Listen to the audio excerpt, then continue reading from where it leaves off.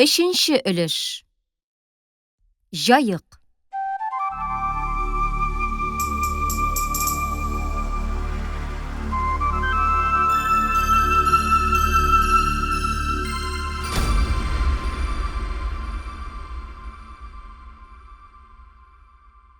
Әйдә халыкка хезмәткә, хезмәт эшендә йөзмәккә.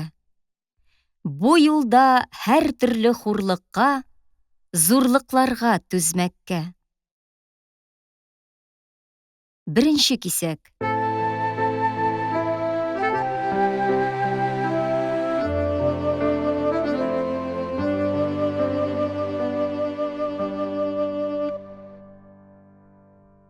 Ниһаять, Казаннан чыкканга 18 тәүлек булды дигәндә, юлчылар Казан тракты белән борынгы Җаек шәһәренә килеп керделәр. Габдулланы Сапый абзый иң элек үз өенә алып кайтты. Бу Җаекның читендәрәк бер тыкрыкта, читән кыймалы йортта эче-тышы белән җыйнак кына бер катлы агач өй иде. Хуҗаларның кайтып төшүе өйдә биниһая ыгы-зыгы кузгатты. Әллә нинди карчыклар, яшь кенә кызлар һәм зур киез итек кигән бер аксак малай чыр-чу килеп аларны каршы алдылар. Сапый абзый өйгә килеп керү белән: "Җитәрлек якмагансыз. Булай буламыни? Өстәргә кирәк", дип боерык бирде. Бер таза гына карчык белән әлеге аксак малай тиз генә йортка чыгып утын алып керделәр. Озак та үтмәде, күрше бүлмәдән утынның чытыр-чытыр яна башлавы ишетелде. Һәм бу якка бик тәмле булып кайын тузының көйек исе чыкты. Зарыктыргыч озын һәм авыр юлның ниһаять очына чыгуына ышанмаган сыман аптырабрак торган Габдулланың билбауларын чиштеләр, бишмәтен һәм бүреген салдырдылар. Ул бер юлы җиңеләеп калды. Авыр киемнәр эчендә хәрәкәтсезлектән уеп каткан кулларын бер алга, бер артка чайкап, Габдулла идән буйлап йөреп китте. Сапый абзый киез итекләрен салганнан соң, читекләрен киеп алды һәм аларның куныч сырларын тигезләп сыпыра-сыпыра сөйләнде. Аллага шөкер, исән-сау кайтып җиттек әле. Юл газабы, гүр газабы дип белми әйтмәгәннәр шул. Мондый юлдан соң үзеңнең начар гына өеңдә гүрнәчә кебек. Ләкин Сапый абзыйга үз гүрнәчәсенең рәхәтенә озак кинәнеп утырырга туры килмәде. Күрше бүлмәдән ишетелә башлаган сүзләр бер юлы аның игътибарын үзләренә тарттылар. Ул кинәт утырган җиреннән кура кебек турайып китте һәм күрше бүлмәдәге сүзләргә колак салган килеш хәрәкәтсез тынып калды. Тик аның күзләре генә әрле-бирле әйләнә башладылар. Һәм бу әйләнү теге яктагы сүзләрне ишетеп кенә калмый, күреп тә өлгерергә тырышу сыман булып тоелды Габдуллага. Күрше бүлмәдәге сүзләр башта әкрен-әкрен генә, тора-бара шәбәя төшөп дәвам иттеләр. Кара ни ди бит? Гәрлегеңнән егылып үләрсең. Үзең соң, үзең. Нәрсәң белән килеп төштең син Сафиулла йортына? Карт хатыны булып син нәрсә җыйдың? Нәрсә арттырдың? Бу Сапый абзыйның әлеге яшь хатынының тавышы иде. Карт хатынныкы булса кирәк, бераз тынычрак һәм коры тавыш аңа җавап кайтарды. Син җыярсың инде. Син арттырырсың. Сафиулла белән кунактан кунакка, туйдан туйга йөреп, күрмәгәнеңне күрдең инде. Безгә килен булып төшеп. Югыйса, нәсел-нәсәбегез белән... Син минем нәсел-нәсәбемә тимә, яме? Мин синең кебек Сафиулланың мәһәренә кызыгып килмәдем. Бер куып чыгаргач әйләнеп кайттың бит, оныттыңмы ни? Вакыты җиткәч, сине дә артыңнан бәйләп тотмаслар. Мин бер әйләнеп кайтсам, син ике әйләнеп кайтырсың. Үз башыңа юра, убырлы. Сафиулла сине кызганып кына асрый бит. Кычкырма миңа, юха. Кымгансыз, тәһарәтсез йөргәнеңне Сафиуллага әйтермен. Сафиулла йылт итеп сикереп торды һәм җиңеләеп хатыннар ягына чыгып китте. «Туктыйсызмы, юкмы, сменҗәләр!» дип кычкырды ул. Габдулла аның тавышын танымады. Бу бөтенләй Сапый абзый тавышы түгел, әллә нинди күкле-яшелле тавыш иде. Аңа җавап итеп, ике хатын ике яктан бер-берсе өстеннән әләкләргә, әллә нинди оятсыз сүзләр белән бер-берсен Сапый алдында әшәке күрсәтергә тотындылар. Төбер-шатыр нәрсәдер ауды, нәрсәдер чылтырап китте, хатыннар чыршу килергә, елашырга тотындылар. Сапый тагын: «Бәрәкәт очырмагыз моннан булай! Мин сезне! Ни буш!» дип, әлеге күкле-яшелле тавышы белән кычкырынды. Бу җәнҗал ни дәрәҗәгә җитәр, ни белән бетәр иде, кем белә. Ләкин алгы якта тышкы ишекнең шыгырдап ачылуы һәм кемдер килеп керүе җәнҗалның теләр-теләмәс өзелеп калуына сәбәп булды. Ишек төбендә кемнәрдер чыш-пыш сөйләшеп алдылар. Аннан соң Хаят апа ниндидер үпкәләгән өзек-өзек тавыш белән: «Әйдә, Газизә җаным, түрдән уз», диде. Газизә дип дәшелгәне басынкы гына кызлар тавышы белән сөйли башлады. «Рәхмәт, узып тормыйм. Кайтканнарын күреп кереп әйттеләр. Ашыга-ашыга килеп җиттем. Мине менекәш...» Габдулла Газизәнең үз апасы икәнлегенә төшенде һәм тиз генә ал якка йөгереп чыкты.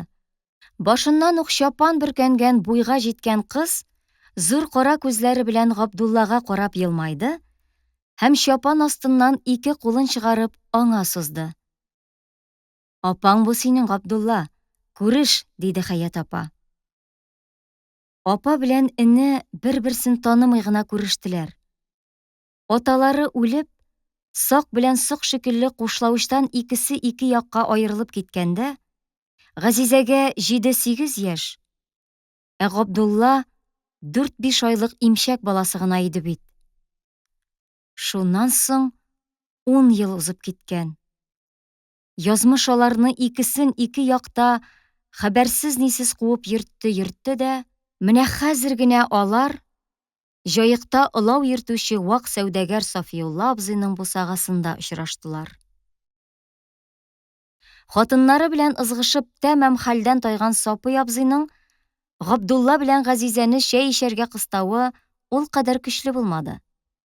Шуның өстәвенә бер-берсен табышкан туганнарның бу җәнҗаллы өйдә артык юанып торасылары килмәде. Алар тизрәк чыгып китәргә ашыктылар.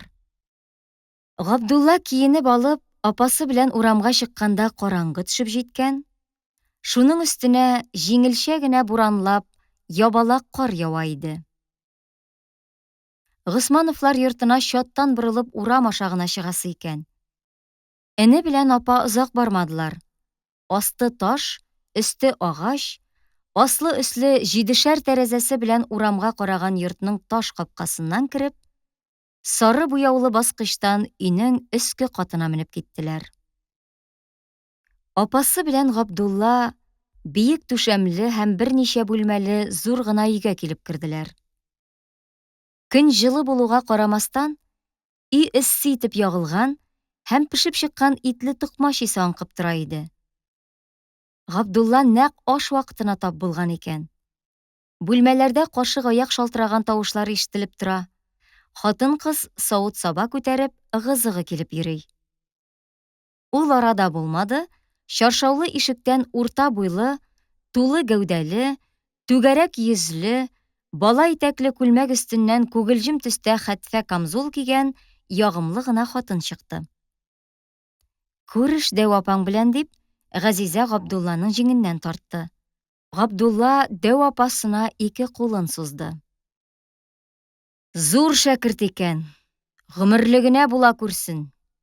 Бәрәкәтле аяклары белән килсен», дип каршы алды Дәү апа һәм Газизәгә Габдулланы чишендерергә булышты.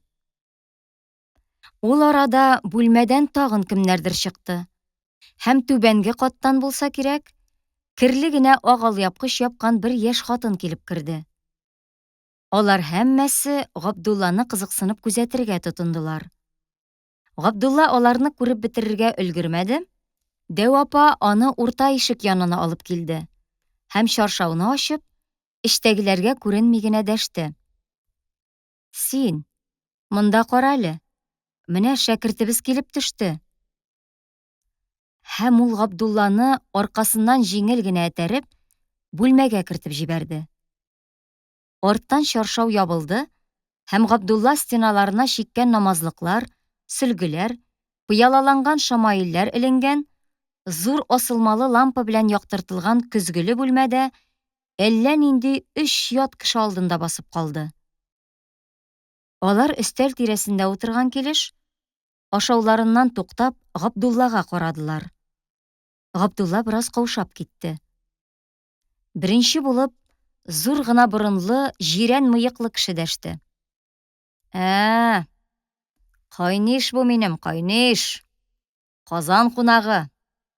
Я кил, күрешик. Алар ике кулларын сузышып күрештеләр. Җизнәсенең елмаеп торган ягымлы йөзен күргәч, Габдулланың каушавы бетте. Әнә, Кода абыең белән, аннан кунак абыең белән дә күреш, диде аңа җизнәсе. Кода абый дигәне чандыр гына сары йөзле, мыегын җеп кебек калдырып кырган, күзләренә сөрмә тарткан кырыс чырайлы берәү иде. Габдулланың кечкенә куллары аның көрәктәй зур, тупас куллары эчендә бөтенләй югалып калды. Габдулла аның киеменнәнме, кечкенә кәҗә сакалыннанмы кандала исенә охшаулы гатырша мае исе килгәнне тоеп алды. Кечкенә икән әле. Мин аны шактый дәү шәкерт дип гомән кылган идем, дип мыгырдап алды Кода абзый. Аның мыгырдаулы тавышы һәм гөмән дигән сүзе ни өчендер Габдуллага ошамады. Кечкенә имеш. Әйтерсең, Габдулла аның алдында моңарчы үзен бик зур кеше дип дәгъва кылып йөргән. Казанның кече молдасы ул җаекның өлкән молдасы гуй, дип куйды кунак абзый дигәне. Һәм күркә гылдыравы сыман мәзәк тавыш белән кычкырып көлде. Габдулла аңа әйләнеп карады. Бу сакал мыексыз, маемсырап торган киң калын битле, кысык күзле бер казах иде. Ул кесәсеннән янчыгын чыгарды да, аның эченнән 3 тиен бакырны алып, Габдуллага сузды. Ал, жасмылда. Сәдаканың гаебе жук, дип кыстады ул тартынып торган Габдулланы. Биргәнне кире кагу тәкәбберлек була. Шәкерт кешегә килешми ул, дип өйрәтте Кода абзый. Менә шулай. Дуга кылып ал. Габдулла 3 тиенне алып, битен сыйпап куйды. Олылар аны кабатладылар. Кода абый дигәне бәйләнде бит.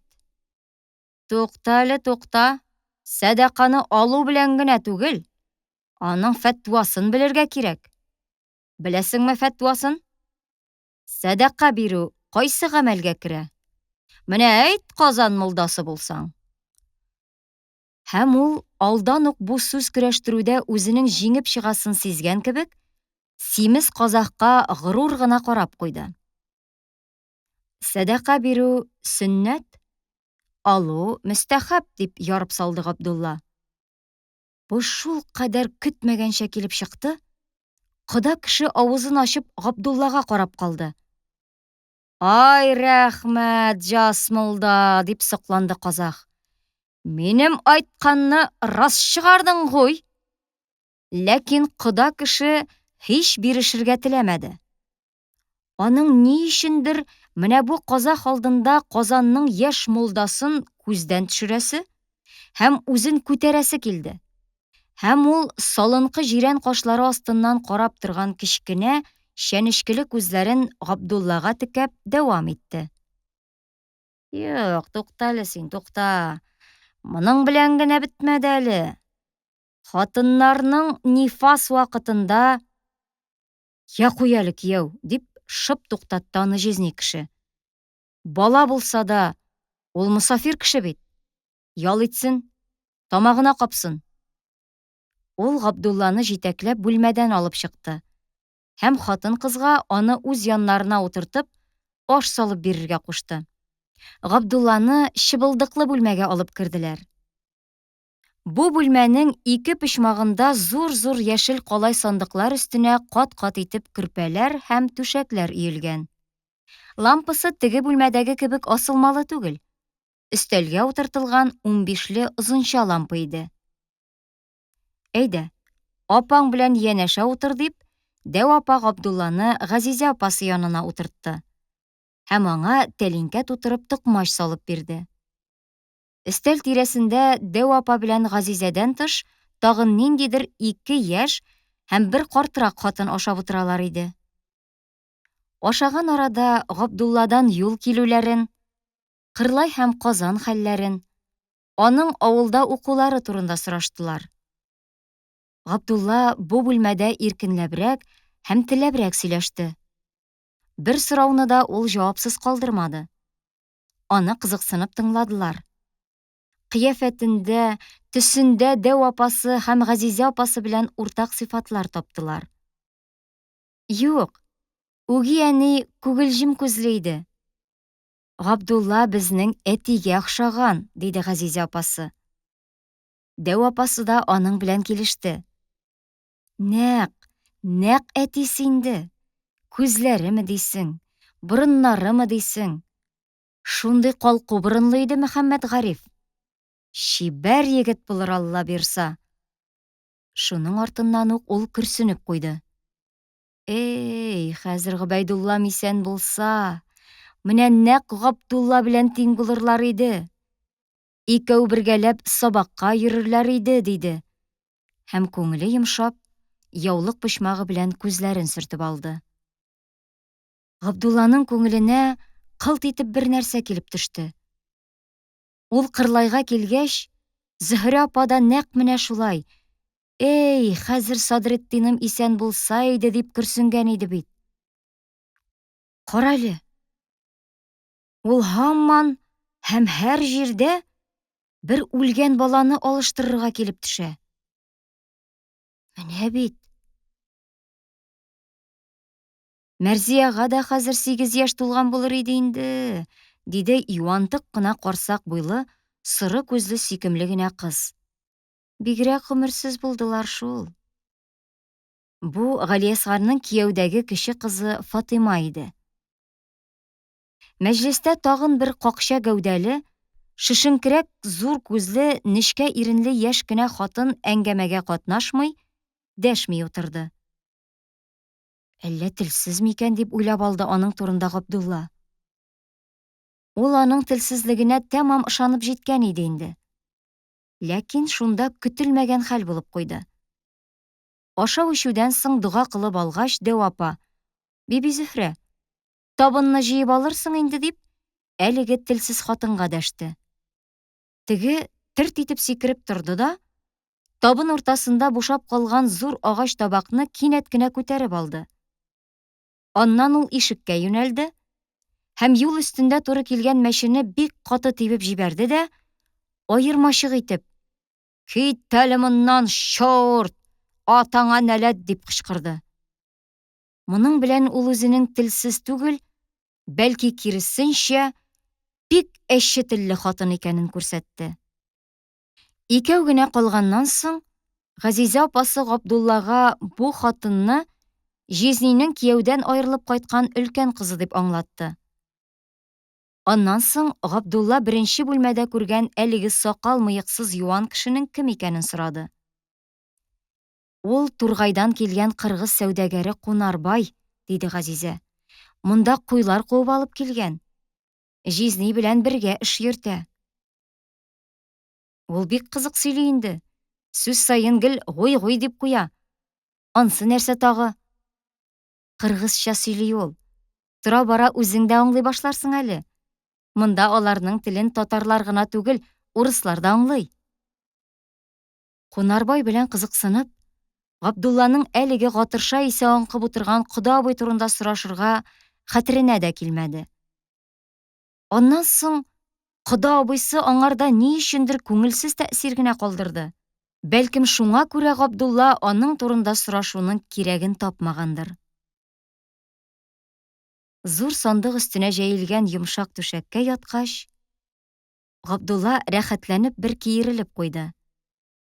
18 көнлек уңайсыз зарыктыргыч юлдан соң бай өйдә, йомшак түшәк өстендә тук әрлән кебек йомарланып ятудан да рәхәтрәк нәрсә бар? Менә өстәлдәге утны каядыр икенче якка алып чыгып киттеләр. Габдулла караңгыда, түшәк өстендә үз уйлары белән ялгыз калды. Бүген күргәннәре бер-бер артлы аның күз алдыннан кичте. Аны бай өйгә, тук һәм һәр яктан канәгать семья эченә кабул иттеләр. Яхшы каршы алдылар. Бу каршылауда ни әйтсәң дә кардәшлек җылылыгы сизелеп торды. Инде аның үзен кызыктырган төп мәсьәләгә тизрәк ирешәсе калды. Яңа мәдрәсәне күрү, яңа хәлфә һәм яңа иптәшләр белән очрашу, яңа китаплар кулга төшерү. Бәлкем, ул иртәгә иртүк торып мәктәпкә дә китәр әле. Аны озакка сузып тору нигә кирәк?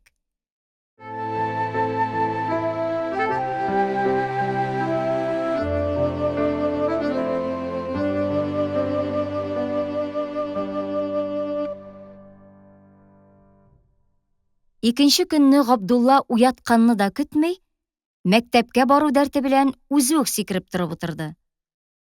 Аның уянганын күреп Газизә апасы: "Габдулла җаным, идәнгә басмый тор. Мин хәзер киез итегеңне алып киләм", диде. Һәм киптерер өчен кичтән үк мич башына ыргытылган киез итекләрне алып килергә йөгерде. Ләкин кире әйләнеп килгән чакта аңа җизнәсе очрады һәм аның кулыннан киез итекне алып, табанын әйләндереп карады. "Үкчәсе тузып килә", диде ул. "Тишелеп чыкканчы төп салдырып алырга кирәк. Кертеп бирегез теге кемгә. Төп салып бирсен". Шулай итеп, мәктәпкә бару бүген булмый калды. Ләкин бу мәҗбүри рәвештә өйдә утыру бер көн белән генә бетмәде. Галиәсгарның теге кем дип әйткән кешесе киез итекне 2 көн тотты. Аннан соң Габдулланың бишмәт эше өзгәләнгән икән, шул билгеле булды.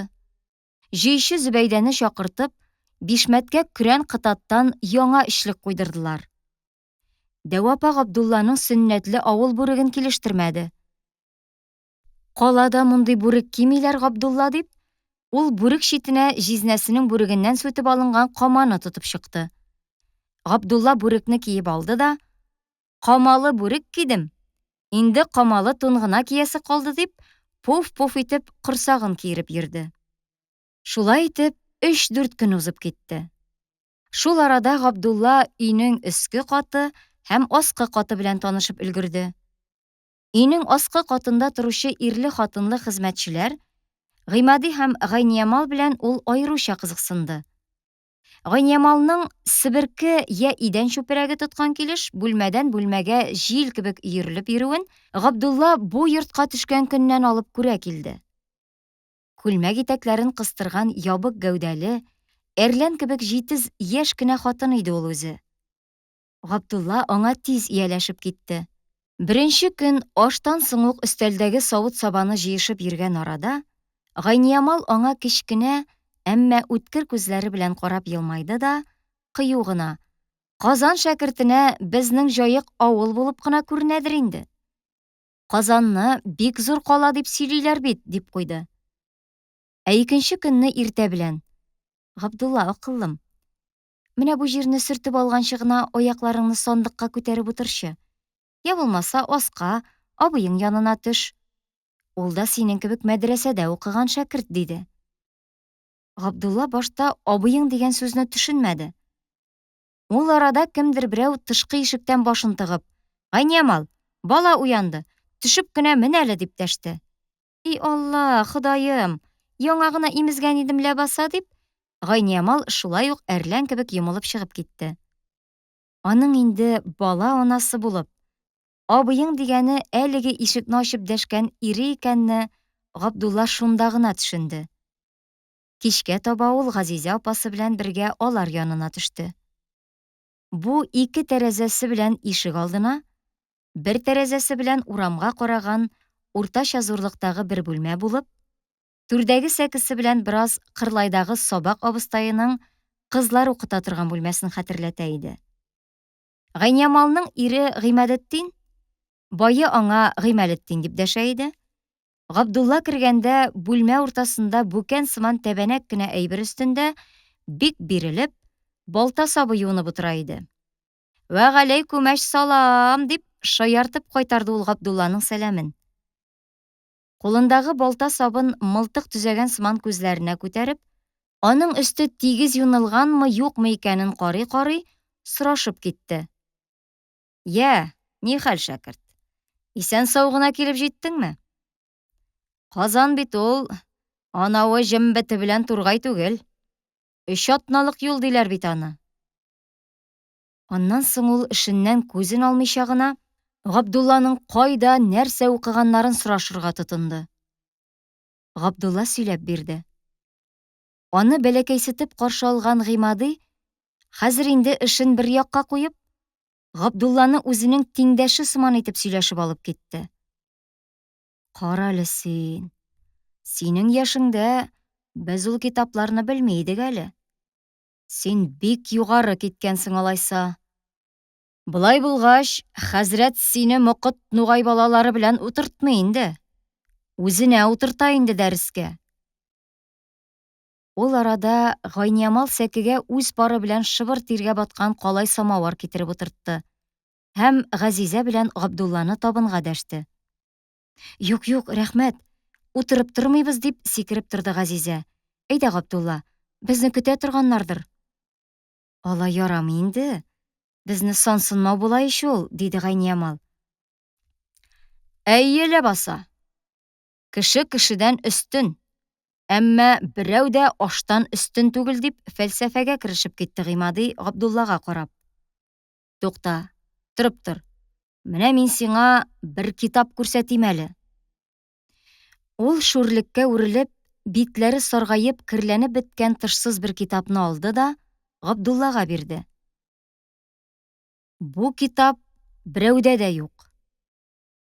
Гурьевтан килеп монда укып яткан мәрхүм Зәйнетдин шәкерттән мирас урынына калган китап бу. Менә син аны укып кара әле. Габдулла китапны кулына алды һәм һәр вакыттагыча кулына төшкән яңа китапка ничек ташланса, моны да аеруча зәвык белән йотлыгып карый һәм укый башлады. Соң бу аның элек-электән ишетеп, моңарчы ничек кулга төшерергә белми йөргән китабы Әбүгали Сина бит. Агалы-энеле ике егетнең бер ел буена тау тишегенә бикләнеп гыйлем алулары һәм аннан дөньяны таң калдырган нижум гыйлемен өйрәнеп зур галимнәр булып чыгулары турында гаҗәп кызык хикәя бит бу. Китапның Габдуллага бер юлы ошавын күреп, Гыймады ярым шаяру, ярым мактану рәвешендә: «Күрдеңме, бездә нәрсәләр бар» дип куйды. «Кычкырып укучы Габдулла» дип үтенде Гайниямал. Габдулла укып китте. Бер битен укып, икенче биткә күчкәч, Габдулла өзелеп калган җөмләне ялгый алмый тынып калды. Аннан соң икенче битнең юклыгы билгеле булды. Ул бит аның элек-электән юк иде. Анда ниндидер бер тылсымлы сүз булган. Шуңа күрә аны берәү йыртып алган дип аңлатты моны Гыймады. Һәм дәвам итте. Бу китапның хикмәте дә шунда бит. Моны һәр кем үзенчә аңларга тиеш.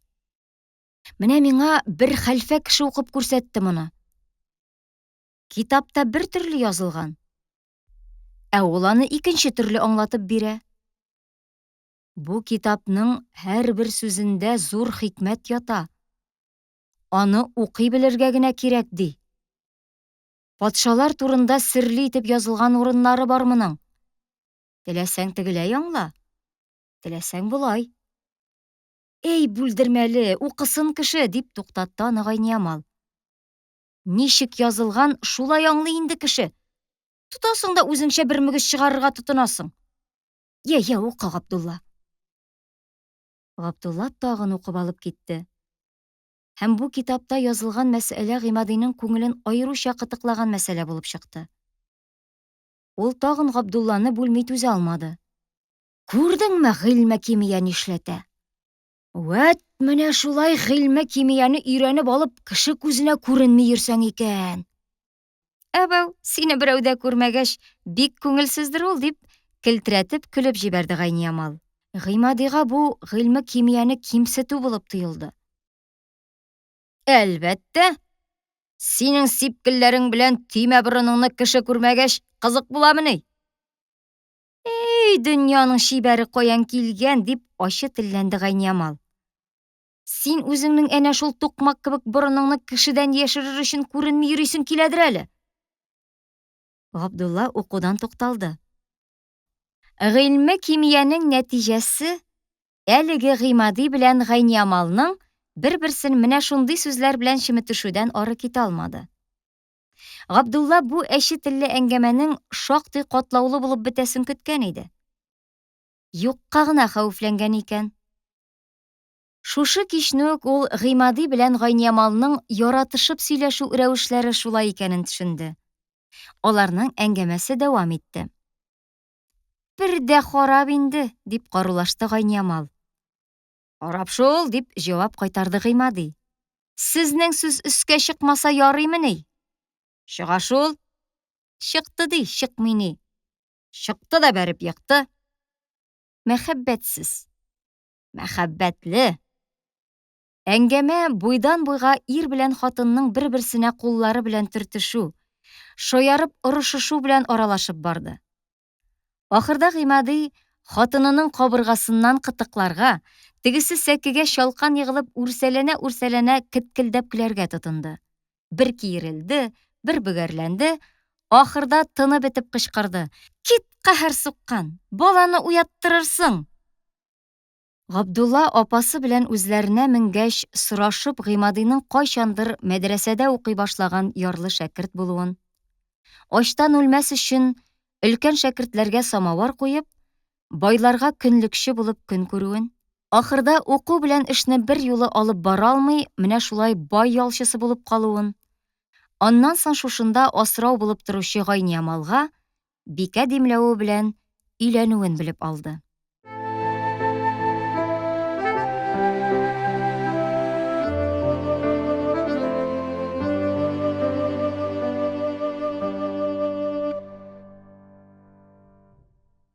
Кичен Габдулла аскы өйгә төште һәм тагын калай самавар янында Әбүгали Синаны укыды.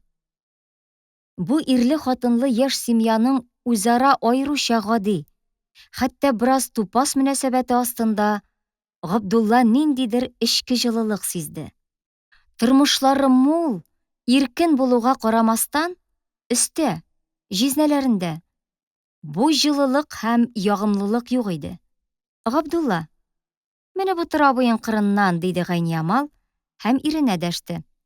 Ә син, карт, тәртәләреңне бераз җыя төш, сәкегә сыймый утырасың. Кунак егет, кара инде, диде Гыймади зарлангандай итеп. Карт дип җаныма тия бит. Нигә генә яратмый икән мине хатыным? Яратыр җирең юкка, дип карулашты хатыны аңа кырын гына елмаеп. Юк, булай булмады бу, диде Гыймади. Әбүгали Синаның нижум гыйлеме белән кеше күзенә күренми генә патша сараена үтеп, патшаның кече кызын ябыштерып алып кайтмый булмый инде ахрысы. Ни исемле соң ул патша кызы? Кәкре койрыклы Кәлбе-Ниса түгелме? Булса да ни хикмәт? Телеңә бетеп утырма, әнә кулыңны сузып, баланы тирбәтеп җибәр. Мин менә бу җепне генә йомгакка чорнап бетерим. Бияләй бәйлисем бар. Бикә киләсе җомгага өлгертергә кушты. Гайниямал бер йомгакны икенчегә күчерә. Иске йомгак идәндә тәгәри. Сыры мәче баласы аны күреп, колакларын торгыза. Ул зәвыкланып, алгы тәпиләрен йомгакка каршы күтәреп куя. Ахырда түзми, томырылып, йомгак өстенә ташлана. Кая алып киттең йомгакны? Ах, син, дип, Гайниямал аңа бармак селки. Габдулла сәке астына ук кереп китә язган йомгакны алып, Гайниямалга бирә. Бу вакыт Гыймади баланы кулына алып, тезләренә утырткан да, аны әкрен генә тирбәтә һәм көйли. Диңни, диңнәсе, кызлар мени әннәсе. Габдуллага жылы, рәхәт. Шул вакыт өй алды ишеге кинәт тартыла. Караңгыда кемдер кабаланып капшана, өй ишегенең тоткасын табарга тырыша. Аннан кинәт өй ишеге ачыла, кемдер килеп керә һәм бүлмә буйлап йөреп китә. Кем бу?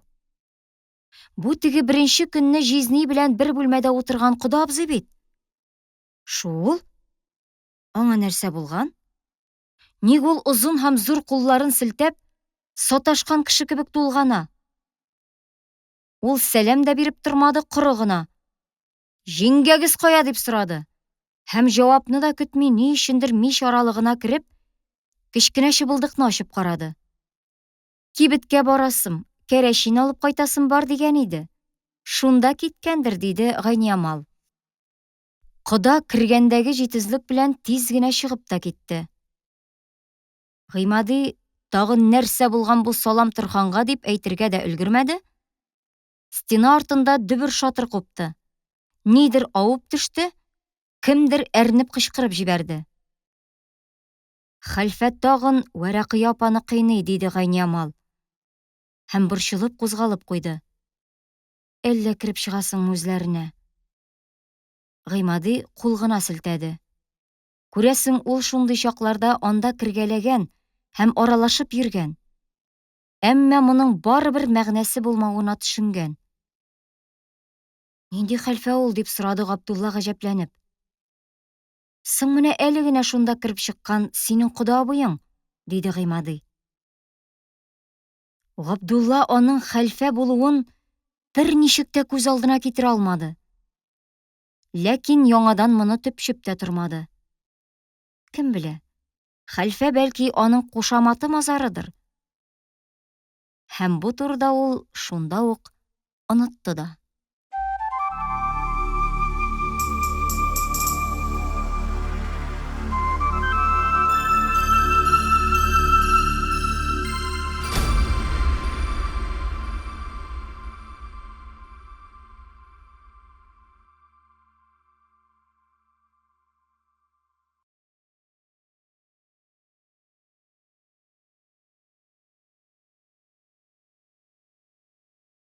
Икенче кисәк.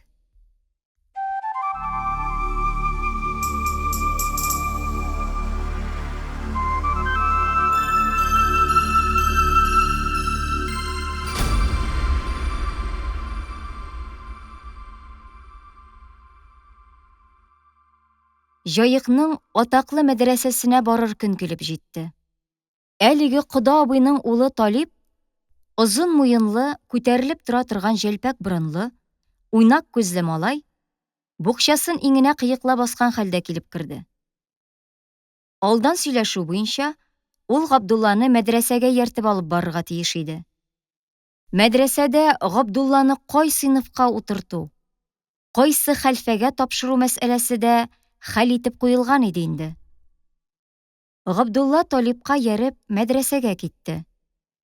Өйдәгеләр аны һәрберсе үзенчә: "Тырышып уку, улым, бар. Изге сәгатьтә Аллага тапшырдык", дип озатып калдылар. Кырлайдан киткән көннән алып бу мәдрәсә Габдулланың күз алдында әллә нинди серле шәүлә булып балкып торды. Соңга таба ул аның төшләренә керә башлады. Аныңча, бу мәдрәсә әлбәттә Кырлайныкы сыман тау битендә инешкә таба авышып утыра торган бер катлы иске агачы түгел.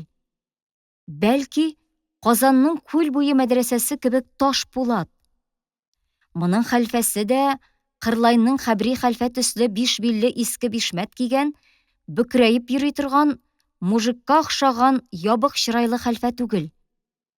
Бәлки, озын мәһәбәт буйлы, тулы ак йөзле, сөрмә тарткан җитди күзле, ак бикасап чапан, яшел чалма кигән кеше. Тамак кыруда монда Хәбри хәлфәнеке төсле кәҗә йөткергәндәй кәһ-кәһ итеп түгел, Ташъяк ярминкәсендәге кәмит алдында зур җизбыргы кычкырткандай күкрәп чыга мөгаен.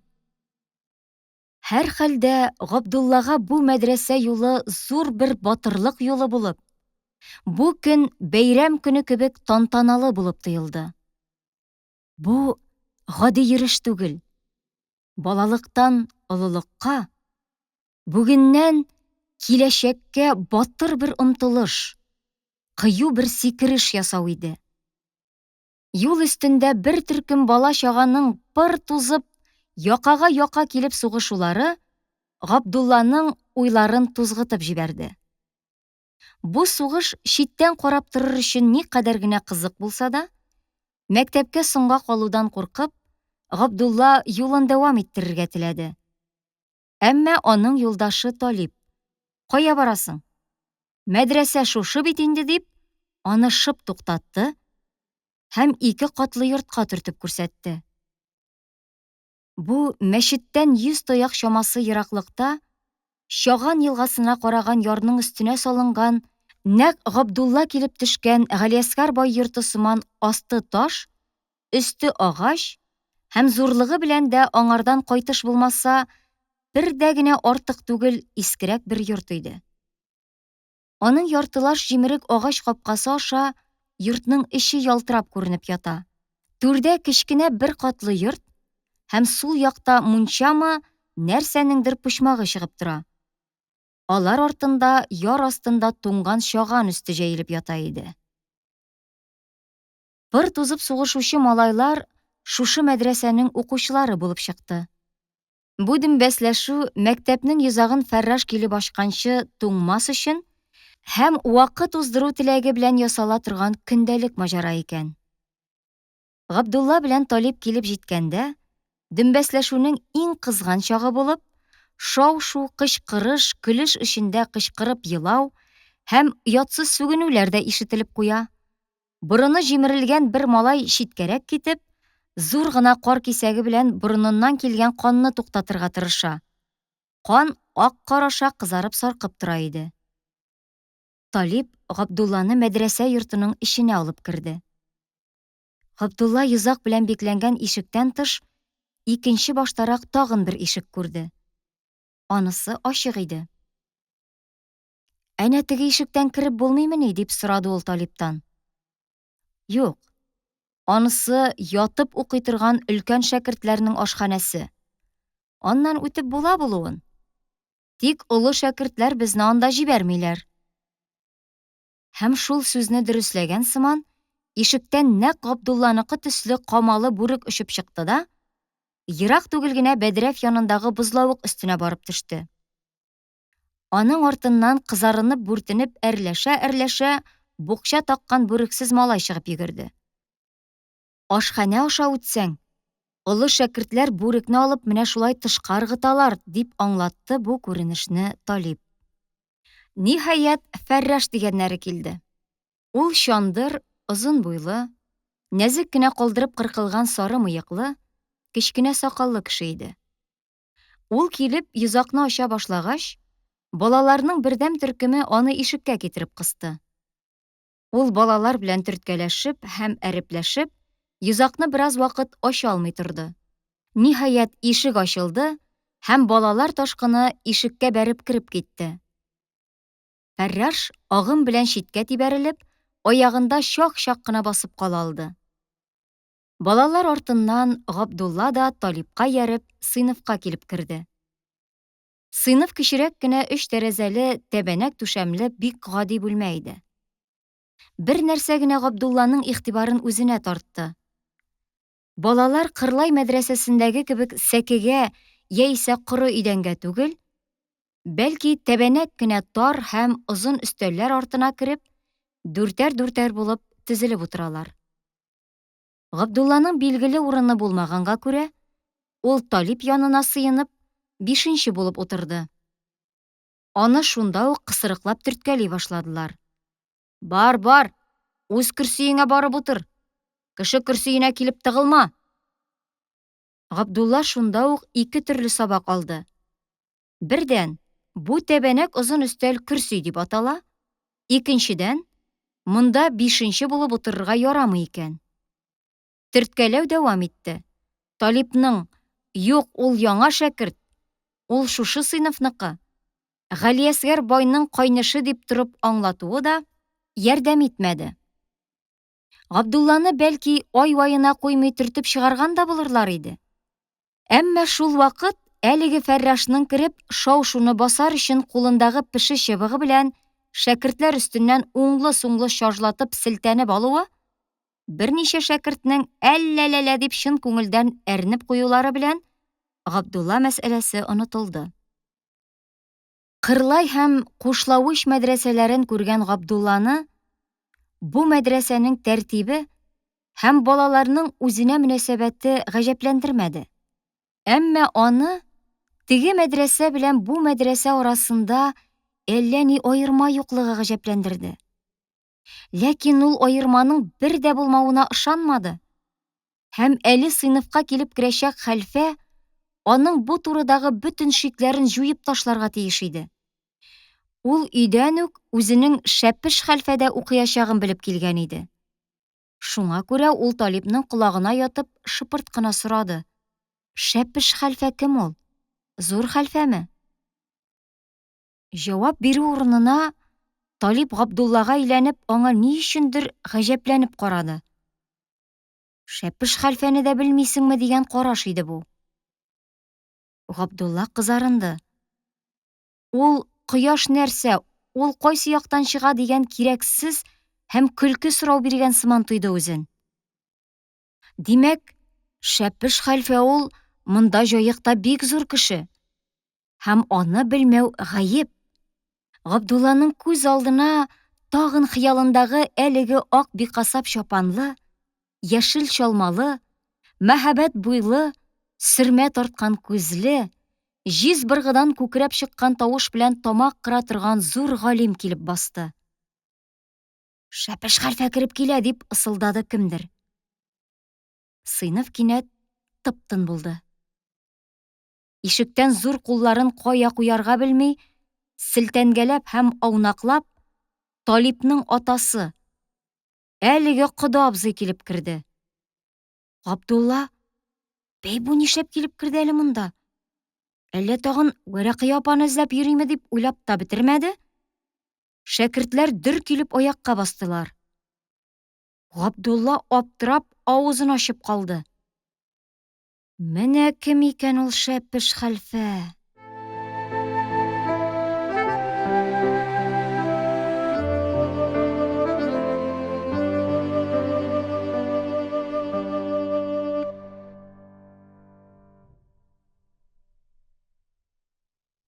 Әнә шәкертебез дә кайтты. Я, ошадымы безнең мәдрәсә?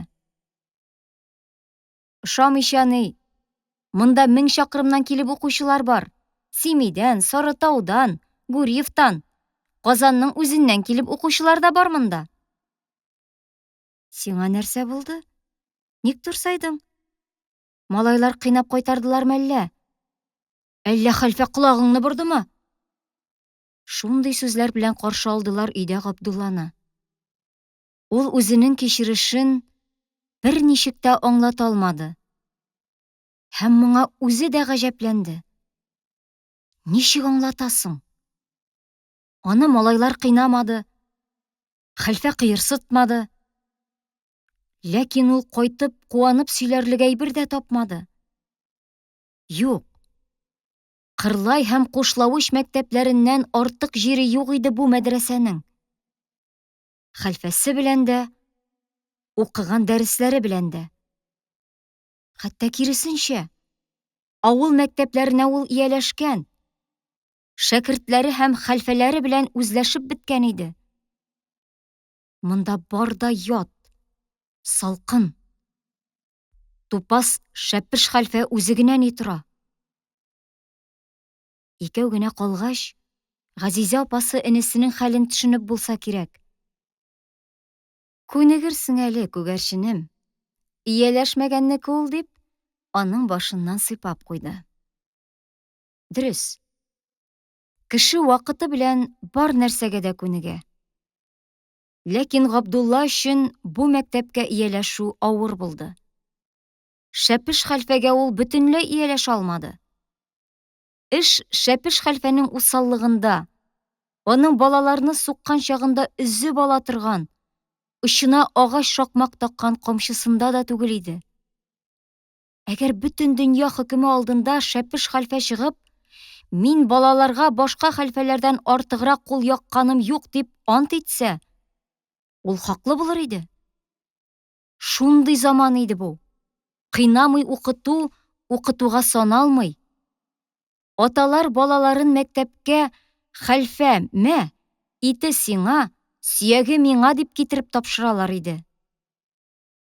Шәпеш хәлфә шәкертне кыйнаудан битәр, кыйнамый гына үзәгенә үтә белә. Һәм ул моның тиңе юк остасы иде. Якуб, Шакир, чыгып басыгыз дип, әкрен генә буйрык бирә ул сабагын тыңлата алмаган шәкертләргә. Ике шәкерт чыгып, бер-берсенә каршы басалар.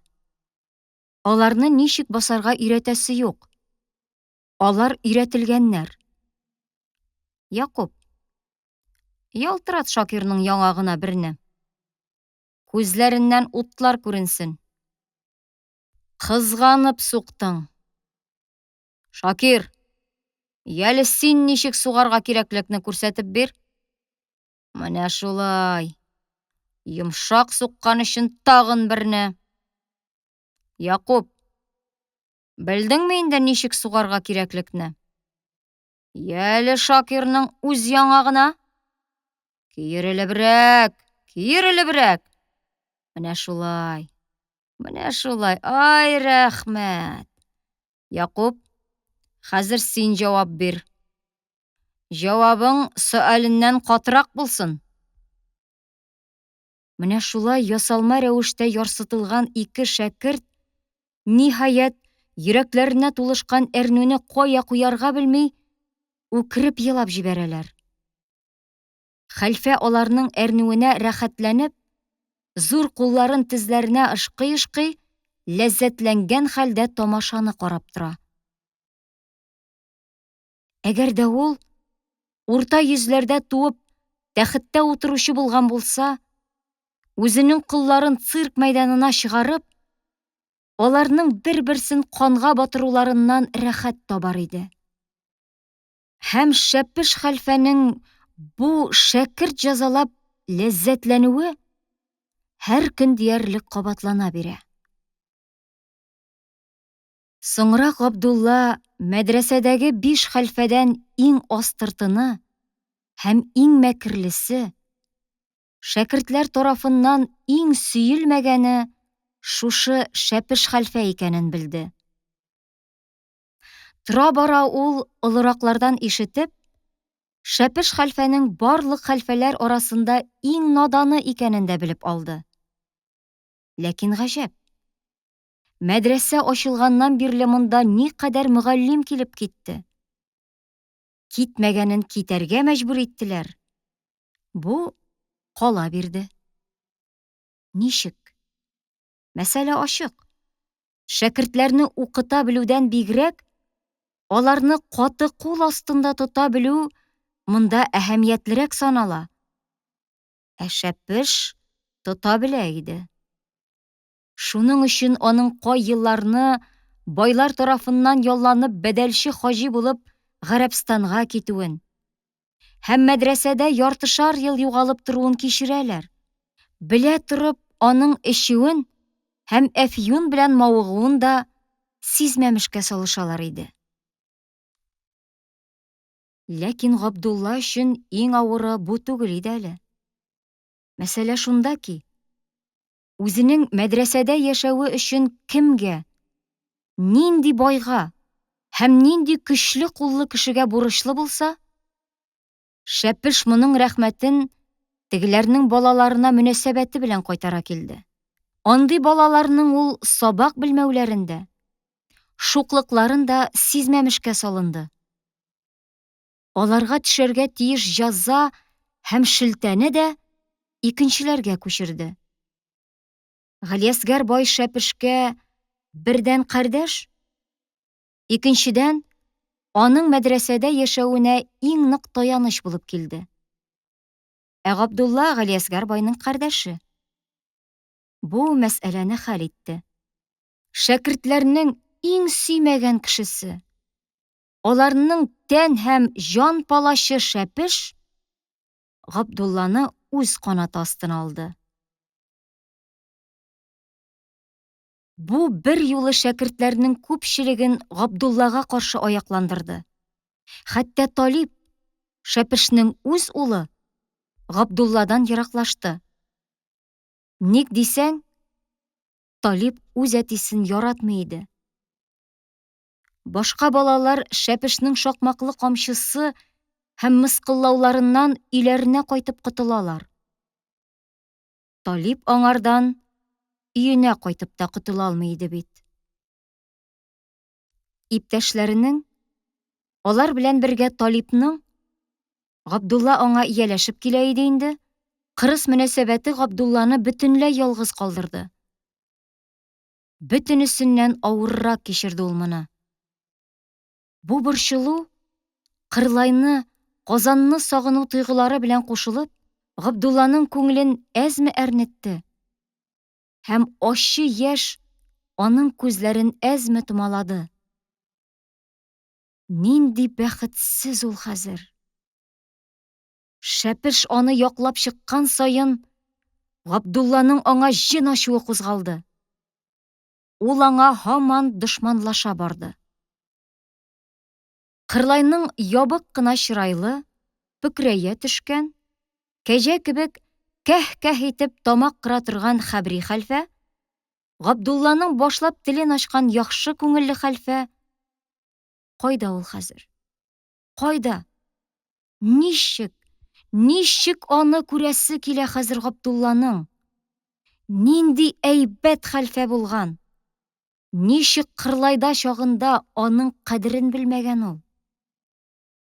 Кырлайдан, Сәгъди абзыйлардан, Кушлавычтан, Гайша апалардан, Яңа Бистәдән, Вәли абзый белән Газизә ападан аерылып, мең бәләләр белән җаекка килү, күргән җәфалар, аерылу үкенечләре, һәммәсе Габдуллага бушка бирелгән корбаннар булып күренделәр.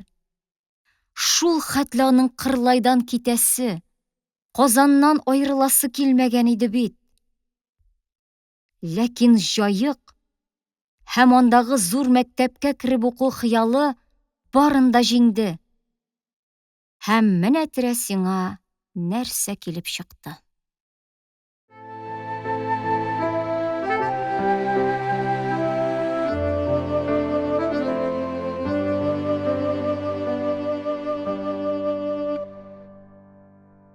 Ләкин шуңа да карамастан, хәлфәнең менә тушыннан тушында хәтле дип биргән сабакларын Габдулла һәр вакыт төгәл хәзерләп килде.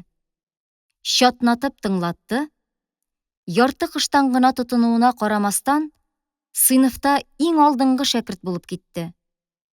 Аермачык. Эш хәлфәдә түгел иде, әлбәттә. Шәпеш дөньяда бер кешене дә белемле ясамады. Аңардан укыган шәкертләр үзе шикелле томана, дөрфа булып чыктылар. Әдәм рәтле эшкә ярамадылар. Габдулланың үз тырышлыгы, укуга һәм китапка булган үз һәвәслеге тантана итте монда. Ләкин Габдулланы булай да үз канаты астына алган шәпеш аның алдынгылыгы белән үсенеп китте. Урыны чыкса-чыкмаса, шәкертләр алдында да, хәлфәләр алдында да, үзе еш кына йөри торган аш мәҗлесләрендә дә ул Габдулла белән мактанырга тотынды. Галиәсгар мәчеттәнме, берәр мәҗлестәнме кайтып керсә, кайнише белән горурланды. Габдулланы хәлфәсе бик мактап торды әле. Имтиханга яңа казаки тектерми булмас үзенә. Җизнәсенең аның белән горурлануы, ике апасының да моңа куанулары Габдуллага башта бик күңелле булды. Ләкин тора-бара бу хәл үзенең киресенә әйләнде. Балалар ачуны озак саклап йөрмиләр. Балалык инде ул. Габдулланың да иптәшләре белән арасы төзәлеп килә, кайбере белән ул хәтта дуслашып та өлгергән иде инде.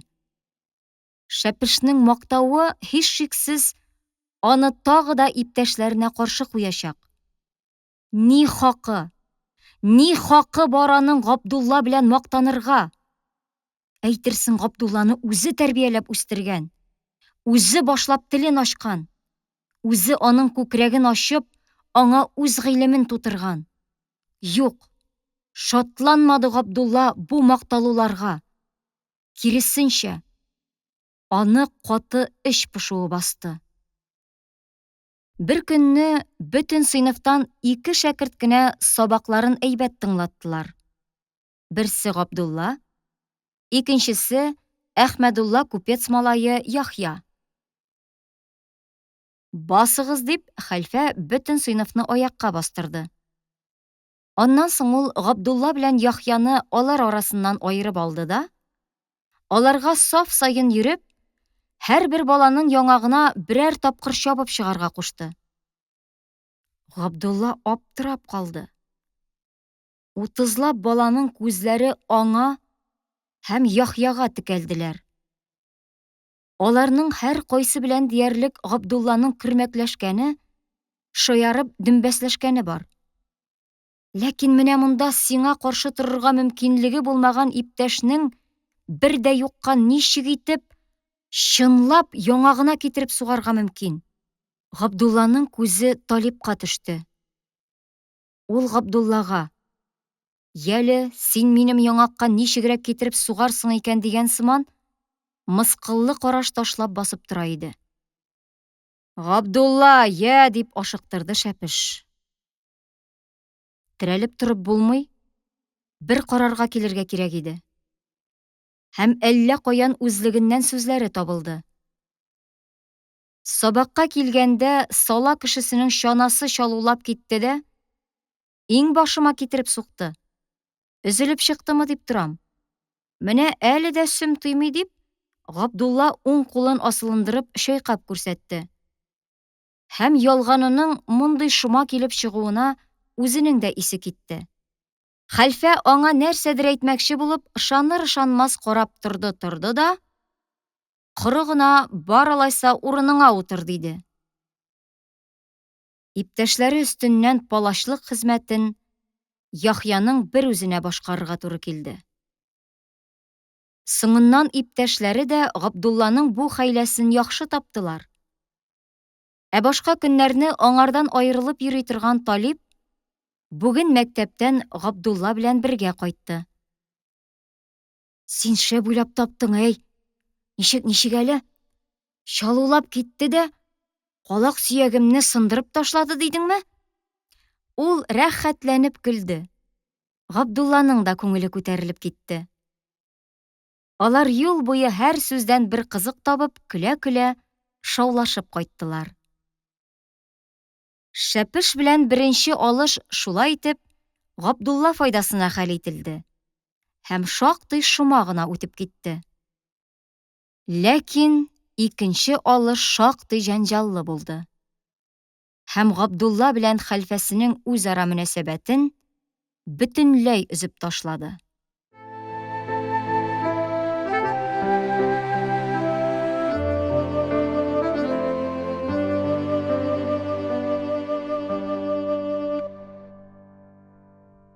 Март урталарының язга караган кояшлы көннәреннән берсе иде. Мәктәптә балаларның һәммәсен бер сыйныфка җыйдылар. Мөдәррис үзе керергә һәм имтиханнар алдыннан балаларның белемнәрен сынау булырга тиеш иде. Ул авырып киткән икән. Аның урынына сыйныфка Сираҗетдин дигән карт хәлфә керде. Бөтен шәкерт дөр килеп аягүрә басты. Бу калын түгел, ләкин таза гәүдәле, кечкенә мыеклы, сакалын кырган, тулы битле, көләчрәк соры күзле кеше иде.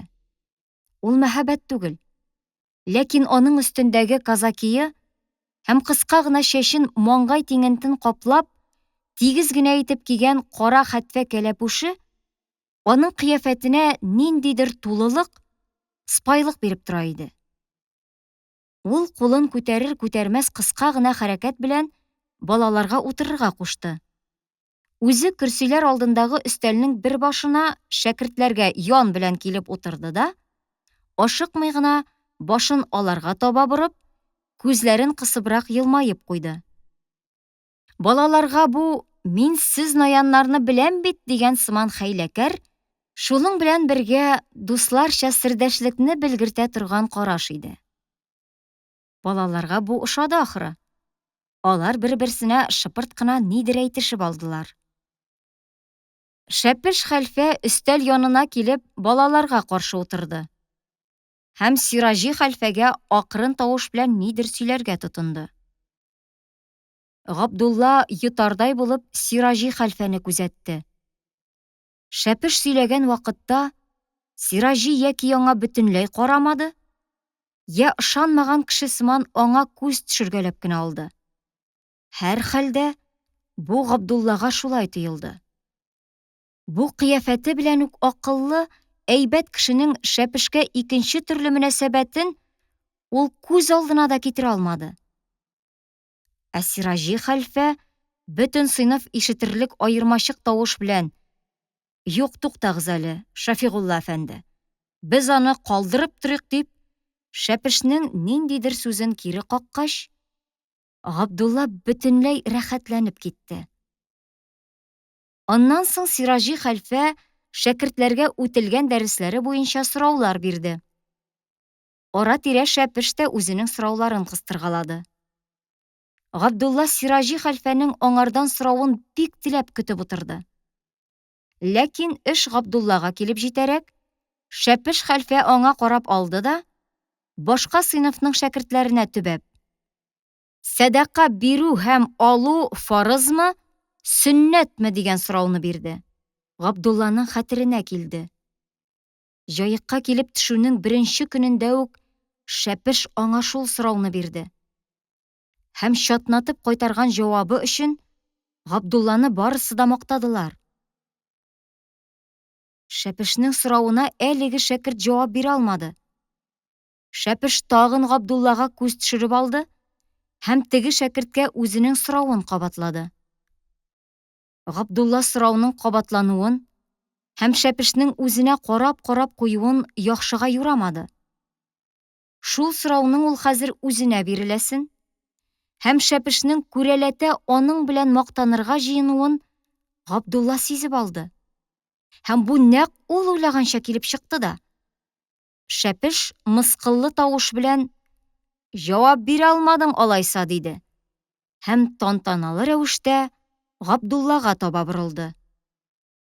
Габдулланың эче жу итеп китте. Әгәр дә ул хәзер үзе белгән җавапны кычкырып әйтеп бирсә, шәпешнең Сиражи алдында түбәсе түшәмгә тиячәк. Әйтерсең, бу белемне Габдулланың күкрәген ярып, ул салып куйган. Әгәр дә инде шәпеш хәлфәнең шәмкә чөен төшерер өчен белмим дип җавап бирсә, Сиражи хәлфә алдында оят. «Яле, Габдулла, бәлки син белә торгансың» дип, аңа мөрәҗәгать итте шәпеш хәлфә. Һәм Габдулланың һич шиксез җавап бирәчәгенә ышанган хәлдә, урындык аркасына ята биреп, һәм елмаебрак күзләрен йомды. Габдулла башын түбән иде. «Йә» диде күзләрен ачып шәпеш, һәм борчылып бер кузгалып куйды. Габдулла дәшмәде. Һәм маңгай астыннан гына хәлфәсенә карап алды. «Телең йотмагансыңдыр бит», диде кызыбрак хәлфә. «Йә әйт, син аны беләсең бит?» «Белмим», диде Габдулла акрын тавыш белән. Һәм Сиражи хәлфәгә карап алды. «Ишетмим, ни диде?» дип түземсезләнеп кычкырды шәпеш хәлфә. Утызлап тавыш бик зур канәгатьлек белән Габдулланың җавабын кабатлады. «Белмим» диде.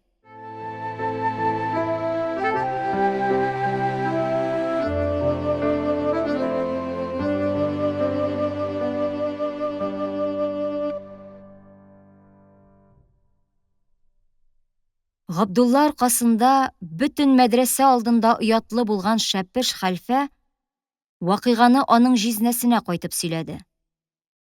Белә торып әйтмәде. Юри хәлфәсен оятка калдырыр өчен шулай итте ул. Астыртынлык эшләде остазына карата дип әрнеде. Бу Дәү апасына һәм Зөһрә белән Фатыймага иреште. Габдуллага һәрберсеннән өлеш чыкты. Син нәрсә дип җизнәсе мөмкин хәтле ачы итеп әйтергә тырышты. Эшләмәде. Юньләп укымады. Син монда атаң малын ашап ятам дип белдеңме? Алай булса, әнә мичкә белән су ташы. Югыйсә, мин суны акча түләп ташытам. Атаң урнына калган җизнәңнең хәтерен калдырдың бит, диде Дәү апасы. Имтиханга казаки белән чалбар тектерәм дип тора иде үзеңә. Хәзер нишләр инде менә? Ашарга утыргач, Зөһрә аның алдына кечкенә агач табак белән ботканы дык иттереп китереп утыртты һәм авыз эченнән нәрсәдер мыгырданып алды. Башкалар ишетмәделәр. Ләкин Габдулла аның әрәм тамак дигән сүзен аермачык ишетте. Ул табакны этәреп куйды да, өстәл яныннан торып китте. Газизә аны юатып, яңадан утыртырга теләп карады. Ләкин Габдулла тәмам үз сүзләнеп утырмады. Һәм коры гына әрәм тамак булса, боткасын үзе ашасын диде. Кара, мин сиңа әрәм тамак дидеммени дип, Зөһрә бераз куркынып, акланырга теләп карады. Габдулла дәшмәде. Аннан соң ул Гыймадиларга төшеп китте. Гайниямал өстәге хәлне төшеп Гыймадига сөйләп тора иде. Кит инде дип кычкырды Гыймади һәм кирип килүче Габдулланы күрү белән. Габдулла, кара әле. Син хәлфәгә белә торып әйтмәдеңме? Әллә шуннан да белмичәме дип сорады. Әйтәсем килмәде дә әйтмәдем, диде Габдулла. Мин әйткән белән мактана бит ул. Шәпеш. Гыймади кычкырып көлде һәм Габдулланың аркасыннан кагып: Афәрин дус кеше. Биллаһи дөрес эшләгәнсең дип куйды. Үзе кайчандыр шәпеш шәкерте булып, аның аркасында бөтен мәдрәсәсен нәләтләп чыккан кеше иде. Газизә төште һәм Дәү апа чакыра дип Габдулланы өскә дәште. Мин анда менним дип кырт кисте Габдулла. Менми кая барасың, юләр дип Газизә апасы йомшак кына шелтәләп куйды. Мин Гыймади абзый белән су ташыйм. Үзем эшләп ашыйм, диде Габдулла. Дәү апа үзе төшеп шактый вакыт юаткач һәм өндәгәч кенә кире менәргә риза булды. Бу кәҗәләнүе өчен Габдулла җизнәсенең тагын да тузынуын көткән иде. Ләкин җизнәсе дә, башкалар да бу турыда ләм-мим бер сүз катмадылар. Әйтерсең берни дә булмаган. Үзләре чакырып алдырган ятимне ашавы белән битәрләүнең кызулык белән эшләнеп ташланган гаделсезлек икәнен үзләре дә сизделәр булса кирәк. Һәммәсе эшләреннән тындылар. Шәпеш хәлфәнең генә шәкертенә мөнәсәбәте тәмам бозылды. Бер вакыт шаярып тәрәзә ваткан өчен шәпеш хәлфә гаеплене тотып бирүне таләп итте. Дәшүче булмады. Шуннан соң ул бөтен сыйныфны аякка бастырып, фәрраштан яңаклатты. Бу җәзадан Габдулла да читтә калмады. Гаҗәп, ул моны бик тыныч каршылады. Беренче тапкыр иптәшләре белән бер рәттән җәзалануына ул хәтта куанып һәм горурланып йөрде. Ул инде иптәшләре арасында үз кеше, сердәш булып китте.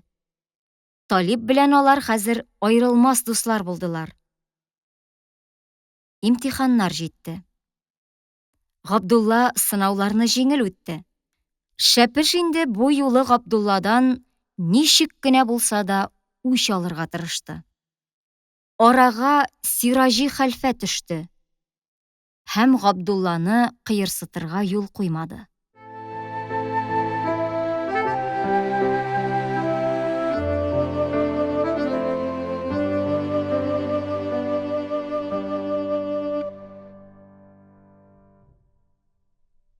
Кар эреп, язгы гөрләвекләр китеп беткән булса да, җир әле кипмәгән. Җаекның урамнары тез тиңентен пычрак иде. Габдулла сукмак төшмәгән мәле дип, ул соңгы көннәрне һәр иртә шулай чыгып карый иде. Оекчан гына болдырга йөгереп чыкты. Ул кулына ашап бетермәгән бәрәңге пәрәмәчен тоткан иде. Аның янына шунда ук койрыгын болгый-болгый ак колак килеп җитте. Габдулла пәрәмәчнең яртысын сындырып аңа каптырды. Этнең дымлы авызына тигән кулын ул чалбарына сөртеп алды да, пәрәмәчнең калганын шиметеп-шиметеп, йорт уртасындагы күгәрченнәргә ыргыта башлады. Күгәрченнәр уалчыклар төшкән җиргә килеп ябырылдылар. Габдулла аларга пәрәмәчен шиметкәләп ыргытып бетерде. Күгәрченнәр күз ачып йомганчы уалчыкларны чүпләп бетерделәр дә, бөтерелешеп, һаман нәрсәдер эзләнделәр, нәрсәдер чукыдылар. Сыңга калып кына лапас астыннан зур бер саргылт әтәч йөгереп килеп чыкты һәм күгәрченнәр уртасына атылып керде. Күгәрченнәр пырх итеп күтәрелеп киттеләр һәм лапас башына кундылар. Әтәч бөтеренгәләп тибенеп һәм чукыштыргалап алды. Бер ни дә таба алмагач, гаҗәпләнгән сыман кур-кур-кур дип куйды. Габдуллага бу кара, миңа калдырмаганнар дип сукрану кебек тоелды. Һәм ул моннан кызык табып, елмаеп куйды. Әллә каян даладан яз җиле исеп китте. Һәм Габдулла күзләрен чит-чит йомгалап, күккә карады. Анда сирәк-сирәк кенә ак болытлар якты зәңгәр күкне чуарлап сирпелеп торалар. Ә алар астында төркем-төркем булып шәүкәләрме, үзгә кошлармы очалар иде. Габдулла аларга «Һей! Һей, һей, һей!» дип, йөрәгенә сыеша алмый кычкырып җибәрде. Аңа хәзер бик рәхәт иде. Аның тавышына җавап биргән сыман кайдадыр әтәч кычкырды, сыермы, бозаумы мөгрәп куйды. Габдулла кинәт яман сулап китте. Кырлайда хәзер терлекләр кырга чыкканнардыр инде. Агыл япкыч кигән әтисе, Сәгъди абзый, арбаны лапастан чыгарып, тәгәрмәчләр майлап йөридер. Сукага чыгарга вакыт инде. Сафуш белән Тимри нишлиләр икән хәзер?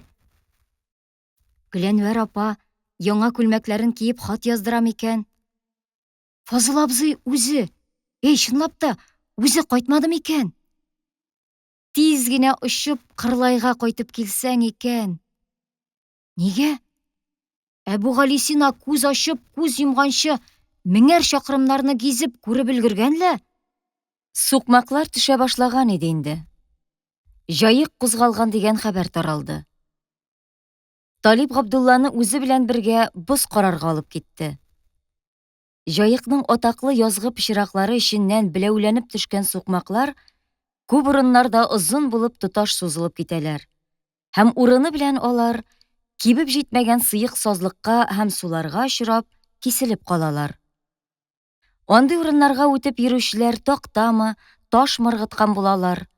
Кешеләр шуларга басып, туры килгәндә киң-киң сикергәләп, аркылы чыгалар һәм тагын тапталган сукмакка төшеп, юлларын дәвам иттерәләр.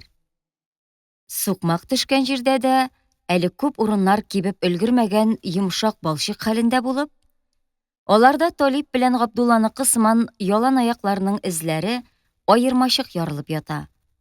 Малайлар шактый урамнарны үтеп ярга җиткәндә, анда боз карарга килгән балалар, үсмерләр, зурлар төркем-төркем булып торалар иде инде. Моңарчы аппак, тип-тигез, тып-тыныч киң тасма булып сузылып яткан җаек хәзер меңгә сынгаланып, кайнашып, Тынгысыз яу булып бер якка агыла. Эреле-ваклы ак һәм соры боз кисәкләре бер-берсен куышып каядыр алга омтылалар. Кайбер кечерәк, көчсезрәк бозчыклар зур бозлар арасыннан бөтерелеп килеп чыгалар да, ярга йылышып калырга тырышалар. Кайберләр йылышып калалар да. Ләкин көчле агым барыбер аларны кереп тукталган кечкенә култыклардан кагып чыгара һәм теләсәләр, теләмәсәләр дә зур бозлар эченә кертеп җибәрә. Әнә нинди зур боз, дип күрсәтте Габдулла Талипка. Елганың уртасыннан чынлап та зур боз кисәге сал шикелле булып җай гына агып килә иде. Аның бер очыннан икенче очына кыеклап атлы чана юлы сызылып үткән. Һәм ул юлның чит-читендә чаналардан коелып калган салам һәм печән чәчелеп ята иде. Шул бозның өстенә эләгеп агып китсәң эй, дип Талип канатланып куйды. Габдулла Талиптан мондый кыю фикерне көтмәгән иде. Шуңа күрә ул сәерсенеп аңа карады. Нигә, диде. Аның гаҗәпләнүен күреп Талип, узган елны бер авыл кешесен атын ие белән алып китте боз. Үзен коткардылар, аты белән чанасы су төбенә китте. Аның бозга эләгеп агып китсәң ие дигән сүзе тикмәгә түгел иде. Әтисенең шакмаклы камчысы да, өйдәге көн-төн булып тора торган ызгыш та аны тәмам биздергән иде инде. Бер көн Талип Габдуллага: "Менә берничә елдан минем әти картая. Аның көче бетә. Ә мин үсеп беләкләргә көч җыеп алам да, әти дулый башласа, әнинең кер илә торган бавы белән урап, бүлмә баганасына бәйләп куям, белдеңме?" диде. Шул ни өчендер Габдулланың хәтеренә әле килеп төште. "Нигә син әтиеңне яратмыйсың? Ярыймы ни алай?" дип гаҗәпләнүен белдерде Габдулла. "Ә нигә ул әнине кыйный?" дип Талип сорауга каршы сорау белән җавап бирде. Габдуллага бу шактый хаклы җавап булып күренде. Ләкин аның әтине яратмаска ярыймы ни дигән сүзе Талипка ничектер тәэсир итте бугай. Ул җирдән каты балчык алды да, селтәнеп аны җаекка таба, бозлар өстенә ыргытып җибәрде. Аннан бераз теш арасыннан сызгырынып торды да: "Юк, каян булса да итек кенә табып аласым бар. Аннан мин диңгез буена качам", диде. "Кайда ул?" дип сорады Габдулла. "Менә шушы җаек белән түбән таба 7 көн барып, Гурьев дигән калага җиткәч." "Анда нишлисең?" "Гурьевта минем әни белән бер туган абый тора. Балыкчы ул. Аның белән бергә көймәдә диңгезгә балык сүзәргә чыгам."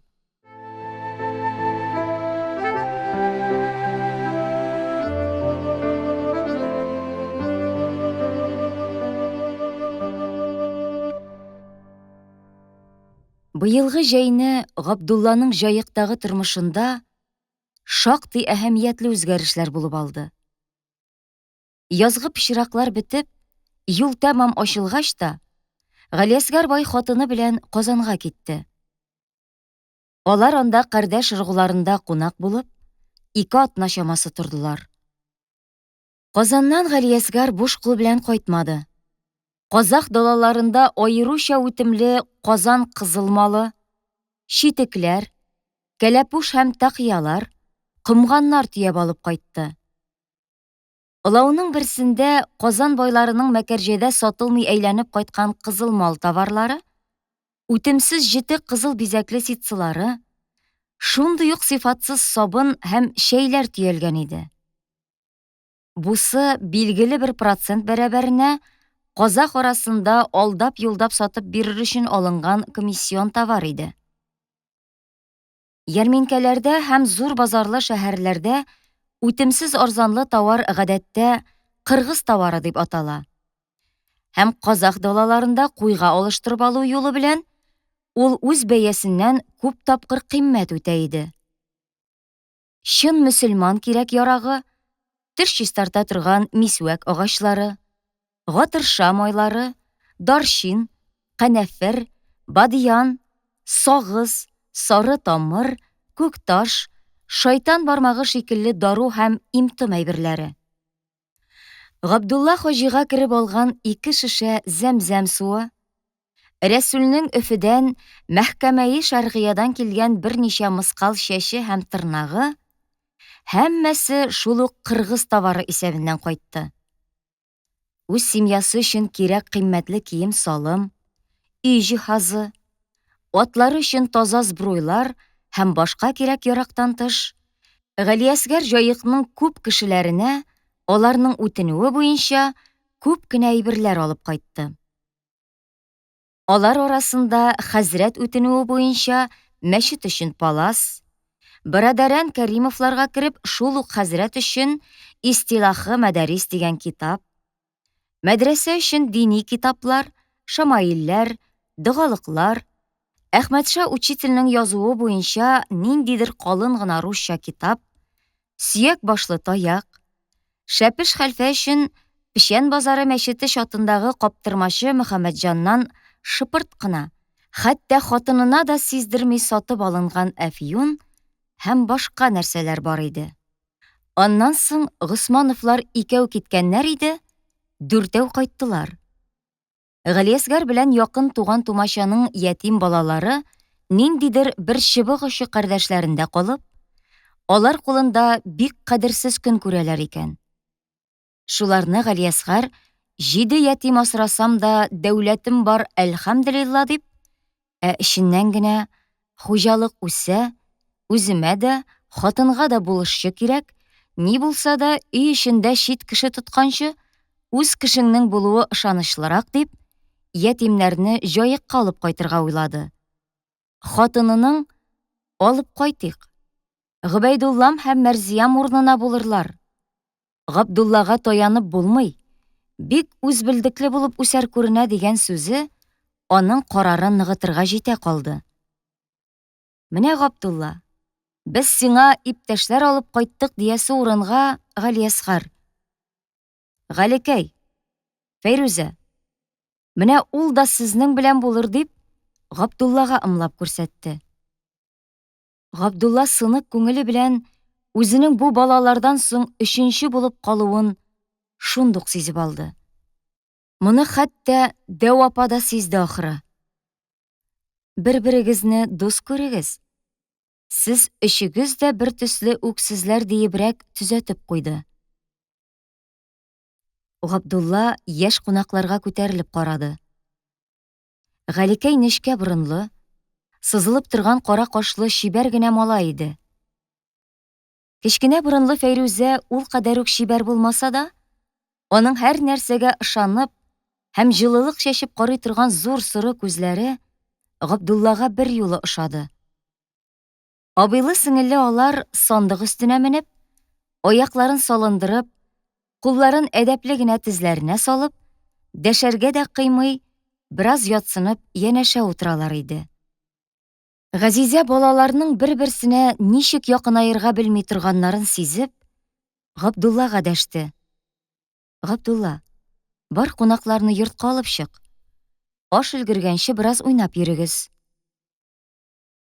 Кунаклар Габдулла белән йортка чыктылар. Ак колак ят балаларны күреп ырылдый һәм өрә башлады. Кунаклар шып туктап калдылар. Тешләми ул, булай гына шәбәя дип, Габдулла аларны тынычландырырга тырышты. Һәм сүзен дөресләп күрсәтер өчен барып этнең колагы артын кашырга тотынды.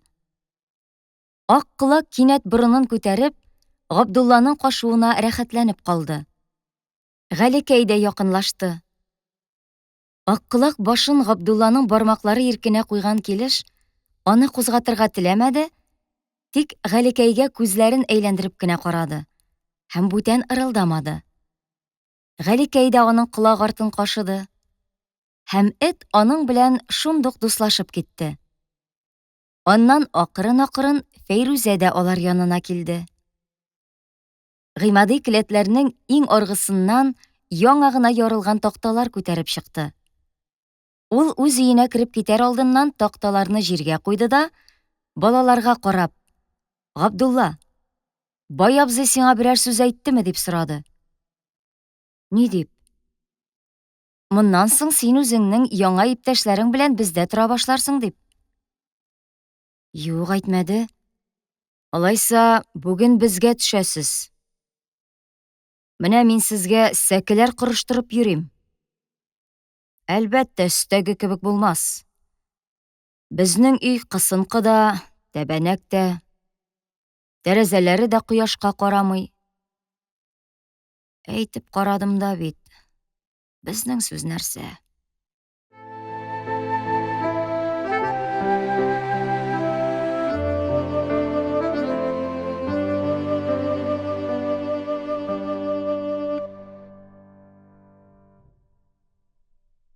Шул көннән алып, Габдулла үзенең яңа иптәшләре белән бергә аскы кат өйдә яши башлады. Габдулла үзе генә төшсә, Гыймади белән хатыны моңа каршы килмәсләр. Хәтта аны өйрәнелгән, күнегелгән кеше итеп шатланып каршы алырлар иде бәлкем.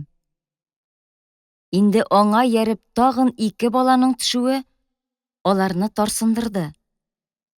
Ни әйтсәң дә, бала-чагага күз колак булырга, алар артыннан җыештырып йөрергә кирәк.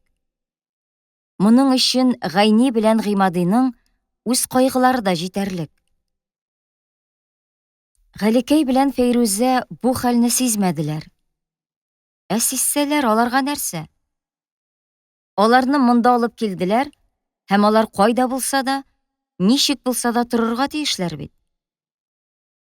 Моңарчы өстә апасы янында, яхшы урында, яхшы тәрбия күреп яшәгән Габдулла өчен генә бу төшү аның яңа семьяда кадере кимүне бик ачык күрсәтте. Икенче яктан, үз балаларын юньләп карарга вакыт җиткерә алмаган Гайни белән Гыймади өчен ул үзен һәм иптәшләрен артык йөк итеп тойды. Ләкин шул ук вакыт бу өй аның җанына якын. Хуҗалар белән ул һәр вакыт уртак тел таба. Моңарчы ул монда тормышының күңелле кичләрен уздыра иде. Әбүгалисина китабын ул шушында укыды. Һәм аннан тыш алар монда ни хәтле кызык нәрсәләр укыдылар. 40 вәзир, 40 бакча, Каюм Насыйриның календарлары, хәйләкәр егет Шымбай яки кыз аккышлар турындагы әкиятне Габдулла беренче кат менә шунда Гыймадидан ишетте. Гайни үзенең күршеләрдә, кибеттә, базарда ишеткән сүзләрен түкми-чәчми алып кайтып сөйли торды.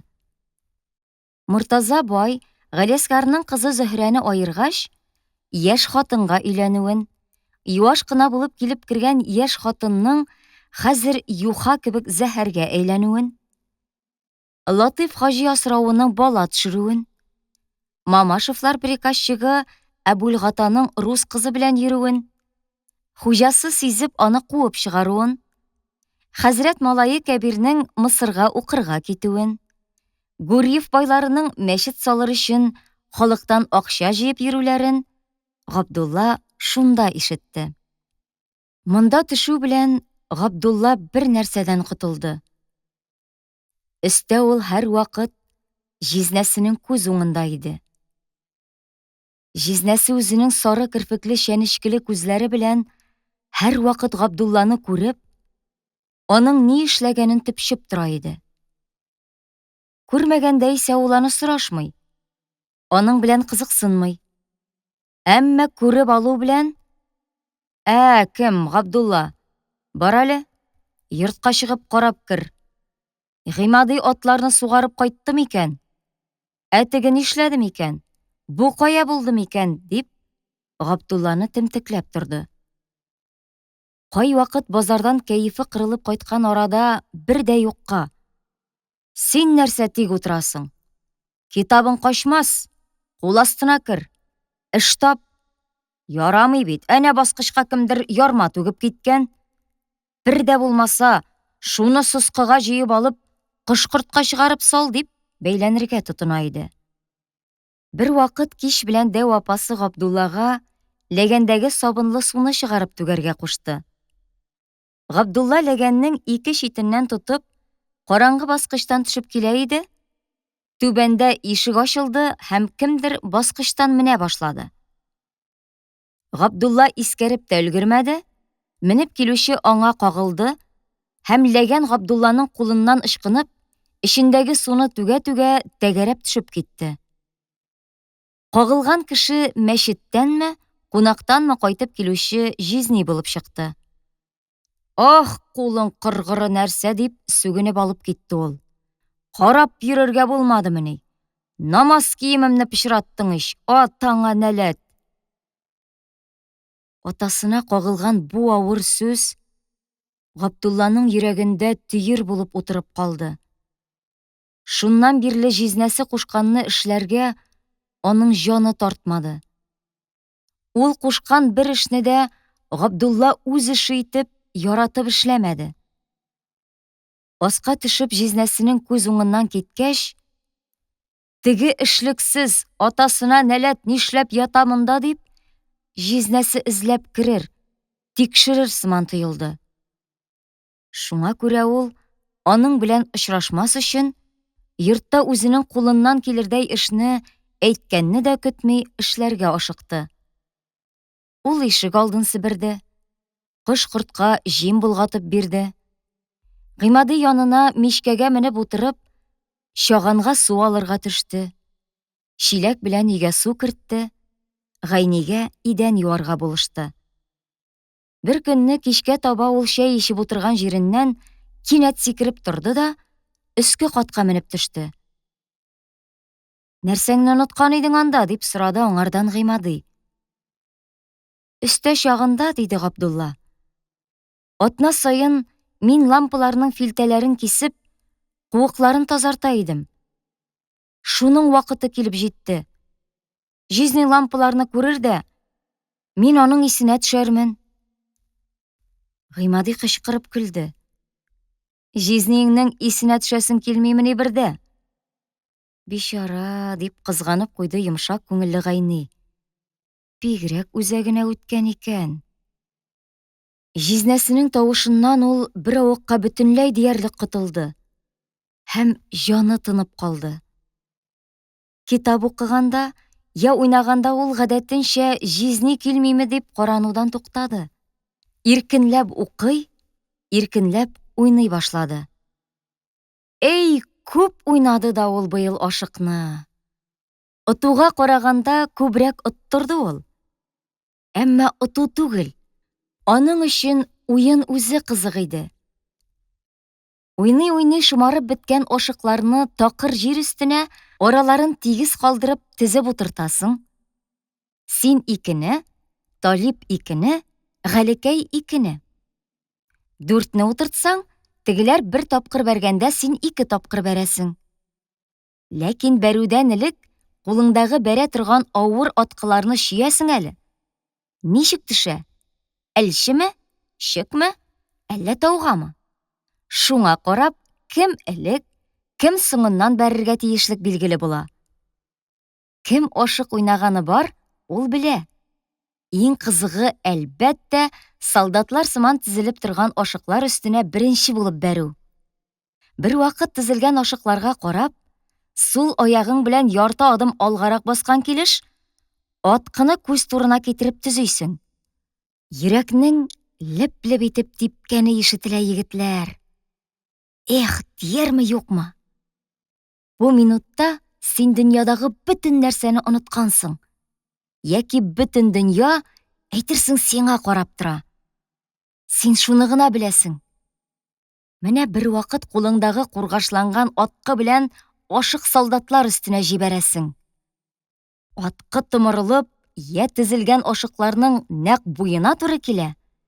Һәм күңелләргә музыка ләззәте бирә торган сөяккә сөяк сугылу, шыкылдау, кырылу тавышлары чыга. Тузан күтәрелә. Я ашыклар кырылу тавышы урынына үз аткаңның коры җир өстенә дөп итеп килеп сугылу тавышыннан тыш берни ишетелми. Беренчесе тантана, икенчесе җиңелү, әрәм киткән көч, оттырылган ашыклар. Бер көнне Габдулла шундый дәрт һәм шуклык белән ашык уйнап, бер юлы 4 ашыкны бәреп йыкты да, аларны бик зур тантана белән кесәсенә тутырып тора иде. Өске кат тәрәзәдән җизнәсенең тавышы ишетелде. Габдулла, кер әле бирегә. Бу чакыруның хәерлегә булмавын Габдулла җизнәсенең тавышыннан ук сизеп алды. Әйдә, уз, курыкма. Мин сине ашамам дип каршы алды аны җизни кеше. Утыр шунда. Габдулла өстәл янына, җизнәсенең каршысына утырды. Җизни ничектер башын артка чөеп, кайнишенә өстән һәм кырынрак карап, сүзләрне теш арасыннан чыгарып әйтте. Җизнине җенем сөйми, күрәсем килми дип әйттем диген, ә? Шуның артыннан ук ул бармаклары белән барабан суккандай өстәлгә каккалап куйды. Әйт, шулай дип әйтмәдем дип. Габдулланың әйткәне бөтенләй алай түгел иде. Шуңа күрә ул табигый рәвештә «Мин алай дип әйтмәдем, җизни» диде. Җизни моңа ышанырга якын да бармады. Ул Габдулланың җавабын бөтенләй ишетмәгән сыман дәвам итте.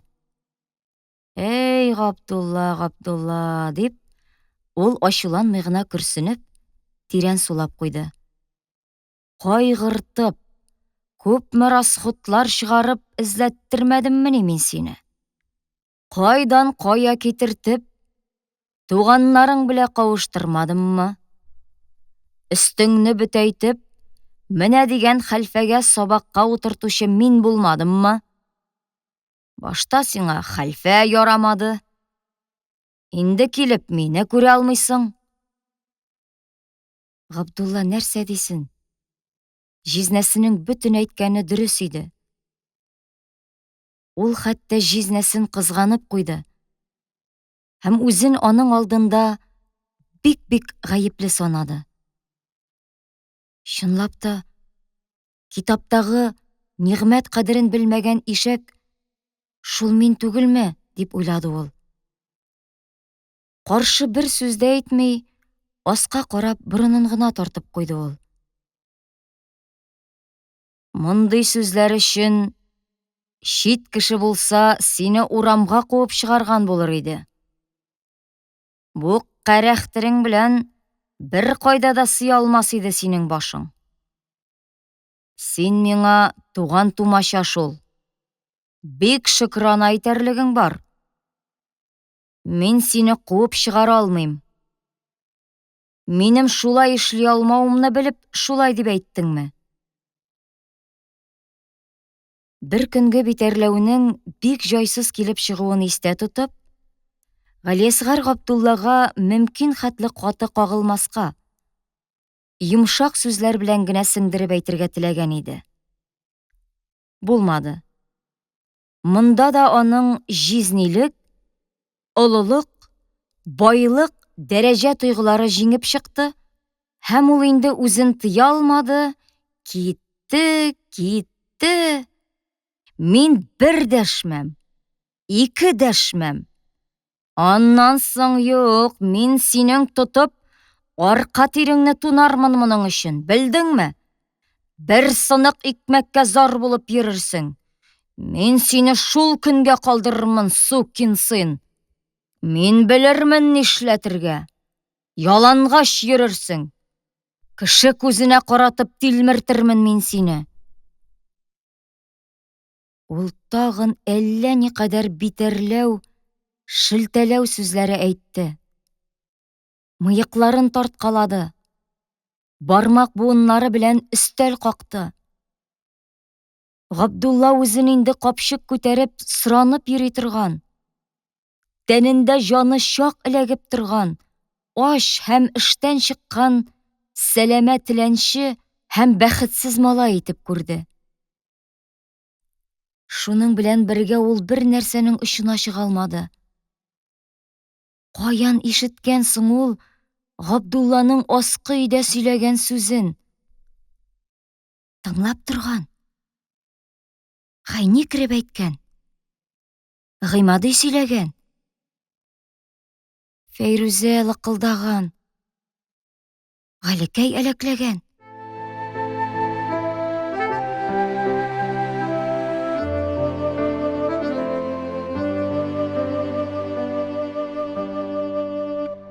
Бөтен эшенә җыеп килгәнне чыгарып салган ахыры җизнәсе. Шуннан соң мөмкин хәтле Габдуллага каты сүз әйтмәскә тырышты. Аңа эш, йомыш кушулар да сирәгәйде. Моңарчы ул Габдулланы алдан кисәтеп киендерә иде.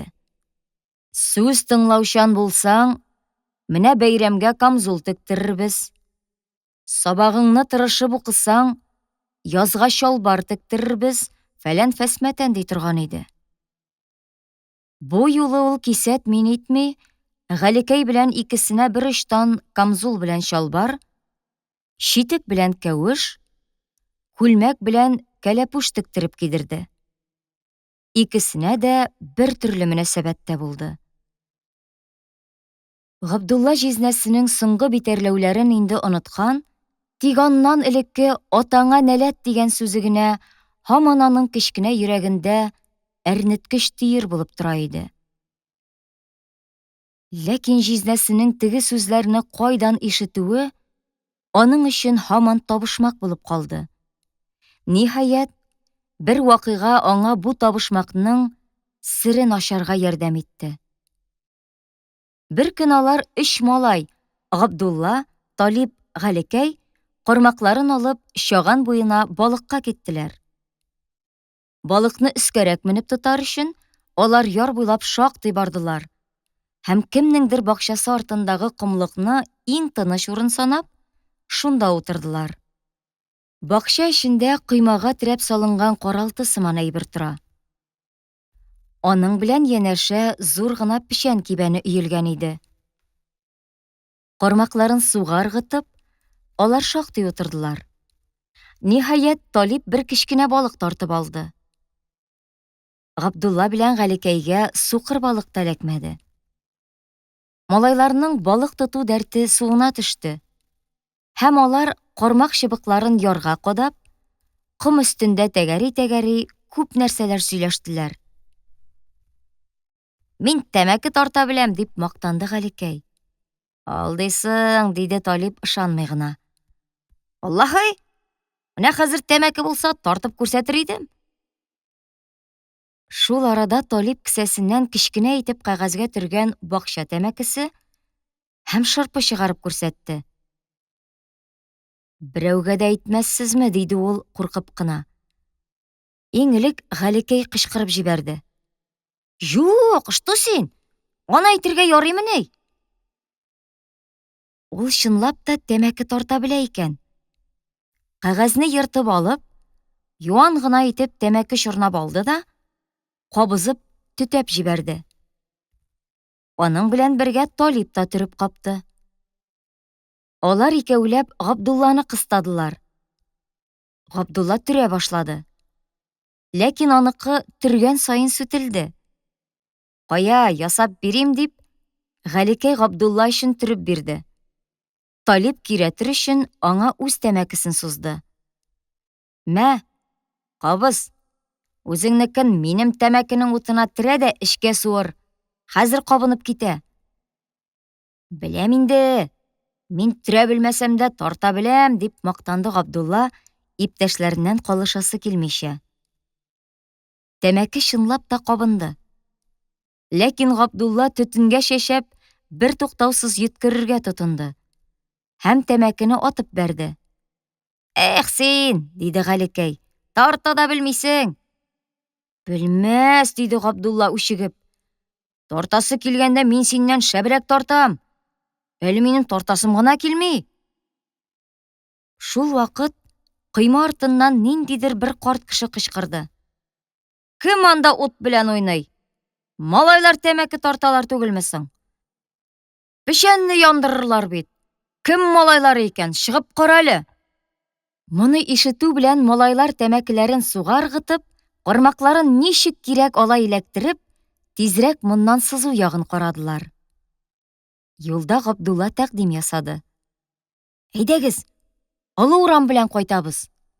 Анда бер кибет тирәсендә шундый зур җәнтәфи аю басып тора. Күзләре ут кебек. Нәкъ тере аю диярсең. Габдулла белән Талип шунда юнәлделәр. Галекәй, аның ни кызыгы бар? Мин асқы урамнан кайтам дип, турыга китте. Габдулла белән Талип җәнтәфи аюны да, коммерческий банк башындагы пешнә һәм кылыч тотып торган бакыр казакларны да, яңа гына салынган чиркәүнең кояшта ялтырап торган тәреләрен дә карадылар. Урамның теге ягыннан күкрәгенә зур алтын тәре таккан поп үтеп барганын күрделәр. Аңа сиздерми генә олылар өйрәткәнчә төкереп киттеләр һәм эшләреннән әшһәде укыдылар. Талип бер кыш Әхмәтша учительдә укыган һәм вывескалардагы алтын белән язылган эре-эре хәрефләрне укый белә иде. Габдулла аңа вывескаларны, урамдагы әйләнмә витриналарны күрсәтеп, «Укып кара әле, монда нәрсә язылган?» дип сораша килде.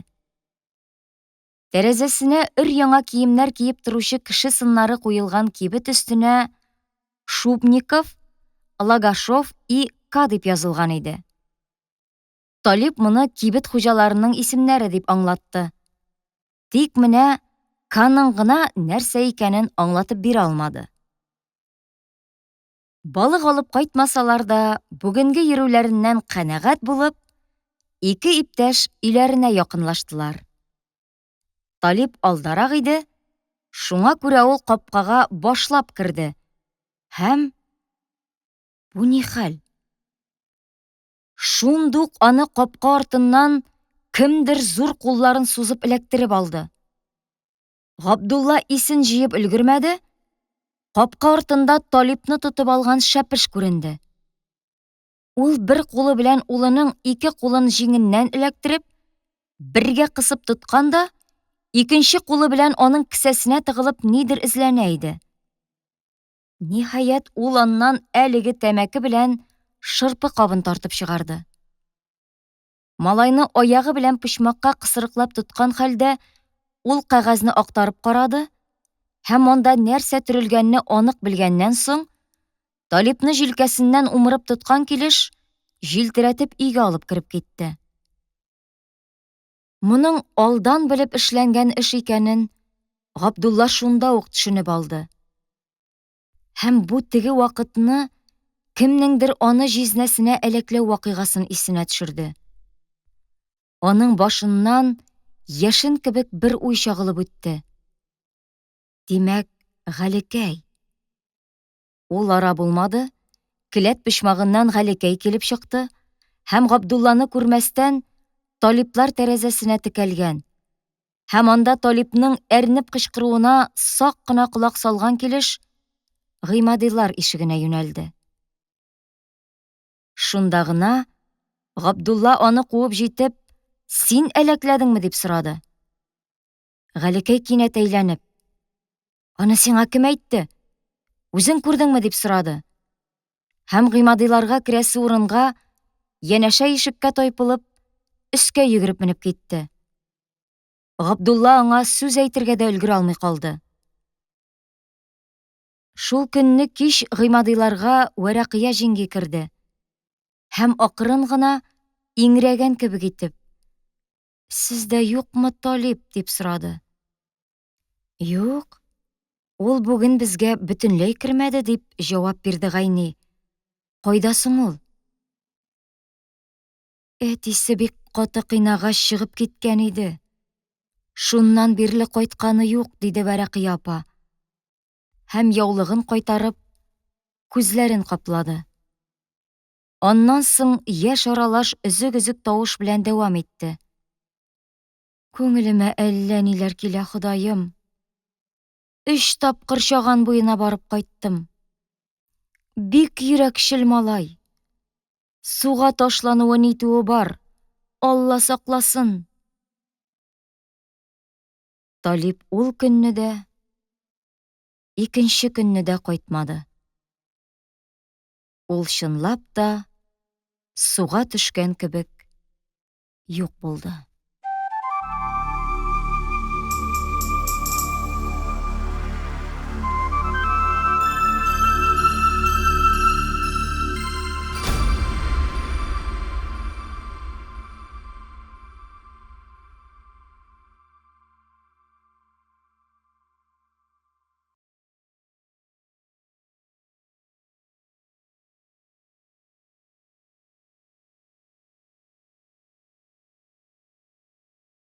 Өченче кисәк.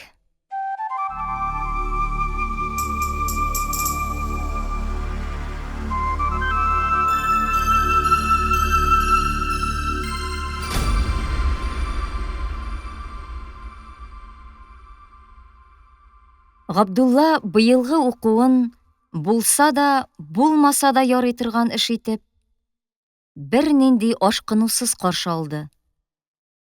Нәрсәгә ашкынсын? Шул ук шәпеш хәлфә, тушыннан алып тушында хәтле дип бирелгән йөрәккә ятышсыз сабаклар, шул ук хәмде бихәт белән әмин тәзәкләрне Гыймади әйтмешли, аш дия төсле бер туктаусыз күшәү. Җаекка килгәндәге өметләр һәм хыяллар берәм-берәм юкка чыгалар. Габдулла инде үзенең киләчәген көннән-көн ачыграк күз алдына китерә башлый. Менә ул биленә ак алъяпкыч бәйләп алган да, мичкә башына утырып, чаганнан су ташый. Кайдадыр, кемдәдер хезмәтче малай булып эшли. Гыймади кебек балта сабы юна-юна мәдрәсәне сүгә.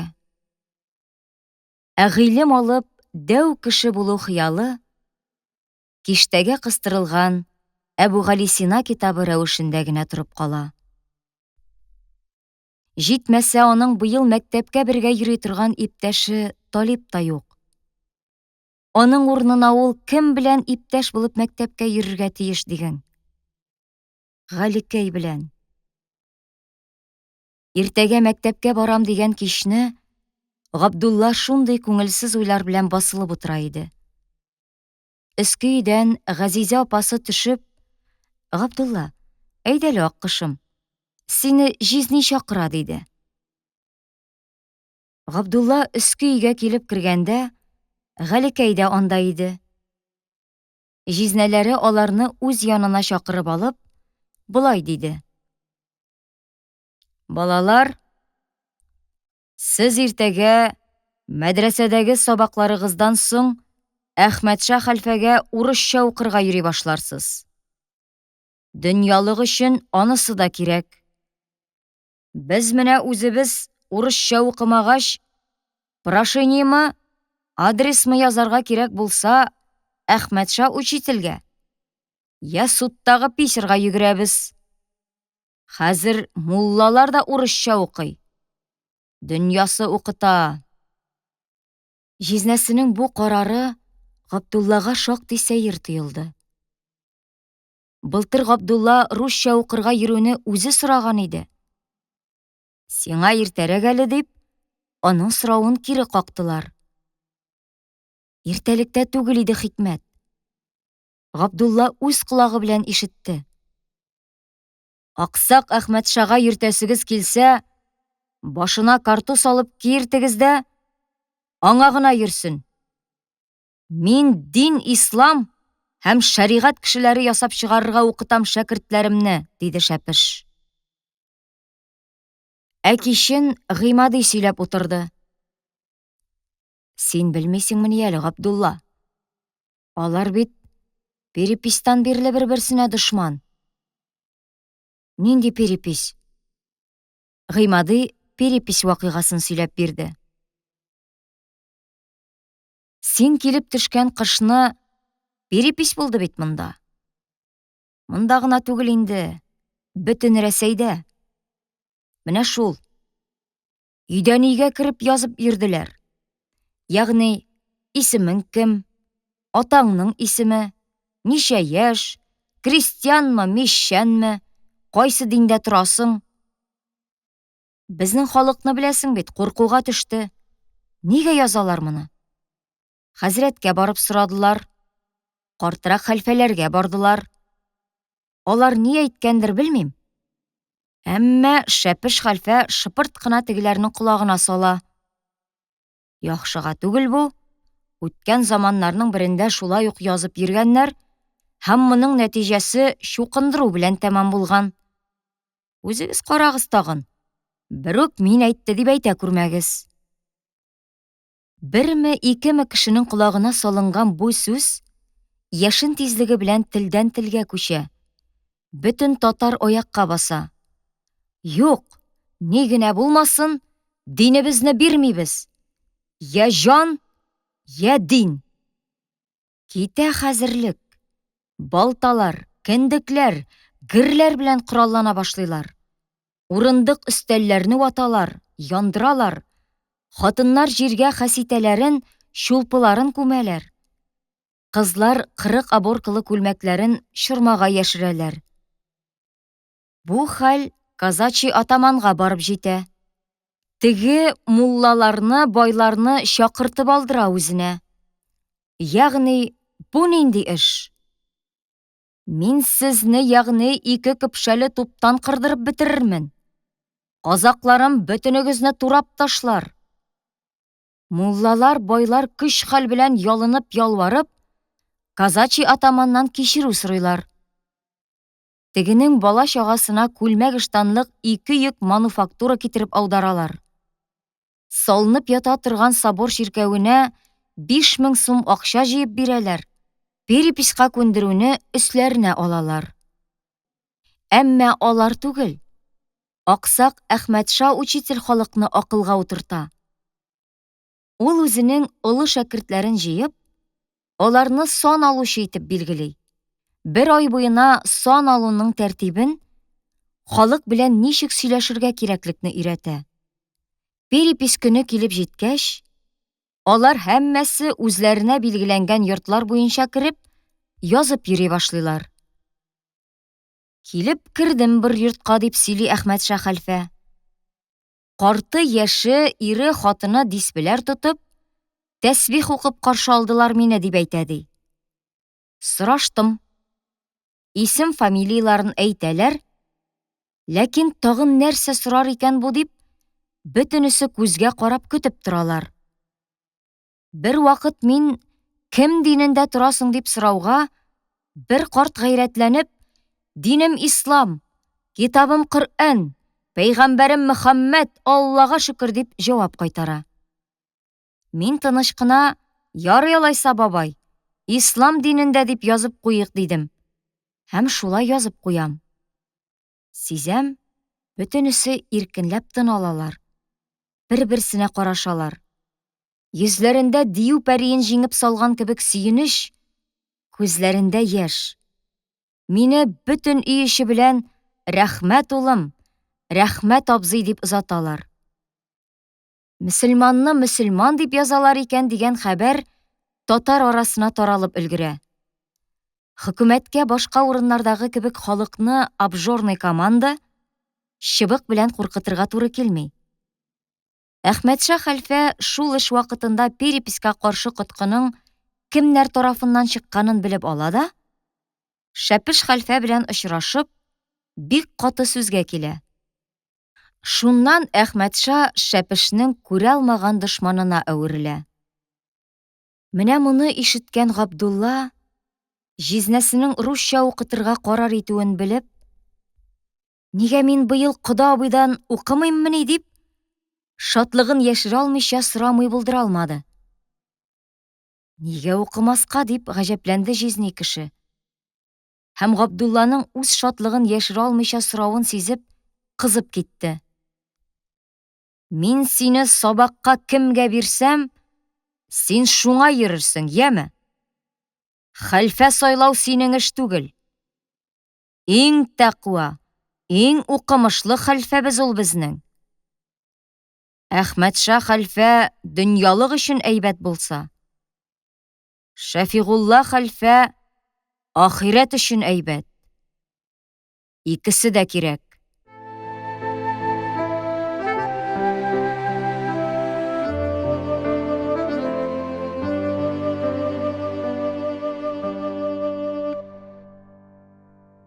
Икенче көнне мәдрәсәдән кайткач, Габдулланың ашавы ашау, эчүе эчү булмады. Ул школага барырга ашыкты. Габдулла, яманнан ярты кабым калдырма. Ашап бетер, диде аңа Газизә апасы.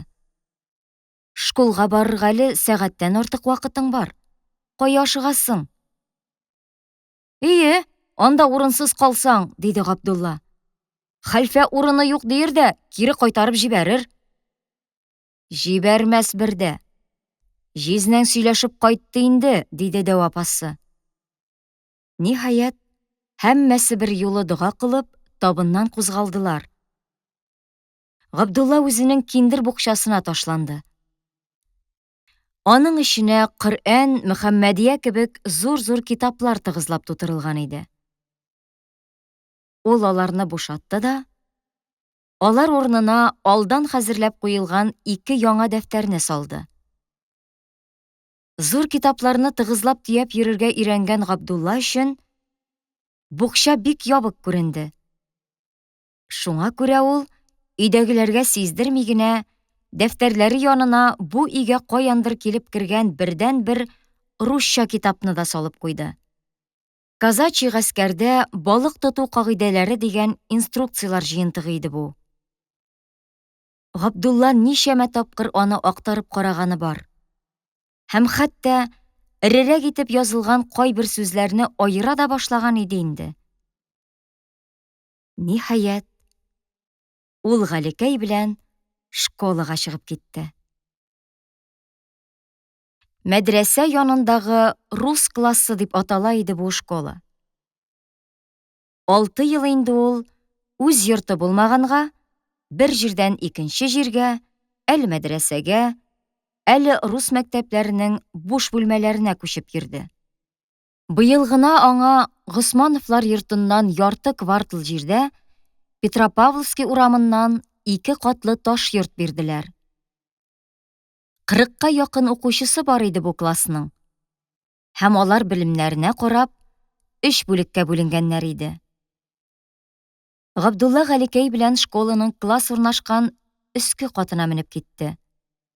Алар кергәндә, өске катның биек түшәмле зур һәм якты бүлмәсе озын парталарга утырышкан балалар тавышы белән гөш килеп тора иде. Габдулла яңа эшләнгән мондый озын һәм биек парталарны үз мәдрәсәләре белән янәшә Нури хәлфә мәктәбендә күргәне бар иде инде. Шуңа күрә алар аны артык гаҗәпләндермәделәр. Ул Галекәй белән иң арткы парталарның берсенә барып утырды. Тагын берничә партадан берничә сүз кычкырдылар. Андый сүзләрне Габдулланың ишеткәне юк иде әле. Шуңа күрә ул, һәр сүзгә гаҗәпләнгән сыман, һәрбер тавыш килгән якка борылгалап, күзләрен йөгерткәләп утырды. Аның һәм шулай ук Галекәйнең дәшми утырганын күреп, яннарындагылар аларга русча сораулар яудыра башладылар. Һәм сүз саен «Понимаешь» дип сорадылар. Берсе букчасыннан калын гына русча китап тартып чыгарды да, аны актаргалап Габдуллага: «Синең мондый китабың бармы?» дип сорау бирде. Габдулланың сер бирәсе килмәде. Бар диде ул. Ләкин сак булды. Китабын чыгарып күрсәтмәде.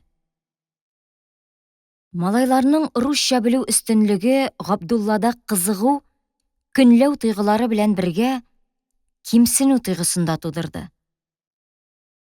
4 ел мәдрәсә укуын үткән малай бит ул. Алай дигәчтә, нигә ул хәзер үз яшендәге малайларның күп нәрсә белүләре алдында каушап, аптырап калды соң? Аның исенә Кушлавыч мәктәбендәге бер вакыйга килеп төште. Бер вакыт мәктәпкә уку язудан хәбәрсез бер сала кешесе хат яздырырга дип килеп керде.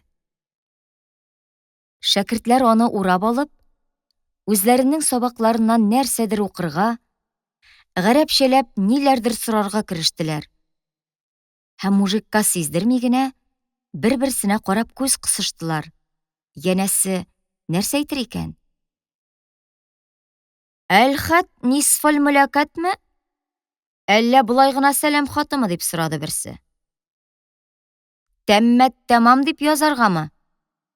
Әллә тәмләп кабам дип куяргамы диде икенчесе. Зәгъфран кара белән язаргамы, әллә көмеш кара белән дә ярыймы диде өченчесе. Гомеренә мондый сүзләр ишетмәгән сала кешесе аптырап калды. Һәм нәрсә әйтергә белми торды да: Шәкертләр, мин алай эшкә керә алмыйм инде. Үзегез белеп, нәрсә булса да языгыз шунда диде. Аннан соң шәкертләр ай буе шул кеше булып кыландылар. Аның китап сүзен аңламыйча, күзләрен әйләндергәләп, борынын җиңе белән кашып торуын күрсәтә-күрсәтә көлештеләр. Габдулла менә хәзер үзе шул хәлдә түгелмени? 4 ел мәдрәсәдә укып, мин күпне беләм инде дип йөргән Габдулланың горурлыгына китереп сукты бу. Торып, менә мин дә сездән кайтыш түгел дип, үзе белгән гарәпчә, фарсыча сүзләрне буларга әйтеп кара. Кычкырып көләчәкләр генә.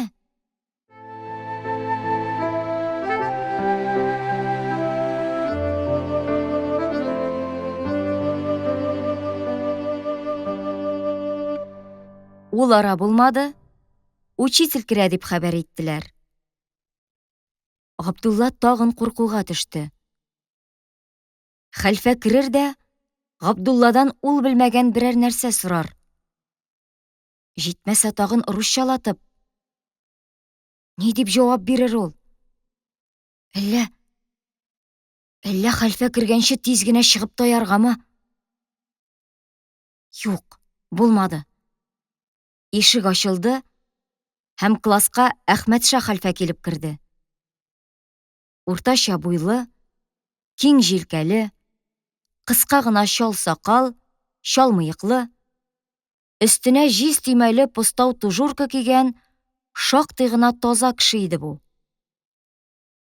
Калын гына имән таякка таянган хәлдә аксабрак килеп керде ул. Шәкертләр дер килеп аяк үрә бастылар.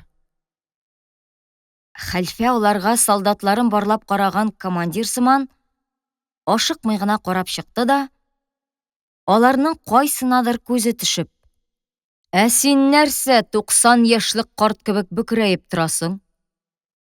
Муеныңа 2 пытлы гер тактылармы әллә?" дип кычкырды. Һәм таягы белән җиргә сугып куйды. Аның коры һәм каты тавышын Габдулла үзенә кычкырылган буйрык шикелле кабул итте. Һәм басып торган җиреннән сыны белән катып, тын алырга кыймый торды. Шул вакыт аның башында: "Ай-һай, бу хәлфәдән уку тәмле булыр төсле күренми" дигән уй чагылып үтте. "Утырыгыз", диде хәлфә команда биргән сыман. Балалар һәммәсе бер хәрәкәт белән диярлек урыннарына утырдылар һәм кулларын партага куйдылар. Габдулла башын бормый гына күз кырые белән балаларны күзәтте. Һәм алар ни эшләсә, төгәл итеп шуны эшләргә тырышты. Инде хәлфә миннән берәр сүз генә сорамаса ярар иде дип, тын алырга базмый утырды. Хәлфәнең ачулы кыяфәтеннән бөтенләй каушап, басылып калган иде ул. Әхмәтша хәлфә өстәл янына утырып, аның өстендәге зур кенәгәне ачты һәм үткән елларда укыган шәкертләрнең исем-фамилияларын кычкырырга тотынды. Балаларның исеме кычкырылган берсе шунда ук сикереп торды һәм тавышын күтәрә биреп, «Здесь» дип җавап кайтарды. Бәхеткә каршы, Габдулла бу сүзне белә иде. Һәм чират аңа килеп җитү белән үк, аны кычкырырга әзер торды. Үзе эченнән генә һаман кабатлады. «Здесь, здесь, здесь». Хәлфә һәрбер «здесь»тән соң алдындагы кенәгәгә ниндидер тамга куя барды. Исеме кычкырылып та, үзе биредә булмаган малайлар да булды. Алар турында хәлфә русчалатып нидер сорашты. Ул кайда, ник килмәгән диде бугай. Һәм тагын кенәгәгә нидер билгеләп куйды. Исемнәр саналып бетте. Ләкин Габдулла да, Галекәй дә үз исемнәрен ишетмәделәр. Алар гаҗәпсенеп бер-берсенә караштылар. Шунда хәлфә саф татар телендә: «Укырга беренче тапкыр килүчеләр, кулларыгызны күтәрегез» диде. Габдулла белән Галекәйне яннарында утыручы иптәшләре быжгыта башладылар. «Күтәрегез, күтәрегез!» Унлап бала, шулар эчендә Габдулла белән Галекәй дә кулларын күтәрделәр. Хәлфә берәм-берәм аларның исемнәрен, фамилияларын сорады һәм аларны кенәгәгә терки барды. Чират Габдуллага килеп җитте. «Исемең, фамилияң кем?» Габдулла үзенең исемен әйтте. Хәлфә кенәгәдән каләмен алмыйча һәм күзләрен күтәрмичә генә: «Ә фамилияң?» дип сорады. Габдулла ни әйтергә белми аптырап калды. Бер җирдә һәм бер кайчанда аңа мондый сорауның бирелгәне юк. Һәм ул фамилия дигән нәрсәне белми иде. «Атаңның исеме кем?» диде ниһаять, тавышын күтәребрәк хәлфә. Һәм күзләрен кенәгәдән алып Габдуллага текәде. Малайлар шыпырт кына көлешә һәм кайчынып кына маңгай аша Габдулланы күзәтә башладылар. Габдулла каушап калды. Ие, Габдулланың атасы Мөхәммәд Гариф. Ул аны бик яхшы белә. Габдулланың аңында да ниндидер якты исем булып яши. Ләкин ул исем генә. Габдулла аны күпме тырышса да, гәүдәләндереп күз алдына китерә алмый. Ул аңа бер вакытта да әти дип дәшмәгән. Һәм әтисе аңа «Әу улым» дип җавап кайтармаган. Әти дип дәшкәнгә «Әу улым» дип җавап кайтарган. Һәм шул вакыт күз читләреннән чигәсенә таба ягымлы гына җыерчыклар таратып елмайган кешене ул белә. Кырлай Сәгъдие. Аннан элегрәк яңа бистәдәге әтисе Читекче Мөхәммәд Вәли. Алар бар да әйбәтләр, изге күңеллеләр. Берсенең исемен әйтсәң, икенчесенең хәтере калыр төсле. Ләкин терәлеп торып булмый бит. Габдулла хәлфәнең соравына ничек кенә булса да җавап бирергә тиеш тапты. Һәм чын күңеленнән «Өчесенең дә исемеме?» дип сорады. Моңарчы көлүләрен хәлфәдән яшерергә тырышып утырган бөтен класс инде түзеп кала алмады, бер юлы гөш килеп көлеп җибәрде. Габдулла үзенең гаять бер катлы сорау ычкындырып ташлавын сизеп алды.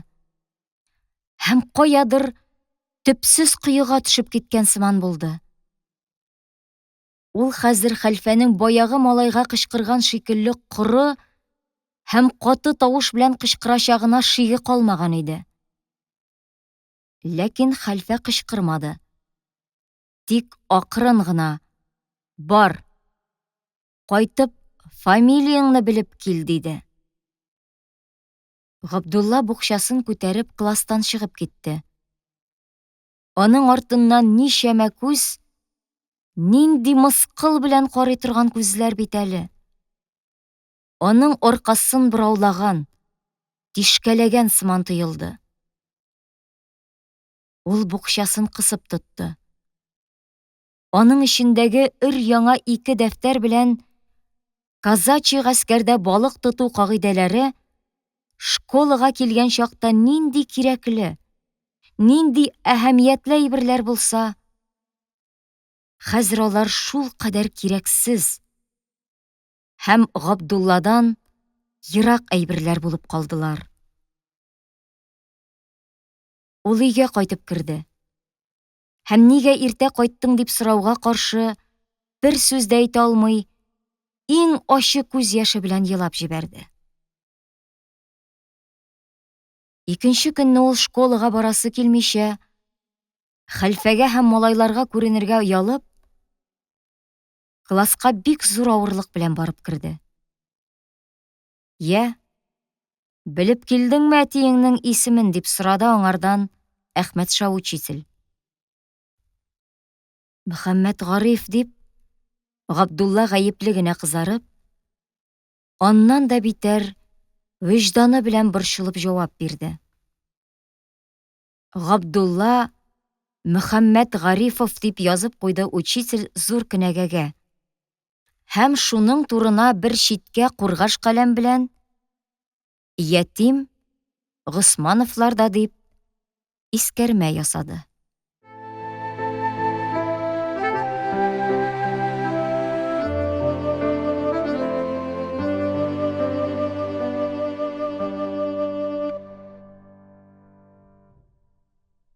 Бер ай чамасы Габдулла школага авырлык белән йөрде.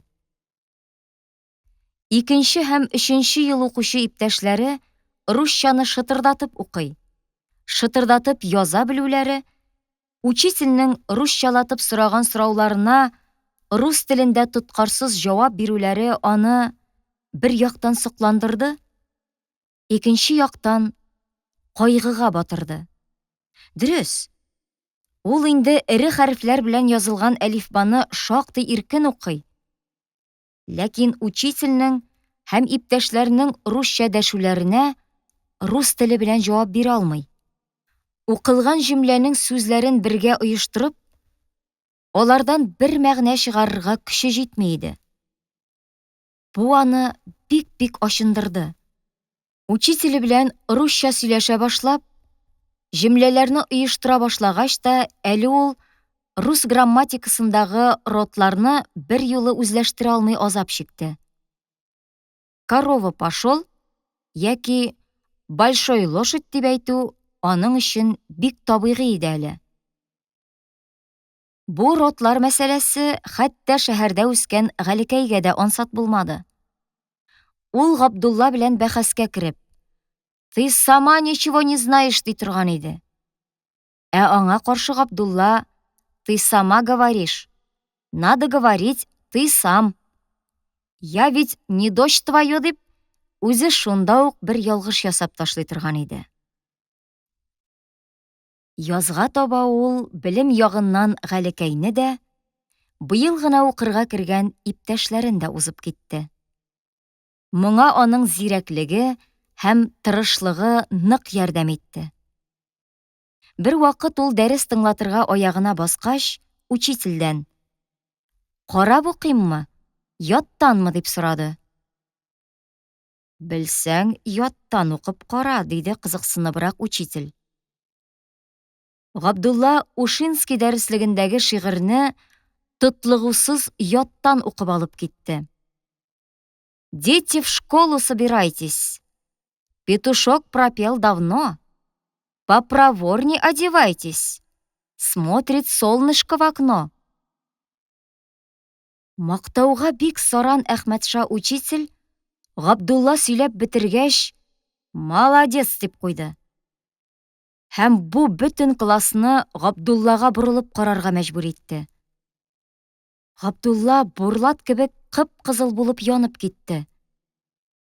Нигә дисәң, мактауны ишетү һәм бөтен сыйныфны үзеңә карату рәхәт булу белән бергә әллә ничек кыен да иде. «Дәрестән соң миңа керерсең» диде учитель аңа русчалатып. Габдулла учительнең чакыруына кызыксыну катыш каударланып куйды. Нәрсәгә икән? Дәресләр беткәч, ул учитель кушуы буенча аның өенә керде. Учительнең квартирасы мәктәпнең түбән катында булып, ишеге баскычтан төшү белән үк сул якта иде. Әйдә уз, Мөхәммәт Гарифов, дип дәште эштән Әхмәтша учитель. Ул стена эченә кертеп ясалган кечкенә шкаф янына килде һәм аның пыяла капкачын ачып, андагы күп кенә эреле-ваклы китапларны актаргалый башлады. Бераздан соң ул тышына буяулы рәсемнәр төшерелгән юка гына бер китапны алып, Габдуллага тоттырды. Менә, диде ул. Бу русның зур шагыйре Александр Сергеевич Пушкин язган китап. Бу да бая син укыган әтәч турында. Тик бусы инде простой әтәч түгел, ә алтын әтәч. Әйтерсең, учитель китап тоттырмады, ә канат тагып җибәрде аңар. Ул ышынып, өенә кайтып җиткәнен сизми дә калды.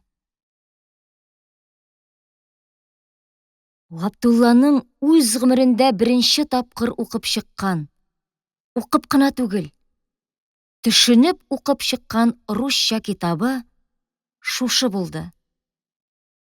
Ул аны бер генә тапкыр түгел, кат-кат укыды. Укыган саен китап аңа үзенең яңа яклары белән ачыла барды. Габдулла акыллым, май бетереп утырма. Гайниямал аңа кич саен диярлек юкка гына дәште. Габдулла аңа, хәзер Гайниямал апа, менә әз генә калды дип, ятарга вәгъдә итте. Һәм шундук китап эченә кереп китте дә, тагын бөтен дөньясын онытты. Заманнар үтәр. Галиәсгар байның подвалында яшәгән ятим малай егет булыр. Үзе китаплар яза башлар. Шунда ул әтәшнең уяну чорларында никадәр мәгънәви ишарә, символ булып хезмәт итүен, күп кенә халыкларның әдәбият тарихында әтәш таң иртәсе, кояшның беренче нурлары халыкның йокыдан уянуын күрсәтә торган сүрәтләү чаралары икәнен аңлар. Үзенең иҗат биографиясын ул Кольцовтан файдаланып язган «Ник йоклыйсың, мужик» дигән шигыре белән башлар. Үзенең йокыдагы мужикларын таң әтәче сыман үзе уятырга керешер. Халык белән бергә таң әтәче кычкырадыр, әллә таң атам икән дип җырлар. Ниһаять, менә шушы Пушкин алтын әтәченең тавышын татар дөньясында, татар телендә яңгыратыр. Ләкин бүген ул аларның бөтенесеннән хәбәрсез көе шушы китап белән йотылып, онытылып утырды. Аннан соң ул бу әкиятне үз тормышына яраштырып, Газизә апасы белән сүз уйнатты. Апа, син бит Шымахан шаһбикәсе. Син шуны беләсеңме? Ә безнең җизни ул Дадон хан. Без менә Галикәй белән икәү киләбез дә, ике шаһзадә булып, синең өчен сугышабыз. Кит әле, Габдулла, тоссыз. Юкны сөйләп утырма, дип көлде Газизә апасы. Нигә? Нигә? Синең Шымахан шаһбикәсеннән кай җирең ким, дип Габдулла һаман үз сүзендә торды. Ул бит чибәр булган, тиле. Ә мин, дип йомшак кына карулашты апасы. Һәм үзе дә әкият йогынтысына бирелеп, хыялга чумып китә язды. Ләкин ул шунда ук айны белгерде һәм кит әле, әллә кемнәргә охшатып утырма. Бар ят, иртәгә сабакка торасың бар, диде.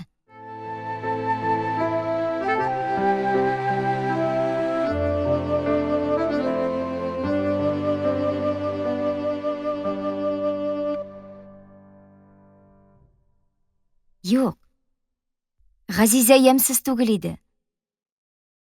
Зур кара күзле, кара кашлы, калку гына килешле борынлы, буйга төз булып үсеп җиткән кыз иде инде ул. Үзе өйдә юкта хатыннар, Дәү апа, Зөһрә белән Фатыйма апалар аның турында ачыктан-ачык сөйләшкәнне Габдулла ишетеп торды. Газизә буйга җитте инде. Башлы күзле итәргә вакыт.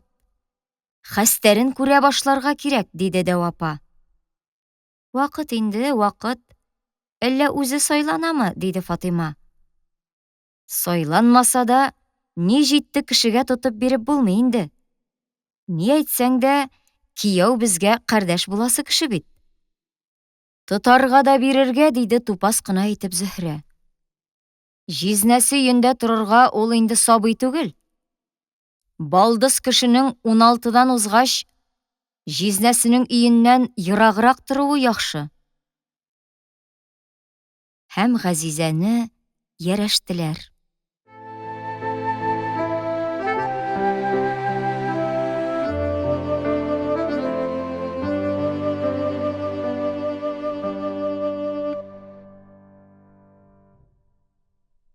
Газизә апасы киткәч, Габдулла бу өйдә тугансыз бер үзе калды. Аның өчен ямансу көннәр башланды. Һәм ул үзенең бу яңа хәленә бик авыр күнекте. Элекке өй йомышлары өстенә апасының өй эшләре дә хәзер Габдулла өстенә йөкләнде. Аны йомышка тагын да күбрәк йөгертә башладылар.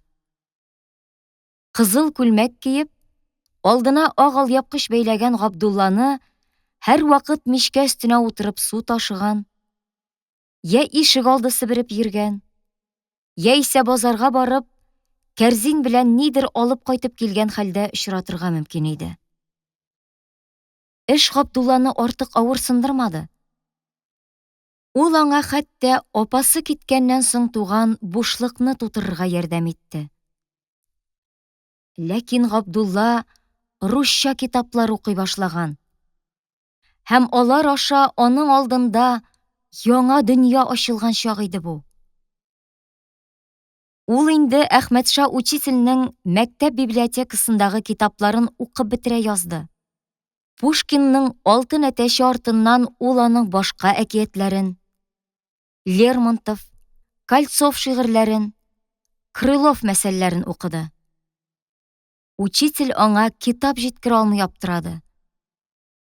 Габдулла күзенә чалынган русча язуларның берсен дә укымый калмады. Кибеттән әйбер сатып алып кайткан кәгазь капларын актарды. Товар үлчәгәндә авыр тартсын өчен юри калын итеп, китап, газета, журнал битләреннән җыеп ябыштырылган бу кәгазь каплар аның китапсыз калган көннәрендә китап хезмәтен үтәделәр. Шуңа күрә бу ике хәл, йомышка йөгерү һәм китап белән мавыгу бер-берсенә бик нык кымачаулады. Бер көнне Габдулланы итче Лотфуллага җибәрделәр. Кабыргасыннан кистереп 4 кадак йылкы ите алып кайт. Кара аны, ябык ит алып кайтма, диделәр аңа. Габдулла алъяпкычының бушый төшкән бавын тартыбрак бәйләде дә, кечкенә кәрҗинне алып чыгып китте. Лотфулла кибетенә барып җитәр өчен Нугай базарын үтәргә, шәһәр уртасындагы зур урамны аркылы чыгарга кирәк иде. Ә бу тирәдә 12 яшьлек малайга тукталмый гына һәм берни белән дә мавыкмый гына үтеп китүләре ай-һай кыен. Дөнья хәтле кызыклар тулып ята монда. Габдулла мавыгып, тукталып йөрүләрнең нәтиҗәсен бик ачы татып белә. Шуңа күрә ул уңга-сулга карамый гына, базар һәм олы урам тавышларына колак салмый гына узып китәргә тырыша. Күн дип кычкырган тавыш килеп керә аның колагына. Иләк дип кычкыра аңа каршы икенчесе. Габдулла белә.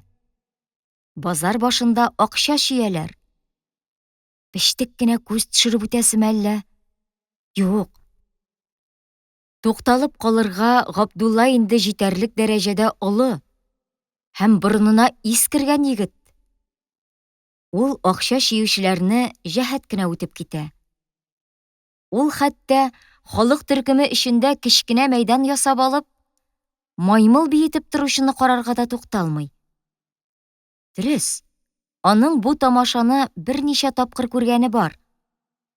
Ләкин ул караган саен аның бер яңа ягын табып рәхәтләнә. Ләкин бу юлы ул аны да узып китә. Ул ара булмый, Михайловский чатыннан ямьсез бака тавышлы быргысын кычкырта-кычкырта, самокат килеп чыга да, Габдулланың борын төбеннән генә узып китә. Җаек каласы өчен бу соңгы техника яңалыкларының берсе. Бер-бер артлы тагылган ике тәгәрмәч өстендә бер якка да авышмыйча, кеше аяклары белән кечкенә көпчәкне алмаш-тилмәш әйләндергәләп тәгәрәп бара. Габдулла үзе дә сизмәстән тукталып калды. Ләкин самокат туктамады, коточкыч тузан куптарып узып китте. Габдулла бу тамашадан айный, юлын дәвам иттерә, һәм моны шулай ук үзенең мавык-мауына исе китмәүгә сылтый. Ләкин ул да булмый, чаттагы әйләнмәле витринада коточкыч юан беләкләрен иң башына хәтле күтәргән бер сурәт аңа чикрәеп карап тора. Дөрес, бу карчыкларның чайка бешәр өчен мәзиннән зәгъфран карасы белән ясаттырып алган дию сурәтенә охшый. Ләкин аның астына язылганы кызык.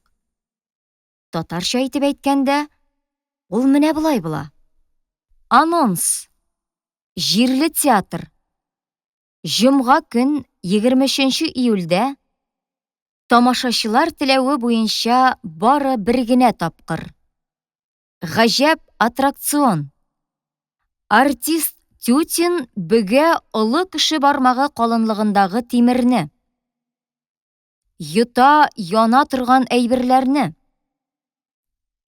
Программадан тыш декламация сөйли һәм җырлый шигән романсларын. Нинди кызык. Юк, шулай да Габдулла ашыкты. Укып бетерер-бетермәс ул алга йөгерде. Калганын кайтышлый укырмын дип күңеленә беркетеп куйды ул. Ниһаять, Габдулла Лотфулла кибетенә килеп җитте. Бу тактадан корыштырган кибет ак кала ябылган өстәле белән урамга карап тора иде. Өстәл өстендә сыер һәм сарык итләре эре-эре кисәкләргә чабылып, сортларга аерылып тезеп куелган. Эчке стеналарда бөтен куй түшкәләре, йылкы ите, сап-сары май белән капланган сыер түшкәсенең арт саннары эленеп торалар. Аның астында ит чаба-чаба кискәләнеп, чыкраеп беткән зур гына агач кискә. Кискә өстенә киң йөзле үткер балта чабылып куелган. Ул Габдуллага борынын җиргә терәп, бер аягын өскә күтәреп торган кәмитчене хәтерләтә. Өстәлнең уң ягында асылмалы бизмән һәм эреле-ваклы берничә гер. Бизмән белән янәшә генә бер якта ит төрер өчен хәзерләнеп куелган кәгазьләр өеме тора. Һәм ул җилгә тузмасын дип, гер белән бастырып куелган. Габдулла кибеткә килеп җиткәндә, сабын пичәтендәге кебек кара сакаллы, җете кызыл иренле, таза гәүдәле Лотфулла абзый бер казакка ит үлчәп тора. Тегесе бизмән тәлинкәсенә салынган кисәкне яратмый, икенчене, әнә тегендә шөйдә эленеп торган арт саннан кистереп салдырасы килә. Ә Лотфулла абзый һаман үзенекен эшли һәм бизмәнгә салынган итне мактый иде. Юләр син, бу бит менә дигән кабырга ите. Сөякле дисең, бик кызык кеше икән син. Ит сөяксез буламы? Ашка өресе чыга аның. Мондый итне син агайны базар бетереп эзләсәң дә таба алмыйсың. Хәзер базарга ит бик чамалы керә. Алар сөйләшкән арада Габдулла да тик тормады. Гер белән бастырылып куелган әлеге кәгазьләргә күз төшерде. Иң өстәге кәгазьдә 2 сүрәт тә бар иде. Габдулла якынрак килеп, җентекләбрәк карады. Рәсемнәрнең берсе бик күп медальләр һәм аксельбантлар таккан калын гына ак мыеклы бер генералның гаскәр парады кабул итеп торуын күрсәтә. Икенчесе бер хатынның кухняда этне кыйнап торуын. Шул арада бер якта мәченең өстәл өстендәге ит кисәген эләктереп, күзләрен эт кыйнаучы хатынга таба каракларча әйләндергәләп, ит ашап торуын көлке итеп ясаган бик кызык рәсем иде. Габдулла шул рәсем астындагы кыска-кыска итеп көйләп язылган юлларны укый башлады. Һәм мавыгып китте. Ниһаять, шигырьне укып бетереп башын күтәргәндә, теге казак киткән, аның урынына бер кыз ит үлчәтеп басып тора.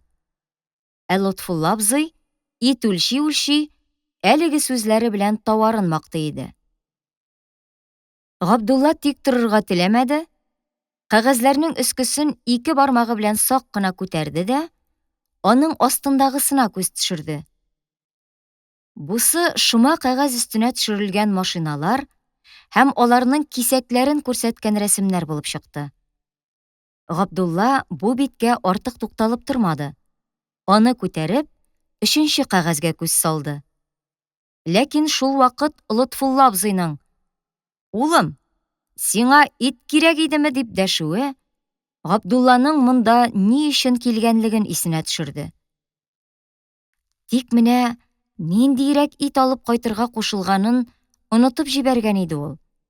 Шуңа күрә күзләрен чилт-чилт йомгалап, бераз Лотфулла абзыйга карап торды.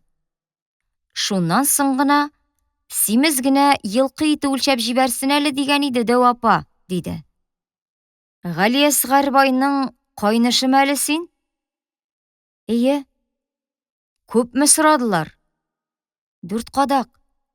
"Була ул", диде Лотфулла, һәм өстәлдәге итләрне күзе белән барлап чыкты да, анда Госмановларга яраклысын тапмады ахры.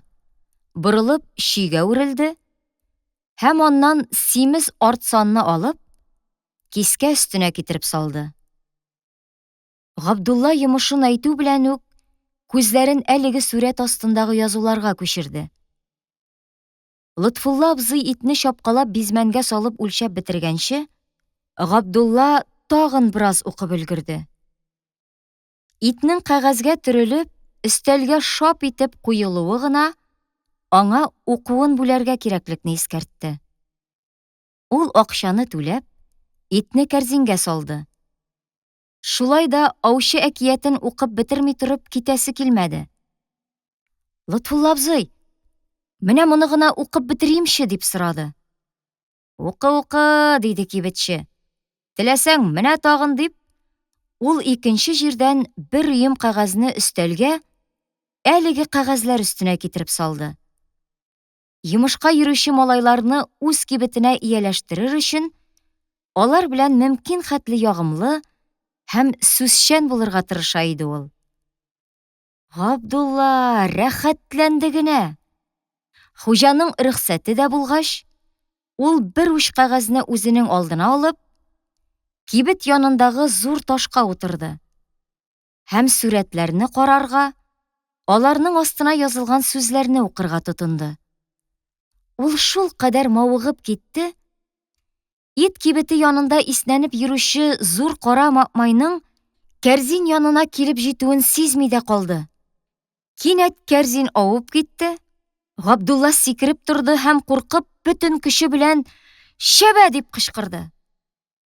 Эт итне эләктереп алып китәргә өлгерә алмады. Ләкин бу вакыйга Габдулланы тәмам айнытып җибәрде. Итче дә: "Улым, сине көтә торганнардыр. Бар кайт инде", дип дәште. һәм өстәп куйды. Ит кирәк булса, башка җиргә барма. Миңа гына кил. Миндә мондый кәгазьләр күп. Кирәк икән, мә, биразын алып кит. Тагын кил, тагын бирермен. Габдулла өйгә ярты сәгатькә кичегеп кайтты. Бу Дәү апаның, бигрәк тә Зөһрәнең җен ачуын кузгатты. Кибетеннән ашарга дип кайткан Галиәсгарның көйсезләнүенә каршы, Дәү апа эшне ашыбыз бүген бераз соңга калды шул. Иткә Габдулланы җибәргән идем. Әллә кайда улагып йөрде шунда дип аңлатты. Габдулла җизнәсе белән бу турыда һичшиксез җитди әңгәмә буласын сизенеп, өске өйгә ашарга менмәде. Аның урынына ул келәт башына менеп, чорма тәрәзәсе янында әлеге кәгазьләрне актарып утырды. Ләкин кичен ул барыбер җизнәсе белән очрашты. Галиәсгар аны бик нык орышты һәм тискәре дип атады. Бу сүзне Зөһрә эләктереп алды һәм урыны чыкса да, чыкмаса да, аңа тискәре дип дәшә торган булды. Шуннан соң буларга протест йөзеннән Габдулла алъяпкычын алдына түгел, артына бәйләп йөри башлады. Котсыз, нигә булай алъяпкычыңны артыңа бәйләп йөрисең дип сорады аңардан Дәү апасы. Үзегез мине тискәре дип әйтәсез бит, дип җавап бирде Габдулла. Тискәре, менә шулай була инде. Ләкин шуннан соң Габдулла, йомышы төшсә төшмәсә дә, итче Лотфулла янына баргалый башлады. Һәм аның кәгазьләрен актаручан булып китте. Кызыгракларын сорап та, туры килгәндә булай сорамый гына да алып кайткалады. Һәм аларны пөхтә генә бөкләп, китаплары янына салып куя иде. Бу аның үзенә күрә бер өй китапханәсенә әверелде. Госманов ниндидер аш казаны авыруы белән интегә башлады. Терелеп бер атна йөргән булды, тагын йыгылды. Әллә никадәр нәфил намазлары укып карады. Нәзер корбан чалдырды. Быелгы зәкәтен 2 өлеш итеп арттырып таратты. Ураза айы иде. Хәзрәткә әйтеп, ураза буена көн сайын 6 шәкертне үзенә ифтарга, авыз ачарга йөрергә кушты. Галиәсгар Кадер киче көнне икенде белән ахшам арасында дөньядан китте. Җиназасыннан соң кергән хәзрәт Галиәсгарның өй җәмәгатен изге айларда, җитмәсә Кадер киче көнне мәрхүм булды. Изге җан икән, урыны мотлак оҗмахта булырга тиеш дип юатты.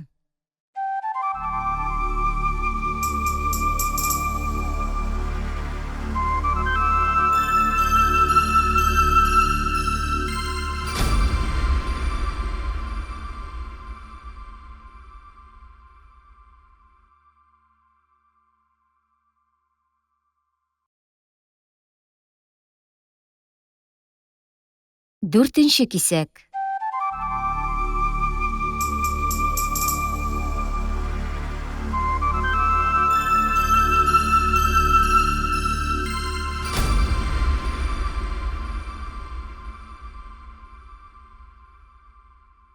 Аннан соң Госманов өендә мирас бүлү, компаньоннар һәм кредиторлар белән исәп-хисапны өзү башланды. Әллә никадәр кеше килде, китте. Әллә кемнәр белән югары өйдә каты-каты сөйләшүләр булып алды. Ниләр сөйләшкәнне Габдулла гына түгел, бөтен җиргә борынын тыгарга ярата торган Галекәй дә белми калды. Габдулла өскә үзе менмәде.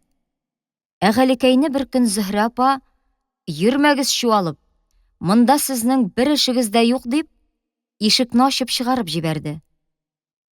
Кемнәрдер ниндидер төеннәрне күтәреп һәм атка дөягә салып алып киттеләр. Моңа кадәр бу йортта күренмәгән, ләкин кардәш саналган агайлар кырпу бәрән бүрекләрен маңгайларына басып кигән хәлдә, кулларын бишмәтләре астыннан артка кушырып, келәтләргә кереп, нидер карап йөрделәр. Алар балаларны юкка исәпләп күрмичә уздылар. Ләкин өй алдында яткан һәр нәрсәгә, аунап ята торган тәгәрмәчкә, камыт бавына, хәтта урталай сынып эшкә ярамый ята торган күчәргә ачуланган сыман шәнчеп карадылар. Аннан соң зур кенәгәләр һәм счетлар тоткан конторщиклар, күзлекле нотариуслар җәһәт-җәһәт хәрәкәтләр белән бер килеп, бер китеп йөрделәр.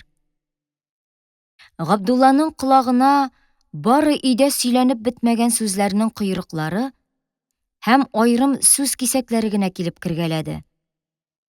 Анысын нотариус карар, бездән эш тормас, монда суд берни дә эшли алмый. Кредит, гербовой акча. Җизнәсеннән соң Габдулла бу йортта озак яшәмәде. Дәү апага иреннән соң бөтен хуҗалыкны үз җилкәсенә йөкләү авырга килде ахыры. Ул үз туганының улы Габдуллага бөтенләй ят кешегә караган кебек карый. Аны кыерсыта башлады. Әйтерсең, Габдулланың туган кардәше дәү апасы түгел, бәлки җизнәсе булган. Элек-электән кырыс Зөһрә әтисе үлгәч бөтенләй чыгырыннан чыкты. Бер көнне Габдулла мәктәптән кайтып, аскы өйгә кереп тормастан ниндидер йомыш белән өскә менде. Шунда нәрсә өчендер дулап өйдән чыгып килүче Зөһрә аңа килеп бәрелде һәм аны этәреп җибәрде. Кит әле, юл өстендә торма, бәрәкәтсез. Бу сүзне Габдулла бер юлы төшенде. Әтисенең үлүен Зөһрә Габдулладан күрә. Габдулла килде дә, өйдән бәрәкәт очты. Менә! Габдулла йомышын ук онытып, кире аскы өйгә төшеп китте. Ул кергәндә Гыймади белән Гайниямал әйберләрен җыйнап төйнәп торалар иде. Фатирдан күчәсезме әллә? Дип сорады гаҗәпләнеп Габдулла. Бикә безгә яңа урын табарга кушты дип җавап бирделәр аңар. Без? Сез бикәнең канат астында каласыз, диде ике төрле мәгънә беләнрәк Гыймади. Әйе, бу канат асты никадәр җылы булачагын Габдулла бик яхшы белә иде. Һәм ул Гыймадилар киткәннең икенче көнне үк китап һәм дәфтәрләрен үзенең кечкенә агач сандыгына тутырып алды да, култык астына өтек кенә мендәрен һәм өзгәләнеп беткән кечкенә юрганын кыстырып, мәдрәсәгә күчеп китте. Анда аны күптән иптәшләре чакыра, һәм аның хәлен аңлап белә торган Гомәр хәлфә дә күптән күчеп килергә киңәш итә иде. Дәү апасы Габдулланың мәдрәсәгә күчүенә каршы килмәде. Тик чын күңеленнәнме, тыштан гынамы аның артыннан: «Габдулла, кайтып йөрерсең бит, безне онытып ташламассың бит», дип калды. Габдулла күчкәндә кыш уртасы булганга күрә, мәдрәсәдәге бөтен җир, хәтта җәмәгать сәкеләре һәм сәндерәләр аркылыга буйга шәкертләр тарафыннан биләнеп беткән, бөгәрләнеп түгел, сузылып ятарлыкта буш урын калмаган иде инде. Шуңа да карамастан, ишле җәмгыять ябык кына гәүдәле кечкенә Габдулланы бик теләгәндә үз эченә сыйдыра ала иде. Ни әйтсәң дә, аларның һәр кайсы уку шартларында Габдуллага теге яки бу кадәр я иптәш, я кардәш иде бит. Ләкин Габдулла култык астына әлеге мендәре белән юрганын, икенче кулына сандыгын тотып килеп кергәч, иптәшләр дә, кордашлар да ниндидер эш тапкан булып, Габдулланы күрмәмешкә салыштылар. Ә кайбере эшем кешесе кебек каядыр ашыгып чыгып та китте. Тик сәндерәдә озын аякларын салындырып утырган бер киң кара кашлы, ачулы зур күзле таза шәкерт кенә бу эшкә әһәмият бирде һәм калын тавыш белән: "Вөҗдансызлар! Үз иптәшегезне сыйдырырлык инсаниятыгыз да юк бит сезнең", дип сүгенде. Бу Габдулла белән бергә Әхмәтша учительгә йөри торган Йосыф шәкерт иде. Учительдә ул үзенең русча белеме белән артык алдынгы исәпләнмәсә дә, мәдрәсә шәкертләре арасында ул русчаны иң шәп белүче санала. Хәтта шуның өчен аны Урыс Йосыф дип йөртәләр иде. Ләкин Йосыф та сүгенү белән генә шикләнеп калды. Габдулланы үзенең янына сыйдыру аның уена да кермәде. Идән уртасында басып торуның да бер чиге бар бит әле. Габдулла ул чикне узып, инде кире чыгып китү дәрәҗәсенә җиткән иде. Ләкин шул вакыт мич аралыгыннан нәзек кенә ирләр тавышы килде. "Габдулла әфәнде, күзлеләр сиңа урын бирмиләр икән. Әйдә, күзсез Суфи абзаң янына кил." Һәм Габдулла тар гына аралыкта Сәлүк Суфи янында урнашып калды.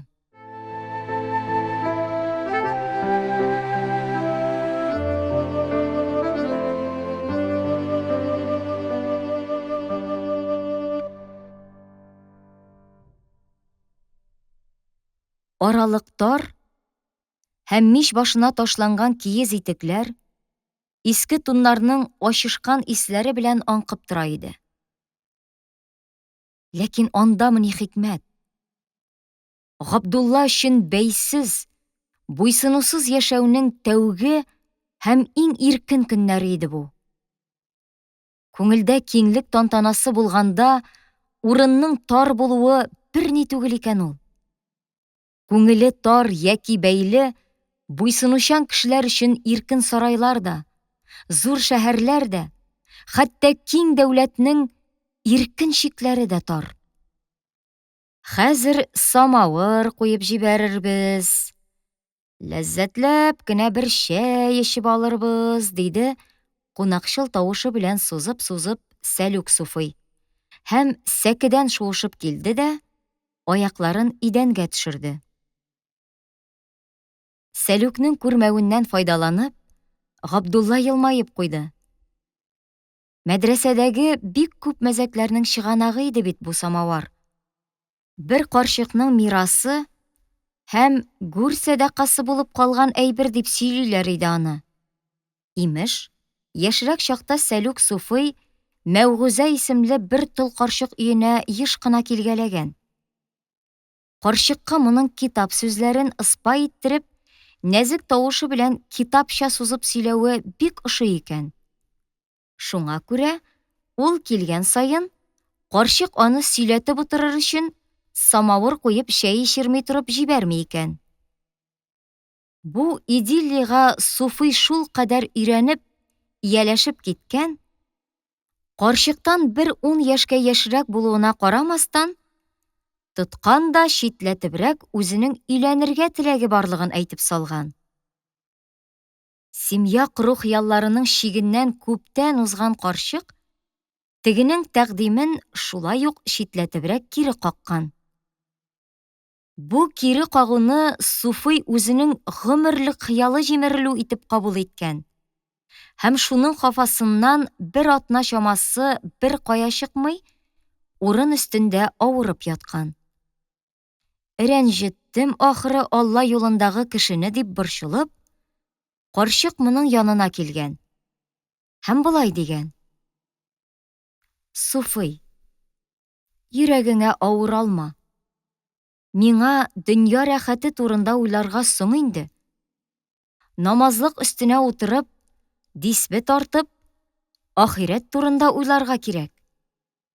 Әммә бер үк күңелең миңа рәнҗемәсен.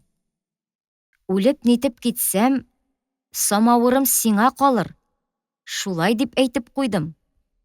Фидиям дә, гүр сәдакам да шул булыр. Минем өчен Коръән укырсың. Аннан соң карчык үлеп киткән. Аның васыяте буенча самаварны Суфыйга биргәннәр. Карчыкның үлеп китүе Суфый өчен бик ямансу тоелса да, самаварлы булу куанычы аның кайгысын җиңгән. Мәдрәсәгә моңарчы ара-тирә кунарга кертелә торган Суфыйны, самаварлы булып алгач, бөтенләйгә мәдрәсәдә яшәүче итеп кабул иткәннәр.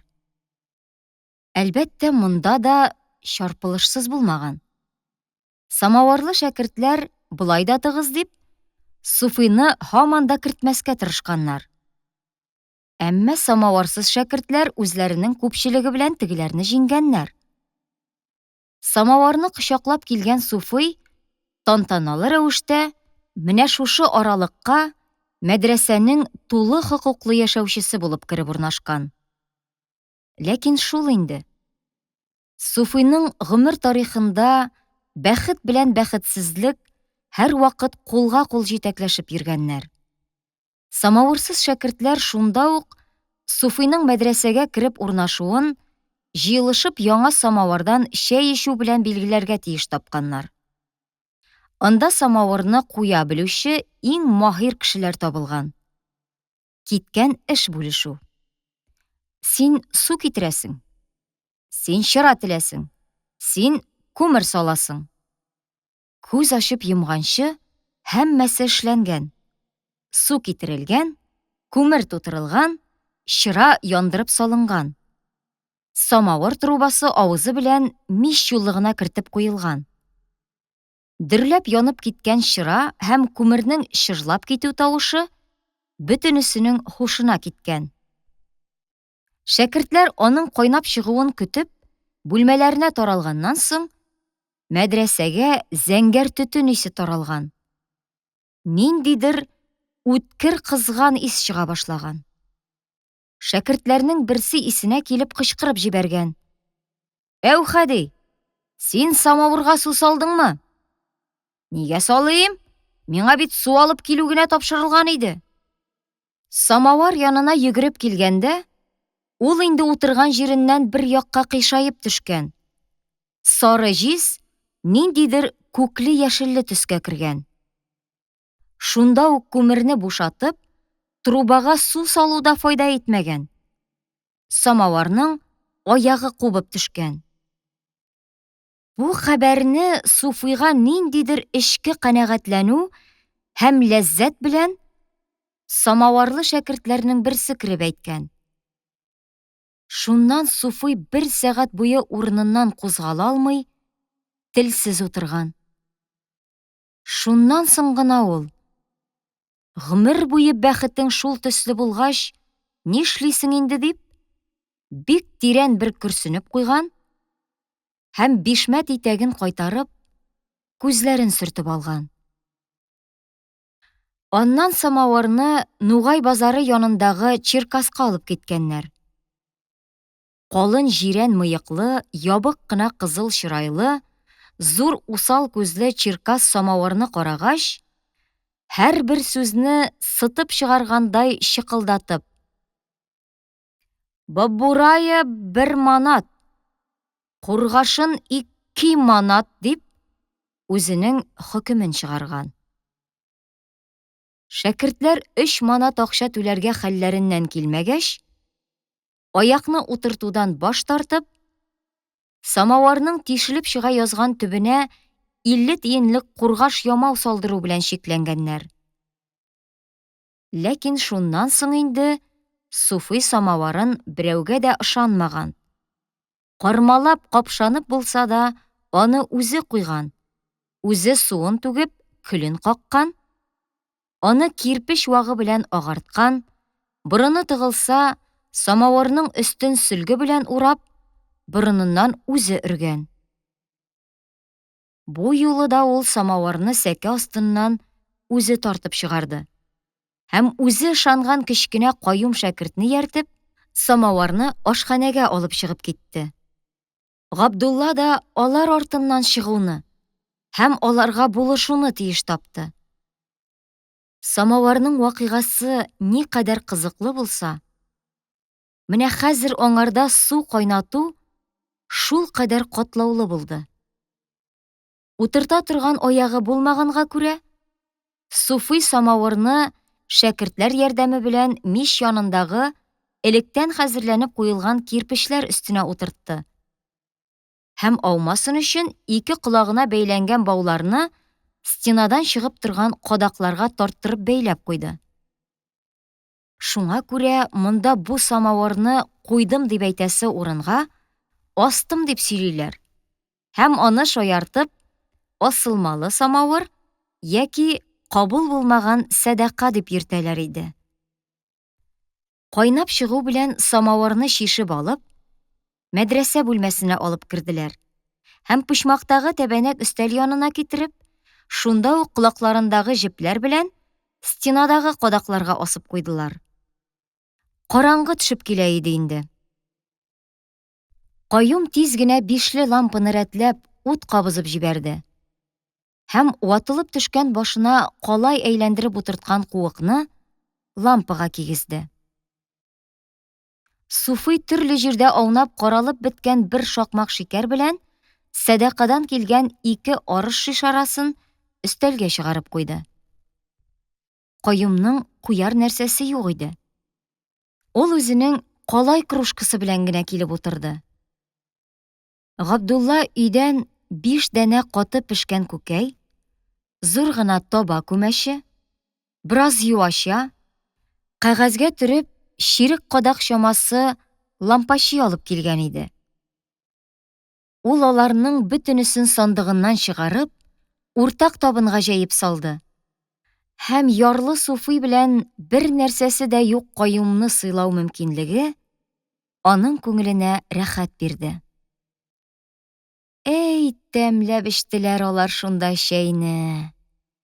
Габдулла яхшы өйдә, яхшы зур самавардан чын Кытай чәйендә, җизнәләрендә бу кадәр ләззәт белән эчкән чагын хәтерләми. Такта чәем, якты чыраем иде шул бу. Тегендәге кебек бөртек чәем, төртеп эчерәем түгел иде.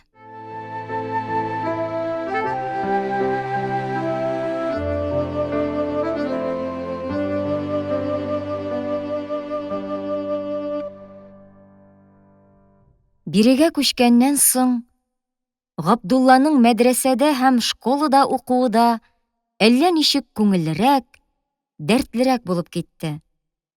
Быел аның хәлфәсе дә шәпеш түгел. Әлеге беләм мин сезне нояннарны дигән кебек, хәйләкәр генә елмаеп йөри торган Сиражи хәлфә иде. Дөрес, аның дәресләре һаман шул ук гарәп сарфы белән нәхүе һәм дини мәсьәләләр булды. Зарабә суқты бер ир үткән заманда. Зарабә суқты бер ир үткән заманда. Зараба суқты 2 ир үткән заманда. Зарабу суктылар күп ирләр үткән заманда.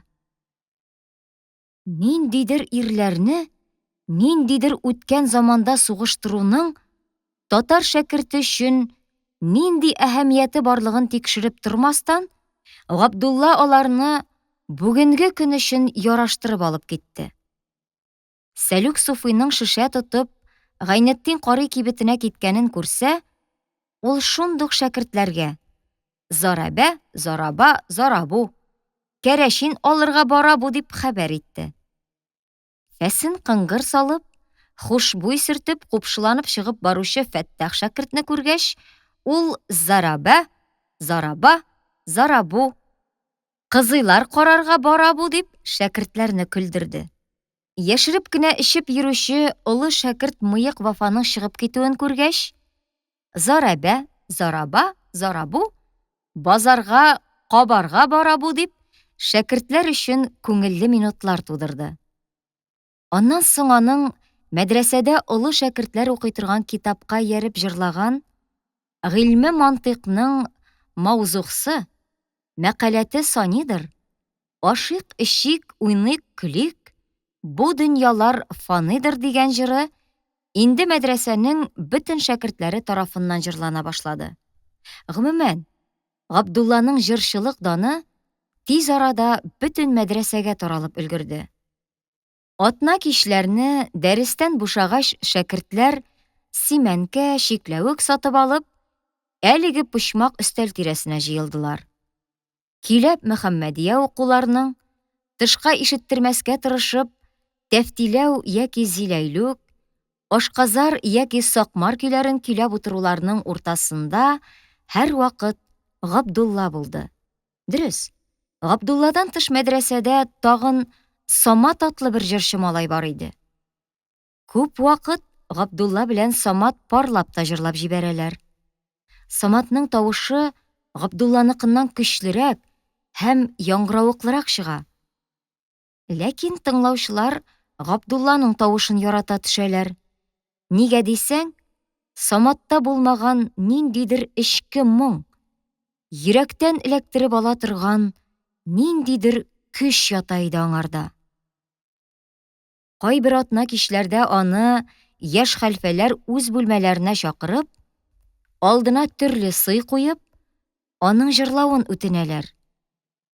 Габдулла кесәсеннән кечкенә дәфтәрен чыгарып, анда язып барган җырларына карап ала да, күзләрен йома төшеп, җилфер дәгенәй ай йөргәндә, җил ачадыр минем куенымны, ябыгып җитеп кенә ай йөргәндә, җыр ачадыр минем күңелемне дип, җырлап алып китә иде. Озак та үтмәде, бу җыр кичәләренең даны бүтән мәдрәсәләргә барып җитте. Һәм андагы җыр сөючеләр атна кичләрне Мотыйгыяга берәм-берәм килеп чыккалап тордылар. Үзләре җырлаштылар. Бу кичәләр хәтта җырлый белми торган һәм гомумән музыкадан ерак кешеләрнең дә дәртен кузгатты. Хвалыннан килгән Шәймәрдән исемле мишәр шәкерте бер көнне: «Кая, мин дә бер җыр әйтеп бирим» дип, «Шиновой колеса» дигән бер озын көйле җыр җырлап бирде. Шиновой, ой колеса, каты йөресә шипка айлана. Габдулла аның җырыннан түгел, аның җырлау рәвешеннән бик зур ләззәт таба. Һәм ул килгән саен: «Шәймәрдән, җырла әле теге шиновой колесаны. Ул синең бик шәп чыга» дип үсендерә. Тегесе бу сүзне чынга алып, иренми, яңадан җырлап бирә иде. Шул ук атна кичләрне шәкертләрнең кара-каршы җырлауларында да Габдулла алдынгылыкны бирмәде. Тик язга таба килеп чыккан бер Мирхәйдәр Чулпаны дигән шагыйрь кеше үзенең олылыгы һәм тәҗрибәсе белән яшь шәкертне чигендерә төште. Бу кайчандыр шушы мәдрәсәдә укып киткән, аннан соң бозаулык ягында мөдәррис булып торган, шунда патша хөкүмәтенә каршы ниндидер сүзе өчен төрмәдә утырып чыккан 40-45 яшьләр чамасындагы бер кеше иде. Ул элек тә мәдрәсәдә җыр чыгаруда, кара-каршы җырлауда алдынгы булып танылган һәм Габдулла аның турында ишетеп белә иде. Сирәк кенә сакаллы, саргайган чандыр йөзле бу кешенең күзләре әле һаман да ниндидер яшьлек уты белән очкынланып торалар һәм аның үзен тоту, сөйләшү рәвешләре дә башкаларга охшамаган иде. 3 ел буе мәдрәсәдән аерылып торуына карамастан, ул бу юлы да сәлам биреп нитеп тормастан: «Хей, кайда яңа җырчыларыгыз? Кем белән үлән әйтешәбез?» дип килеп керде. Мәдрәсәнең олы шәкертләре һәм хәлфәләр аны бик канәгатьләнеп, шаулашып каршы алдылар. Сиңа каршы куярдай җырчыбыз булса, менә Габдулла әфәнде инде, диделәр аңа. Һәм шул көнне кич карт шагыйрь белән яшь җырчының очрашуы булды. Һәлак итте бизи, һай бу җәһаләт. Кара шәм якты безгә бу сәфәләт, дип, Мөхәммәдия көенә көйләп алып китте Чулпани. Габдулла да аңа каршы һәлак итте дип елап утыруның мәгънәсезлеген һәм фәнгә омтылырга кирәклеген аңлатып, 2 юллык үткер генә шигырь әйтте. Габдулла җавап бирә алырмы? Бирсә, нәрсә әйтер дип тынгысызланып утырган шәкертләр һәм яшь хәлфәләр. Һай, яхшы әйтте дип иркен сулап куйдылар. Чулпани тагын 2шәр юллы берничә шигырь әйтте. Габдулла аңа шундый ук 2 юллар белән җавап кайтара барды. Ләкин бу әле Чулпаниның яшь шәкертне сынап каравы гына икән. Ул үзенең шигырьләрен гарәп һәм фарси сүзләре белән авырайта, фикерләрен катлауландыра барды. Габдуллага җавап кайтару авырая төште. Һәм ниһаять ул Чулпаниның бер шигыренә җавап бирә алмый, тукталып калды. Чулпани җиңеп чыкты. Ләкин карт шагыйрь моның белән масаймады. Киресенчә, Габдулланы мактарга тотынды. Бу яшендә шигырь әйтешә белгән шәкертне мин әле гомеремдә беренче тапкыр очратам. Машалла! Йөрәгендә бик бай хәзинә ята бу әфәнденең. Тик аның ачкычын гына табарга кирәк. Аның ачкычы гыйльме гаруз, диде. Гаруз гарәпнең шигырь теориясе дигән сүз иде. Габдулла аны ишеткәне бар. Ләкин өйрәтүчесен таба алганы юк иде әле. Аннан соң, моңарчы ул шагыйрь булырмын. Шунда гаруз миңа кирәк булыр дип, башына да китермәде.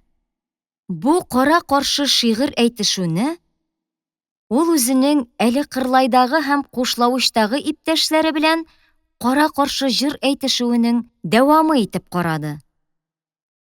Тик ул вакытны бу әйтеш урам такмакларыннан торган. Ә хәзер ул, Габдулла, ни әйтсәң дә, гыйлем исе иснәгән, күп китаплар укыган шәкерт.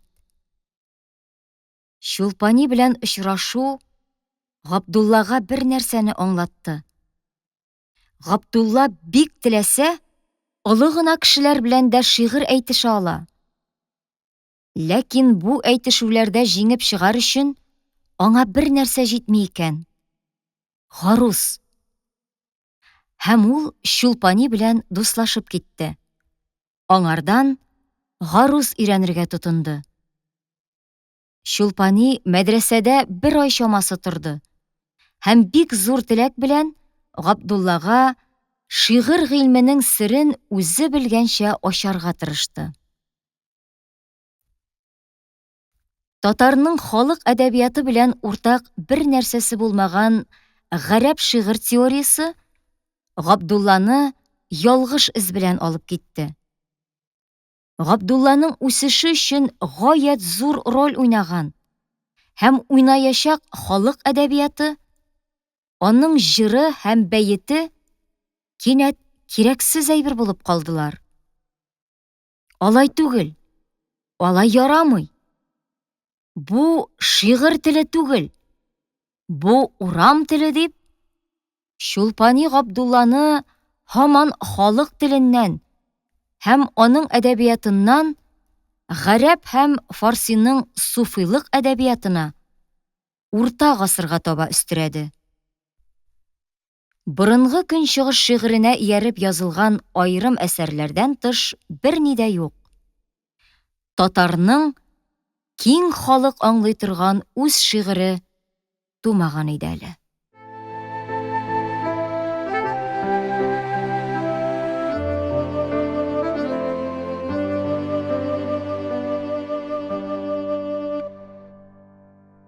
Туган гаилә җылылыгыннан мәхрүм диярлек үскән Габдулла, иптәшләр гаиләсендә сүнми торган, бер җирдә сүнсә, икенче урында кабынып, ялганып китә торган яктылык һәм җылылык тапты.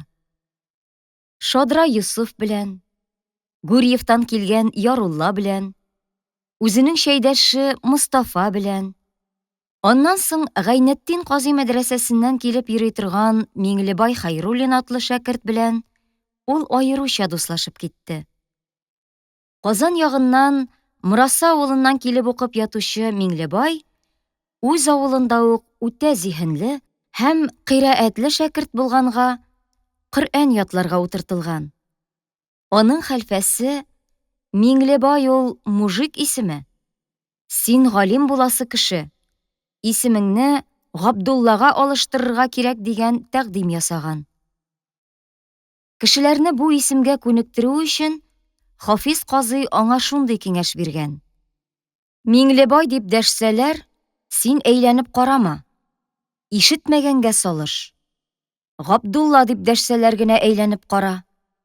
Миңлебай киңәшне тоткан һәм чынлап та өендәге гаиләсе дә, урамдагы иптәшләре дә тиз арада аның яңа исеменә өйрәнеп киткәннәр. Габдулла белән танышып алганнан соң, алар бер-берсен адаш дип йөри башладылар. Бу иптәшләр күмәкчәсе Габдулланың гомер юлындагы яңа табышы булды. Ул аңа чытырдап ябышты. Бара-бара ул үзен аңардан башка күз алдына китерә алмас булды. Ләкин ул иптәшләрен төчелексез, бер катлы яратты. Ул чорны мәдрәсәдә хөкем сөргән төчелек һәм ике йөзлелекне аның җене сөймәде.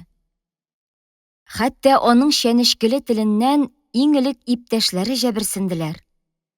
Ләкин бу аларны Габдулладан ераклаштырмады. Габдулланың ачы теле төбендә иң элек дуслык тойгысы ятуын сизделәр алар. Синең телеңә эләкмә инде, диде бер рәнҗегән иптәш. Синең тел Сиражетдин пәкесеннән ким түгел. Габдулла аңа: дөрес әйттең, ләкин мин телне аның кебек чүпрәккә төреп, сандык төбенә салып йөртә алмыйм инде, диде. Ләкин менә укулар тукталды. Шәкертләр кайсы кая таралышып беттеләр. Байраклары туган якларына, үз гаиләләренә кайтып китте. Олырак шәкертләрнең бер төрлесе казак арасына молдәкә булып, балалар укытырга, кайбере Оренбург ягына йон юарга, кайбере ерак приискаларга, кайберләре Мәкәрҗә ягына официант булып эшләргә таралыштылар. Мич арасында яшәгән Сәлүк Суфыйны кая китәргә белми аптырап калган һәм әңгәмә сөйми торган бер авыру шәкертне исәпкә алмаганда, Габдулла буп-буш мәдрәсәдә бер үзе калды. Күмәкчәдән башка яшәүнең читенлеген Габдулла менә шунда тагын да кискенрәк тойды. Дөрес, бу вакытлы хәл иде. Ләкин Габдулла моңа шактый вакыт күнегә алмый аптырап, ямансулап йөрде. Эш пошуын басар өчен ул Сәлүк Суфый белән берәр бәхәс тапты. Һәм бу күп вакыт Суфыйның ачулануы белән бетте. Бер көн Суфый намазлыгы өстендә дисбе тартып утырды да, Мөхәммәдиядән шушы юлларны көйләп җибәрде. Аны белмәди кем Рахман, бирептер аңлара иман. Габдуллага бәхәс кабызып җибәрергә җитә калды бу. Суфый абзый, кара инде. Оҗмахта Адәм белә Хаува бодай җимешен урлап ашаганны Ходай Тәгалә белми калган. Һәр нәрсәне күреп торучы Худайның тегеләрне сизми калуы ничек була инде ул? Тәүбә әстәгъфирулла диген. Сафсата дип шәпшеп китте Суфый. Ләкин үзе Габдулланың соравына бер ничек тә җавап бирә алмады. Габдулла аның саен бәйләнде. Менә шуны язган кеше тәүбә итсен. Нигә мин итим? Ул бит Худайны берни дә белми торган итеп чыгара. Нигә шулай түгелмени? Китапта шундый сүзләр була, сафсата. Ул бер төрле языла. Икенче төрле аңларга кирәк аны. Ничек алай инде ул? Китапта Алланы бер бар дип язалар. Мин аны ике яки бердә юк дип аңларга тиеш буламмыни? Күфер сөйлисең, ләгин. Тәүбә диген. Әйттем, кайттым диген. Кире аңларга тиеш нәрсәнең ләземе була. Ләзем түгеле була. Шуны да аңламыйсың. Аңламыйммысың? Диндә тәмәке тартмагыз, арак эчмәгез дигән сүз бар. Аны киресенчә аңларга кирәк әлбәттә. Бу ләзем була. Инде менә муллаларга гошыр бирегез дигән сүз бар. Моны да киресенчә аңларга кирәк. Аларга сукыр бер тиен дә бирергә ярамый. Тфу, билләһи. Авызыңа иблис төкергәндер синең, ләгин. Сафсата. Кит тотынма, тәһәрәтсез кулың белән самавырга. Мин аны бисмилла әйтеп кенә тотам. Син дәһри белән моннан соң минем алыш бирешем юк. Габдулла бу мәзәк бәхәстә җиңеп чыгуы белән канәгатьләнеп көлә һәм тына. Сәлүк Суфый чынлап та аңа үзенең төпсез самаварын бирмәс була. Ләкин күп тә үтми, ул үзе үк яман сулый башлый. Һәм Габдулланы дәшеп ала. Ләгин икәнсең. Бар инде алайса, куеп җибәр самавырны. Бер ләззәтләнеп шәй эчеп алыйк, дамелла Габдулла.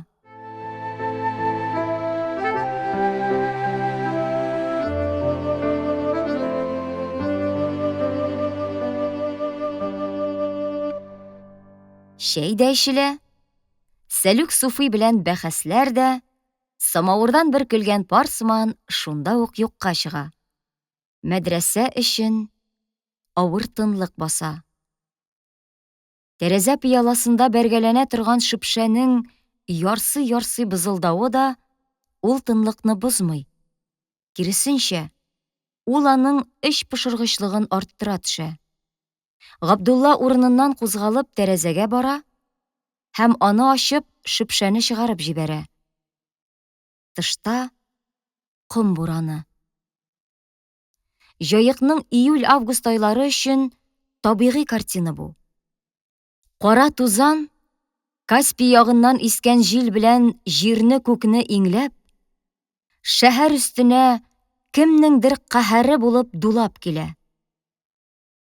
Габдулла үзенең Казанда калган әнкәсе Газизә апайга хат язганда, дөрес адресын күрсәткәннән соң шаяртып, город Кумбуранский, Чокыр-Чакыр Урамский дип язсаң да килер дип куйган иде. Бу уен сүздә, уйлап карасаң, ни кадәр чынлык. Тәрәзәне яп, дамелла Габдулла. Тузан кертәсең бит өйгә дип сукрана Сәлүк. Габдулла әйтерсең аны ишетми. Тәрәзәдән ком бураны аша еракка, чаганның ар якларына, Әнисим күлләренә карап тора. Язгы ташудан соң бик нык кайткан һәм сайыгып калган чаганның кымлы ярлары буйлап өермәләр биешеп уза.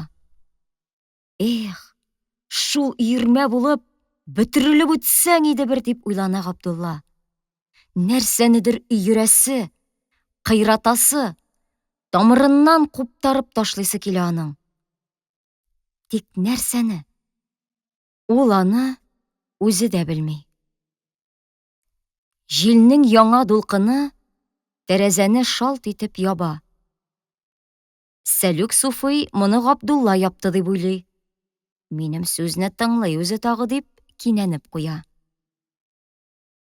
Газизә апа янына барырга мәллә дип Габдулла уйланып кала һәм шунда ук фикереннән кире кайта. Юк. Яшь җизние Савраска Габдрахман өйдә бит. Габдулланы күрсә, ул нидер йотып, аны тамагыннан үткәрергә белми йөргән күркә кебек гылдыр-гылдыр килә башлый.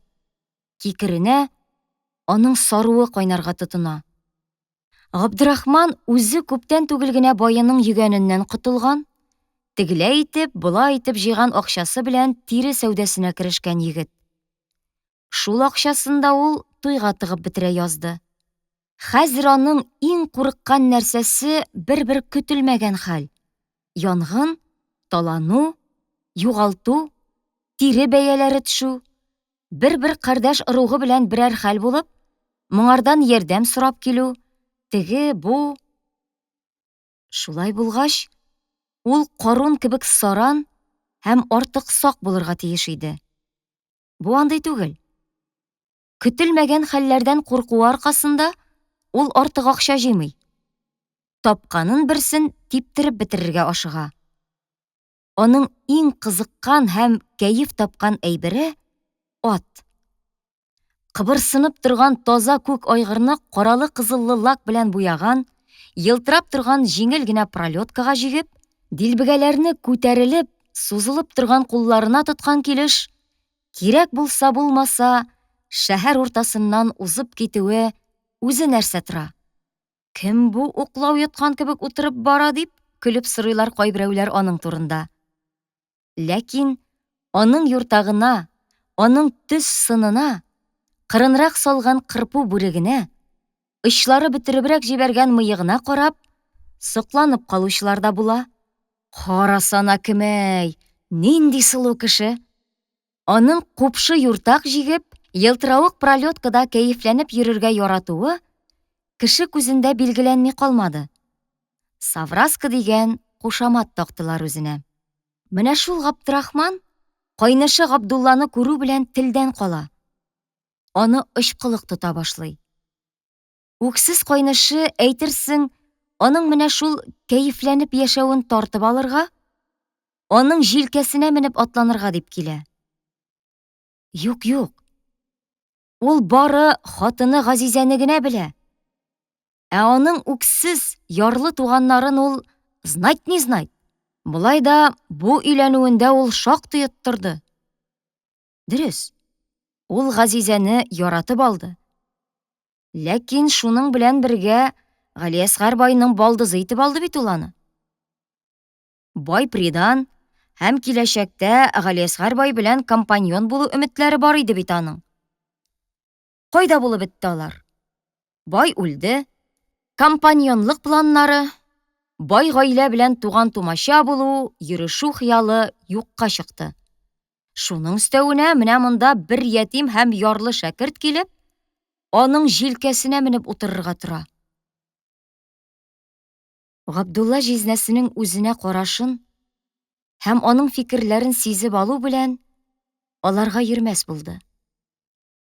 Урамда очраганда да ул аңа сәламне ярлы һәм ятим Габдулла булып түгел, аңардан да байрак, тәкәбберрәк кеше булып, башын күтәребрәк биреп китә башлады. Габдрахман хәтта бер көн кайтып, хатынына зарланып торды. Ул синең энең нишләгән? 100 мең тапкан мәллә? Җизнәсе белән бөтенләй әллә кем булып исәнләшә. Кешеләрнең үзара мөнәсәбәте байлык, дәрәҗә белән генә билгеләнә дип белгән. Шулай тәрбияләнгән кешенең бу гаҗәпләнүе табигый иде әлбәттә. Бер көн Газизә апасы Габдулланы урамда очратты һәм бик рәнҗеп аны битәрләде. Җизнәң белән холыкларыгыз килешми икән. Миңа кинә тотып йөрүең нәрсә? Туган-тумачадан бизгән кардәш турында укыган китапларың ни әйтә? Әнә, Дәү апа авырып ята. Габдулланың киткәннән бирле бер килеп караганы да юк ди. Тәкәбберлегеңме бу синең? Җизни үлгәч, Галекәйне сыйдырдылар. Мин сыймадым бит. Инде нигә миңа рәнҗи, диде Габдулла. Юк, мин анда бармыйм. Җизни берәр яры киткән арада синең яныңа барып чыгармын әле. Һәм ул Саврасканың каядыр сәүдә белән китүен ишетеп, апасы янына барып чыкты. Тәрәзәләре яшел гөлләр белән челтәрләнеп торган, апасының уңган куллары белән җыештырылган җыйнак һәм чиста өйдә 3-4 кенә сәгать булса да үз өендә, үз гаиләсендә утырган кебек утырып калды ул. Апасы аңа кирләрен алып килергә кушкан иде. Апасы кир юган арада, Габдулла йөгерә-йөгерә һәм бик зур теләк белән аның савыт-сабаларын юып йөрде. Юк, апа, бу миңа үз өемдә, үз гаиләмдә эшләп йөргән төсле рәхәт бирә, диде Габдулла. Һәм кирпеч вагы төеп, самавар агартырга тотынды. Аңа чынлап та бик рәхәт иде. Саҗидә апасыннан соң аның өчен туганлык җылылыгын саклап килгән бердән-бер кеше иде бит Газизә. Алар эшли-эшли бик күп сүзләр сөйләштеләр шунда. Габдулла Өчилене, Кырлайны, яңа бистәне исенә төшерде. Газизә әти-әниләре турында әлегәчә Габдуллага билгеле булмаган нәрсәләрне сөйләп бирде. Әтисе Мөхәммәд Гарифның Әтнә базарыннан кызмача кайтып, «Минем улым мулла булмас, Алла боерса», дип өстәл сугуын хәтерләде. Менә кызык, ни өчен мин мулла булырга тиеш булганмын соң? Нигә ул алай дип әйтте икән, дип төпченде Габдулла. Хәзерге чор өчен табигый булып килә торган бу сүзнең ул чор өчен өр-яңа һәм кыю сүз булуын ул төшенмәде. Бит кияүенең шул сүзе һәм эчкәләргә яратуы өчен бабасы кызы Мәмдүдә янына килеп, бу эчкече белән торганчы әллә аерыласыңмы дип язып бирде. Бу вакыт Мөхәммәд Гариф каяндыр төшереп кайтканда, түр башында сәкедә черем итеп ята иде.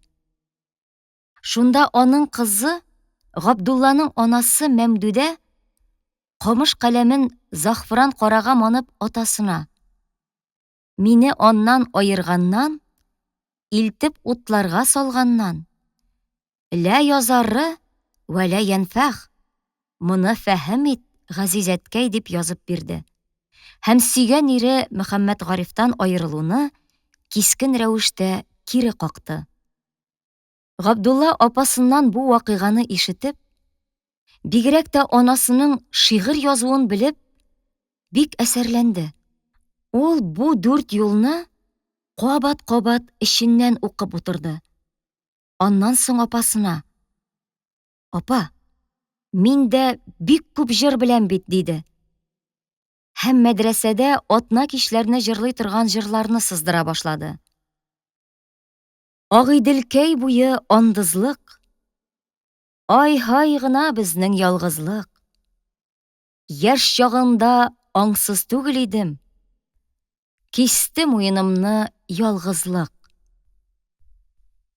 Газизәгә бу бик нык тәэсир итте.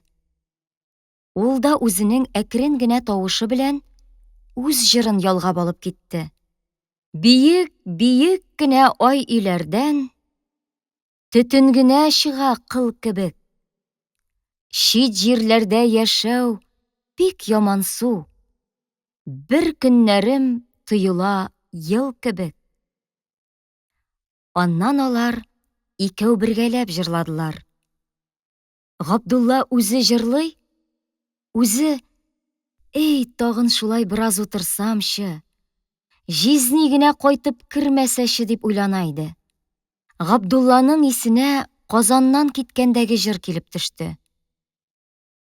Аяз гына булса, айга көч, болыт булса гына, көнгә көч. Каяда гына барсаң, тик бер кояш, күбәләктәй газиз җанга көч. Газизә кир юып торган җиреннән кинәт идәнгә утырды да, башындагы яулыгын кайтарып, күзләрен каплады.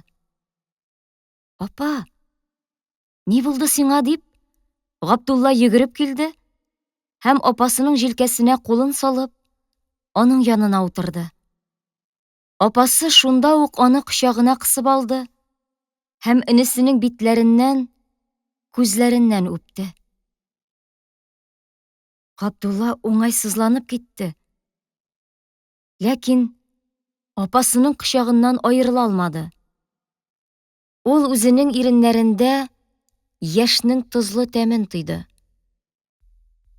Тик кем яше? Үзенекеме? Апасыныкымы? Белмәде.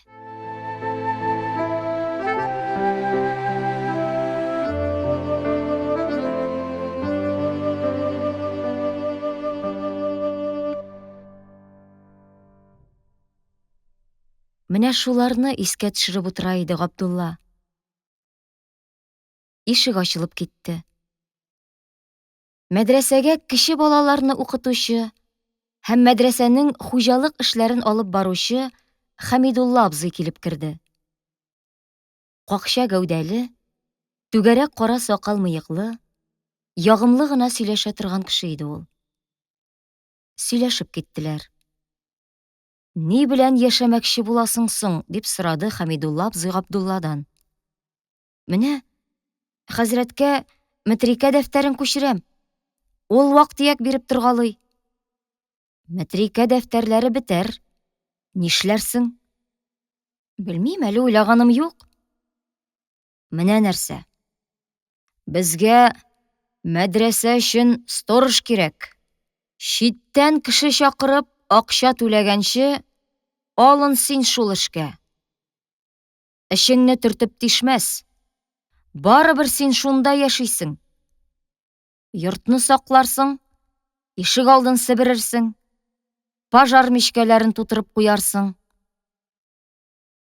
Аты каясың? Мәдрәсәбезнең мөтәвәллие Мортаза әфәнде үзенең атын биреп торырга булды. Шуның өчен аларга да берәр мичкә менгезеп бирергә туры килер инде. Жалуньяны үзем түләрмен диде. Ярлы ябаганы әбижәйт итмәс. Бик диянәтле, бик юмарт бай. Алла гомерен бирсен. Шул көннән башлап Габдулла мәдрәсәдә сторожлык хезмәтен үти башлады. Йортны себерде, ишек алдындагы бердән-бер тал агачының кайрысын кимереп торучы кәҗәләрне себерке белән өертеп куып чыгарды һәм капканы ябып, келәне элеп куйды. Тагын нишләргә? Кырлайда Сәгъди абзыйның үз йортында тегене-моны рәтләп, хуҗа булып йөрүе аның исенә килеп төште. Ул булса, монда тагын нишләр иде дигән сорау куйды ул үзенә үзе. Шунда аның күзе чаган ягына таба авып бара торган коймага төште.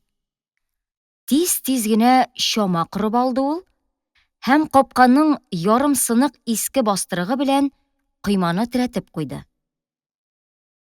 Үзен кая куярга белми ямансулап йөргән Габдулла өчен бу эшнең бөтенесе бик тансык булып чыкты. Үзенең бүгенге эшеннән шактый канәгать булып һәм бераз талчыгып, ул мәдрәсәгә керде. Каты-коты белән тамак ялгап, сәлүк белән чәй эчеп алганнан соң, сәндерәгә менеп ятты һәм гадәттәгедән тизрәк йоклап та китте.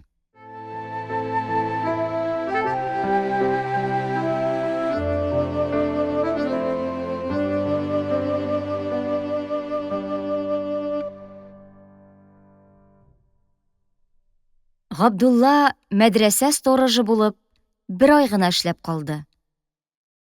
Аның Мортаза бай белән борчаклары пешмәде. Әллә нидә бер тамып куя торган 1 сум, 2 сум бәрабәренә Габдулла мәдрәсәдәге сторожлыктан тыш Мортаза бай йортына су ташыды. Аның йорт белән кибет арасындагы йомышларына йөгерде. Хәтта аны бер көнне хатын-кыз белән бергә капчыклар ямарга утырттылар. Шулар өстенә әле ул эш арасында хәзрәтнең китапларын күчерергә тиеш иде. Эш кайчакларны шул кадәр ишәеп китте, Габдулланың китап укырга гына түгел, мунчага барырга да вакыты калмады. Җизнәсеннән чыгып, Мортазага яллану, бу бер камытны салып, икенчесен кию икәнлеген ниһаять төшенеп алды ул. Шуннан соң бер көнне Мортаза йортына су китерү урынына тотты да сандыгыннан юылган күлмәк ыштан алып, мунчага китте. Аннан кайтты да Казанда пароховойда калган Саҗидә апасына Иске бистәдәге әти-әнисе Вәли абзый белән Газизә апага, аннан Гурьевтагы иптәше Яруллага хатлар язды. Әхмәтша учительдән алып кайткан һәм моңарчы укырга вакыт тимәгән китапларын алып укырга тотынды. Кыскасы, ул шул көнне үзенә ял көне ясады. Әйтегез, Гыймади теге күк айгырны җиксен. Булаусовларга барып кайтасым бар, диде Мортаза бай. Ул өйдә юк дип хәбәр иттеләр аңа. Кая киткән? Мишкә белән суга төшеп киткән. Ничек алай? Минем су ташучы бар лабаса. Галиәсгар бай кайнышын ялладым бит мин су ташучы итеп. Биби Зөһрә аркасында бозылышканнан соң ул Галиәсгарны урыны чыкса чыкмаса, гел шулай сүзгә катнаштырып кимсетеп килде. Бу юлы да аның кайнышын үзенә хезмәткә яллауны ул бик зур эчке канәгатьләнү белән Галиәсгарлар нәселен кимсетү, төшерү теләге белән әйтте. Ләкин бу канәгатьләнү рәхәте шунда ук юкка чыкты. Аңа Габдулланың бүген су китермәве турында әйттеләр.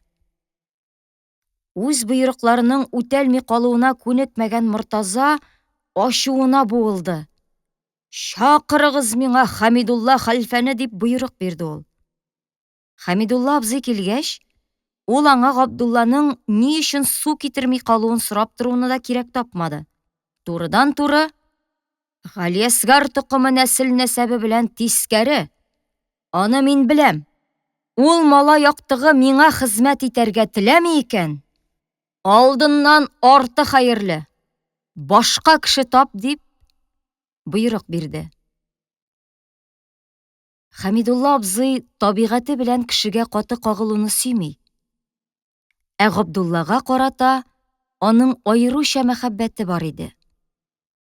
Шуңа күрә ул мәдрәсәгә килеп, Габдуллага Мортаза байның боерыгын ирештереп тормастан, турыдан-туры булай диде. Карагыз әле, Габдулла әфәнде. Мин уйлап тордым да шундый фикергә килдем. Бу мужик эше сезгә кул түгел. Балалар укытырга кирәк сезгә. Күмәчче Фазыл әнә балаларына хәлфә эзли иде. Алыныгыз әле шул эшкә. Һәм Габдулла, дворниклык эшен ташлап, күмәчче Фазылның 2 улын укытырга тотынды. Күмәчченең кече улы зирәк кенә булып, Габдуллага ул бик тиз ияләшеп китте. Габдулла да аны теләбрәк укытты. Әмма хуҗаның олы улы әллә нинди сүз аңламас күсәк булып чыкты. Ул үзенең кәнфиткә катып беткән авызы-борыны белән Казандагы Тавис хуҗасы Ибраһим бай малаен хәтерләтә иде. Балаларын укыткан өчен хуҗа Габдуллага бер тиен дә түләмәде. Тик шунысы, Габдулла 2 ай буена җылы күмәчкә аптырамады. Иң әһәмиятлесе, ул китаплар укырга вакыт тапты. Быел беренче тапкыр ул Әхмәтша учитель киңәше һәм тәкъдиме белән Җаекның приказчиклар клубына барып, аның китапханәсенә язылды. Беренче тапкыр ул меңнәрчә китапларны пөхтәләп тезгән озын-озын шүрлекләр һәм түбәләре биек түшәмгә тиеп торган зур-зур шкафларны күреп, исе китте. Менә кайда икән ул китапның хәзинәсе. Биредә китап биреп торучы карт кына хатын аңа дөньяда иң бәхетле кеше булып күренде. Кара инде, никадәр китап аның карамагында. Теләсә кай шүрлеккә үрелә, теләсә кайсы китапны урыныннан суырып тартып ала, теләсә кайсы китапны алып укый. Шуның белән җәй дә узып китте. Мәдрәсәдә укулар башланды.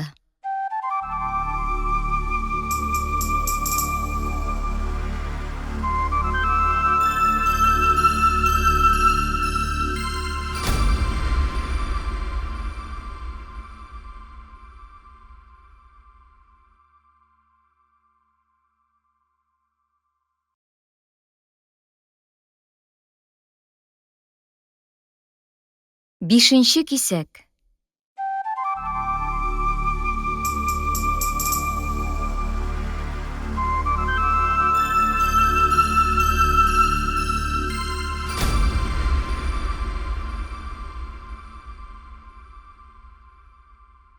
Җәмгыятьтә яңа фикерләрнең тамыр җыя башлаган чоры иде бу. Ләкин яңа фикерле яшьләрнең дә бик күбесе иске традициялар басымыннан бер юлы гына котылып җитә алмады. Яңаша укыту мәктәбе Җаекка беренче тапкыр бик сәер килеп керде. Бер көнне Мортаза бай үзенең Казан сәфәреннән кайтып керде һәм кияүе Нури хәлфәне чакыртып алды. «Кияү», диде ул, «сине чакыртуымның сәбәбе шул. Казанда, Уфада, Оренбургта яңаша укыту мәктәпләре ачыла. Кара такта кертелә, көрсиләр, дини гыйлемнәр янына шут гыйлеме. Кайда нинди шәһәр, кайда ничек пароход йөри, шуларны өйрәтә торган гыйлемнәр килеп кушыла. Дөньялык өчен бик кирәк нәрсә. Шут гыйлеме белән поездда, пароходта йөрү гыйлеме сәүдә халкы өчен аеруча кирәк әйбер. Безгә дә ул эшне башлап җибәрергә вакыт. Без башламасак, аны барыбер башкалар башлап җибәрәчәк. Ярамый. Ул эшне без үз кулыбызга алыйк. Югыйсә әнә Казанда бу эш кайбер ни җитте кешеләр кулына эләгеп, шәкертләр арасында кирәк-кирәкмәгән китаплар уку, мөдәррисләргә һәм мөтәвәллиләргә буйсынмау кебек хәлләр килеп чыккан. Һәм иске мәдрәсә ишек алдында, кечкенә иске агач йортта, Нури хәлфә балаларны көрсиләргә утыртып, алларына кара такта куеп укыта башлады. Мортаза бай Казандагы Сәйдәшевка, Оренбургтагы Әхмәт байга мактанып хатлар язды. Җирле рус газетасында хәтта шәһәребезнең почетлы гражданы Мортаза Гобәйдуллин яңа метод белән укыта торган мөселман мәктәбе ачтырды дип язылды. Ләкин моның исеме генә яңа иде. Анда һаман шул ук иске гарәп сарыфы, гарәп нәхүе, намаз, ураза, зәкәт, хаҗ гамәлләренең бетәсе түгел кагыйдәләре укылды. Хисап борынгыча, әүвәл алдым бер куян тиресе 3 тиен, вә янә алдым бер куян тиресе 2 тиеннән һәм бәбде бәҗвиннән узмады. Җәгърафия дигәннәре Казанның Мөхәммәдиясеннән соратып алдырган кулъязма дәфтәр эчендәге белемнәрдән гыйбарәт иде. Җәгърафия 3 төрле булыр. Җәгърафия-и табигый, җәгърафия-и риязый, җәгърафия-и сәяси вә яки политикый дип язылган бу белемнәрне Нури хәлфә үзе үк аңлап бетермәстән шәкертләренә ятлап килергә һәм аны тутый-кош сыман такмакларга боерды. Әле тагын тарих дигән бер дәрес кертелгән иде.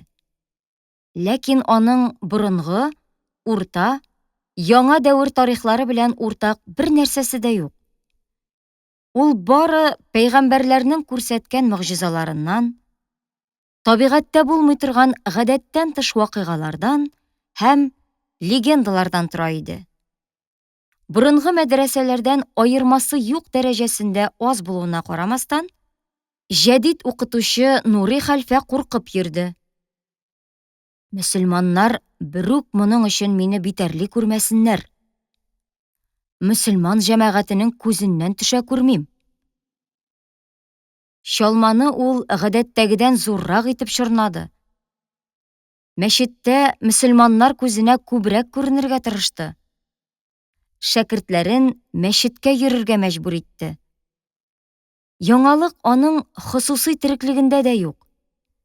Ул ишаннар кебек эшкеренә, хатыннарга зәгъфран белән тәлинкә язып бирә, им-том ясый, үзе 2 хатын белән тора иде. Үз ихтыяры белән ул гомергә бу яңаша укытуга ябышмас иде. Хәтта аңа теше тырнагы белән үзе үк каршы иде ул. Бары бай бабасының сүзен йыкмыйм дип кенә тотынды ул бу эшкә. Татар дөньясына менә шундый яңалык та килеп кергәләде. Һәм ул ачы телле яшьләр тарафыннан тиешле бәя алмыйча кала алмады. Нури хәлфә мәктәбе турында соңгы вакыт шундый памфлет та чыгып өлгерде. Һәм аны Җаекның зур мәдрәсә шәкертләре генә түгел, Нури хәлфәнең үз шәкертләре дә бик канәгатьләнеп әйтеп йөрделәр. Мөгаллим Нурый зур чалма урый. Халыкка тугры күренә, дусларым. Мөгаллим надан, укымый калган. Укыта ялган, аңла, дусларым.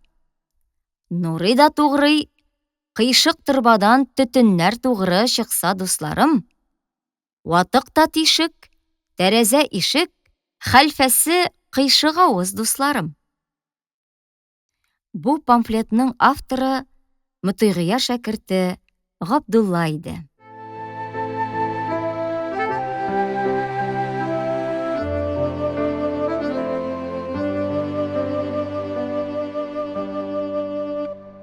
Габдулла үзенең иптәшләре белән бер нәрсәне ачык төшенеп алды. Мулла булыр өчен генә уку эш түгел. Ниндидер галим булыр өчен укырга кирәк. Әйтик, Әбүгалисина кебек, я менә Фавакихел Җөләсаның мөхәррире Каюм Насыйри кебек. Аннан соң уразада авыз ачарга йөрүче шәкертләрне моннан берничә ел элек җизнәсе йортында бер тапкыр күреп нәфрәтләнгән Габдулла, мәдрәсә шәкертләре кебек төшемле сәдакалы урыннарга, үлек күмәргә, авырулар өстендә Коръән чыгарга йөрмәде генә түгел. Андый эшләргә чирканып карады. Анда йөрүче шәкертләрдән көлде. Шуның өчен шәкертләр аны Мөтәкәббир дип атадылар. Ләкин Габдулла да, аның иптәшләре дә галимлеккә ирешүдә мәдрәсәдә үтелә торган мантыйк, гакаид, каләм кебек фәннәрнең роле зур дип уйладылар. Һәм шул фәннәрне яулап алырга тырыштылар. Башкалар 2-3 ел утырып казана торган гыйлемне Габдулла айруча дәрт белән бер кышта үтте. Ул инде олы шәкертләр белән бер рәттән торып, муназараларга катнашты. Габдулла муназара вакытларны танымаслык булып үзгәрә. Ярсуыннан кып-кызыл булып яна, кызара. Аның күзләре ычкынланып, елтырап торалар. Урынында утыра алмый. Бәхәсләшүче каршы як өстенә очып куна иде. Атна кич иде. Мәдрәсәдә ыгы-зыгы купты. Рәкыйбия шәкертләре килгән диделәр. Рәкыйбия Җаекта үзенең дини фанатиклыгы һәм тискәрелеге белән дан тоткан Рәкыйп мулла Тулбаев мәдрәсәсе. Рәкыйп үзе Таш мәчетнең карт мулласы. Габдулла укый торган мәдрәсәнең мөдәррисе Мөтыйгулла аның яшь мулласы булып исәпләнә. Һәм алар анда алмашлап имам торалар иде. Дөрес. Аларның мәдрәсәләре укыту ягыннан күп нәрсә белән аерылмадылар. Ләкин Рәкыйбиядә шәкертләрне һич шиксез мулла булыр өчен укыттылар. Мөтыйгыя бу мәсьәләдә шәкертләренә бер кадәр иркенчелек бирде. Кем булырсыз әле, ансын күз күрер, хәзер укыгыз гына. Бу инде һәр мәдрәсәнең укуга һәм тормышка үз карашы, үз омтылышы бар дигән сүз иде. Бу хәл мәдрәсәләрнең шәкертләрендә, аларның үзара мөнәсәбәтендә бик ачык чагылды. Шуңа күрә Рәкыйбия шәкертләре килде дигән сүз Мөтыйгыя шәкертләрен аякка бастырды. Алар тегеләрне шәйнәп төкереп ташларга хәзерләнделәр. Тегеләрнең күзләрендә дә Без сезне ашап ташларга килдек дигән кыжрау уты күренеп тора иде. Ике якның да шәкертләре дәрес бүлмәсендәге киезләр өстенә бер-берсенә каршы тезләнештеләр. Башта сез башлагыз, юк, сез башлагыз дип кысташып утырдылар. Рәкыйбия шәкертләре башларга булгач, алар син сора, әйдә син сора дип бер-берсенә терсәкләре белән төртештеләр. Ниһаять, бер нәзек кенә тавышлы шәкерт Гакаиттән сорау бирде. Мутыйгыя шәкерте Озын Фәттах аңа җавап кайтарды. Боз кузгалды. Китте ике арада сораулар белән җаваплар чәкәштерү. Бәхәсләшүчеләрнең һәр кайсы тел белән бер-берсен эләктереп алырга һәм берни әйтә алмаслык дәрәҗәгә китереп, аптыратып калдырырга тырыштылар. Берсеннән берсе мәкерлерәк сораулар бирделәр. Дошман якны саташтырыр өчен мәсьәләгә бәйләнеше булмаган башка фикерләрне китереп тыктылар. Каршы якның моназарачыларына үз өсләренә аударылган бик күп сүзләр өеме астыннан йырып, котылып чыгарга һәм үз-үзен саклау өчен тагы да үткеррәк берәр сүз хәнҗәрен дошманның йөрәгенә кадарга кирәк булды. Адәмне хайван натык, ягъни сөйләшүче хайван дип әйтәбез икән. Аның дәлиле адәмнең телендәме, акылындамы? Адәмнең хайван натыклыгы аның телендә. Нигә дисәң, хайван Алланы мактап, хәмид әйтә алмый. Адәм әйтә ала. Ла нусаллим, ягъни риза түгел. Әгәр дә адәмнең хайван натыклыгына дәлил тел булса, яңа туган бала яки тумыштан телсез туган адәм хайван натык түгел. Алар хайваннар, чөнки аларның һәр икесе дә Алланы мактап хәмид әйтә алмыйлар. Шулай булгач, хайван натыклыкның дәлиле телдә түгел, акылда. Эх, куян баш, әгәр дә ул акылда булса, бал корты белән кырмыска да хайван натык булырлар иде. Аларның да акылы бар бит, бакчы. Алар ничегрәк йорт салалар, кәрәз ясыйлар. Ахмак, син Алланың кодрәтенә ышанмыйсың алайса.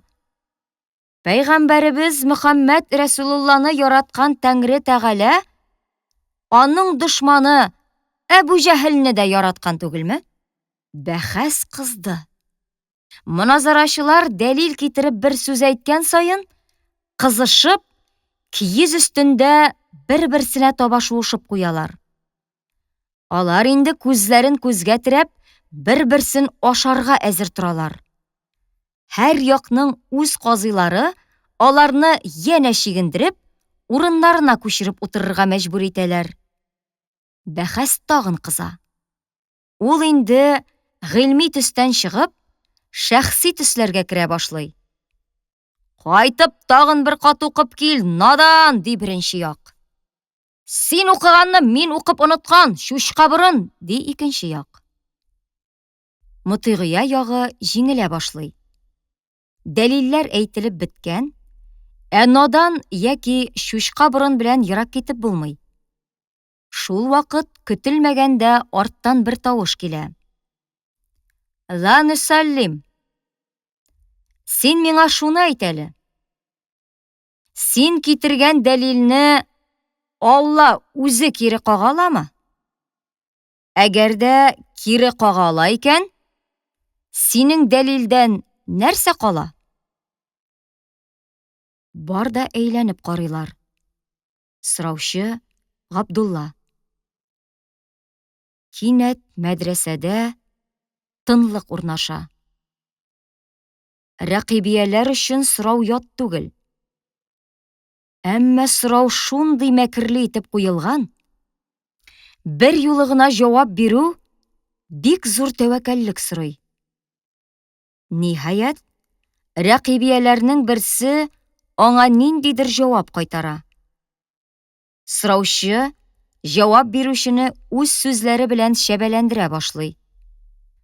Теге чуалып бетә.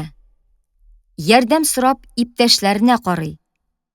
Тегеләре киезгә карап дөмегеп утыралар. Ниһаять, рәкыйбиянең бер кара шәкерт, аны инде муллалыкка димләп килүчеләр бар. Рәкыйбиянең дәрәҗәсен төшермәс өчен, гакаидтә андый сүз юк. Теләсәң, Мулла Җәләлдән сынашып карыйк ди. Габдулла аңа булай дип җавап бирә. Сабан туенда йыгылгач, бер көрәшче, әйдә безнең ындыр артына чыгып, астыбызга юрган җәеп көрәшәбез. Анда мин гел йыгам дип әйтте ди. Шуның кебек була түгелме бу? Мутыйгияләр шаркылдап көлделәр. Тегеләр гәрсенеп кузгала башладылар. Алар инде үзләренең җиңелүләрен икрар итеп китеп тә барырлар иде. Ләкин араларындагы озын кара шәкерт гәрчел булып чыкты. Һәм ул башын иеп китәсе килмәде, киткәндә дә тегеләргә шәнчеп китәсе килде. Без белми килгәнбез. Бу шәкертләрнең әле борын асты юыш икән. Гакаидтән ары узмаганнар икән әле булар. Мулла Җәләлгә тешләре үтми, диде ул юхаланып. Бу Мулла Җәләлче Фәттахның йөрәгенә килеп кадалды. Кем белмей? Безме белмибез? Утырыгыз! Төнлә туган нәмәрсәкәйләр! Малайлар, бикләгез ишекләрне, чыгармагыз! Без аларны гакаид белән сыйладык. Инде Мулла Җәләл белән сыйлап җибәрик. Муназарачылар яңадан утырыштылар. Габдулла ни өчендер Фәттахка ышанмыйрак карап куйды һәм бер читкә китте. Ул үзе Мулла Җәләлгә җитмәгән иде әле. Габдулланың шиге юкка булмаган икән. Теге кара шәкерт белән бераз алышкач та, Фәттахның җигәрлеге бетә башлады. Ниһаять, бәхәс шәхси темага күчте. Көчең җитмәс булгач, керешмиләр аны, диде шиметтереп кара шәкерт һәм урыныннан кузгалды. Башкалар да аңа иярделәр. Ләкин Фәттах һәм тагын берничә мәдрәсә патриоты бу хурлыкка түзә алмый дәвам иттеләр. Мулла Җәләлнең җимен генә ашагансыз әле. Менә лам алифенә җиткәч килеп сөйләшерсез, ганкалар. Ул вакыт сез безгә килерсез. Әмма сез наданнар белән без сөйләшеп тә тормабыз. Әле без наданнармы ни шулай? Бир авызына берне. Чыгарма, каталарын яшер. Әйдәгез, әчелекне сиберттерәбез үзләреннән. Әчелектә ыгы-зыгы китте. Рәкыйбияләр ашыга-ашыга каталарын кия, муеннарына шарфларын чолгый башладылар. Ул арада эчке ишектән бер кул кара шәкерткә киез итек белән тондырды. Кара шәкерт аны-моны исәпләми, икенче шәкертне салып йыкты. 1 минут эчендә бүлмә оча торган киез итекләр һәм каталар белән тулды. Күрмәкләшү һәм уятсыз сүгенү тавышлары бер-берсе белән аралашты. Рәкыйбияләр көч-хәл белән ишекне бәреп чыгып качтылар.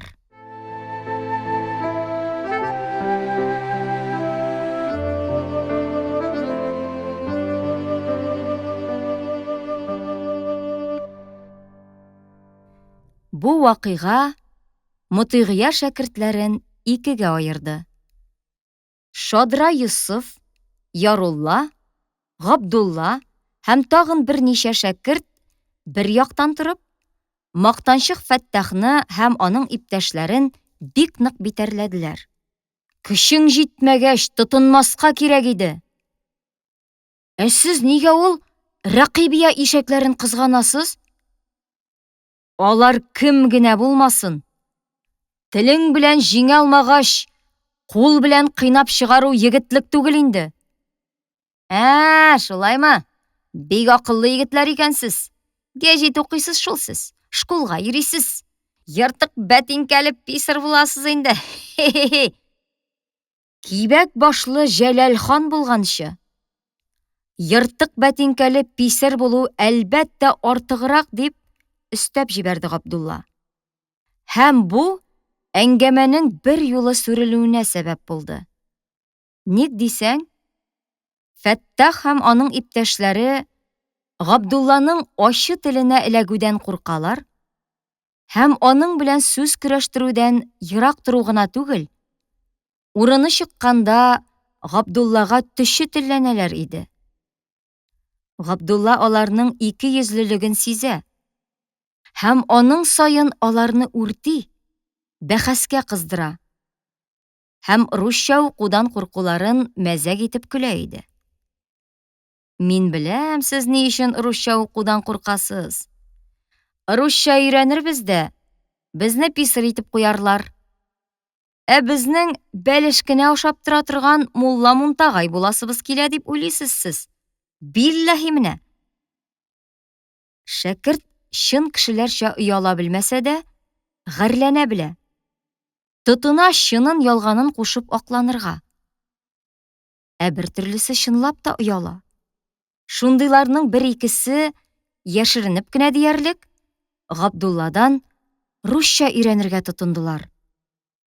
Юк, Габдулла үзе уйлаганча гакаитләр, каләмнәр белән түгел, бәлки үзе дә сизмәстән мәдрәсә тышында алган белемнәре белән үсте. Сахихил Бухари укып түгел, бәлки бу гадәттән тыш зур гарәп китабы эченә Пушкин яки Толстой китапларын салып, сиздерми генә дәрес вакытында укып утыру белән үсте ул. Атна кичләрне була торган гадәтчә җыр кичәләре Габдулла һәм аның иптәшләренең берәр төрле яңалык кертүләре белән төрлеләнә, кызыклана барды. Соңгы кичләрнең берсендә Габдулла һәм аның Гайниядән килеп йөрүче адашы Габдулла Хайруллин Фатих Халидинең «Рәдде бишара кыз» дигән драма әсәрен, аның геройлары булып, аларның тавышларына һәм кыланышларына хәтле охшатып, укып бирделәр. Шәкертләр моны бик яратып, зәвыкланып тыңладылар. Аларга Габдулланың яучы биби әби булып укуы һәм кылануы аеруча мәзәк тоелды. Булай укуның тыңлаучылар алдындагы уңышы адашларны дәртләндереп җибәрде. Алар икенче атна кичтә Казани псевдонимы белән басылган «Өч бәдбәхет» дигән китапны шул ук рәвештә укып бирделәр. Бу юлы Хайруллинның уйлап табуы буенча, Габдулла яучы карчыкны яулык бәйләп, Хайруллин геройны башына шикәр кәгазеннән теккән күк фәс киеп укыдылар. Бу юлы тыңлаучылар арасында бер-ике хәлфә дә бар иде хәтта.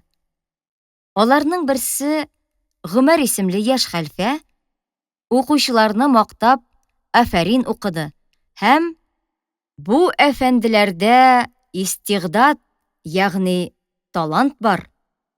Бәлки алар киләчәктә безнең милли театрыбызның хадимнәре булырлар дип елмайды. Габдулланың яраткан эшләреннән берсе базар көннәрне Талчакка чыгу һәм анда чыпталар өстенә чәчелеп ташланган иске китаплар һәм журналларны актару иде.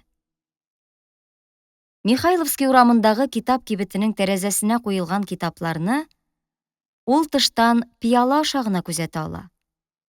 Монда ул чыпта янына чүгәләп утырган килеш, теләгән китапны я журналны алырга, актарырга, укып карарга ихтиярлы. Аннан соң аларның бәясе кибетнекеннән 2-3 өлеш кимрәк.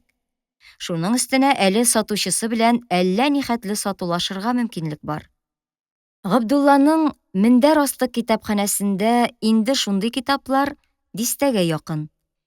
Шулар арасында Пушкинның Адольф Федорович Маркс бастырган зур кулдагы бер томлыгы.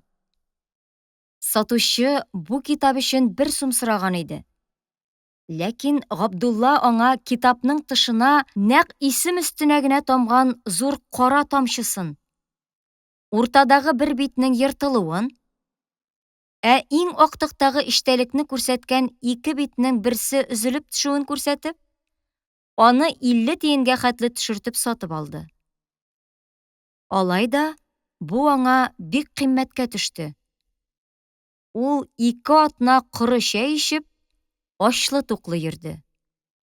Әмма Пушкинның бөтен шигырьләрен диярлек эченә алган бу калын китапның иясе булып алу шатлыгы аңа бик озакка җитте. Ул кышкы озын төннәрне, шәкертләр йокларга ятып беткәч, урыны өстендә бер үзе калып, бишле лампаның майы беткәнчегә кадәр шул китапны укып утырды. Дөрес, бу китапта Габдулла өчен ачылып бетмәгән мәгънәләр, мифологик һәм классик образлар бар иде. Әмма алар аңа Пушкинны гомумән төшенергә комачауламадылар. Алар әле Габдулла өчен ачылып бетмәгән, ерак матур дөньяның беленер-беленмәс серле маяклары булып кала бирделәр. Ләкин бит барыбер бер көн киләчәк, һәм Габдулла ул маякларга якынлашачак. Ул үзе шулай дип уйлады.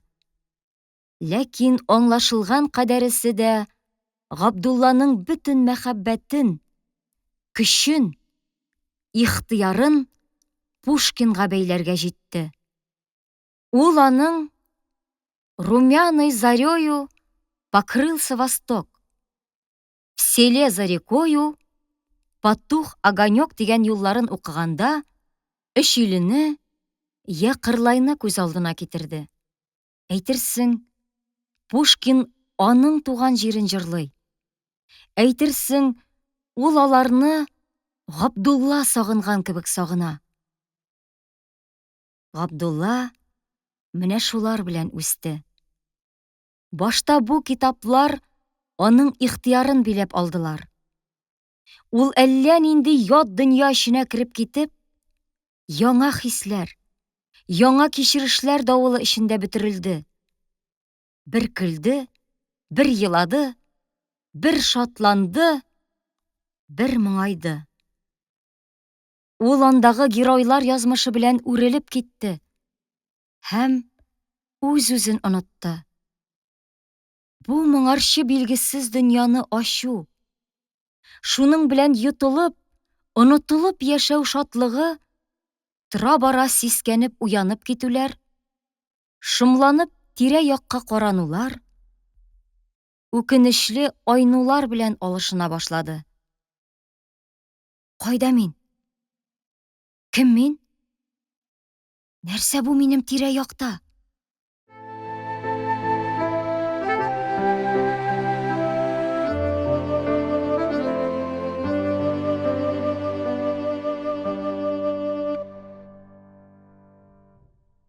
Менә шундый авыр уйлану көннәренең берендә Шадра Юсуфка Казаннан хат килеп төште.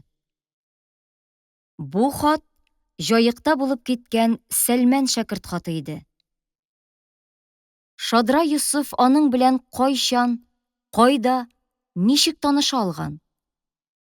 Бу турыда ул Габдулланың кызыксынуын соңыннан канәгатьләндерергә вәгъдә итеп, аңа хатны укып бирде.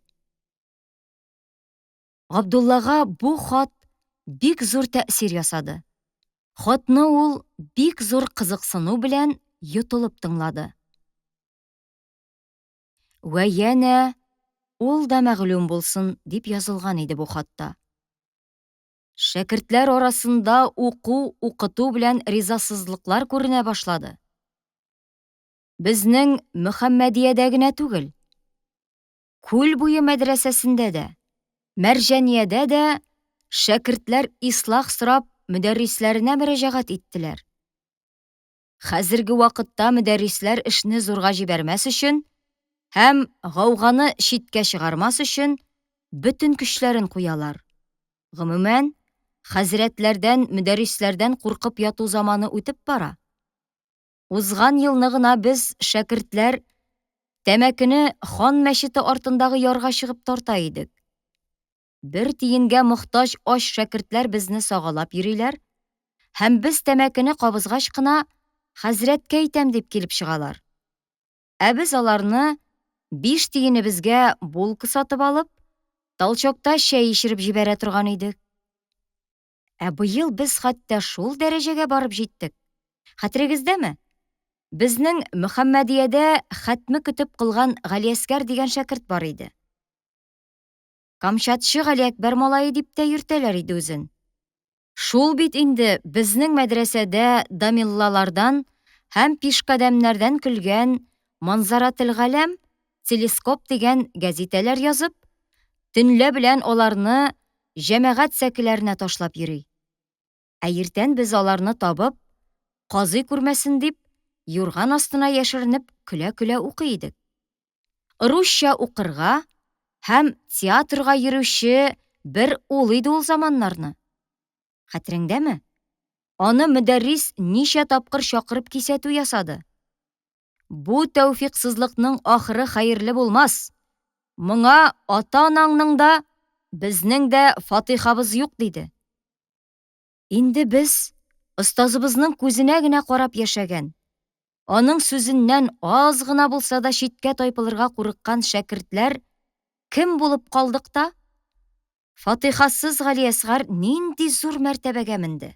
Инде менә хәзер аның Казанда «Бәхетсез егет» дигән театр әсәре басылып чыкты. Басылып чыкты гына түгел.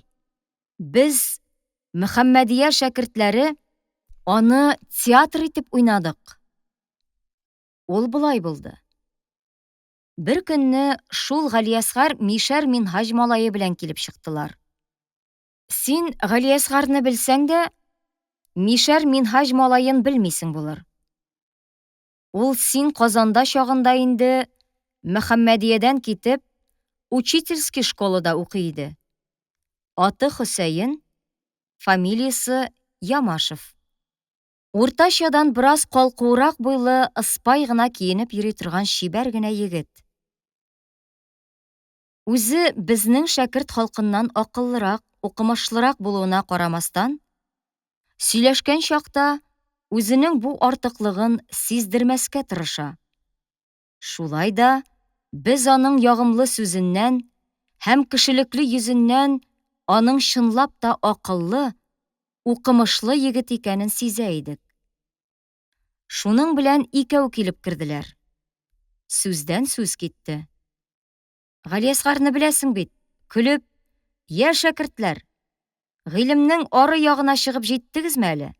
Чамалап укыгыз. Гыйлемне кирәгеннән артык алып, акылыгызга көч китерә күрмәгез», диде бу. Ул бит элек тә шулай безнең укудан көлә торган иде, хәтереңдәдер. Кыскасы, Галиәсгар белән Хөсәен, теге Габдрахманнар, Фатихлар, Вафалар белән бер почмакта бик озак сөйләшеп утырдылар. Алар киткәннең икенче көнне Габдрахманнар менә шушы театрга хәзерләнә башладылар. Ураза гаетенең 3нче көнендә дәрес бүлмәсендә чаршаулар корып, урындыклар тезеп, театр уйнау булды. Бәхетсез егет Закирны Габдрахман, Гайнине Ибраһим, Закирның анасын Вафа уйнады. Фатих уенчыларга ни әйтергә кирәкне чаршау артыннан шыпырт кына әйтеп торучы булды. Уен шундый күңелле чыкты, без барыбыз да торып, афәрин укыдык. Күзләреннән яшь чыгарып елаучылар да бик күп булды. Әмма безнең яшь чыгарып елавыбыз фәкать сәфәһәт юлына бирелеп һәлак булган Закирны гына кызганып түгел, үз хәлебезне дә хисаплап елау иде. Әгәр дә теләсәк һәм иттифакка килсәк, менә шулай үз теләгебезне гамәлгә ашыруга да ирешеп була икән дигән шатлану яше дә безнең күзләребездә ялтырады. Тора-бара тагы да гаҗәбрәк эшләр килеп чыкты. Бер көнне без иртә торып юынырга чыккан җирдә гөсөлханәнең диварына ябыштырылган бер кәгазь күрдек. Кәгазь зур гына кулда булып, аның башына матурлап «Иттифак» дип язылган һәм аның астына вак кына хәрефләр белән 2-3 мәкалә дәреш ителгән иде. Укуларыбыз ислах ителсен дигән мәкаләдә мәдрәсәләребезгә дөньялык өчен кирәк фәннәр кертүне, гакаид һәм каләм кебек дәресләрнең бик нык кыскартылуын, рус телен һәм әдәбиятын дәрес итеп кертүне таләп итеп язылган иде.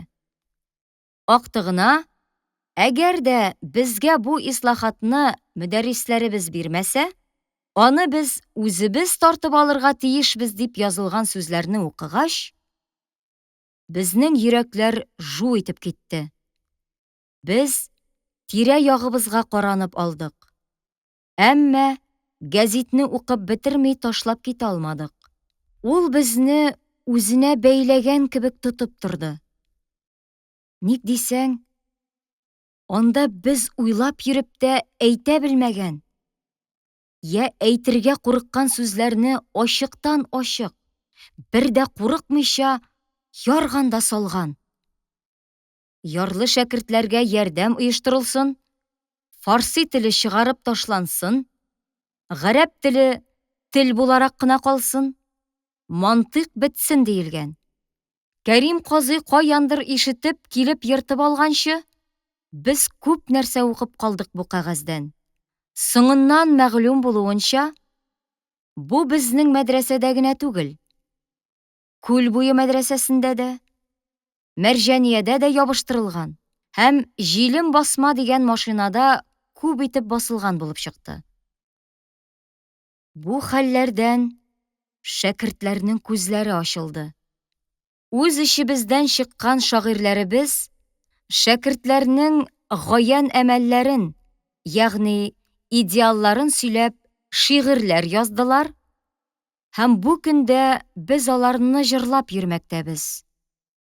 Шуларның берсен сиңа язам. Кояш чыкты, нур балкыды, тәрәзәдән өйгә аркылды. Ятма йоклап, уян шәкерт, уянырга вакыт җитте. Монча вакыт бушка үтте, монча гомер җилгә китте. Моннан ары бушка үтмәсен. Киләчәкне кайгырт инде. Файда итәргә турып кереш. Кирәгеңне күзләп тырыш. Тыйган кеше белән сугыш. Шунсыз булмас сиңа өлеш. Фатиха өчен гомер саттың. Дуга диеп күп алдаттың. Җитәр инде. Бик күп качып, куркып буш бинада яттың. Уян шәкерт, йокламагыл. Җирнең өстен тырмалагыл. Чәчең орлык, ул яшәрсен. Кара җирдә аунамагыл.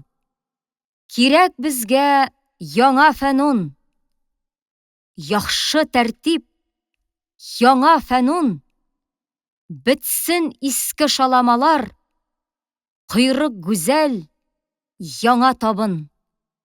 Бетсен иске шаламалар. Койрык гүзәл, яңа табын. Шәкерт иде безнең гынван. Һәр беребез бер арыслан. Корал кулда, телдә һаман. Хәзер тор син, килсә дошман.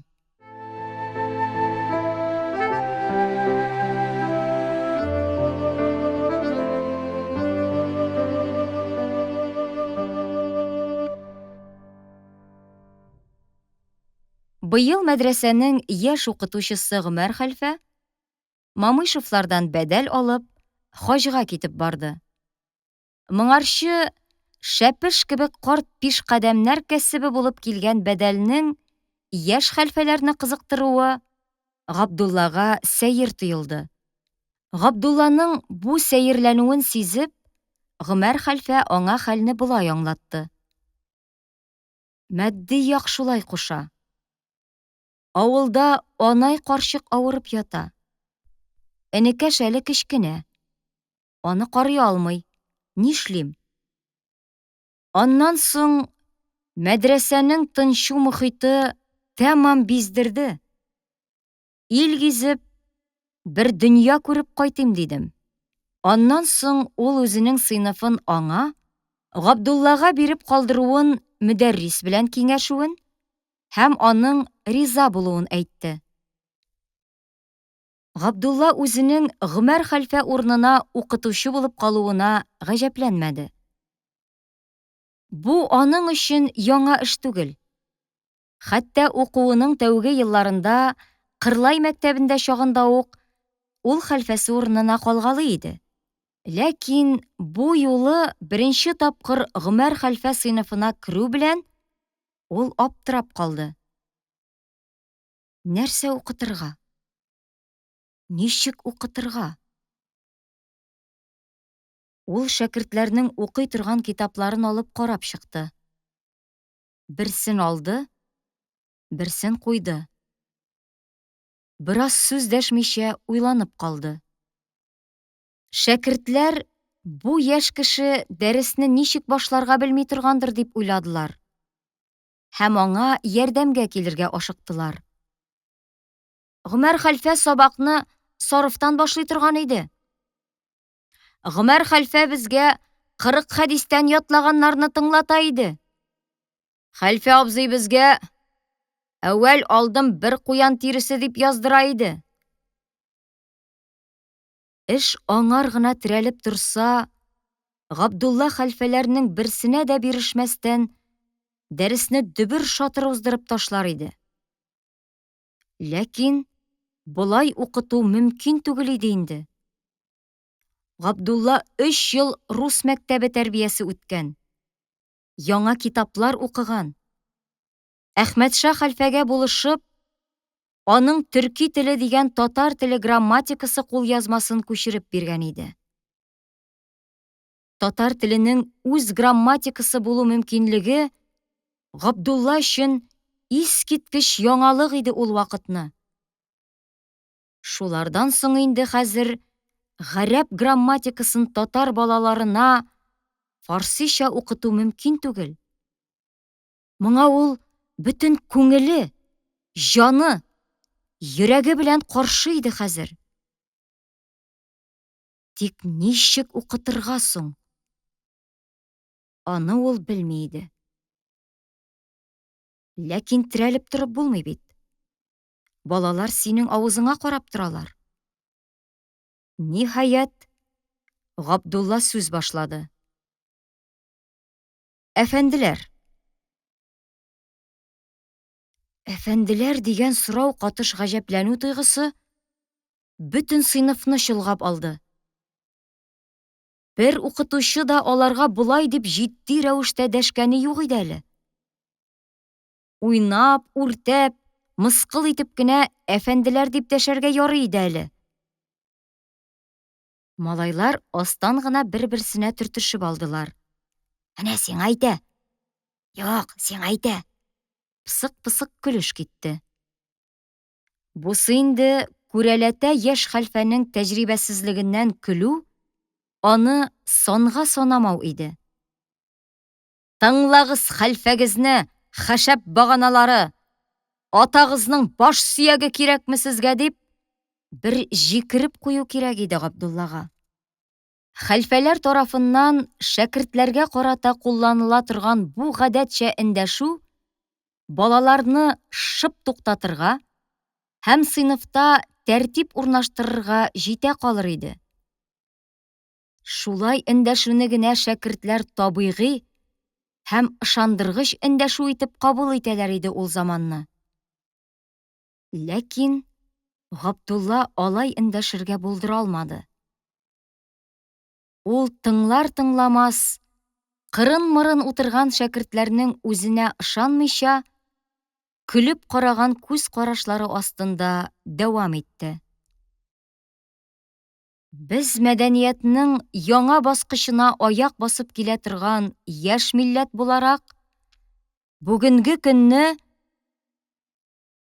Габдулла тукталып калды. Ул мәсьәләгә урынсыз рәвештә бик югарыдан тотынуын сизеп алды һәм башлаган җөмләсен бүгенге көнне болай укытырга ярамый дип бетерде. Ә ничек укытырга ярыйсың? Дип кычкырдылар төрле яктан. Ата-бата чабата дипме? Здравствуй, Господи, прощай дипме? Сүрәт суккан китап беләнме? Бу сорауларның берсе дә балаларның үзләренеке түгел. Ата-аналарыныкы, өй тәрбиясенеке иде. Безнең яртык бәтинкәле писер буласыбыз юк. Безгә дин укытылсын, дип кычкырды бер күсәк кебек озын һәм тупас малай. Габдулла аңа күтәрелеп карады. Бу узган җәй генә үзе укыткан күмәчче Фазлыйның олы малае иде. Ләкин балалар арасыннан яңача кирәк, русча кирәк дип кычкыручылар да табылды.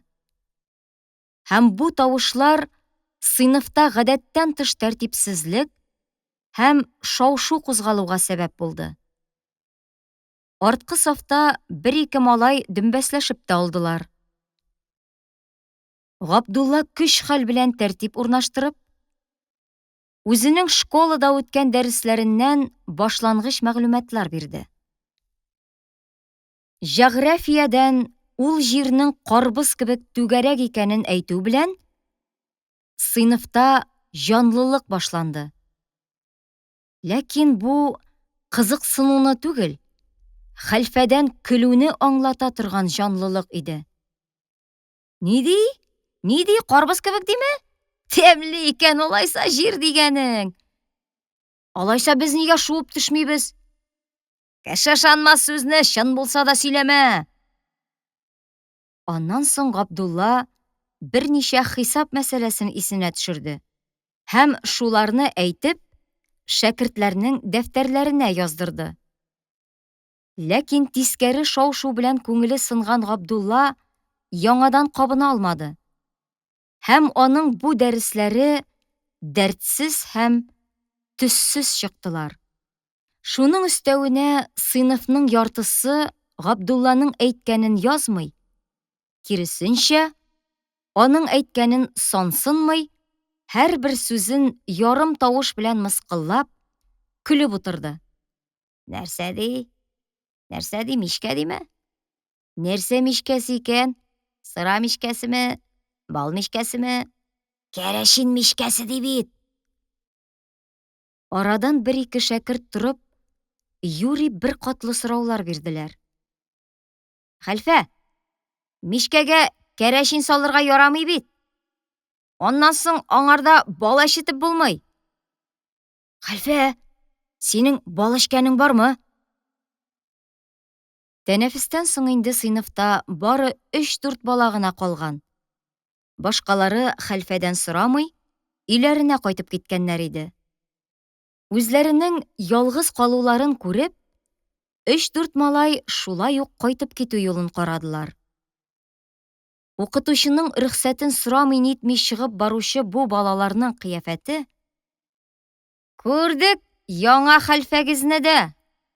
Мәктәбегез үзегезгә булсын. Моннан соң без бирегә килүче түгел" дип әйтеп торалар иде. Габдулла сыйныфтан үртәлеп, ватылып чыкты. Бар да бетте, дип уйланды ул. Инде сыйныфны яңадан җыеп алып булачак түгел. Гомәр хәлфәнең күпме көч куеп җыйган сыйныфын тараттым бит. Ни дип җавап бирермен аның алдында? Мөдәррискә нәрсә әйтермен? Шәкертләрнең үзләре ата-аналары һәм гомумән бөтен җаек алдында оятка калдым бит. Туктале, ул гынамы? Иптәшләр алдында, үземнең фикердәшләр алдында, Йосыф, Ярулла, адаш алдында мин бернигә яраксыз кеше булып калдым бит. Инде Фәттахлар, Закирлар миңа бармак белән төртеп күрсәтерләр. Рәхәтләнеп авызларын йырырлар. Габдулланың бүген ашы аш булмады. Ап-ак дөнья аның өчен төм караңгы булып калды. Ялгызлык тойгысының иң ачысын, иң әрнеткечен кичерде ул бүген. Үзен бөтен дөнья тарафыннан ташланган кирәксез бер кызганыч кеше итеп тапты. Ләкин бер нәрсә аның башына килмәде. Ул бүген үз чорының алдынгы кешесе икәнен күрсәтте. Һәм шуңа беренче имтихан тотты бит. Традицияга каршы аякланды бит ул бүген. Үзенең басынкы, тыйнак батырлыгы белән ул бүген тормыш каршылыклары эчендә югалып калмастан, үзенең мөстәкыйльлеген, рух көчен күрсәтеп бирде. Чорның иң тәҗрибәле, иң акыллы кешесе бүген килеп, кулын аның җилкәсенә куеп, «Афәрин, Габдулла, сынатмадың» дип әйтергә тиеш иде. Ул кеше булмады. Шуңа күрә Габдулла үз хәлен үзе төшенмәде.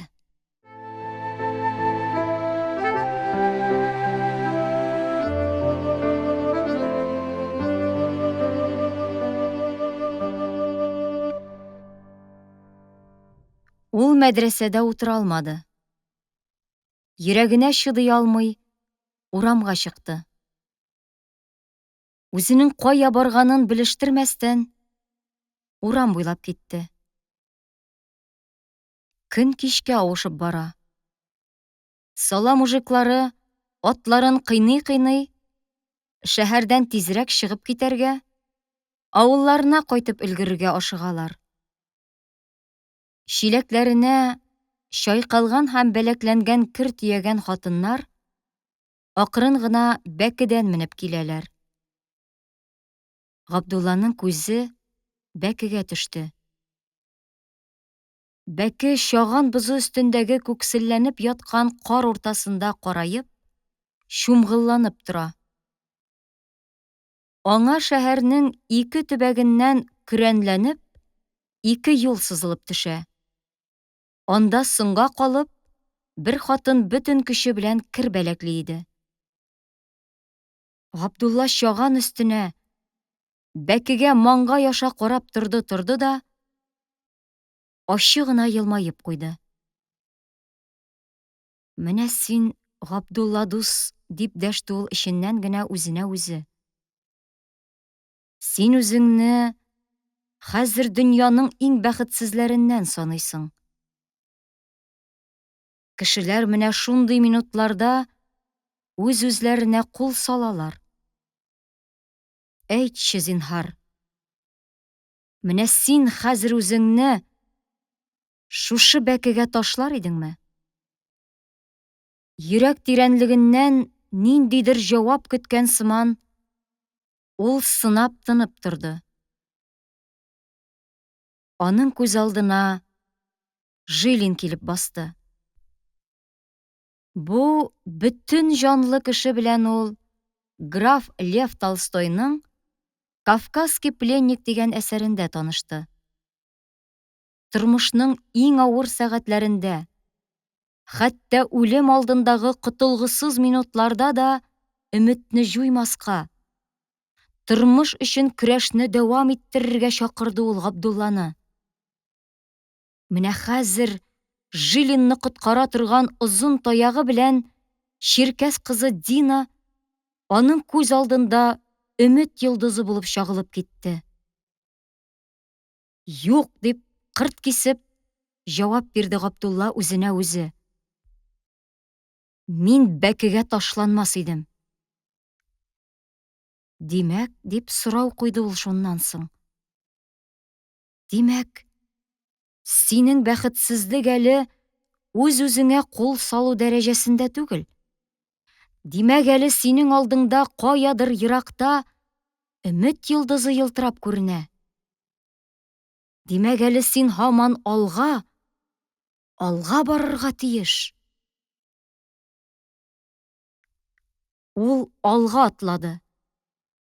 Һәм мәдрәсә тыкрыгыннан борылып, Петропавловский храмына чыкты. Бераз барганнан соң, ул үзеннән үзе 2 катлы таш йорт янында тукталып калды. Үтә таныш һәм якын йорт иде бу. Менә бары шушы йортта гына мин җанны тырнаган сорауларга җавап табармын дип уйлап алды ул. Һәм кискен борылыш ясап, йортның капкасына кирип китте. Бу Әхмәтша учитель школасы иде. Өй алды ишегеннән атлап керү белән Габдулла өске катка колак салды. Аннан соң балаларның гадәтчә шау-шуын ишетеп алды. Димәк, тәнәфес беткән, ләкин учитель әле сыйныфка кермәгән. Уңайсыз вакыт. Юк. Хәзер өйгә кайтып торырга да, дәрес бетүгә таба килеп чыгарга. Ә сылтау бар. Сезнең татар теле грамматикасы әле Оренбургтан басылып кайтмадымы? Габдулла инде кире чыгып китмәкче булып ишеккә борылган иде. Шул вакыт аскы катның баскыч янындагы ишеге ачылып китте, һәм аннан кулына китаплар белән бергә конвертлы хат тотып, Әхмәтша учитель килеп чыкты. Габдулла бераз каушап китте, һәм нинди дә булса берәр сүз әйтүдән элек, учительнең «Габдулла, сиңа ни кирәк?» дигән соравын көтеп калды. Ләкин учитель андый сорауны бирмәде. Ул Габдуллага сәер генә карап торды, һәм кинәт нидер исенә төшкән кебек кузгалып, «Әйдә, класска керик» диде. Ни өчен класска? Нигә миңа анда керергә дип уйлап алды Габдулла. Һәм аптырабрак, учитель артыннан иярде. Класс дер килеп, аяк үрә торды. Габдулла бер партаның буш калган урынына кереп басты, һәм учительнең гадәттәге «утырыгыз» дигән сүзен көтеп калды. Ләкин ул булмады. Киресенчә, учитель арттагы бер партага карап, бик каты кычкырды. Минем әле утырырга кушканым юк. Ялгыш кире утырып өлгергән 2 бала шунда ук яңадан аякларына бастылар. Класста тирән тынлык урнашты. Учитель әлеге кычкырынуыннан тынычланыр өченме? Әллә сүз башлау алдыннан уйланыпмы? Класс өстеннән әкрен генә күзләрен йөртеп, дәшми торды. Шунда Габдулла карт учительнең күзләрендә ниндидер тирән хәсрәт сизеп алды. Һәм күзләренең елаганны белдереп, кызарып торганын күрде.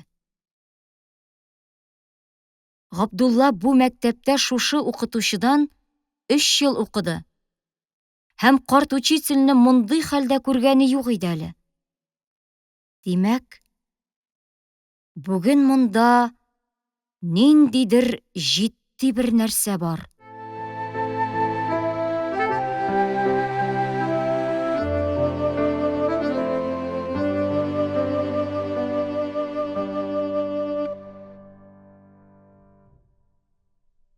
Безнең үз газетабыз юк дип, гадәттәгедән төшенке Саңгыраурак тавыш белән сүз башлады учитель. Безгә аны чыгарырга рөхсәт итмиләр. Үз газетабыз булса, без инде бу кайгылы хәбәрне күптән ишеткән булыр идек. Менә ай ярымга соңлап килгән хат аша гына без бүген Казаннан йөрәкләрне әрнетә торган кайгылы хәбәр алдык. Класс сулыш алырга кыймый тын калды. Әхмәтша тагы да төшенке һәм карлыкканрак өзек-өзек тавыш белән салмак кына әйтеп бирде. Татар халкының күзен ачар өчен, аны агартыр өчен, аның киләчәген якты, бәхетле итеп күрер өчен үзенең гомерен аямаган остаз һәм мөхәррир Габделкаюм Габденнасыр углы Казан шәһәрендә 20 август көнне вафат.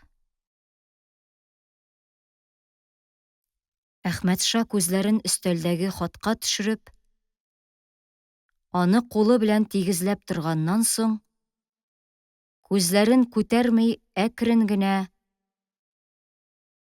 «Утырыгыз» диде. Балалар парталарын мөмкин кадәр шакылдатмаска тырышып, әкрен генә утырыштылар. Габдулла да утырды. Әхмәтша үзе утырмады. Торган урынында басып калды һәм тынлык тәмам урнашып җитү белән әкрен генә дәвам итте. Була кешеләр. Алар үз хезмәтләренең мөкафәтен, ягъни бүләген үз гомерләрендә үк алып, аларның нәтиҗәсен күреп, бөтен хөрмәт һәм игътибарга ирешеп, тыныч җан белән үләләр.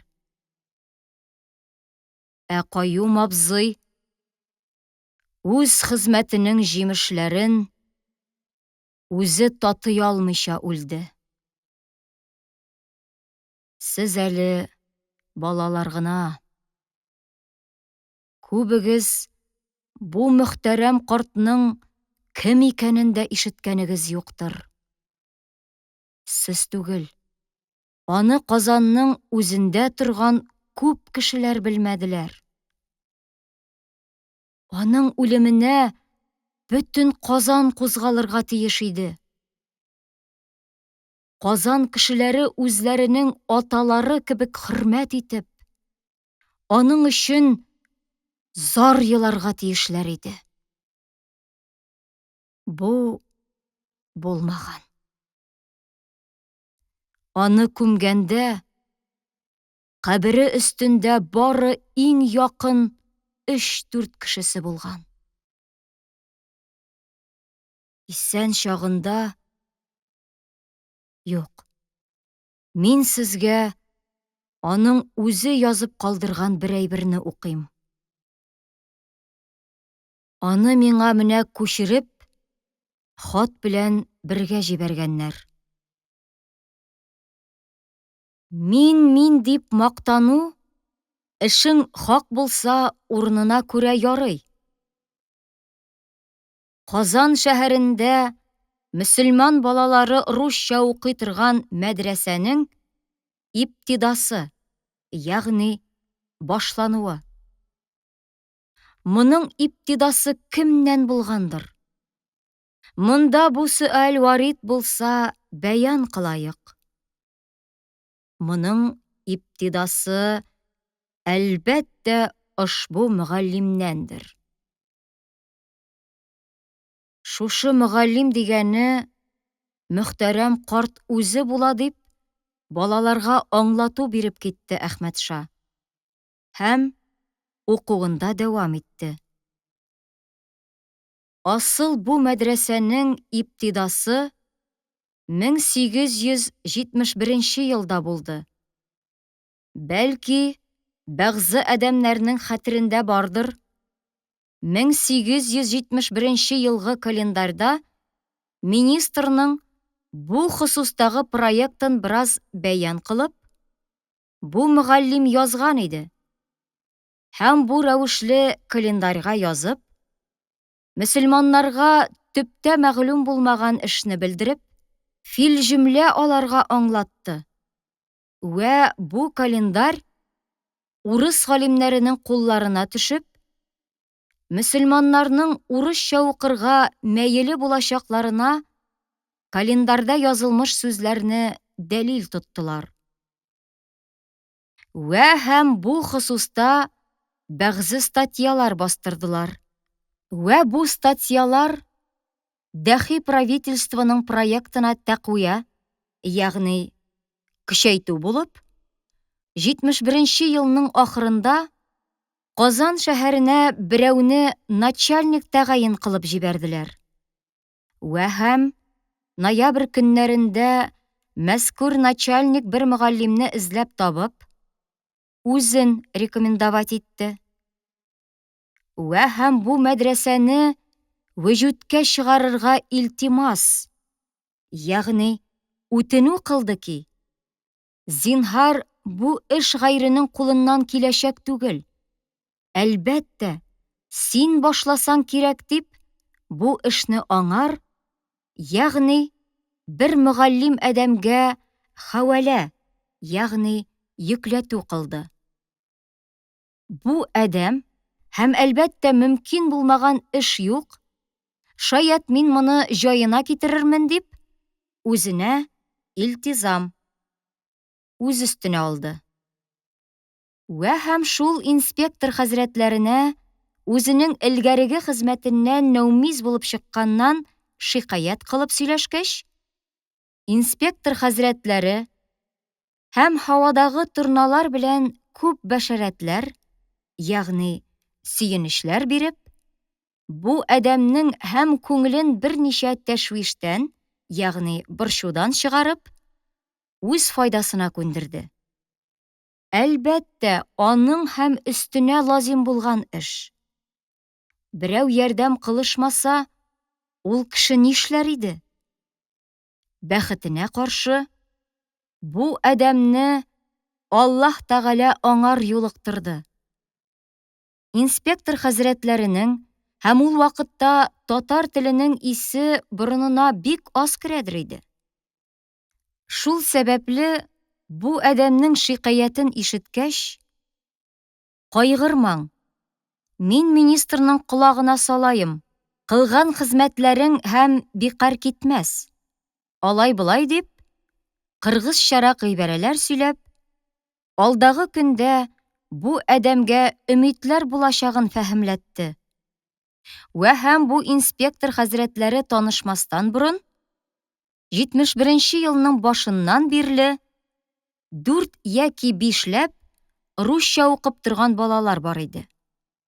Вә һәм шул инспектор хәзрәтләренә үзенең элгәреге хезмәтеннән нәүмиз булып чыкканнан соң шикаят кылып сөйләшкәч, инспектор хәзрәтләре һәм һавадагы торналар белән күп бәшәрәтләр биреп, бу адәмнең һәм күңелен берничә тәшвиштән чыгарып, үз файдасына күндерде. Әлбәттә, аның һәм өстенә лазим булган эш. Берәү ярдәм кылышмаса, ул кеше нишләр иде? Бәхетенә каршы, бу адәмне Аллаһ Тәгалә аңар юлыктырды. Инспектор хәзрәтләренең һәм ул вакытта татар теленең исе борынына бик аз керәдер иде. Шул сәбәпле бу адәмнең шикаятын ишеткәч, кайгырмаң, мин министрның колагына салайым, кылган хезмәтләрең һәм бикар китмәс. Алай-болай дип, кыргызчарак гыйбарәләр сөйләп, алдагы көндә бу адәмгә өмитләр булачагын фәһемләтте. Вә һәм бу инспектор хәзрәтләре танышмастан борын, 71-нче елның башыннан бирле 4 яки 5ләп урысча укып торган балалар бар иде. Бу инспектор танышкан көннәрдә Сәгъди Яхин фатирында торадыр иде. Аннан Соя Ибрай номерына күчкәч тә 3 шәкерте бар иде. Аның өчен бу әдәм үзенең 71-нче елгы календарында урысча укытамын дип мәгълүм иткәннән соң, бәгъзе әдәмнәр балаларын урысча укымакка бу әдәмгә җибәргәннәр иде. Һәм шул балалар Соя Ибрай номерында да шөгыльләнеп ятты. Имди инспектор хезмәтенә тотынырга вакыт җитте. Фатир табып булмый. Аена 50 тәңкә бирсәң дә, балалар укытамын дигәч, фатир бирмәделәр. Ахыр 72-нче елның февраль башына чаклы фатир табып булмады. Ахыры нагыйлач, ягъни чарасыз, Мокрый урамында бер кабак өстендә фатир алып, һәм капка өстенә игъланнама куеп, 6-7, бәлки 10лап бала җыелды. Бичара бу әдәм дә чикте җәфаны. Астында кабак, төн буе җырлыйлар, сугышалар. Күрше бүлмәләрдә кайсы кәвешче, кайсы тегүче, кайсы скорняк. Ишек алдында уртадагы өйдә сыра заводы. Чыкса, урамы кабахәт. Кирсә, күршесе кабахәт. Халык сүзен ишетсә, яман сүз ишетә. 1000 бәла белән 2 айлар бу фатирда торды. Балалар укыта башлап, капка өстенә вывеска куйгач, частька барып әйткәннәр. Частьтан сотниклар килеп сорашып йөрделәр. Хәтта бәгъзе әдәмнәр Казан шәһәреннән кудырырга йөрделәр. Укый торган балаларның мәдрәсәдәге хәлфәләре урысча укытма дип, һәр кайсын яткырып сукты. Бер вакытны тагын балалар бетеп китте. Булай булгач, инспекторга барып, шикаят кылырга кирәк булды. Әгәр барып, шикаят кылыйм дисә, мөселманнардан шикаят кылырга үзенең мөселманчылыгы җибәрми. Инде нишләргә кирәк? Алайда инспектор тирәсендә йөри торган бер әдәм барып, илка кылганнан соң, ягъни хәбәр салганнан соң, инспектор хәлфәне чакырып, фил җөмлә тәхвиф кылгандыр, ягъни куркыта төшкәндер. Вә һәм бу әдәм күп иҗтиһад белән янә берничә бала җыйды. Әмма вакыйган әүвәл баштан җыелган балалар да билкиллия, ягъни бөтенләй ят кеше балалары түгел иде. Бәгъзысы үзенең шәкерте, угылы, бәгъзысы шәкертләрнең агай-енесе яки агай-енесенең балалары иде. Асыл тугры акыл белән уйлаганда, аслан ят кешене китереп булырлык түгел иде. Бу әүвәлге фатирда чагында янә 10-15ләп балалар җыелды. Аннан соң Захарьев урамында 2нче фатирга күчеп вывеска кадаклагач, чиркәү вывескасы дип исем чыгардылар.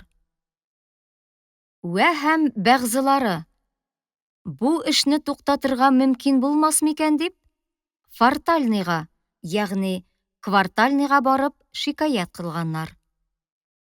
Фартальный һәм үзе фатир хуҗасын чакырып орышкан. Андый кешегә ник фатир бирәсең дип. Фатир бар дип ишеткән җирдә барып сораса, 10 тәңкәлек фатирга 50 тәңкә сорадылар. Ләкин сораган кешене гаепләргә ярамый. Теләсә ни сорар. Ихтыяры бар. Бу мискин фатир таба алмый кыйбат сорыйлар дип инспекторга әйтсә, һәм инспектор ахмак микән ул кеше дип, аның белән оршышырга заставить итәдер. Бу адәм мискен шул кадәр җанҗал белән мәдрәсә ачып, ни файда хасил итте? Шул кадәр җанҗалдан соң бу икенче фатирда янә 20ләп, 25ләп сабак баласы булды. Һәр ничек бу адәм кайсы баланы атасына яки агасына әйтеп, димләп, вә бәгъзесенә кеше аркылы әйттереп, чакырып җыйды. Янә яңа 5-6 малай йөрде. Алардан да берсе зуррак та, фәкыйрь бала иде. Аягыма юк дип йөрмәс булды. Ул йөрмәгәч, икенчеләре дә туктадылар. Янә бу адәм шуңа хафа булып, ул малайны чакырып, аларны син ияртеп йөр дип аягына кәвеш бирде. Яз көне җир кипкәч, бу малай лимон сата башлап, янә аңар ияреп килә торган малайлар сабактан туктадылар. Лимон сатып табыш иткән акчасын көндә 10 тиенлек көмеш тәңкә биреп җибәрә, ул малайны яллап йөртте. Югыйсә, аңар ияреп килә торган балалар да туктыйлар. Шулай итеп, берәр ай узды. 30лап малай җыелды. Габдулланың күз алдына үзенең яңа бистәдәге тормышы һәм анда Әптелбәрнең читекле булу вакыйгасы килеп басты. Әйе. Хәзер Габдулла урыныннан торып, ул мөгаллимнең тагын ни кадәр йык чигүен һәм Әптелбәрне укытасы килгән өчен хәтта аның әтисе тарафыннан кыйнала язуын сөйләп бирә ала иде. Ләкин ул аны сөйләмәде. Әсәрләре белән аның күңелен җылыткан һәм канатландырган якын кешене кинәт җую тәэсиреннән ул ни әйтергә белми аптырап калган. Үзе дә сизмәстән аның күзләре дымланган. Иреннәре сизелер-сизелмәс ачылып, әкрен генә дерелдәп торалар иде.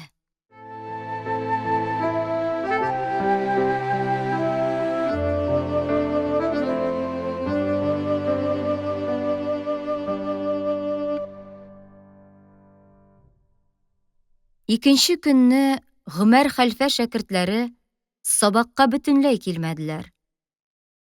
Габдулла буш сыйныфта бераз уйланып утырганнан соң, ниндидер карарга килгән сыман кискен хәрәкәт белән урыныннан торды. Аның күңелендә хәзер бер нинди төшенкелек һәм үкенеч юк. Киресенчә, ул үз сүзлелек белән башны ими, үчегеп, авырлыкка каршы бару тойгысы белән тулы иде. Сыйныфтан чыгып, ул мәдрәсәне караучы Хәмидулла абзый янына керде. Хәмидулла абзый Гомәр хәлфә сыйныфында булып узган вакыйганы белә иде инде. Ләкин ул сүзне үзе башламады. Аны Габдуллага тапшырды. Хәмидулла абзый дип сүз башлады Габдулла. Минем сыйныф таралып бетте. Ничек таралып бетте? Шулай. Алар минем укытуны яратмый, өйләренә кайтып киттеләр. Һәм минем фикеремчә, яңадан мәдрәсәгә килмәячәкләр. Бу бит бездә моңарчы булган хәл түгел, Габдулла әфәнде. Беләм. Мондый хәлне минем дә күргәнем, ишеткәнем юк иде. Ләкин нишләмәк кирәк? Менә шулай булды. Димәк, сез мөгаллимлектән ваз кичмәкче буласыз. Һәм шунда Габдулла Хәмидулла абзый өчен көтелмәгән җавапны бирде. Юк, мин ваз кичмим. Мин сыйныфны яңадан җыярга телим. Яңадан җыярга дип гаҗәпләнеп кайтарып сорады Хәмидулла абзый. Әйе, мин моны эшләргә тиеш. Бер нигә карамастан. Белмим, дип баш чайкап торды Хәмидулла абзый. Һәм өстәп куйды. Хәзер инде балалар үзләре килергә теләсәләр дә, ата-аналары җибәрмәс. Сез миңа нишләргә киңәш итәсез соң? Минме? Минемчә, хәзер бу мәсьәләне үз уңаена куярга кирәк. Бу вакыйгага артык зур әһәмият бирү, аны җәгъли рәвештә, ягъни ясалма рәвештә күпертү булыр иде. Балалар яңадан җыелсалар җыелырлар, җыелмасалар юк.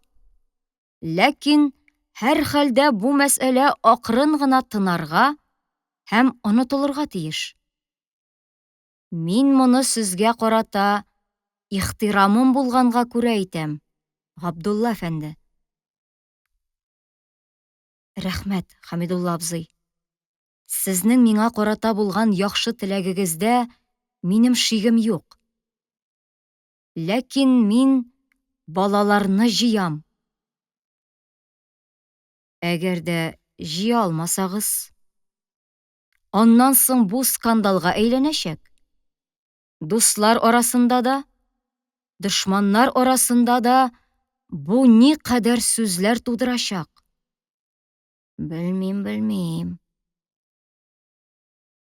Мин ул сүзләрдән курыкмыйм, Хәмидулла абзый. Минем моңа каршы үз дәлилләрем бар.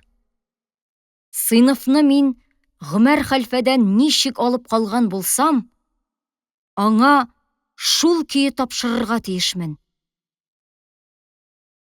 Бу әңгәмәдән һәр ике як үз фикерләрендә калып аерылыштылар. Габдулла шәкертләрен җыеп алырга карар кылды. Ләкин ничек? Мәктәп күршесендә торучы сәгатьче Камали малаеннан башка бер укучының да торган өен ул белми иде. Камалиларга кереп, аның малаеннан укучыларның торган өйләрен сорашып белергә кирәк дип уйлап алды ул. Һәм шул ниятен җиренә дә җиткерде. Камали малайы Сафуан үзенең укырга йөрмәве малайларга ияреп кенә икәнен әйтте. Малайлар килсә, мин дә килермен дип вәгъдә итте һәм Габдуллага 3 шәкертнең адресын бирде. Габдулла аларны бер кәгазьгә язып, чыгып китте. Иң башлап ул Габдрахман һәм Рәүф дигән малайлар торган йортның адресы белән китте. Алар икесе дә Җаек күпереннән ерак түгел, яр өстендәге бер йортта торалар, тик берсенең атасы йорт хуҗасы, икенчесе аның фатирчысы иде. Җаекның теге ягыннан искән каршы ачы җил Габдулланың шәкерт җиләнен салдырып алырга теләгәндәй өзгәли. Габдулла уң кулы белән җиләненең якаларын күтәреп, аның эченә иякләрен яшерергә тырыша. Сул кулы белән итәкләрен җыеп, үзенең тезләрен капларга азаплана. Җил бит алмаларын ашый, бармаксыз йон бияләйнең тишекләреннән кереп, бармакларны куыра, аларны йомарланырга мәҗбүр итә. Габдулла кулын авызына тери. Тыны белән бияләй аша бармакларын җылытырга тырыша. Әмма алар җылы сулыштан дымланалар гына. Ә дымлы кулны суык бигрәк тә аяусыз үтә. Җилдән Габдулланың күзләре яшь белән томалана. Суык җил аның җиләне аша кереп, үзәккә үтәргә тырыша. Һәш дип, әллә каян үзәгеннән чыгарып әрнеп куя Габдулла, бөгәрләнә төшеп. Ниһаять, ул йортны номеры белән эзләп таба һәм туңып каткан капканы күшеккән куллары белән көчкә генә ачып керә дә, йорттагы беренче ишекне шакый. Аның күңелендә хәзер Рәүф тә, Габдрахман да, мәктәп кайгысы да юк. Аның күңелендә бары җылы өйгә килеп керү һәм җылыну.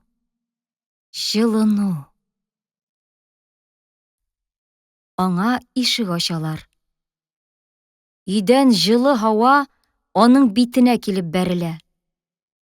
Ул тизрәк үзен өертеп китергән суыкны тышта калдырып, артыннан ишекне ябарга, җылы белән икәү генә калып, рәхәт кенә эрергә ашыга. Йорт чиста, идәне сары лак белән ялтырап тора. Ишектән түргә таба тар гына палас сузылып киткән. Җитмәсә тагын, кухнядан шыш-пыш таба тавышлары чыга, борынны яңа гына пешкән кабартма исләре кытыклый. Сезгә кем кирәк иде дип, ишек чаршавы артыннан яшеренә төшеп дәшкән хатын-кыз тавышы, җылыга эреп киткән Габдулланы тиз генә зиһенен җыеп алырга мәҗбүр итә. Чынлап та, аңа ни кирәк? Әйе, миңа Габдрахман дигән егет кирәк иде. Нигә кирәк иде ул? Ул бүген мәктәпкә килмәде. Нигә килмәде икән? Менә мин шул турыда үзе белән, мөмкин булса, ата-анасы белән сөйләшмәкче идем. Нигә? Син аның хәлфәсеме әллә? Габдулла үзе дә сизмәстән үзенең өс-башын карап алды. Бу шикләнү катыш сорау чынлап та урынлы иде. Яше һәм гәүдәсе белән дә, килеш-килбәте белән дә ул чын хәлфәгә охшаудан ерак иде. Мин аның хәлфәсе урынына калган кеше. Чаршау артында шыш-пыш сөйләшеп алдылар. Аннан калынрак тавышлы хатын, әле сөйләшкән хатынның анасы булырга тиеш, үпкәләгән сыман дәште. Килмәсә дә килмәс шул. Ата-бабадан калган уку белән укытмыйча, баланың йөрәгенә ятмаган әллә нинди ят уку белән укыткач. Нинди ят уку? Нигә йөрәгенә ятмасын дип сүз башлады Габдулла. Ул яңаша укуны теше тырнагы белән якларга әзер иде. Ләкин аны шунда ук бүлдерделәр. Малай өйдә юк хәзер. Атасы янына кибеткә киткән иде. Тиз кайтыр микән соң ул? Габдулла тиз дигән сүзне болай гына әйттелә. Ул аны менә бу май кебек җылы өйдә озаграк та көтеп утырырга риза иде. Юк, ул озак тормас, хәзер кайтып җитәр. Тышта ачы җил, туңгансыздыр. Менә җылы кабартма белән берәр чынаяк чәй ичеп алыгыз дип әйтсә ни булган? Юк, хуҗа хатын кырт кисте. Ул әле тиз кайтмас. Атасы аны тегүчегә алып барам. Тун үлчәтәм дип сөйләп торган иде. Габдуллага бу йортта тагын Рәүф Мирвәлиевнең кайда торганын сорап белүдән һәм чыгып китүдән башка эш калмады.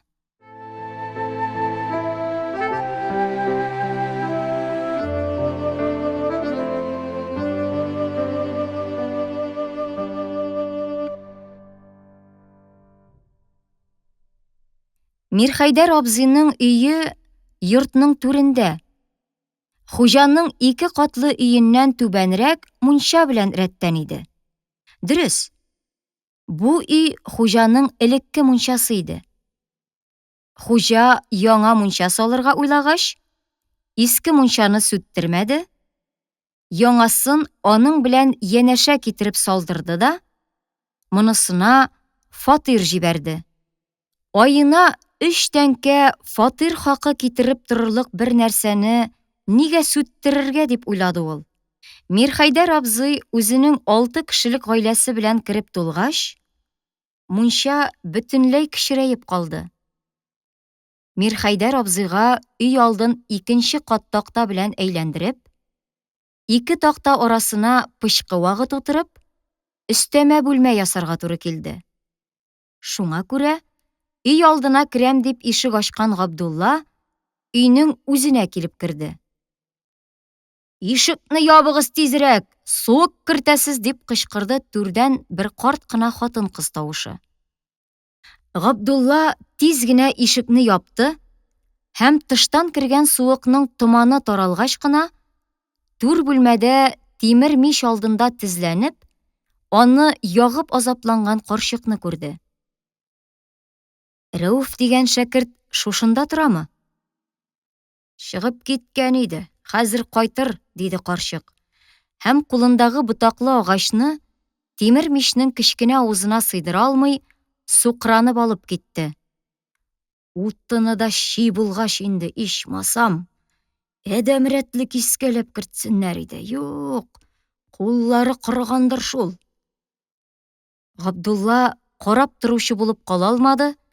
«Сез аны менә булай» дип, карчыкның эшенә тыгылды һәм агачны алып, аны икенче башы белән мичнең авызына этәреп җибәрде. Аннан ул калган коры сарыны да мичкә тутырды. Карчык бу көтелмәгәндә килеп чыккан ярдәмче аркасында биразга бушап калган кулларын үз иркенә куеп, чүгәләгән хәлендә калды. Һәм утыннан зарлануын, гомумән, тормыштан зарлануга әйләндереп җибәрде. «Кыен инде, кыен. Дөньяны бер үзеңә алып барырга калгач. Минем булышлыгым нәрсәдә? Рәүф белән Сәрвәрнең булышлыгы нәрсә? Ярый әле өлкәне тимер юлда эшли. Тапканын берсен алып кайтып биреп тора. Ул да булмаса, нишләр идең?» Карчык тагын әллә ниләр сөйләнде. Ул сөйләнгән арада Габдулла бүлмәнең эшен, җиһазын күзәтеп чыкты һәм бер нәрсәгә гаҗәпләнде. Бу бүлмәдәге әйберләр кешедәге төсле түгел. Әллә нинди үзенә башка бер төрле. Өстәлдәге гади лампа өстенә кружка куеп чәй җылытыр өчен калай түгәрәкләр беркетелгән. Урындыклар һәм өстәлләр туры аякларда түгел. Бәлки, аркылы-торкылы беркетелгән аякларда басып торалар.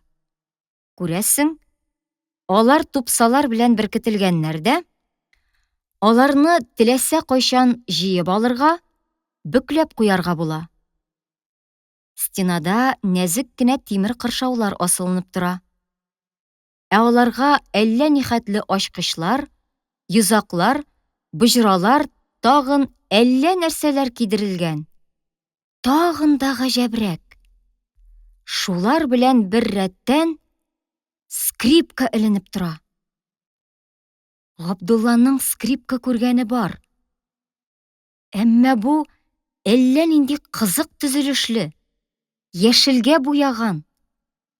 Колаклары агач түгел, җиз. Кем уйный икән соң бу скрипкада? Карчык тынып калды. Инде Габдуллага ни булса да әйтергә кирәк иде.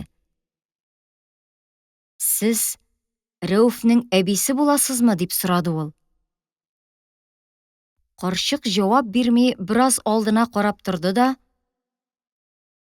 «Юк, мин аның әнкәсе булам», диде.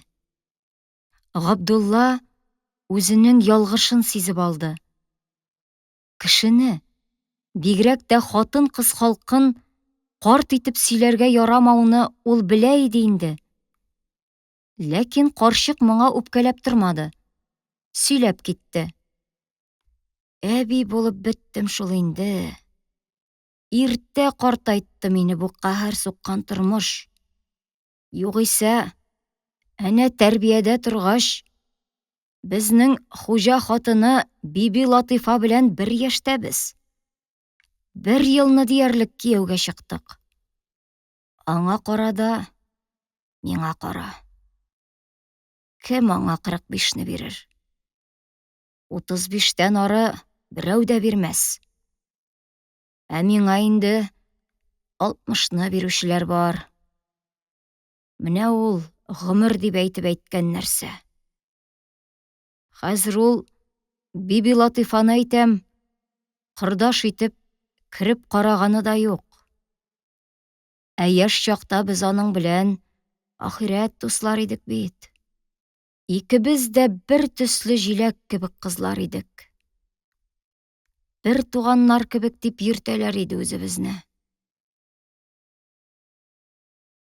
Габдулла бу бетәшеп бетә язган карчыкның җиләк кебек кыз чагы булуын күз алдына китереп бетерә алмады. Ишек шыгырдап ачылды. Һәм өй тагын тыштан кергән суыкның пары белән томаланды. Карчык тагын бая Габдуллага кычкырган тавыш һәм шул ук сүзләр белән тизрәк ишекне ябарга боерык бирде. Ишек ябылу белән томан да таралды. Һәм нәкъ әкияттәге сыман аның эченнән бер кыз килеп чыкты. Кызарып туңган бит алмалары һәм үзенең туңуына да карамастан елмаеп торган күзләре белән менә бу кыз ичмасам чынлап та җиләккә охшый иде. Йомышка җибәрер хәл юк инде сезне дип, аңа ташланды карчык. Китәсез дә олагасыз. Чишенеп торма. Чиләк белән су алып кер дә, тимер мич өстенә утырт. Абыеңның эштән кайтуына кияр күлмәге юк. Юып алырсың. Туктале, әнкәй. Кулларымны җылытыйм бераз. Өзелеп төшә язды, диде кыз. Һәм елмаеп Габдуллага карап алды. Ул чишенеп нитеп тормастан, мич янына килеп чүгәләде дә, уа-уа кулларын мичкә якынайтты. Арзанлы муслиннан теккән иске бишмәтеннән яше белән күптән чыккан иде инде ул. Инде килеп чүгәләгәч һәм кулларын мичкә сузгач, бишмәт бөтенләй өтек булып калды. Минем җиләннән дә өтек. Ничек түзә бу кыз суыкка дип уйлап алды Габдулла. Тимер мичнең инде кыз килеп чүгәләгән ягы ут кебек кызарып, янып тора иде. Нәкъ шуның уртасына кыз малайларча җиңел генә төкереп куйды. Мич сырты шырт итеп китте. Төкермә утка, авызың чабырыр юньсез дип ачуланды карчык. Эй, күпме төкергәнем бар, ичмасам бер генә дә чабырганы юк әле дип көлде кыз. Һәм тагын Габдуллага карап алды. Ничә яшь соң бу кызга дип уйлап куйды Габдулла. Буйга сынга 16-17 яшь бар. Ә кыланышлары 12-13 яшьлек балаларны кысыман. Үзенә килешеп тора тагын. Ул арада кыз чыгып китте дә, тыштан чиләк белән су алып кереп, аны мич өстенә утыртты. Шунда ук өстендәге бишмәтен салып ыргытты. Һәм үзенең ябык кына, ләкин төс һәм сыгылмалы буен кысып торган иске соры күлмәктән калды. Аннан ул шүрлеккә үрелеп, ашъяулыкка төргән икмәк түтәрәмен алды да, аны күкрәгенә куеп кисте. Һәм түтәрәмне тагын ашъяулыкка төреп, шүрлеккә куйды. Шүрлеккә үрелгәндә, аның күкрәкләре киерелеп, матур гына калкып куйдылар. Һәм бу хәл яшь шәкертнең күзеннән читтә кала алмады. Ул нинди вакытлы-вакытсыз ашап утыру ди ул, дип сукранды карчык. Ләкин кыз аңа әһәмият бирмәде. Илаһи ачыктымсың, әгүзү бисмилла диде. Һәм ул утырып, икмәк валчыгын алдына төшермәскә тырышып, телемне авызына китерде. Начар гына җиһазлы шыксыз өйгә Бу кыз белән бергә ниндидер тыныч ягымлылык инде. Габдулланың үзенең дә җиләнен салып, мич янына аякларын бүкләп утырасы килде. Ләкин аны берәү дә җиләнен салырга кыстамады. Шул ук вакыт аның монда ни өчен килүе белән дә берәү дә кызыксынмады. Әйтерсең, бу өйгә теләсә кайвакыт, теләсә кем керә һәм теләгәнчә утырып чыгып китә ала. Монда нигә килдең дип тә, кая китәсең дип тә сорамыйлар. Монда тәртип шундый. Шулай да Габдулла болай тик кенә утырырга уңайсызланды. Рәүф тиз кайтыр микән дип сорау бирде ул. Шуңа җавап биргән кебек ишек артында шыгырдаулар, кеше тавышлары ишетелде һәм ишек ачылып, ике кеше ниндидер зур гына әрҗә кебек әйберне ишектән кертә башладылар. Почмагы белән, диде олылар тавышы. Почмагы белән кертсәң, аягы сыймый, диде яшь тавыш. Ниһаять, алар көч-хәл белән әрҗәне бүлмә уртасына кертеп утырттылар. Озак кына ишек ачылып торудан һәм бозланып торган әрҗәдән өй кинәт суынып китте. Карчык бер туктаусыз сукранып, әрҗә өстенә ябышкан карны сыпырырга, чүпрәк белән сөртергә тотынды. Бу ниндидер авыл хуҗалыгы машинасының бер өлеше, дөресрәге, машинаның механизмы бушатылган агач тартмасы иде.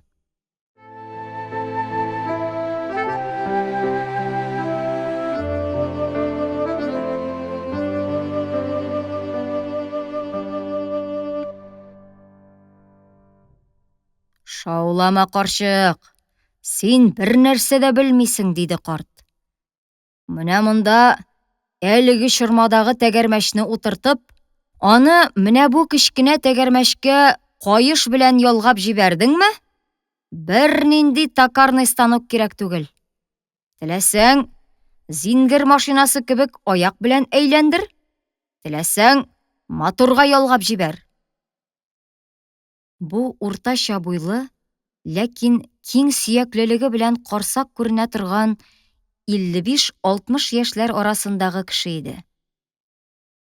Аның ир уртасыннан картлыкка авышып баруын битен каплап алган сакалындагы ярым кара, ярым сыры, ярым чал төсләр әйтеп торалар. Мәчет белән тыгыз бәйләнеше юк бугай бу картның. Мыеклары мөселман картларыныкы сыман җеп кебек кенә калдырып кырылмаган, бәлки, рус мыегы кебек күпереп тора һәм бераз бетергәләнеп чигә сакалына килеп тоташалар. Ә чәч күптән кыркылмаган һәм кәләпүш белән капланмаган. Югарыдагы 3 төрле төс ала-кола булып бераз тырпаеп тора.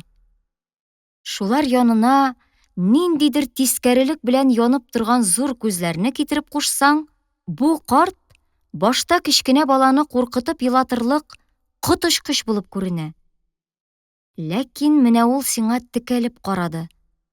Сакал-мыекларын тибрәтеп куйды, сөйләшеп алып китте һәм кот очкыч карттан берни калмады. Аның күзләренә җылылык җәелде.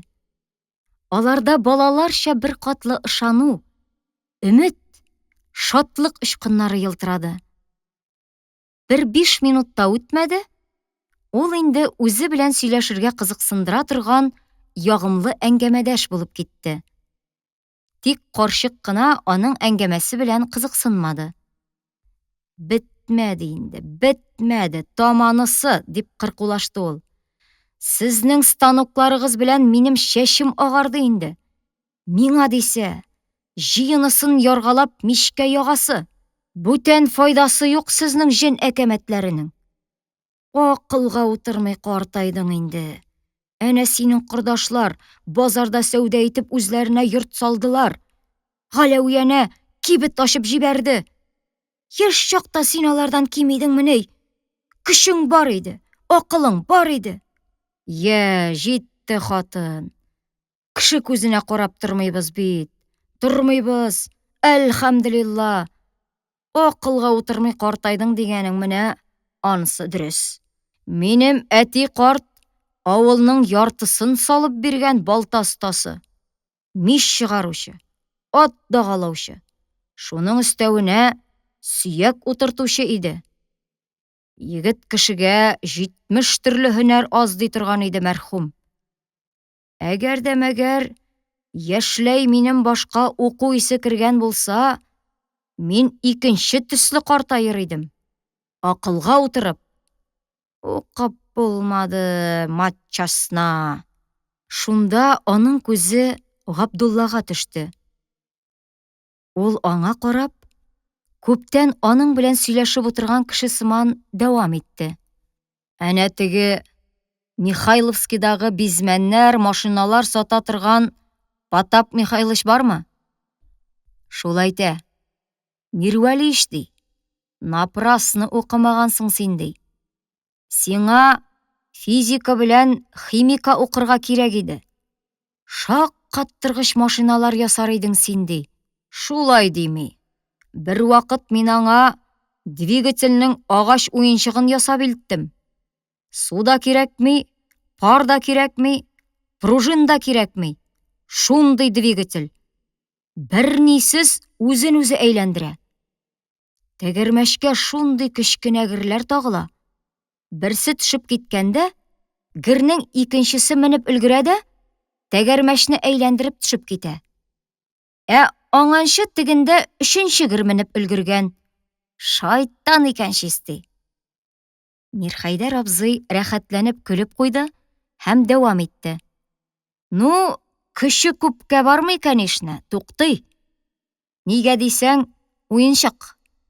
Менә син аны нәстәяшни итеп ясап кара әле. Өй биеклеге итеп. Герләренең авырлыгын төгәл үлчәп, бөтен җирен төгәл утыртып, эшне җиңеләйтә торган тагын берничә хикмәт уйлап табып. Билләһи туктата алмыйсың. Соң Потап Михайлович ни диде ул машина турында дип кызыксынды Габдулла. Аны инде бу йөзе куе төк белән капланган фанатик күзле кеше гаҗәпсендерә башлаган иде. Мирхәйдәр абзый бер сүз дә әйтми урыныннан торды да, өстен салып, киемен чигә элеп куйганнан соң, яңадан килеп Габдулланың каршысына утырды. Һәм үзен тыңлаучы табылуына бик канәгать хәлдә сөйләп алып китте. Потап Михайловичмы дип башта кайтарып сорады ул. Күрәсең, бу сорау шактый озын аңлатма бирүне таләп итә иде. Ләкин ул сүзен шундук ялгап алып китә алмады. Карчыгы аның шактый җиткән чәчле ялан башына түбәтәй китереп кидерде. Түбәтәеңне киеп сөйләш ичмасам, әдәм тәганәсе. Шәкерт кеше гаеп итеп китәр үзеңне. Мирхәйдәр абзый онытылган бер гадәтне исенә төшергән сыман түбәтәен басып, аны арткарак чиеп куйды да сөйләп китте. Потап Михайлович үзе берни дә әйтмәде. Ул минем машинаны алып калды да, 2 көннән килергә кушты. Шуннан ярар. Килдем мин моңа 2 көннән соң. Мирвәлич ди бу миңа әйтә. Әйдәле минем конторга керик ди. Керәбез конторга. Керсәк, пуф итеп тора торган калын кара мыеклы, ак якалы бер адвокат сыман кеше утыра. Мирвәлич ди миңа Потап Михайлович. Менә бу кеше химик-механик була. Җаек өстенә тимер юл күпере салган кеше бу. Укуның чигенә чыккан кеше инде сүзнең кыскасы. Ярар. Ну, знаком мин әйтәм, как? Бик эре сөйләшә бу минем белән. Теләр-теләмәс кенә сөйләшкән шикелле. Әллә нинди мин аңламаган сүзләр кыстыра. Мин Потап Михайловичка карыйм. Ягъни, нәрсә сөйли бу? Потап Михайлович әйтә, бу әдәм сине мондый эшләргә кынарлыгы бар дип әйтә. Тик моңа гыйлем генә җитми. Бер нәрсәсез, Үзлегеннән әйләнә торган машина уйлап табу белән дөньяда бик күп гыйлем кешеләр әллә кайчаннан бирле баш ваталар инде. Вә ләкин аны уйлап табу мөмкин түгел ди. Ну, мин моңа каршы төшәм. Мөмкин. Мин әйтәм, сез теләсәгез нишләгез. Мин барыбер мин әйтәм, моның очына чыгам. Шуннан соң теге химик-механик миңа кәгазьдә әллә нинди сызыклар сызып, цифрлар сугып күрсәтә. Мөмкин түгел дигәнне әйтмәкче була ягъни. Ну, минем аңа каршы җавабым юк. Мин аның сызыкларын да белмим, цифрларын да төшенмим. Эх, мин әйтәм, сыздый-быздый китерергә өйрәнеп булмады бит яшь чакта. Әйтеп бирер идем мин бу мыек батырга. Бу урында Мирхәйдәр абзый ачынып, тел шартлатып, йомарланган куллары белән һаваны кисеп куйды. Сүз ачарга уңае килеп тора дип, Габдулла эченнән генә шатланып алды һәм шунда ук үз мәсьәләсенә күчүне кирәк тапты. Бик дөрес нәтиҗә ясадыгыз, Мирхәйдәр абзый, диде ул. Картайгач менә булай үкенеп утырмас өчен яшь чагында укып калырга кирәк. Дөрес. Бик дөрес. Бик дөрес. Һай, кадерен белмәгәнбез яшьлекнең. Соң аның мөмкинлеге дә шул хәтле генә булган шул, туган. Иман шарты белән әфтияк укыттылар да, безне укудан алып, олау йөртергә җиктеләр. Без Казан белән Әгерҗе арасында олау йөрттек. Дөньясы шулай кушты. Мәсьәлә дөрес эздән читкә тайпыла башлады. Һәм Габдулла аны яңадан дөрес сызыкка төшерергә тырышты.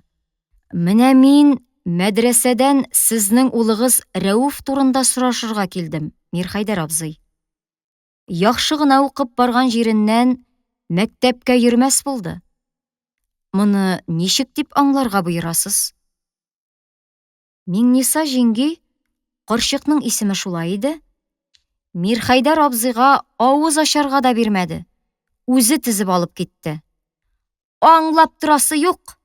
Әнә безнең хуҗаның улы Габдрахман бөтен җире җитеш. Өсте бөтен, ашаганы балда май була торып, укуын ташлады да, кибеттә атасына булышырга тотынды. Бездән акыллырак кешеләр шулай иткәч, безгә ни кала? Укып та әдәм рәтле көн күрә белмәгән кешеләр бик күп. Бер дә укымый кеше булган кешеләр дә бар. Мәсьәлә кинәт чуалып китте. Һәм тормыш тәҗрибәсе күбрәк булган бу олы кешеләр белән бәхәскә керү һәм аларны җиңеп чыгу Габдулла өчен җиңел түгел иде. Ул бер юлы гына сүз таба алудан гаҗиз булып, тирә-якка карап алды. Һәм аның күзләре Сәрвинеке белән очраштылар. Кызның исеме шулай иде.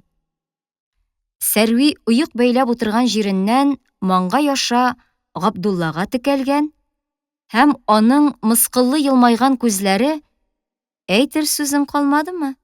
Шулардан җиңдереп торасыңмы дигән сыман үртәп торалар иде. Габдуллага әллә каян көч кереп китте. Әллә каян сүзләре табылды. Әгәр дә сез малаегызны укудан күршегез Фәйзрахман аерган кебек аерсагыз, дөрес булмас. Фәйзрахман бай аерган булса, ул үзенең байлыгына, дәүләтенә ышанып аера. Сез нәрсәгә ышанып аерасыз? Кибетче малае кибетче булып калыр. Сез улыгызга нинди байлыгыгызны мирас итеп калдырасыз? Мин беләм. Рәүф тә менә шулай атасы кебек картайыр. Ул да киләчәк көнендә, эх, яшь чагымда укымаганмын бит дип, үкенеп утырыр. Менә шундый үкенечне мирас итеп калдырасызмы сез аңа? Карчыгының каты басымыннан соң тынып калган Мирхәйдәр абзый янә телгә килде. Дөрес әйттең, шәкерт. Гомер буе атасы белән анасына нәгъләт укыр. Терсәкне тешләрдәй булыр. Әмма инде эш үткән, шабаш. Шуны әйтегез әле миңа дип, мәсьәләне суытмаска, киресенчә аны дөрләтеп җибәрергә тырышты Габдулла.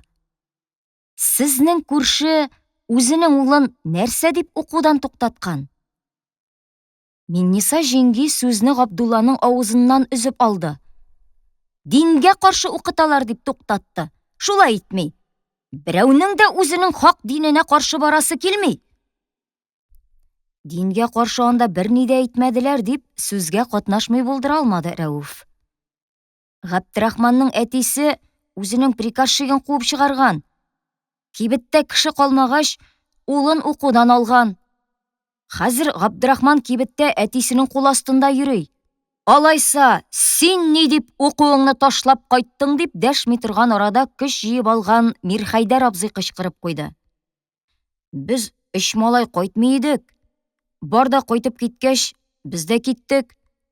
Бүген мин бармакчы идем дә, мин җибәрмәдем дип, улының сүзен бүлде Миңниса җиңги.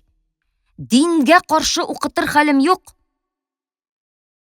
Дөньялык өчен кирәк гыйлемне укыту, ул дингә каршы укыту дигән сүз түгел, җиңги. Сез бит балагызны мулла ясарга түгел, дөньялыкка ярый торган кеше ясарга, укымышлы, һөнәрмәнд кеше ясарга укытасыздыр. Мирхәйдәр абзый хәзер генә менә шул турыда үкенеп сөйләп утырды түгелме? Мирхәйдәр абзый башындагы түбәтәен үк ыргытып бәрде. Дөрес әйтте бу матчасна! Син бутама карчык эшне моннан булай, яме? Мин улыма мәктәпне ташларга рөхсәт иткәнем юк һәм итмәм. Башымдагы чәчем кыйылып беткәнче укытырмын. Әмма укытырмын. Алшайт! Белдеңме шуны? Йөрмә мин сиңа, кем? Мин өйрәтермен сезне. Менә мин үләрмен. Мине кәфенгә төреп кабергә илтеп тыгарсыз. Аннан соң үз белдегегез белән яши башларсыз. Ә хәзергә мин сезнең командир. Ир хакы белән ата хакы нәрсә? Беләсезме шуны? Бу юлы Миңниса җиңги бер сүз дә дәшми почмакка барып утырды. Һәм ачу белән кабасындагы сүзне йылка-йылка, сүзе ишетелер-ишетелмәс мыгырданды. Белмәгән кая. Бик эш кырдың инде. Ләкин аның бу төртмәле сүзләре баягыча көчле басым ясау теләге белән түгел, бәлки соңгы сүз минеке булсын дигән сыман үз сүзләнеп әйтелгән көчсез каршылык кына иде. Бу ир белән хатын бер-берсенең темпераментын, кайчан кызарга, кайчан туктарга кирәклекне бик яхшы беләләр иде күрәсең.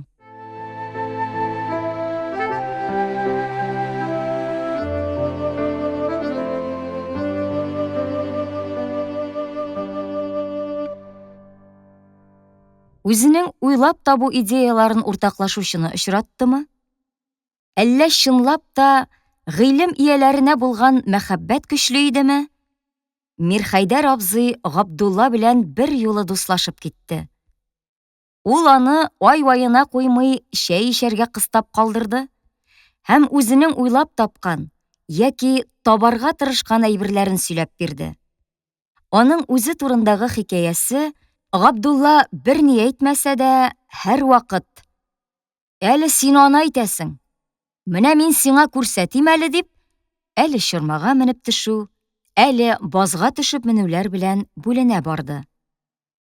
Габдулланың алды әллә нинди аңлаешсыз гаҗәп корылышлы тартмалар, серле кытыйчыклар белән тулды.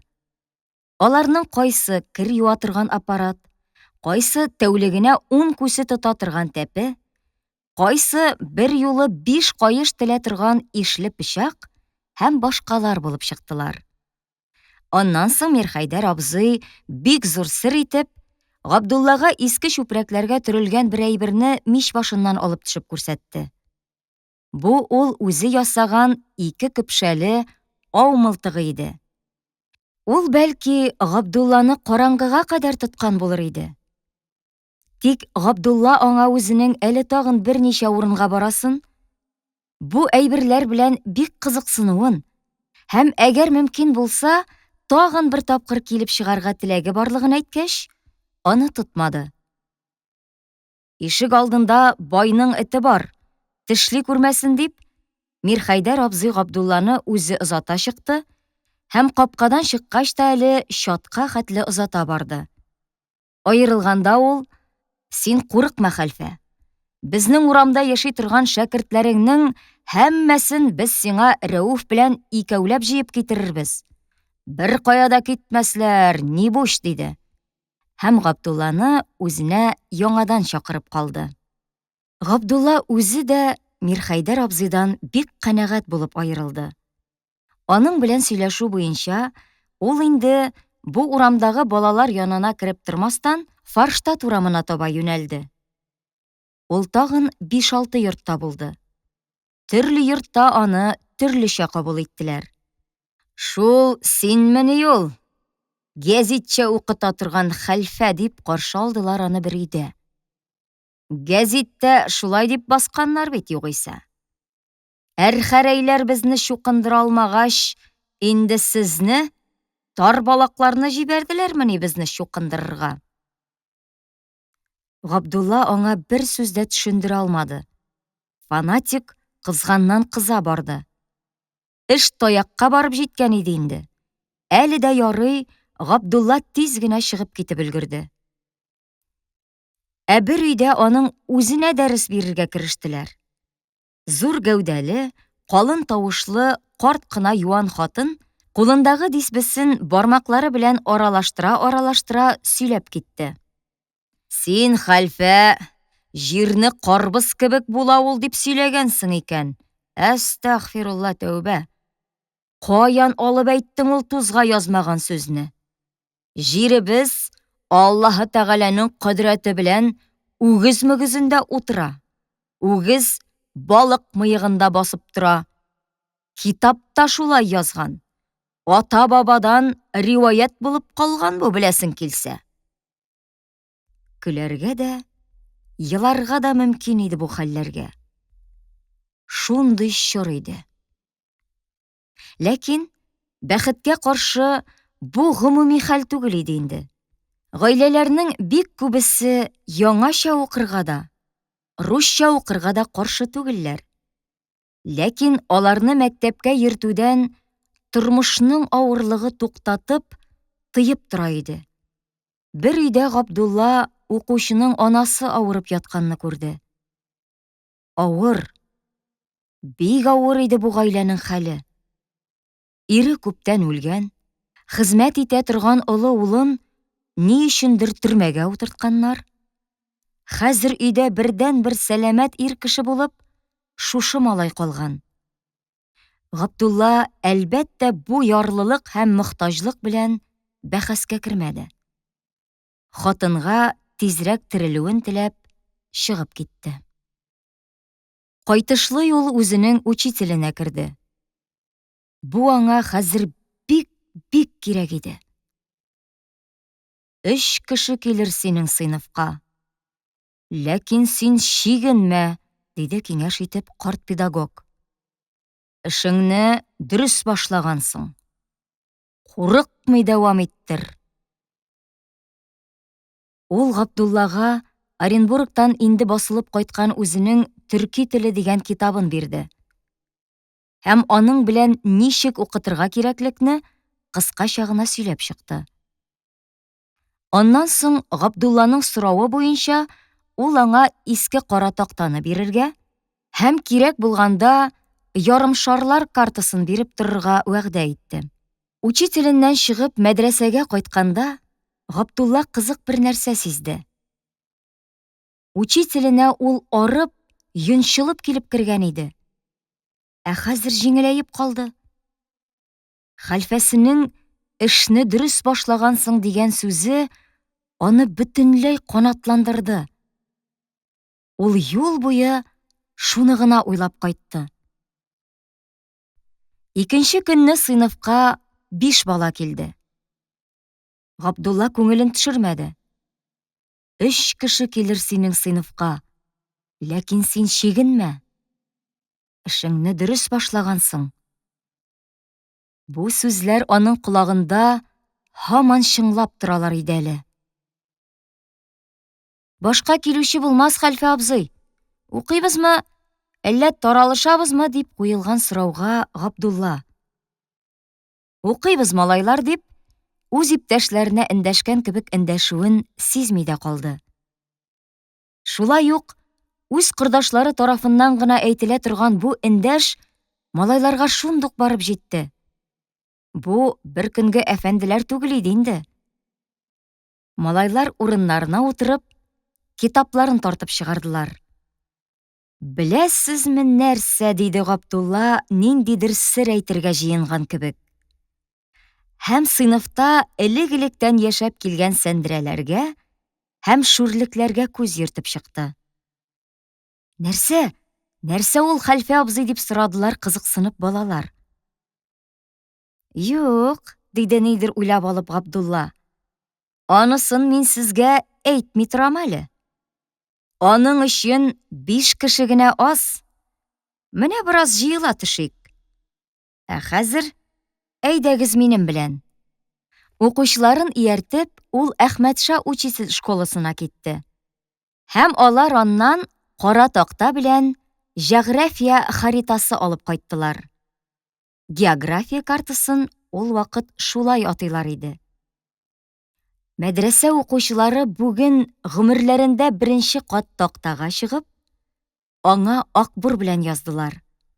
Беренче кат алар төрле буяулар белән буялган, ниндидер серле сызыклар сызылган, нокталар төртелгән ярымшарлар картасын күрделәр. Һәм аның нәрсә икәнен аңладылар.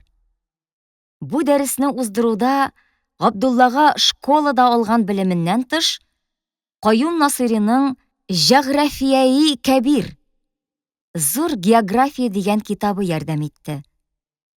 Укучылар дәресне кызыксынып тыңладылар. Аннан сораулар булды. Башта алар бер катлы сораулар иде. Урал суы өстән аска агып төшә. Анысын белдек. Ә менә бу су ничек астан өскә агып менә? Су өскә таба агамыни? Урал суы булгач, аның янында безнең мәдрәсә булырга тиеш бит. Кайда ул? Бу сары белән буяганы сары туфрак, кызыл белән буяганы кызыл туфрак буламы инде? Җирнең ырчыгы бар дидең бит, хәлфә абзый. Ул нинди ырчык? Тимерме? Агачмы? Кайсысы чынлап та бер катлы. Ләкин кайсысы шаяртып бирелгән бу сорауларның барысына да Габдулла бик канәгатьләнеп җавап бирде. Чөнки бүген шаяртып бирелгән сораулар да 3нче көнгә кебек мыскыл итеп бирелгән сораулар түгел. Күңел күтәренкелегеннән бирелгән дусларча сораулар иде. 2нче көнне сыйныфта 8 бала, 3нче көнне бер юлы 15 бала булды. Габдулла абый, җыелып алгач, нидер эшлибез дигән идең, дип кызыксынды малайларның берсе. Онытмаган, хәтеренә салып йөргән икән. "Ие, менә хәзер аны эшләргә була", диде Габдулла дәртләнеп. Һәм бер көнгә шикелле сәндерәләргә һәм шүрлекләргә күз йөртеп чыкты. Малайлар аның күзләренең ничектер комарланып елтырауын сизеп алдылар. "Беләсезме нәрсә?" дип сүз башлады Габдулла. "Без яңача укый башладык. Ә укый торган сыйныфыбыз һаман иске. Нигә кирәк безгә менә бу сәндерәләр? Нигә кирәк безгә бу шүрлекләр, чылгау киптерә торган аркылы кылгалар? Нигә кирәк безгә кандала һәм борча оялары? Алып ташлыйбыз, Габдулла абзый! Җимереп ыргытабыз, хәлфә абзый! Алып керегез өй алдыннан балта белән лом", дип боерык бирде Габдулла.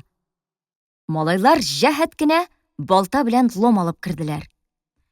"Әйдә", дип команда бирде Габдулла, һәм малайлар белән бергә үзе дә сәндерәләргә һөҗүмгә ташланды.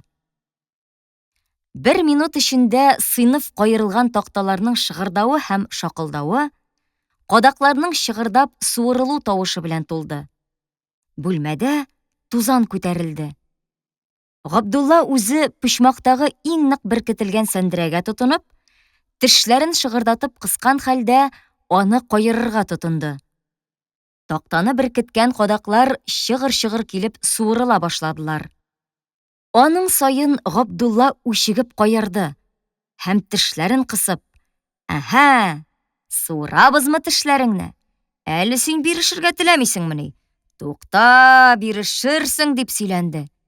Әйтерсең, бу сәндерәләр түгел, ә гомумән искелек, консерватизм үзе. Һәм бу чыгырдап суырылучы кадаклар түгел, бәлки искелекнең черегән һәм какшаган тешләре. Айруча бер ләззәт бар иде бу вату, җимерү, суыруда. Сәндерә шүрлек һәм кылгаларны җимереп, идәнгә өеп ташлаганнан соң, эшнең икенче өлеше башланды.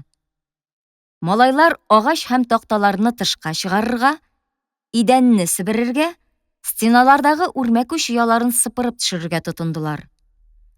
Габдуллага боерып торасы да калмады. Балалар бөтенесен үзләре белеп, үзләре кирәк табып эшләделәр.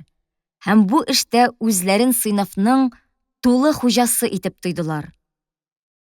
Ул арада ашыгып, ах-вах итеп, сыйныфка Хәмидулла абзый килеп керде. Һәм гайрәтләнеп: «Бу ни эш? Шәкертләр, Габдулла әфәнде, бу ни хәл?» дип сорады. «Бумы? Бу искелекнең тәхетләрен тармар итү», дип шатлыклы елмаю белән җавап кайтарды Габдулла. Бу елмаю гайрәтләнеп кергән Хәмидулла абзыйны бөтенләй тугарып ташлады. Ул бер юлы йомшап: «Мөдәррискә ни дип җавап бирербез?» диде. «Җавабын үзем бирермен. Сез хафаланмагыз, әфәндем», диде Габдулла. Бүлмәнең иркенәеп һәм яктырып калуын күргән Хәмидулла абзый үзе дә бу эшне дөрес тапты. Ләкин бер юлы тынычлана алмады. «Ярыйла, нәтиҗәсез генә, шау-шусыз гына узып китсә», диде ул. Габдулла шундук төшенеп алды. Ярыйла бу мәдрәсәнең хуҗасы Мортаза байга барып җитмәсә дигән сүз иде. «Шау-шусыз гына узгач, үзгәреш тә булмый ул, әфәндем», дип җырланды Габдулла. Юк, ул үзе дә моның шау-шусыз бетмәячәген сизенә һәм борчыла. Ләкин җимерү дәрте һәм яңалык өчен көрәш шатлыгы аның борчылуыннан көчлерәк иде.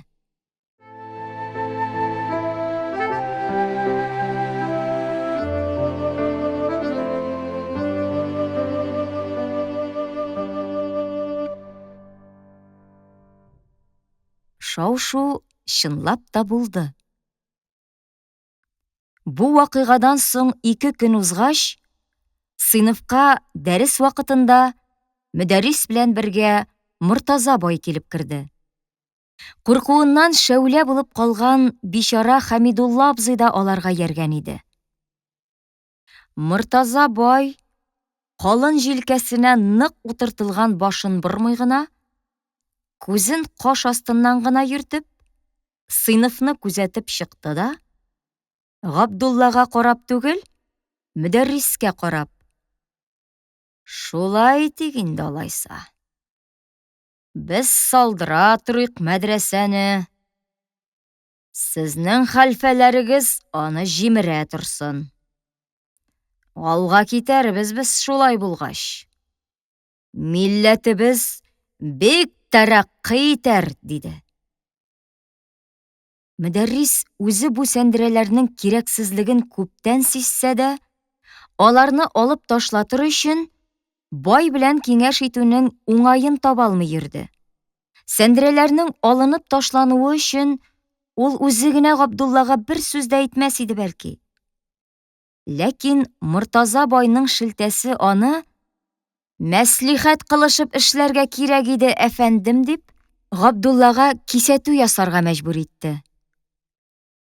Габдулла алдында бер сүз әйтмәсә дә, мәдрәсәдән чыккач, Мортаза бай мөдәрриснең колагына салды: Миңа ошамый сезнең бу шәкертегез. Бик үзбилдекле булып кылана. Ирек куйсаң, ул Алла сакласын. Әллә ниләргә барып җитәр. Мин үзем яңалыкка каршы түгел, үзегез беләсез. Әмма килеп киңәш ит, сора. Ә бу нәрсә? Бунт? Ул йонташ калын кашларын бер-берсенә кушып ачуланыпмы, уйланыпмы торды да мөдәррискә әйтте. Ышанычлырак бер-ике шәкертне сайлап, бүген минем янга җибәрегез әле. Һәм икенче көнне мәдрәсәдә олы шәкертләр арасында ниндидер ыгы-зыгы башланды. Алар яши торган зур почмак бүлмә ишеге һәм стенасы аша кызу-кызу сөйләшкән тавышлар ишетелде. Кара такталарын иләре белән бергә чыгарып ыргытырга кирәк. Бу урыс гимназиясе түгел, бу дини мәдрәсә. Шунысы гаҗәп. Бу тавышлар бары олы шәкертләр бүлмәсендә генә барды һәм шуннан читкә чыкмады. Габдулла һәм иптәшләре торган урта бүлмәдән узганда, бу шәкертләр нигәдер үпкәләгән сыман, авызларына су капкандай бер сүз дәшмәделәр. Хәлне аңлап алган Шадра Юсуф Габдуллага күз кысты һәм, күрдеңме, йодрыкларын кесәләренә тыгып узалар дип көлде. Һәм чынлап та, Фәттахларның Габдуллага каршы чыгулары стена аркылы шаулаудан һәм йодрыкны кесәгә тыгып йөрүдән ары узмады. Бердән, алар үзләренең ашчылык булуларын сизделәр. Икенчедән, Габдулланың теленнән курыктылар. Габдулла һәм аның иптәшләре бу каршылыкның кем тарафыннан оештырылуын сизеп алу белән бигрәк тә үчектеләр. Алар бу шәкертләргә карата байгура шымчылары, көзге чебеннәр, пишкадәм җебеннәр дигән кушаматлар тактылар. Эш кушамат белән генә дә шикләнмәде. Алар үзләренең торыш-йөрешләрен юри тегеләргә каршы куйдылар. Бу иң элек бәдрәфкә комгансыз йөрүдән башланды. Ә шау-шу көнне кич белән мәдрәсә капкасы төбендә Шадра Юсуфның берәүдән дә яшерми тәмәке тартып торуын күрделәр. Габдулла мәдрәсә эчендә түбәтәен салып, яланбаш йөри башлады. Һәм чалбар балагын читек эченнән чыгарып, читек өстеннән салындырып куйды. Аңа тагын берничә шәкерт ияреп яланбаш йөри башладылар һәм балакларын чыгарып салдылар. Ләкин бу иреккә сусау, иреккә ашкынуны ялгыш аңлауларда булды. Бер көн төнлә белән Вафа лаякыл исереп кайтты һәм мәдрәсә буйлап сүгенеп йөрде. Аннан ул идән уртасына егылып, шунда төн буе ыңгырашып, косып, авырып чыкты. Егор хәлфәдән дәрес алып кайткан бу дип көлештеләр үзара шәкертләр.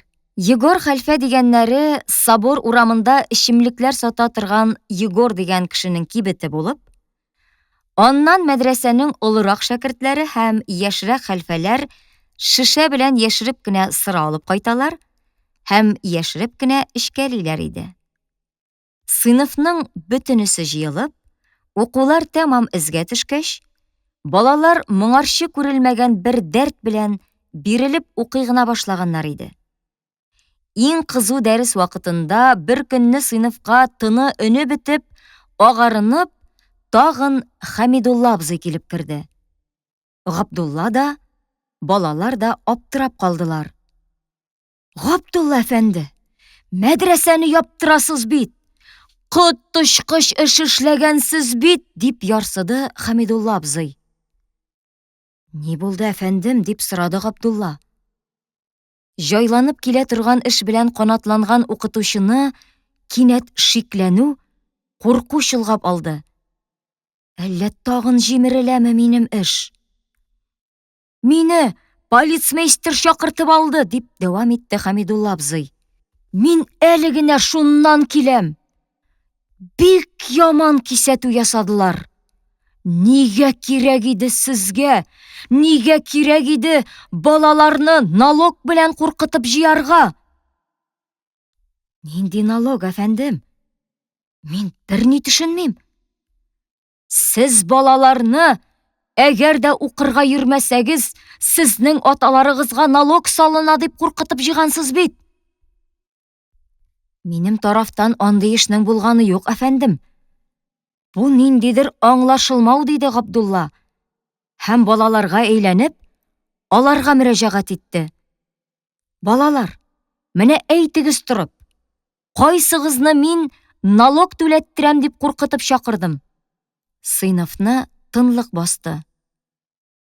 Арттагы скамьядан бер бала торып, безне шулай дип кисәттеләр, диде. Габдулла гаҗәпләнеп балага карады. Бу май заводында эшләүче кешенең улы Мөкәррәм иде. Минме сезне шулай кисәттем, дип сорады Габдулла. Юк, Рәүфнең атасы Мирхәйдәр абзый. Мәсьәлә ачыла башлады. Тагын кемне шулай кисәттеләр, дип сорады Габдулла. Тагын шундый бер бала табылды.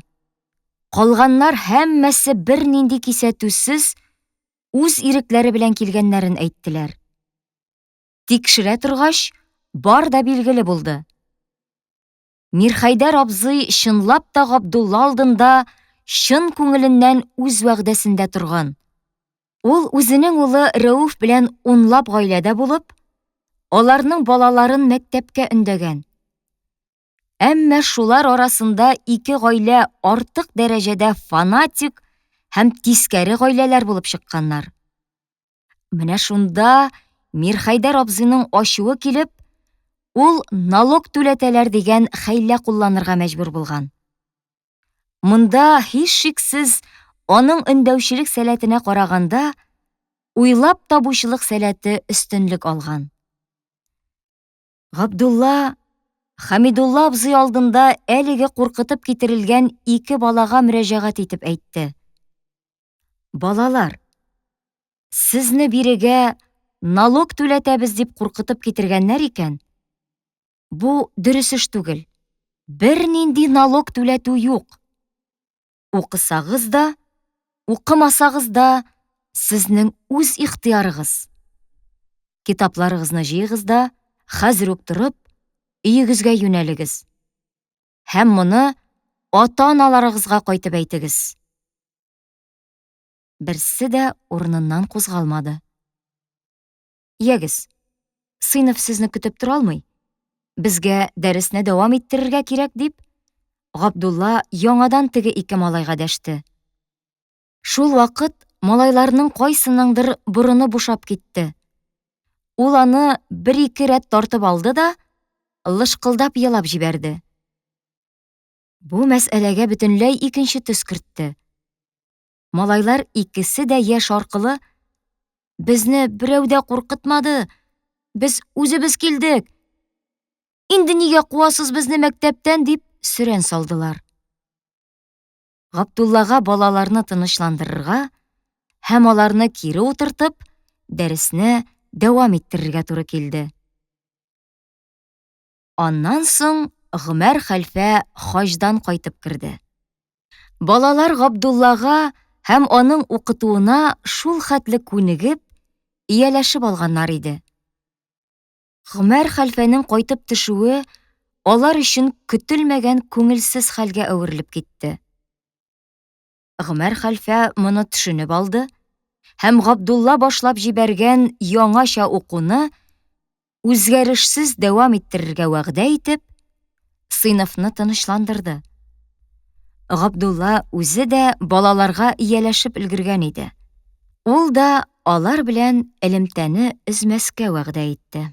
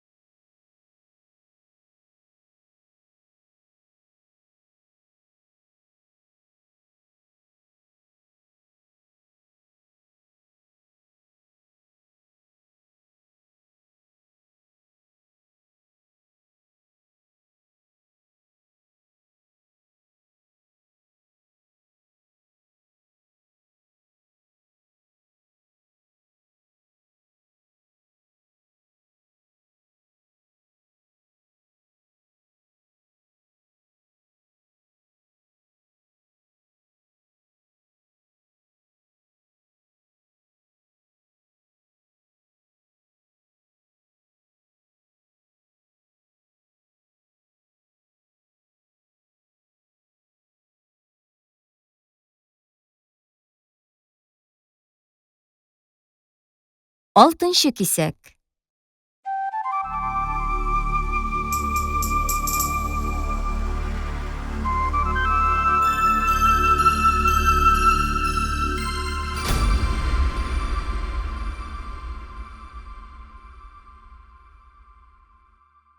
Ул арада Фәттах уйыл ягына ниндидер бер башкорт авылына мулла булып китте.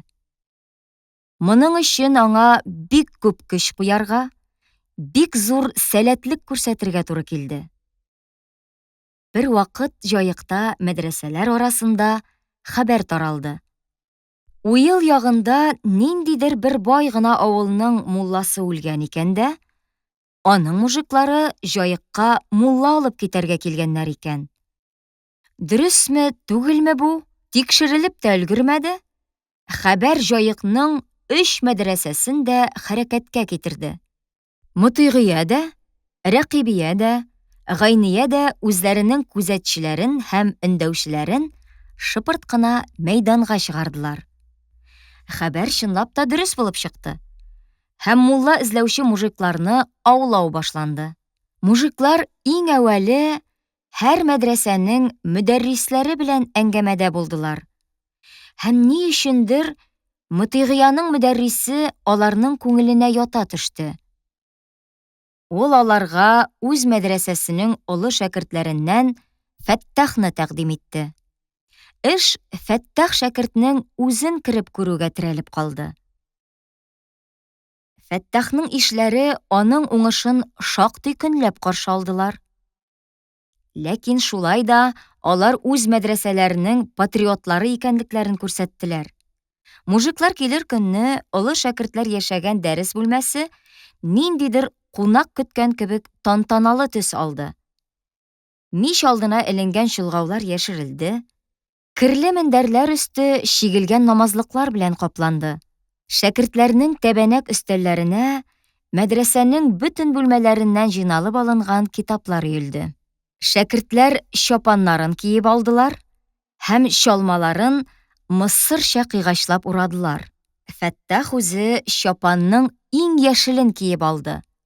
Чалманы мөмкин хәтле күпертеп урады да, аның юри озын итеп калдырылган койрыгын арттан алып, җилкә аша алга чыгарып куйды. Дус шәкерте Вафа аның күзләренә сөрмә тартты. Мыек белән сакалларына һәм түшенә гатырша мае сөртте. «Әмҗәкун!» дип кычкырды ишектән агайларның килүен кисәтер өчен махсус куелган шәкерт. Бу мужиклар дигән сүзнең шәкертләр телендә мыскыллап әйтелә торган рәвеше иде. Шунда ук Фәттах түргә, аслы-өсле өелгән мендәрләр өстенә барып утырды һәм Мишкатның иң зур кулда калын итеп басылган китабын тезләренә ачып салды. Чалма чапан кигән башка шәкертләр шундый ук олы китапларны ачып, аның алдына киезгә тезләнделәр. Ишектән түгәрәк кызыл төймәле туннар кигән 3 мужик белән Хәмидулла абзый килеп керде. «Әссәләму галәйкүм» дип сәлам бирде мужикларның берсе. Һәр хәрефне җиренә җиткереп, тавышны борынгарак җибәреп һәм сузып, булачак мулла сәламны кайтарды. «Вә галәйкүм әссәлам!» Хәмидулла абзый шәкертләргә дәресне дәвам иттерергә кушты. Үзе мужикларга ишеккә табарак бер сандык өстеннән утырырга урын күрсәтеп, алар белән шыпырт кына нидер сөйләшергә тотынды. Үзен кыз күзәтүче кияү кебек күзәтергә килгән мужикларга сынатмас өчен, Фәттах бөтен көчен куйды. Ул гарәпчә сүзләрнең тәмам үзәген чыгарып, шәкертләргә гакаиттән төрле сораулар бирде. Тегеләр җавап кайтардылар. Яшь мөдәррис аларның җаваплары белән канәгатьләнмәде. Кызып китте. «Хәшәпләр, шуны да белмисезме? Шәригатебезнең әмре мәгъруф, нәһи мөнкәр булган шәйләреннән кайсын сәләф вә кирамән катибан инкар кыла?»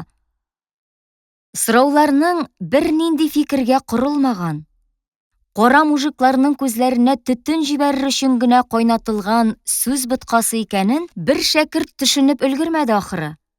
Каршы төште бит. Ул «Ланүсәлләм!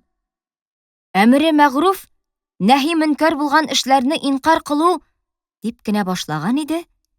Яшь мөдәррис янындагы таякны алып тегенең җилкәсенә берне тамызып алмасынмы? Кит, хәшәп! Үземә күренмә! Шәригатебезнең әсәсе гомумиясен аңламаган ишәк син. Үзеңнең мәхәллә әһелләреңә моны ничек аңлатып бирерсең? Шәкерт дип урынында утырып калмакчы иде, ләкин икенче тапкыр күтәрелә башлаган таяк аны тиз генә бүлмәне ташлап чыгып китәргә мәҗбүр итте. Кергәннән бирле яшь мөдәрриснең гыйлеменә исләре китеп, авызларын ачып утырган мужикларның бу вакыйгадан соң булачак мулланың зур гыйлем иясе икәнлегендә шикләре калмады. Гыйлеме булу өстенә күсәкне дә җиңел уйната белүе бай мужикларда мәхәллә кешеләрен тота белер бу дигән ышаныч калдырды. Алар булачак имамнарыннан бик канәгать булып чыгып киттеләр. Алар чыгып, яңадан әйләнеп кермәслек дәрәҗәдә мәдрәсәдән ераклашу белән үк, шәкертләр бер юлы хәрәкәткә килделәр. Чапаннар, чалмалар салынып ташланды. Шау-шу көлеш эчендә шәкертләр бу спектакльнең уңышлы чыгуыннан кинәнделәр. Чыгып киткән мужикларның ничек авызларын ачып карап утыруларын һәм күргән-ишеткәннәрен никадәр ышаныч белән кабул итүләрен сөйләп, алар булып кыланып күрсәттеләр. Барысыннан бигрәк Фәттах бик канәгать иде. Ул алдагы атна кичне крендель һәм чикләвек алып кайтып, иптәшләренә сый оештырырга вәгъдә итте. Ләкин сый булмый калды. Аның урынына Фәттахка башка төрле сый турында уйлап, үрсәләнеп, йөгереп йөрергә туры килде. Көтелмәгән җирдән килеп чыккан көндәшлек маҗаралары бөтен эшне җимереп ташлый язды. Рәкыйбияләр Фаттахның мужикларга ошавын ишетү белән дер куптылар. Бигрәк тә теге кышны мөназарага килеп, кыйналып киткән мулла Җәләлче кара шәкерт Фәттахның мулла Җәләлне түгел, Гакаитне дә юньләп белмәвен әлеге мужикларга ишеттерде. Мужиклар бу икенең аермасын белмәсәләр дә, кара шәкертнең авызыннан сибелеп торган гарәп сүзләренең Фәттахныкына караганда күбрәк, тагы да аңлаешсызрак икәнен ишетеп, бөтенләй аптырашта калдылар. Кара шәкерт Фәттахны алар алдында мөназарага чакыртып, хур итәргә вәгъдә итте һәм аңа чакыру җибәрде.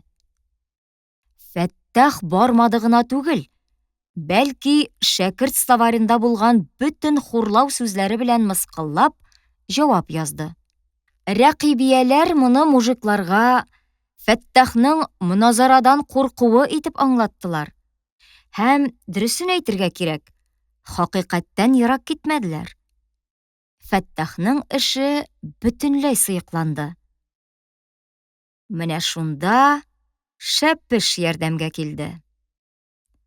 Шәпеш Фәттахның беренче хәлфәсе булып, аңардан укыган чакта ук Фәттах хәлфәсенә юмакайлык күрсәтеп, ышаныч казанып өлгергән. Аның иң якын шәкертенә әверелеп киткән иде. Шәпештә укуын тәмамлап, икенче хәлфәләргә күчү белән якынлык өзелмәде. Бәлки ул зурлар арасында була торган әшнәлеккә, хәтта дуслыкка әверелде. Менә хәзер Фәттах аңа киңәш сорап барды. Шәпеш эшне җайларга алынды.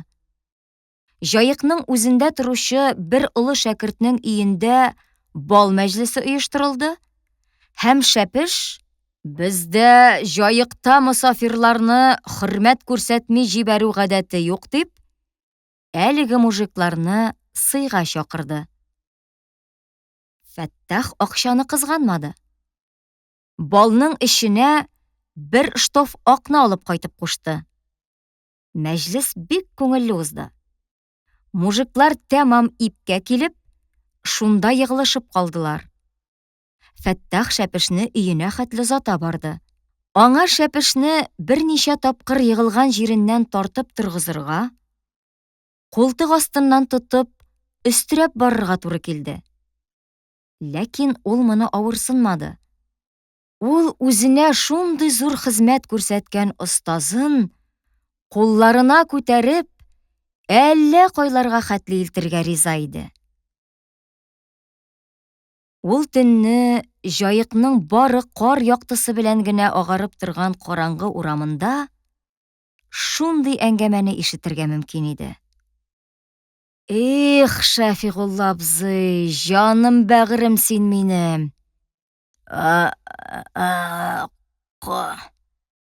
Син бит беләсеңме минем өчен нинди зур хезмәт күрсәттең? Синең аркада бит мин беләсеңме кем хәзер? Эх, әүлия кеше бит син, Шәфигулла абзый.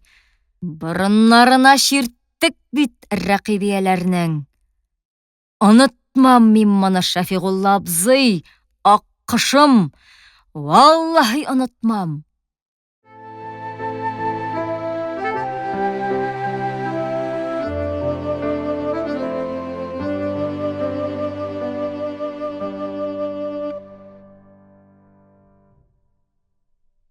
Фәттах мулла булып китте.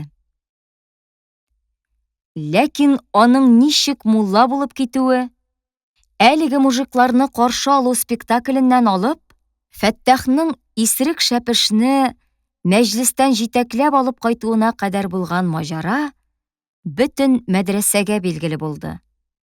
Габдуллалар төркеменә көләр өчен бу чүмереп бетергесез материал бирде. Ләкин яңа фикерле яшьләр көлү белән генә чикләнмәделәр. Искелеккә булган нәфрәт аларны кыю сөйләргә, кыю хәрәкәт итәргә дә өйрәтте. Башта бу тышкы үзгәрешләрдә күренде. Шәкертләр бер-бер артлы чәч җибәрергә тотындылар. Йосыф белән Вафа дигән шәкертләрнең чәчләре күпереп артка ук ятып тора. Габдулланың чәче тегеләрнеке хәтле үк озын түгел. Шуңа күрә артка ятып тормый. Бәлки, кирпе энәләре сыман тыңлаусыз тырпаеп торалар иде. Габдулла көн сайын аларны су белән чылатты. Һәм артка җибәрергә тырышып, каяндыр табып алган тарак кисәге белән тарады. Бер үзгәреш икенче үзгәрешне китереп чыгарды. Чәч җиткереп, яланбаш йөрүчегә инде читек белән кәвеш килешми иде хәзер. Мутыгыядә беренче булып, Габдулла штиблет алып кияргә булды. Ләкин штиблет алып кию дигән сүз ул әйтергә генә ансат.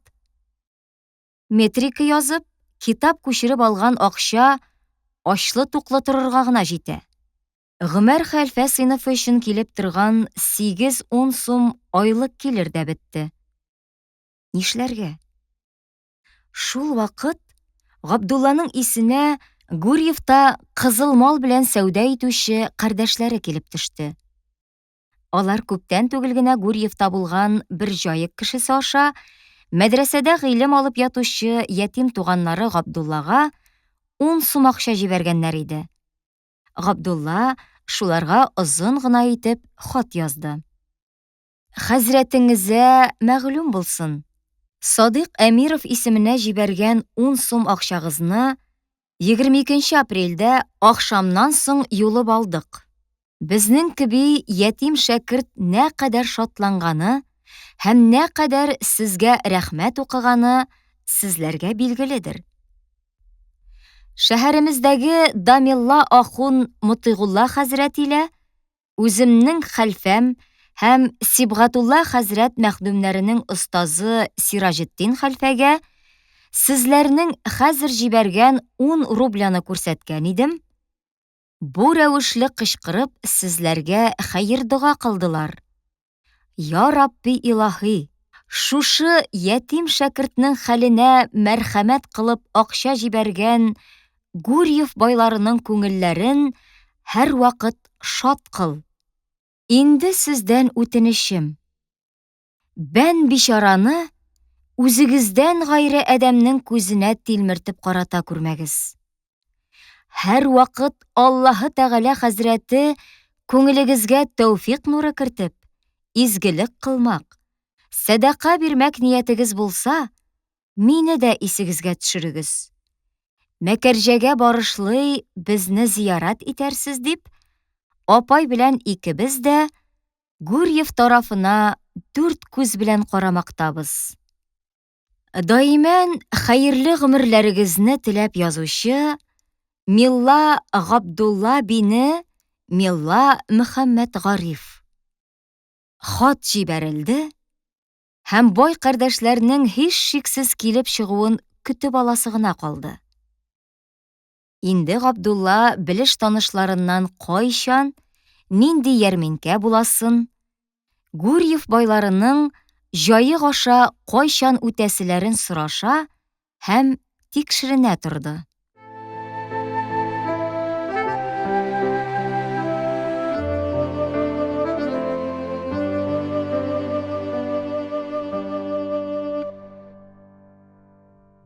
Сорашыр өчен бер көн ул Дәва апаларына барып чыкты. Бу аның моннан күчеп киткәннән бирле монда икенчеме, өченчеме тапкыр гына килүе булып, соңгы килүеннән соң елга якын вакыт узып киткән иде инде. Картайган ак колак аны карлыккан тавыш белән ялкау гына өреп каршылады. Аннан ул аны хәтерләп танып алды. Ләкин элекке кебек аның аякларына килеп сыенмады. Әле син дә дөньяда бармыни дигән сыман читтәнрәк карап калды.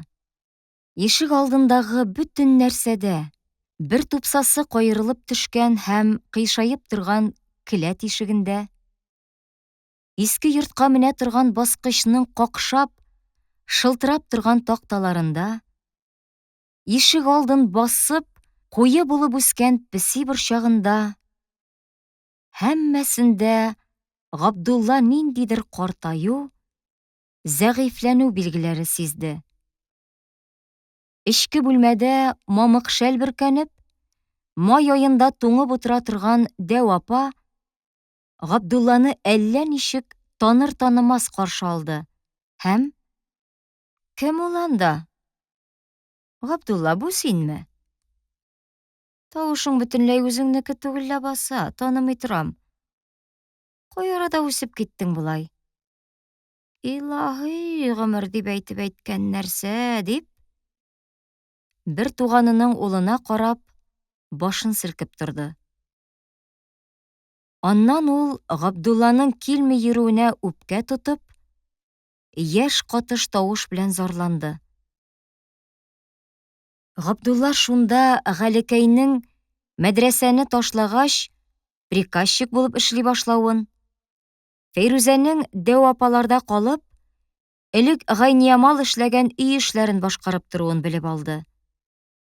Аннан соң ул төп мәсьәләгә күчеп, Гурьевтан килгән-киткән кеше юкмы дип сорашты. Апасы берәүнең дә килмәгәнен, әмма һәр ел ярминкәгә барышлый бай кардәшләре Әхмәдинең кирип чыга торган гадәте барлыгын әйтте. Килеп чыгарга тиеш инде. Ярминкә вакыты килеп җитте. Ул сиңа ярдәм иткән икән, бик әйбәт. Алла разый булсын. Булай һиммәтчел кеше инде үзе. Тик менә син... Ул Габдулланы кинәт күргән кебек, гаҗәпсенеп, баштан аяк күз йөртеп чыкты һәм: "Туктале, Габдулла, килеш-килбәтеңне нигә болай итеп йөртәсең? Шалбарыңны чыгарып салгансың. Ул башыңдагы чәчеңне ник булай җибәрдең? Поп чәче кебек ич. Илаһи, бөтенләй шәкерт кыяфәтең калмаган лабаса. Син Әхмәдулла абзаңны сорыйсың. Аның нинди диянәтле, тәкъва кеше икәнен белмисеңмени син? Юк, булай ярамый. Кайт та чәчеңне алдырып ташла. Шәкертләрчәрәк итеп киен. Әхмәдулла абзаң яратмас булай. Габдулла дәү апасыннан чыгып, мәдрәсәгә кайтканда, чынлап та дәү апа белеп әйтә.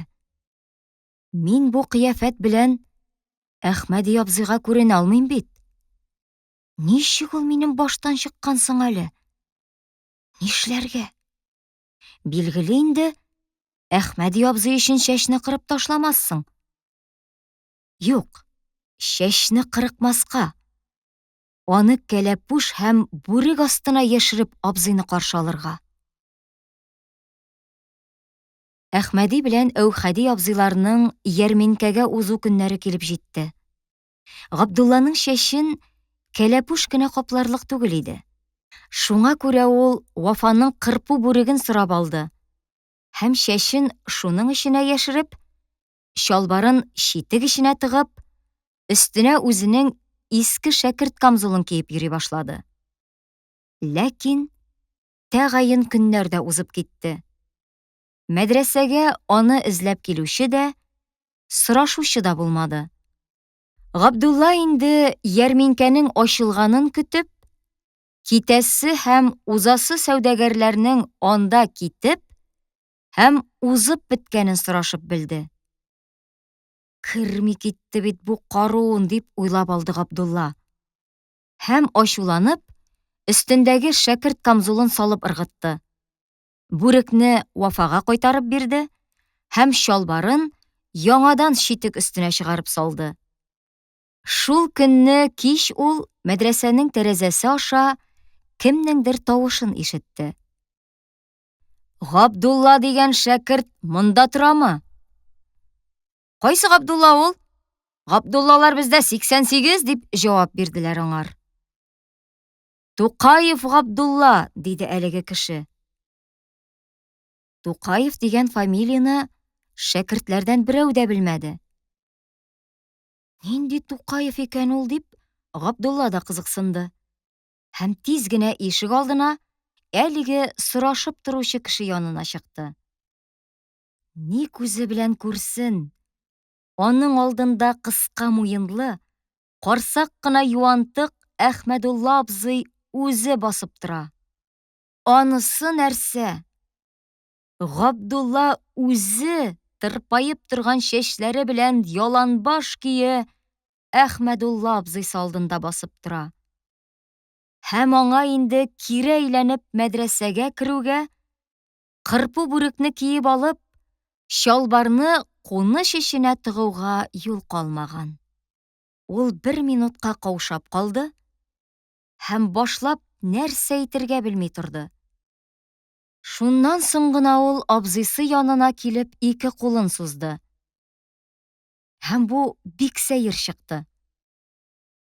Бу очрашуның шаһиты булып, тирә-якта карап торган шәкертләр бер-берсенә карап елмаештылар. Абзасы Габдулланың кыяфәтенә һәм кием килбәтенә гаҗәпсенеп карап торды. Ләкин үзенең гаҗәпсенүен нинди сүз белән аңлатырга белмәде. Әйтте салды. Хаҗәтханәгә дә кымгансыз йөрисеңме? Кымгансызмы? Дип кайтарып сорарга туры килде Габдуллага. Җавап уйлап табар өчен аңа бераз вакыт кирәк иде. Юк, шәкертләр кымган белән йөриләр. Моны шәкертләр кымган белән йөриләр. Мин шәкерт, мин дә кымган белән йөрим дип тә. Шул ук вакыт мин йөрмим, шәкертләр йөриләр дип тә аңларга мөмкин. Һәм Әхмәди абзыйның моңа бәйләнергә хакы бар иде. Ләкин ул моңа бәйләнеп тормастан, аның чәченә күз төшереп алды да, «Чәч тараш белән дә дуслыгың юк күрәсең», дип куйды. Габдулла моңа шәкертләр арасында аеруча таралган бер фәтва белән җавап бирде. Әбүгалисина энесе Әбүхарис белән ел ярым тау тишегендә гыйлем тәхсил итеп ятканнар. Чәчләре җилкәләренә, сакаллары кендекләренә җиткән, тырнаклары җитеп, тәннәренә кисеп кергән. Рәсүлебез Мөхәммәднең чәчләре колак йомшагына кадәр төшеп торган. Шулайдыр инде. Без, кара халык, күп нәрсәне белми торганбыздыр дип, чын күңеленнәнме, үпкәләү йөзеннәнме әйтеп куйды абзый кеше. Һәм мәдрәсә ишеге янындагы аслы-өсле куелган таш өстенә утырып, кесәсен актара башлады. Тагын бер 10 сум гына булса да тамызмас микәнни бу карун, дип уйлап куйды Габдулла. Аның инде абзасыннан күп итеп акча алып калу өмете беткән иде. Чынлап та, абзый кесәсеннән акча түгел, баш яулыгы зурлыгы кулъяулыгы чыгарып, маңгаен, муеннарын сөртергә тотынды. Ну, чёрт с тобой. Тавык симерсә, йомырка салудан туктый дип, синең турыда әйтәләр бит, дип уйлап куйды Габдулла. Һәм бу эшкә артык исе китмәде. Ул үзен кызыктырган икенче мәсьәләгә күчте. Сез ниндидер Тукаевны сорадыгыз түгелме, диде ул. Нинди Тукаев ул? Кем булсын? Син? Синең фамилияң атаң ягыннан Тукаев була бит инде. Тукаев? Мохтасар тышына синең атаң Мөхәммәд Гариф шулай язып калдырган. Без үз фамилиябезне шулай йөртәбез. Габдулла үзенең шәҗәрәсе белән кызыксынды.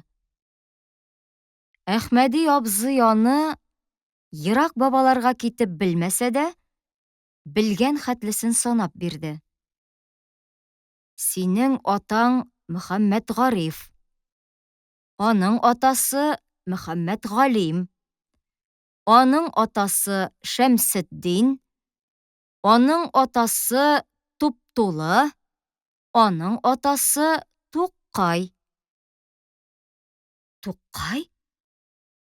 Әйе, Тукай. Ягъни атасы Туптулы, буш түгел.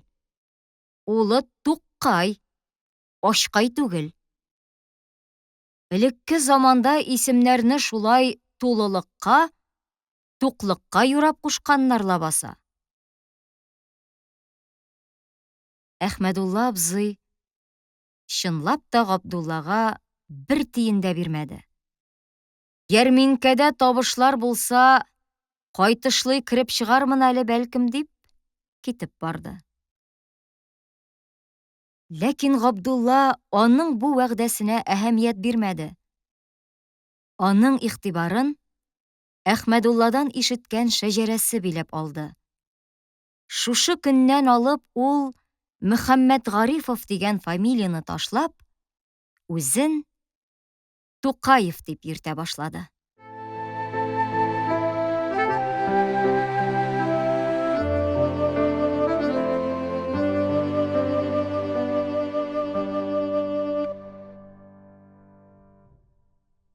Яңа дәвер кешесенең ничек киенергә, үзен ничек тотарга, нәрсә сөйләргә тиешлеген мөдәрриснең улы Кәбир әфәнде кайтып күрсәтеп бирде.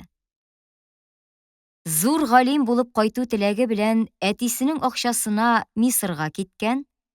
Анда Җамигъ әсһәр мәдрәсәсендә дәрес тыңлаган Кәбир әфәнде шул ук вакыт Россиядә татарлар арасында нинди җилләр искәнне, яшьләрнең нинди фикерләр белән кабынып йөрүен иленнән килгән хатлар аша белеп, танышып торды. Мисырдан кайтып төшкәннең икенче көнендә үк ул мәдрәсәгә килде. Һәм буйсыны, кием-килбәте, үзен тотуы, сөйләшүе белән шәкертләр һәм хәлфәләрнең исен китәрде. Ул буйга мәһабәт булып җиткән.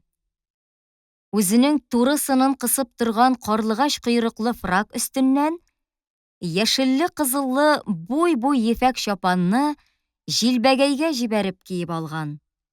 Ялт итеп тора торган американ күннән тегелгән штиблет өстеннән кара постау чалбарны чыгарып салган. Фрак астындагы ак жилет өстеннән алтын сәгать чылбырын ике якка аерып элеп куйган. Йылтырап тора торган чым кара озын чәчләре өстенә тәбәнәк кырлы куе кызыл фәс утыртылган. Куе кара кашлар зур үткер күзләрне күләгәләп, ә кылычаеп торган озын һәм матур борын егетнең йөзенә матур горурлык биреп торалар. Я Хода! Бар икән безнең мөселманнардан да шундый мәһабәт кешеләр дип ахылдыйлар шәкертләр, хәлфәләр һәм аңа карап көнләү катыш горурланып куялар. Хәзрәтнең улы чәч җиткергән, штиблет кигән дип яманлап карау юк. Бөтенесен аның мәһабәте баскан. Ул үзендә кыяфәт ягыннан да, кием ягыннан да, белем ягыннан да өстенлек сизә булырга кирәк. Танышлар белән дә, яңа кешеләр белән дә бер үк төсле, исе китми һәм курыкмый сөйләшә. Куллары белән иркен хәрәкәтләр ясап куя һәм сүз уңаенда туктап, кычкырып бер көлеп ала. Безнең Җәмигъел Әсһәрдә, ди ул, Мисырда үзе укыган мәдрәсәнең исемен еш кына телгә алып. Безнең Җәмигъел Әсһәрдә тәфсир һәм аның шәрехләре генә 3 ел укыла. Әлбәттә, Бохараи шәриф бу мәсьәләдә бик нык артта кала. Бу мәсьәләдә Җәмигъел Әсһәрне автомобиль итеп алсак, Бохараи шәрифне әлбәттә ябагатай итеп аңларга кирәк. Габдулла аны Мисырга киткәнче күреп калган. Кәбир әфәнде дә Габдулланы үзенең атасына китаплар, метрикалар күчерүче шәкерт итеп танып белә иде. Шуңа күрә Габдулла аның янына килеп күрешүне тиеш тапты. Ләкин аның мәһабәтлегеннән каушап, үзенең ярлы шәкерт кыяфәтеннән оялып, нишләргә белми аптырап калды. Шунда аны Кәбир әфәнде үзенең үткер күзе белән күреп алды да: Габдулла дус, хей, безнең җаекның Җәмигъел Әсһәрен тәмамлыйсызмы инде, дип, үзе кулын сузып аның белән күреште. Кара, кыяфәтенә караганда, бер дә мөтәкәббир түгел, бик ачык егет икән дип уйлап алды Габдулла. Аның бу киң күңелле, иркен карашлы кеше белән сөйләшәсе, үзенең серләрен аның белән бүлешәсе килде. Шул көнне кич күчерелгән китапның бер өлешен Габдулла мөдәррисләргә илтә китте һәм анда Кәбир әфәнде белән очрашты. Габдулла әфәнде, хей, әйдәгез, әйдә, мин юкта мәдрәсәдә ниләр булды, хисап бирегез, хей, дип каршы алды ул аны. Габдулла аңа үзенең укытуларын, шуның белән бәйләнгән күңелсезлекләрне һәм шатлыкларны сөйләп бирде. Аннан соң Юсуфның Казаннан алган хаты турында, хат итеп түгел, үзе ишеткән хәл итеп, Мөхәммәдиядә театр уйналуны дәртләнеп сөйләп бирде. Бу Кәбир әфәндене гаҗәпләндермәде. Ул моны күптән билгеле булган мәсьәлә итеп кабул итте һәм: «Нигә? Без дә уйныйбыз, хей, без дә спектакль хәзерләп куябыз, диде. Аннан соң ниндидер җилем басмада «Иттифак» дигән гәзит бастырып, мәдрәсәләргә таратканнар. Что ж, без дә чыгарабыз гәҗит, хей, без дә бастырабыз җилем басмада. Габдулла үзенең фикерләренең мондый җиңел һәм тиз эләктереп алынуын күреп, шатлыгыннан нишләргә белмәде. Әйе, Кәбир әфәнде кебек егетләр барда, без дә Казаннан калышмабыз, дип уйлап куйды ул. Бигрәк тә аңа Кәбир әфәнденең авыр мәсьәләләр алдында каушап калмавы, аларны һич сүзсез тормышка ашырырга әзер торуы ошады. Озак та үтмәде, мәдрәсә стенасында Кәбир әфәнде белән Габдулла икәүләп язып белгән зур игъланны бөтен мәдрәсә җыйнаулап укыды. Анда былай дип язылган иде. Игълан. Озакламый Җаекның Мотыйгыя мәдрәсәсе тәләбәләре, ягъни шәкертләре, тәшәббүсе, ягъни башлавы илән, Мәгариф исемендә әдәби вә иҗтимагый җәридә чыгарылачак. Шул җәридәгә хәзердән үк мәдрәсәбезнең мөхәррирләре, шагыйрьләре тарафыннан язылган мәкаләләр, шигырьләр, роман һәм театрга гаит әсәрләр кабул ителә. Аларны җәридәнең мөхәррире Әл-Хаҗ Хәрәмәйн Милла Кәбир Әл-Җайкый Әл-Әсһәригә вә җәридәнең сәркатибе Габдулла әфәнде Тукаевка тапшыру рижа ителә, ягъни үтенелә. Һәйәте тәхририя, ягъни редколлегия. 2-3 көндә үтмәде, аның янына тагын бер игълан ябыштырылды. Анда тиздән Мотыйгыя тәләбәләре тарафыннан гаять зур программа илән гыйльми мәҗлес уздырылачак. Милли җырлар һәм нытыклар белән катнашырга теләге улан кешеләр Мәгариф һәйәте тәхририясенә белдерсеннәр, дип язылган иде.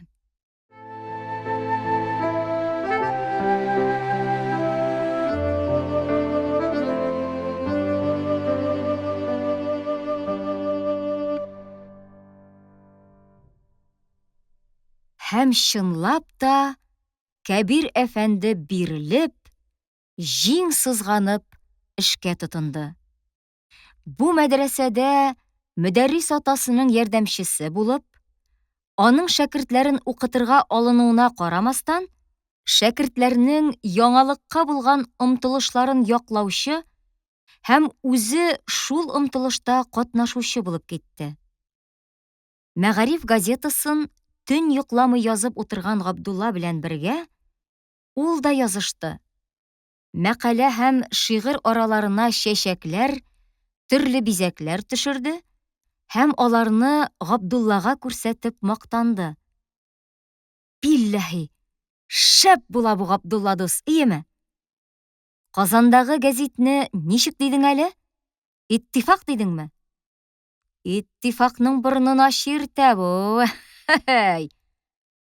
Габдулла аңа сак кына каршы төште. Тышкы күренеше белән бәлки чиртер дә, әмма эчке ягы, мендәрижәсе белән эшләр сыек булмасмы? Мендәрижәсе белән дә безнеке шәп булыр.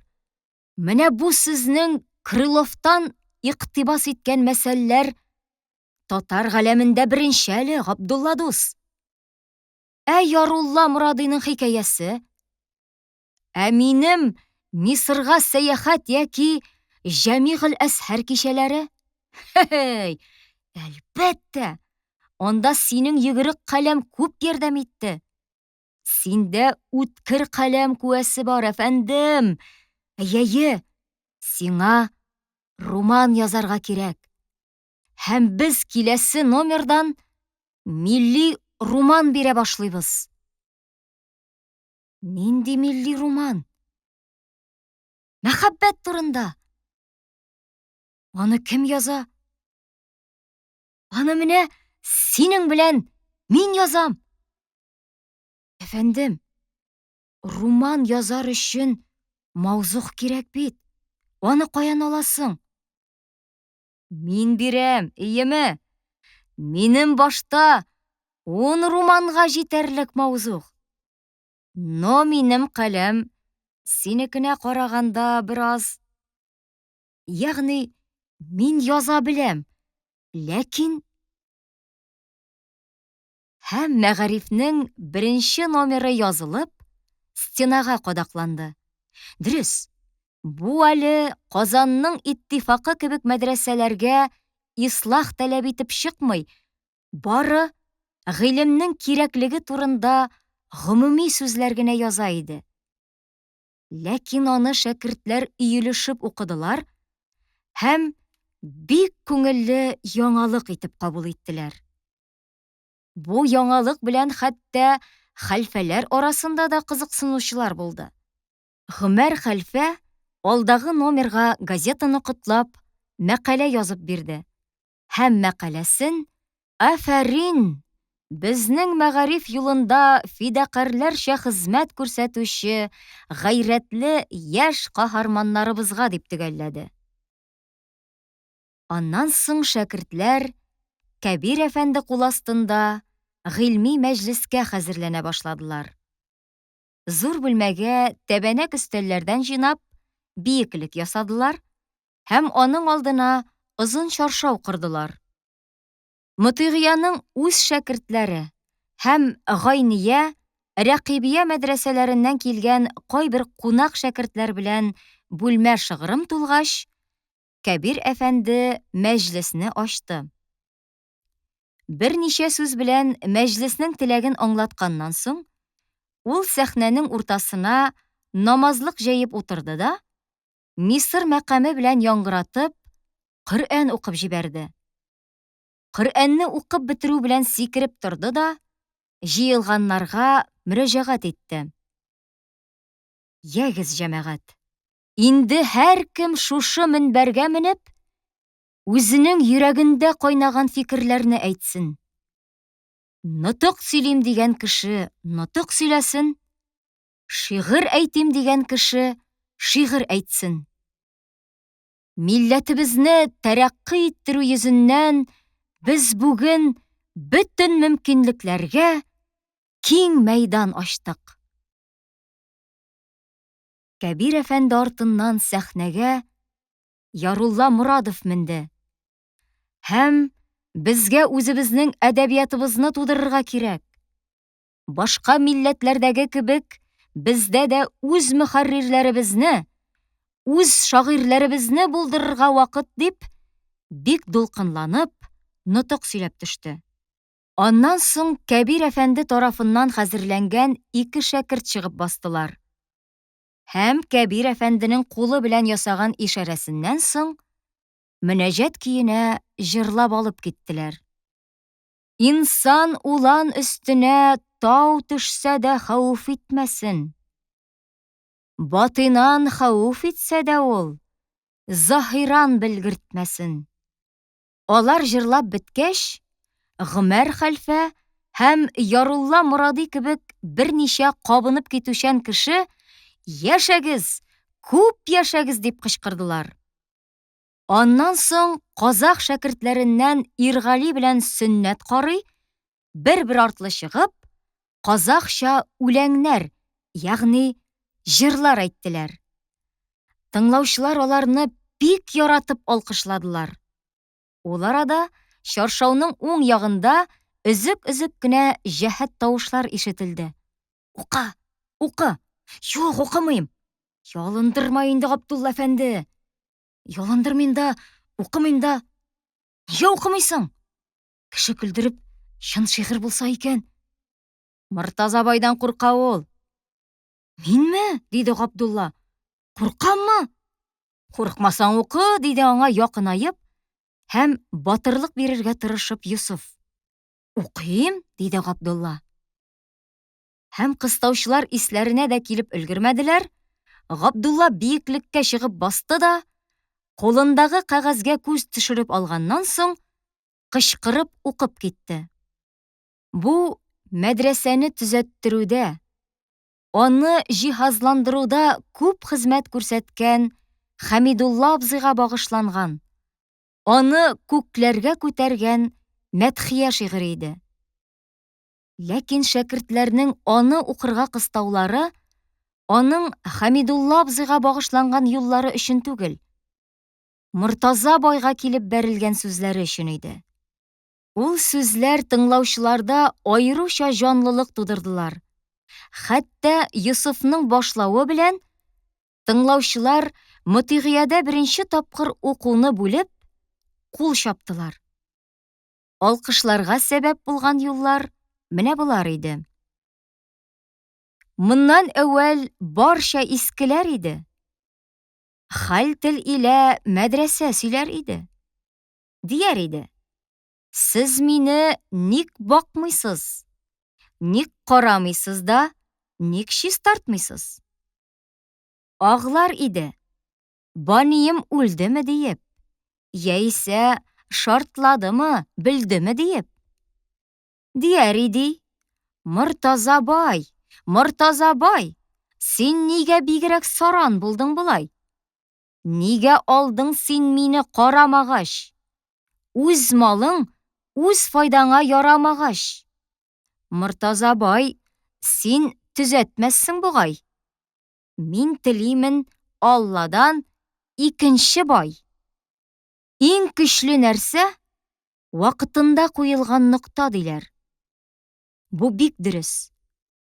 Мәҗлес шушы күтәренкелек ноктасында бетәргә һәм кешеләр кичәдән алган шатлыклы тойгы белән таралышырга тиешләр иде.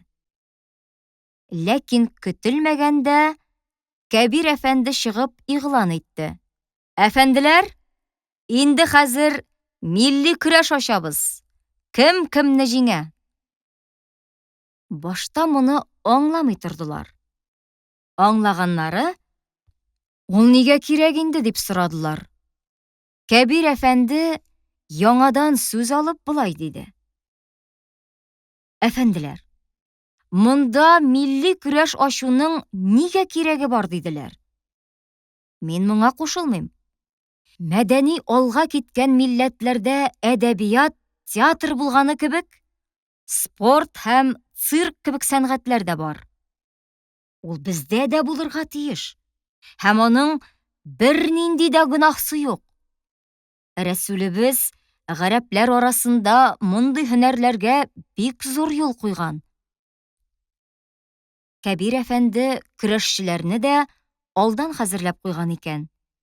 Ике шәкерт сөлгеләр тотып, сәхнәгә чыктылар һәм көрәшергә тотындылар. Ләкин урынның тарлыгы һәм өстәл аякларының зәгыйфлеге бу тамашаны кызыксынып карарга мөмкинлек бирмәде.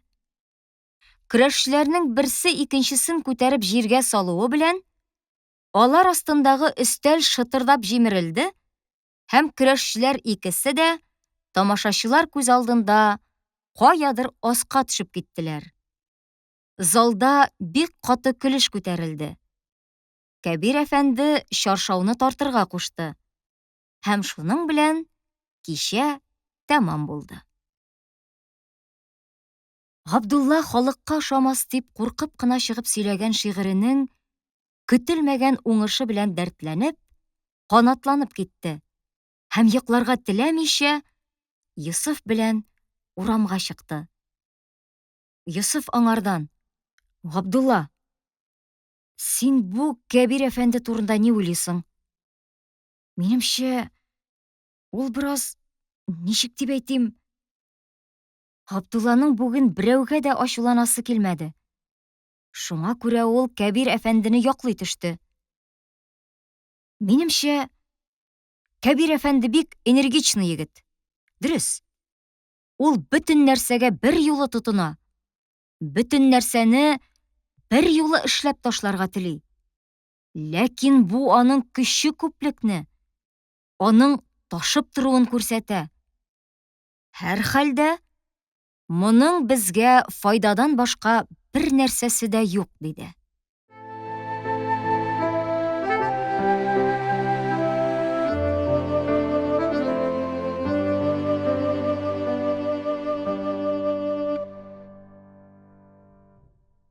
Ә икенче көнне мәдрәсәдә Габдулланы күреп, Кәбир әфәнде: Габдулла әфәнде, мин безнең булачак романның исемен таптым.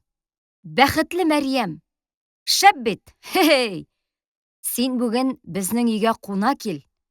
Бездә яңа гына килеп төшкән тәрҗеман Тораблес газеталары бар, укырсың. Аннан соң мин сиңа романның мәфһүмен, ягъни эчтәлеген сөйләп бирермен, диде. Һәм Габдулла сөйләшенгән сәгатьтә мөдәрриснең өенә барып чыкты. Бу читән коймалы бер катлы агач өйләр арасында кукраеп утыра торган 2 катлы таш йорт иде. Ялтырап торган сары буяулы текә баскычтан Габдулла өскә менеп китте. Кәбир әфәнде юкта, ул монда килгәне бар. Ләкин аның бөтен йомышы һәр вакыт ишек төбендә хәл ителә, һәм аңа түргә узарга хаҗәт булмый иде. Бу юлы Кәбир әфәнде аны: «Ха, Габдулла әфәнде, рәхим итегез», дип ачык чырай белән каршы алды да түр бүлмәгә алып кереп китте. Анда нәзек кенә гәүдәле, туры гына килешле борынлы кыз фортепианода ниндидер ноталарны алмаш-тилмәш кабатлап уйнап утыра, һәм үзе уйнаган көйгә авыз эченнән сүзсез генә шыңшый иде. Бүлмәнең икенче почмагында идәнгә утыртылган чүлмәк савытлардагы зур фикуслар һәм пальмалар астында, биек артлы урындыкта 9-10 яшендә бер малай, алдындагы каен яфрагына карап, аны бик тырышып, телләрен чыгарып, дәфтәренә акварель буяу белән төшереп утыра иде. «Менә, таныш булыгыз», диде Кәбир әфәнде бүлмә эчендәгеләргә эндәшеп. «Талантлы яшь әдипләребездән Габдулла әфәнде Тукаев». Фортепиано тавышы тынды. Кыз абыйсына, аннан Габдуллага карап, тыйнак кына урыныннан торды. Рәсем төшерүче малай урыныннан тормый башын күтәреп, авызын бераз ача төшеп, Габдуллага карап калды. Габдулла кып-кызыл булып кызарды һәм бүлмә уртасында кулын кая куярга белми аптырабрак басып калды.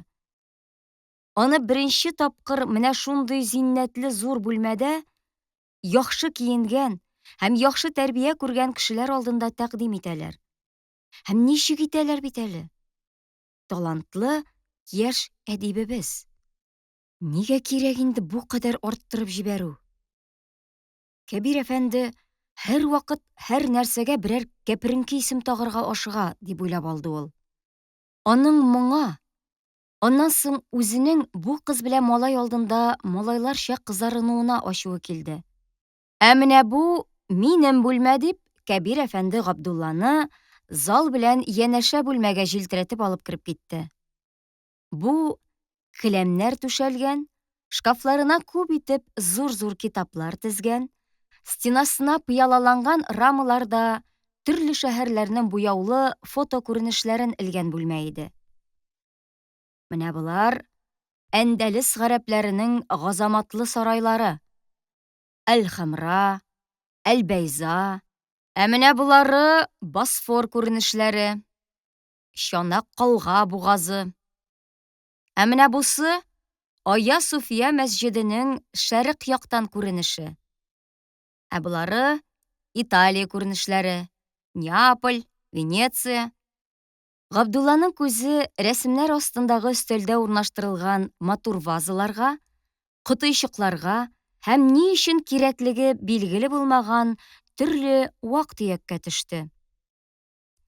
Булармы, дип элеп алды Кәбир әфәнде. Бу диңгез күбегеннән ясалган ваза. Эшләнүе Юнанстанда. Мин аны Истанбул базарында сатып алдым. Шәп бит, хей! Бусы фил сөягеннән эшләнгән уенчык кылыч. Одессада сатып алдым. Китапның киселмәгән битләрен кисәр өчен әйбәт. Ә менә бусы кара савыты. Чын яшмә ташыннан. Менә бусы чылбырлы каләм. Күрәсең, чын сәдәф. Шәп бит, хе-хей. Әле моннан шәбрәкләре бар. Хәзер күрсәтәм. Кәбир әфәнде тиз генә барып ишекне бикләп килде һәм акрын гына тавыш белән сөйләп алып китте. Алар минем чемоданда, ләкин мин аларны әтиләргә күрсәтмим. Ник дисәң, безнең шәригатькә сыеп бетми торган нәрсәләр. Ул почмакта торган крокодил тиресеннән эшләнгән соры чемоданны барып ачты. Һәм аннан фарфор статуэтканы алып килеп, өстәлгә бастырып куйды. Бу бер кулы сынган, гәүдәсе белән бер яккарак янтаеп торган Венера Милоскаяның зәвыксыз гына эшләнгән сыны иде. Шәпме? Хе-хей. Бу борынгы грек скульптурасы. Күрәсең, ул бөтенләй ялангач. Безнең муллаларча әйткәндә, нәмәхрәм. Ләкин Европада бу гади һәм табигый әйбер. Анда кешенең ялангач гәүдә матурлыгы сәнгать үрнәге булып хезмәт итә. Ә бездә хатын-кыз Ходай биргән йөзен дә якты дөньяга күрсәтә алмый. Гәүрәт санала. Беләсеңме нәрсә, Габдулла әфәнде? Безгә хатыннарыбызның чапан бөркәнеп йөрүенә каршы көрәш ачарга кирәк. Менә без романыбызда шуны күрсәтик. Европа хатын-кызы күптән инде үзләренә хокук яулап көрәшәләр. Бу феминизм дип атала. Без дә үзебезнең татар хатын-кызлары арасында феминизм хәрәкәте оештырырга тиешбез. Шәп бит, хе-хей. Шәп битсез һәм хе-хейсез генә булса, тагын да шәп булыр иде, дип уйлап алды Габдулла. Кәбир әфәнденең шәп битләре һәм хе-хейләре аны бераз туйдыра башладылар. Оннан соң бездә музыка юк, дип дәвам итте Кәбир әфәнде. Кубызга каршы сугыш ачарга кирәк безгә. Һәм европалылар кебек һәрбер гаилә үзендә фортепиано булдырырга тиеш. Ул гына да аз. Бездә көйләрне нота белән яза белә торган композиторларыбыз, үзебезнең милли композиторларыбыз булырга тиеш. Әйдәле, мин сиңа үзем чыгарган бер көйне фортепианода уйнап күрсәтим. Ул җиңеннән тартып Габдулланы залга алып чыгып китмәкче иде. Ләкин шундук исенә килеп, тиз генә өстәл өстендәге статуэтканы алып, чемоданына салды да, аны бикләп куйды һәм ачкычны кесәсенә тыкты. Аннары ул Габдулланы залга алып чыгып, фортепиано янына килде. Туганым, тор әле, диде ул сеңлесен фортепиано яныннан кузгатып. Мин Габдулла әфәндегә үземнең музыкаль әсәремне уйнап күрсәтим. Кыз торып бер якка китте.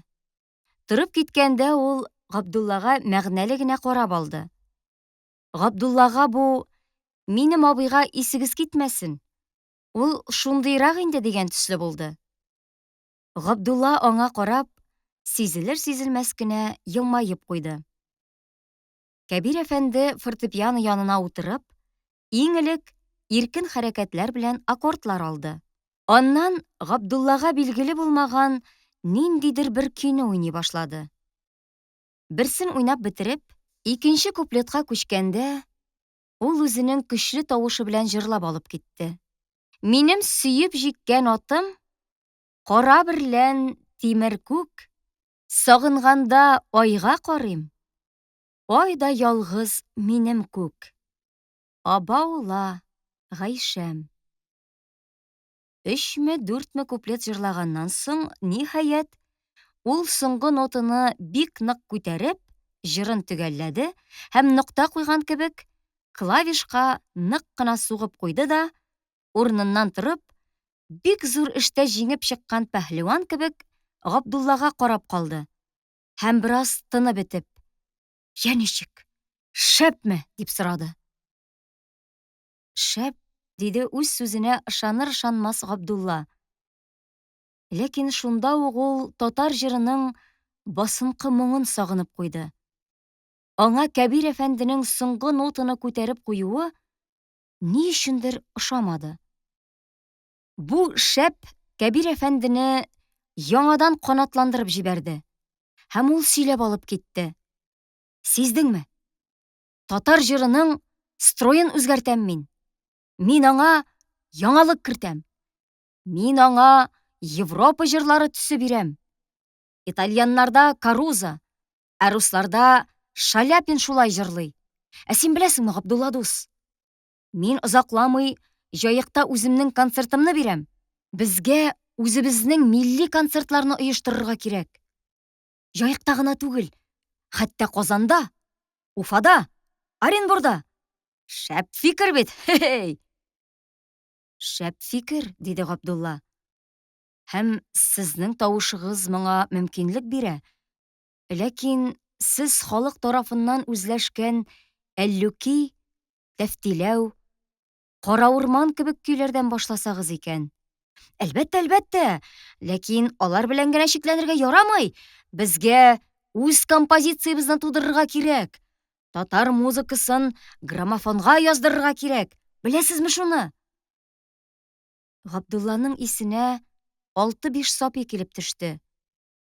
Ул бер көн Габдулланы базарда очратып, «Килеп чык, Габдулла. Мин граммофон сатып алдым. Исең китәр» дип, үзенә кунакка чакырган иде. Ашарга чакырылып, мөдәрриснең бөтен семьясы белән бер өстәлдә ашка утыргач, аның биредән чыгып китү һәм каядыр я Сапый абзый, я Мирхәйдәр абзый кебек гадиерәк гаиләгә барып, гадиерәк өстәл янында утыру теләге тагын да артты. Мондагы аш нинди генә тәмле булмасын. Бай һәм тәкәллефле гаиләдә ул уңайсызланып, читенсенеп утырды. Ләкин ул бүген Кәбир әфәнденең чакыруы белән бире куна килгән һәм аның «Бәхетле Мәрьям» дигән романының эчтәлеген тыңлап чыгарга тиеш иде. Аштан соң алар Кәбир әфәнденең бүлмәсенә кереп бикләнделәр.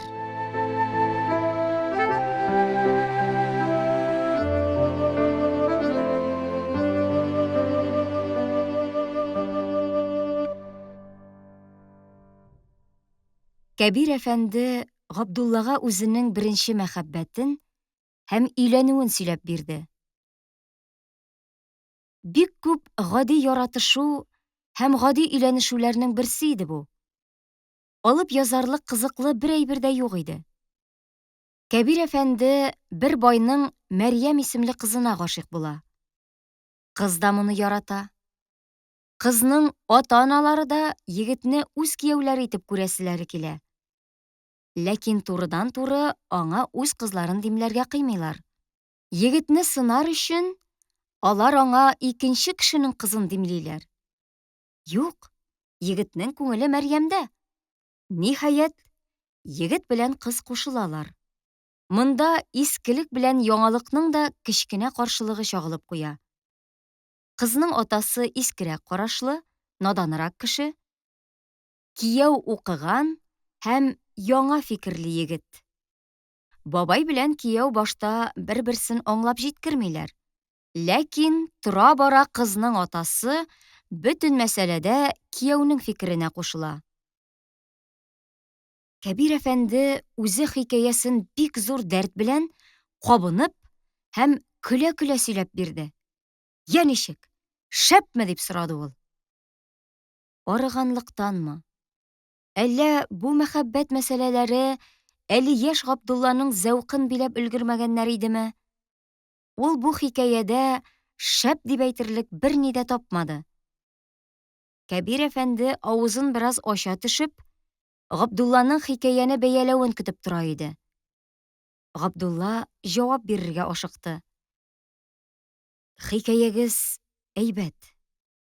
Ләкин, минемчә, исеме җисеменә бераз туры килеп бетми».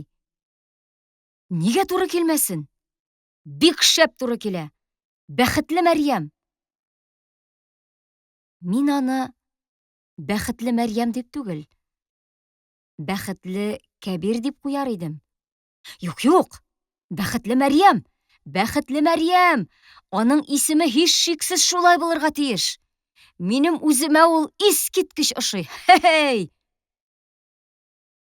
Нәрсәсе белән бәхетле соң ул? Сезгә кияүгә чыгуы беләнме дип сорамакчы иде Габдулла. Ничектер тыелып калды. Менә сез шулай мин сөйләгәнчә язып китерегез әле, Габдулла әфәнде, диде Кәбир әфәнде. Аннан соң без аны бергә укып чыгарбыз. Язып карармын, Кәбир әфәнде, диде Габдулла. Ләкин берәр нәрсә чыгармы, юкмы, ышандыра алмыйм. Чыгуында шик юк, әфәндем, дип канатландырды аны Кәбир әфәнде һәм өстәп куйды. Каләм тибрәтү һәм истигъдад сездән, каләм хакы миннән. Укулар тукталган, шәкертләр таралышып бетеп баралар иде инде. Габдуллага үз чаршавы эчендә урын ягыннан да, вакыт ягыннан да иркенчелек туды. Һәм ул хикәяне язарга утырды. Эш бик авыр башланды. Габдулла хикәяне Кәбир әфәнде сөйләгәнчә башлап карады. Ошамады. Ул аны сызып ташлап, үзенчә башлады. Бер язды, бер бозды. Башлап алып китә алмыйча, дәфтәр читләрен каләм белән сырлап, чуарлап бетерде. Кош сүрәтләре төшерде. Ниһаять, бер ни дә чыгара алмагач, каләмен ташлап, мәдрәсәдән чыгып, чаган буена төшеп китте. Анда ташып килә торган чаган өстенә ташлар ыргытып, беленнәр ясарга тотынды. Кояшның су өстендә куе шәүләләр ясап йылкылдавы һәм талгын гына тирбәлеп торуы Габдулланы тирбәтә башлады. Һәм аның башында хикәядән бер нәрсә калмады. Ул иксез-чиксез киңлек эчендә яз ихтыярына бирелеп, сихерләнгән кебек тынып калды. Яңа бистәгә бәреп кергән Идел ташуына менә шулай карап торган иде ул кайчандыр. Әллә ул аны төшендә күрдеме? Ә менә Кырлайда ия ташыганны ул бүгенге кебек хәтерли. Бусы инде төш түгел. Бу чын. Андагы су керүләр, судан чыгып, шомыртка барулар, аннан чикләвеккә, йөрәк чимер-чимер итә. Әй рәхәт. Әйтерсең ул хәзер чаган буенда түгел, ия буенда басып тора.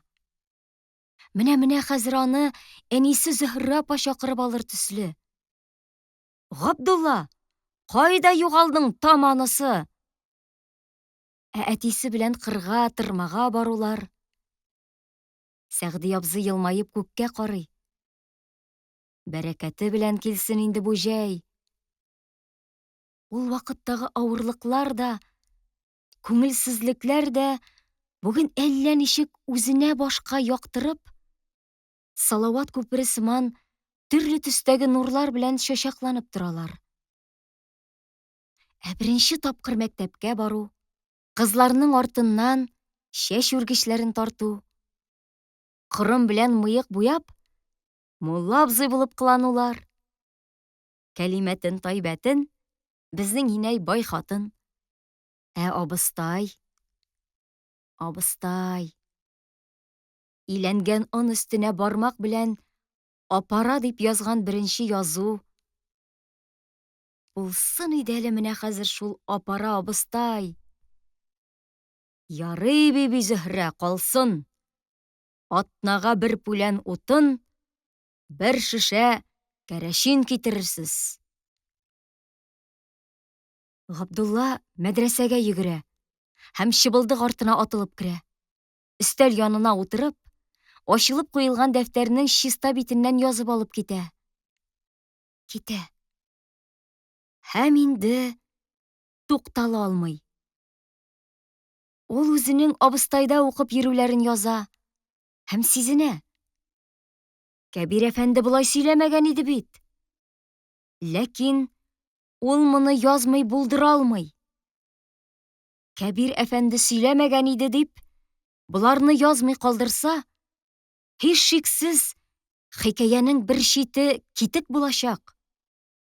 Кем сүзе генә булмасын, ул кәгазь өстенә әйбәт төшеп утырган икән. Бар, син аны сызып ташлап кара.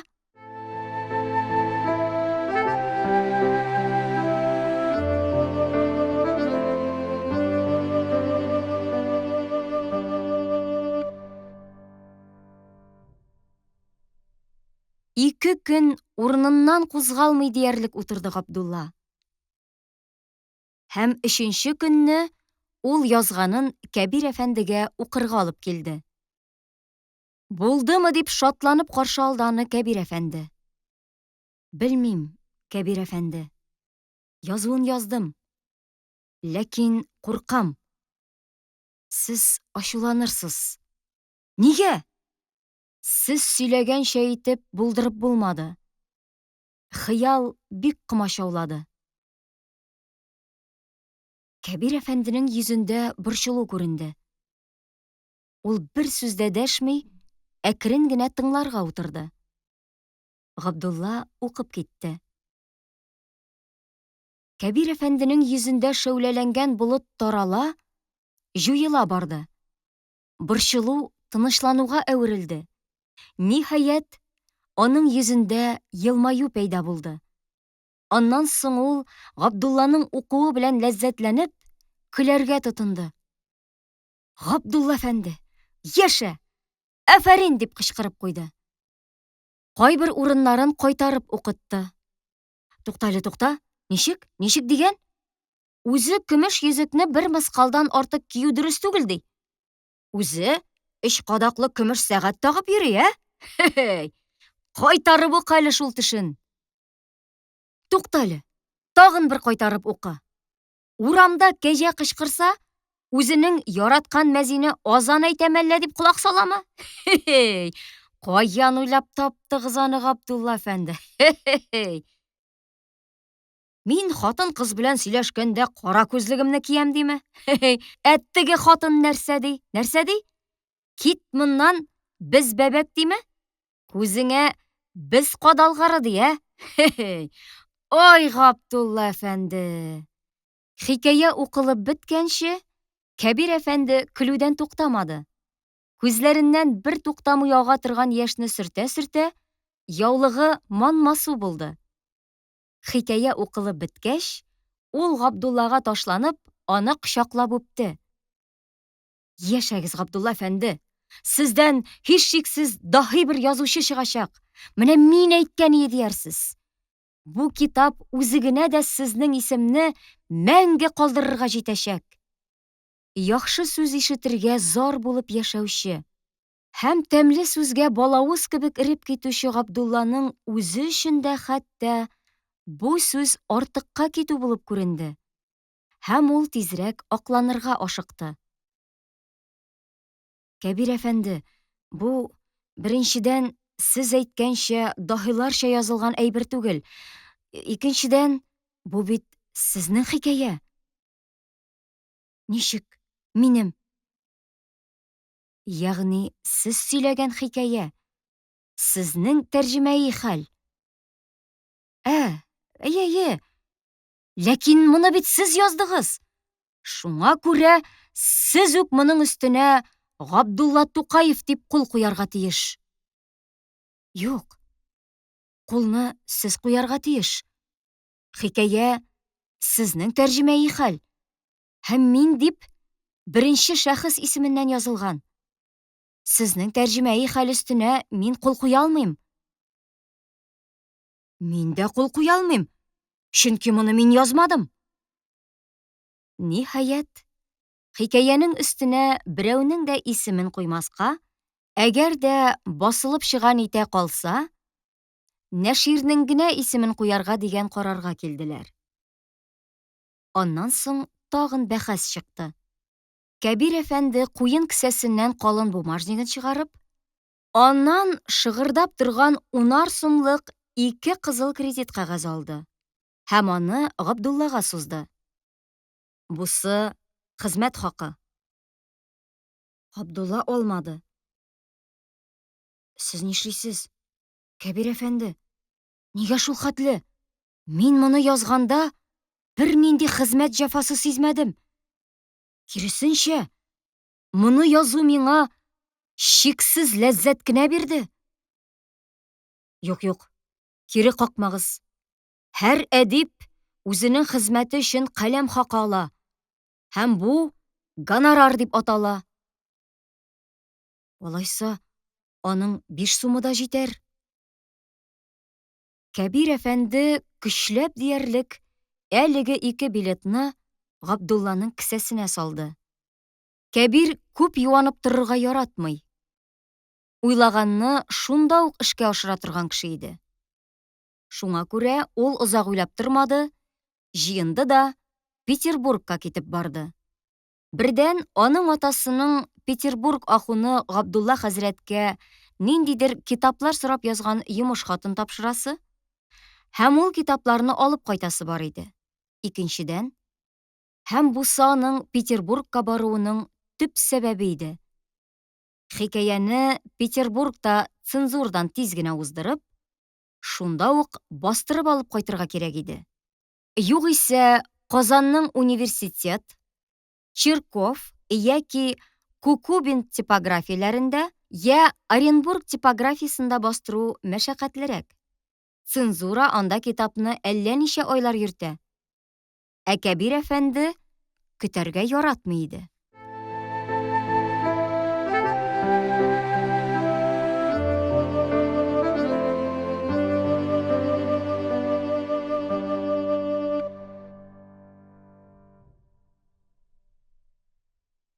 Унар сумлык 2 кызыл билетны үз кесәсендә үзенеке итеп тою Габдуллага башта бик сәер булды.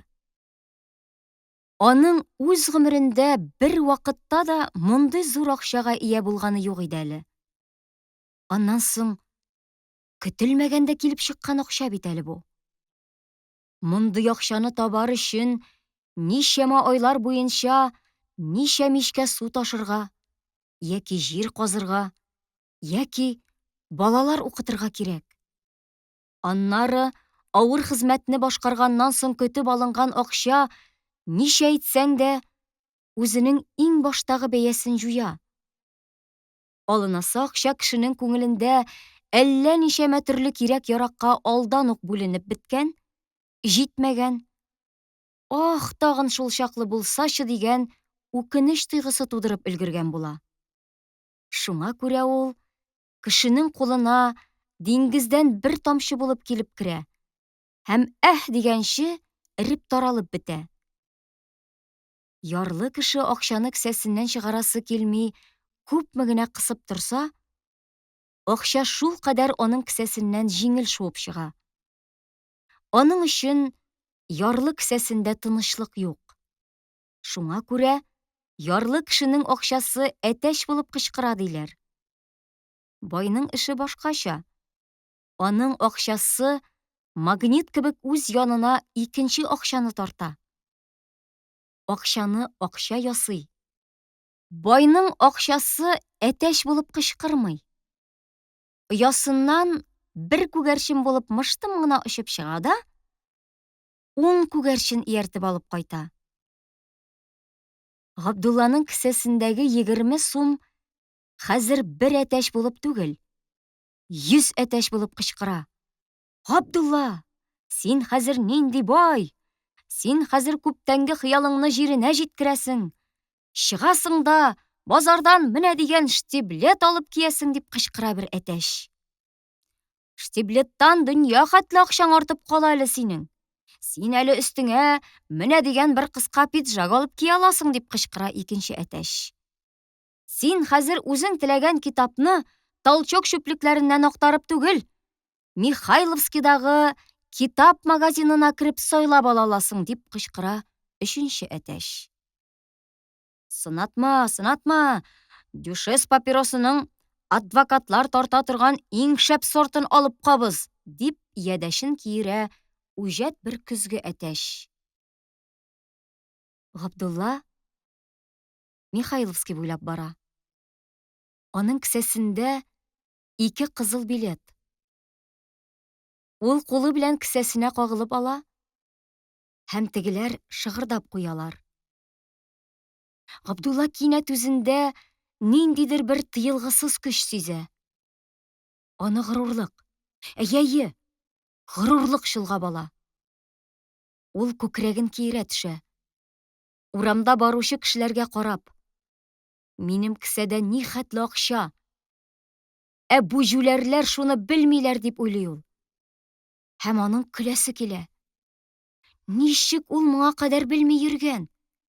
Күкрәген һәм корсагын киереп, борынын чөеп йөрүчеләрнең сине баса торган мәхәббәте ул берни түгел икән.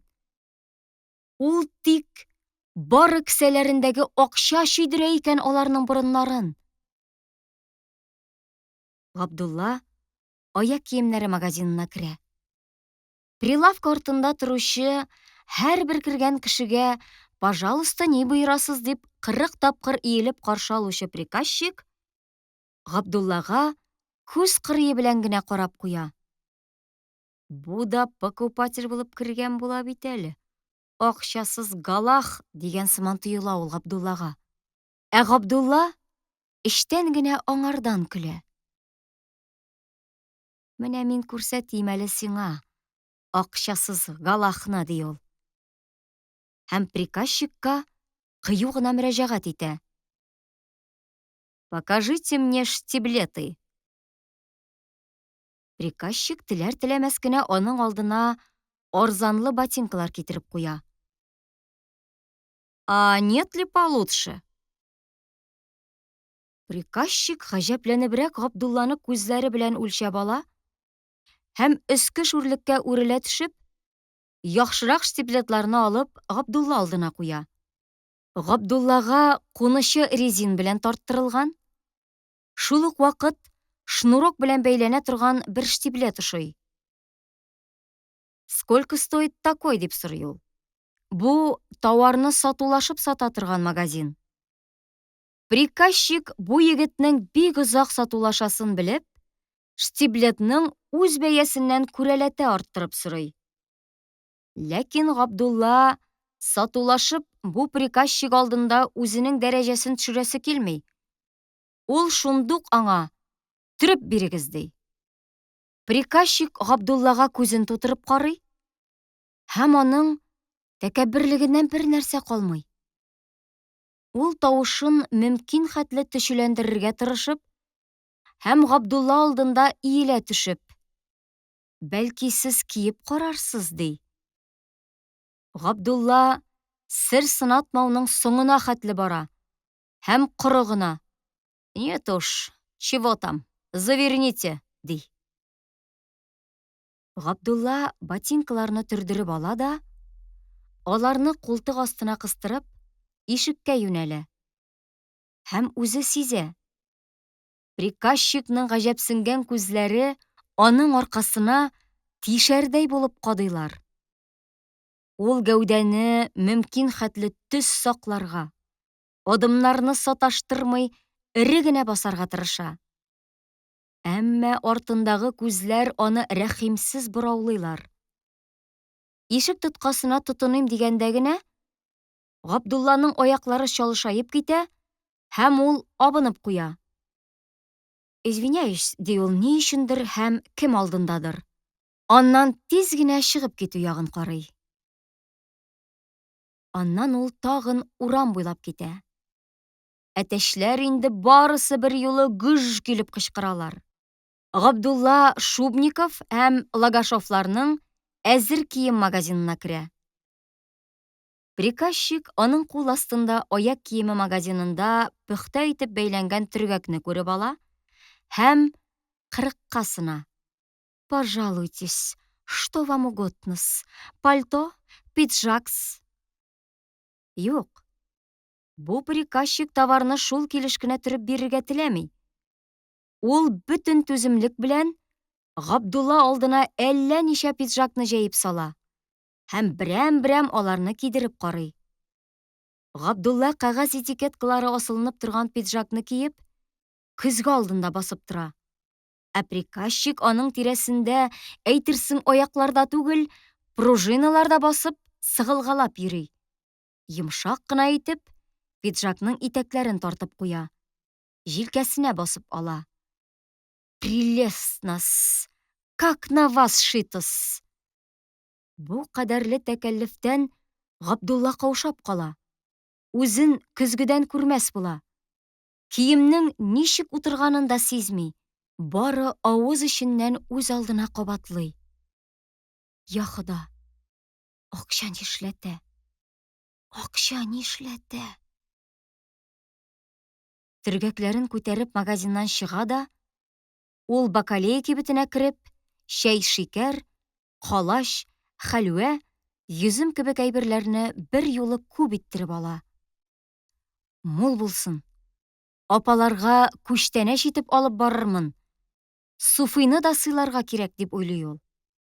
Әлеге үҗәт әтәч аны Егор хәлфә янына кереп чыгарга кыстый. Һәм Габдулла аннан бер бутылка сыра эчеп чыга.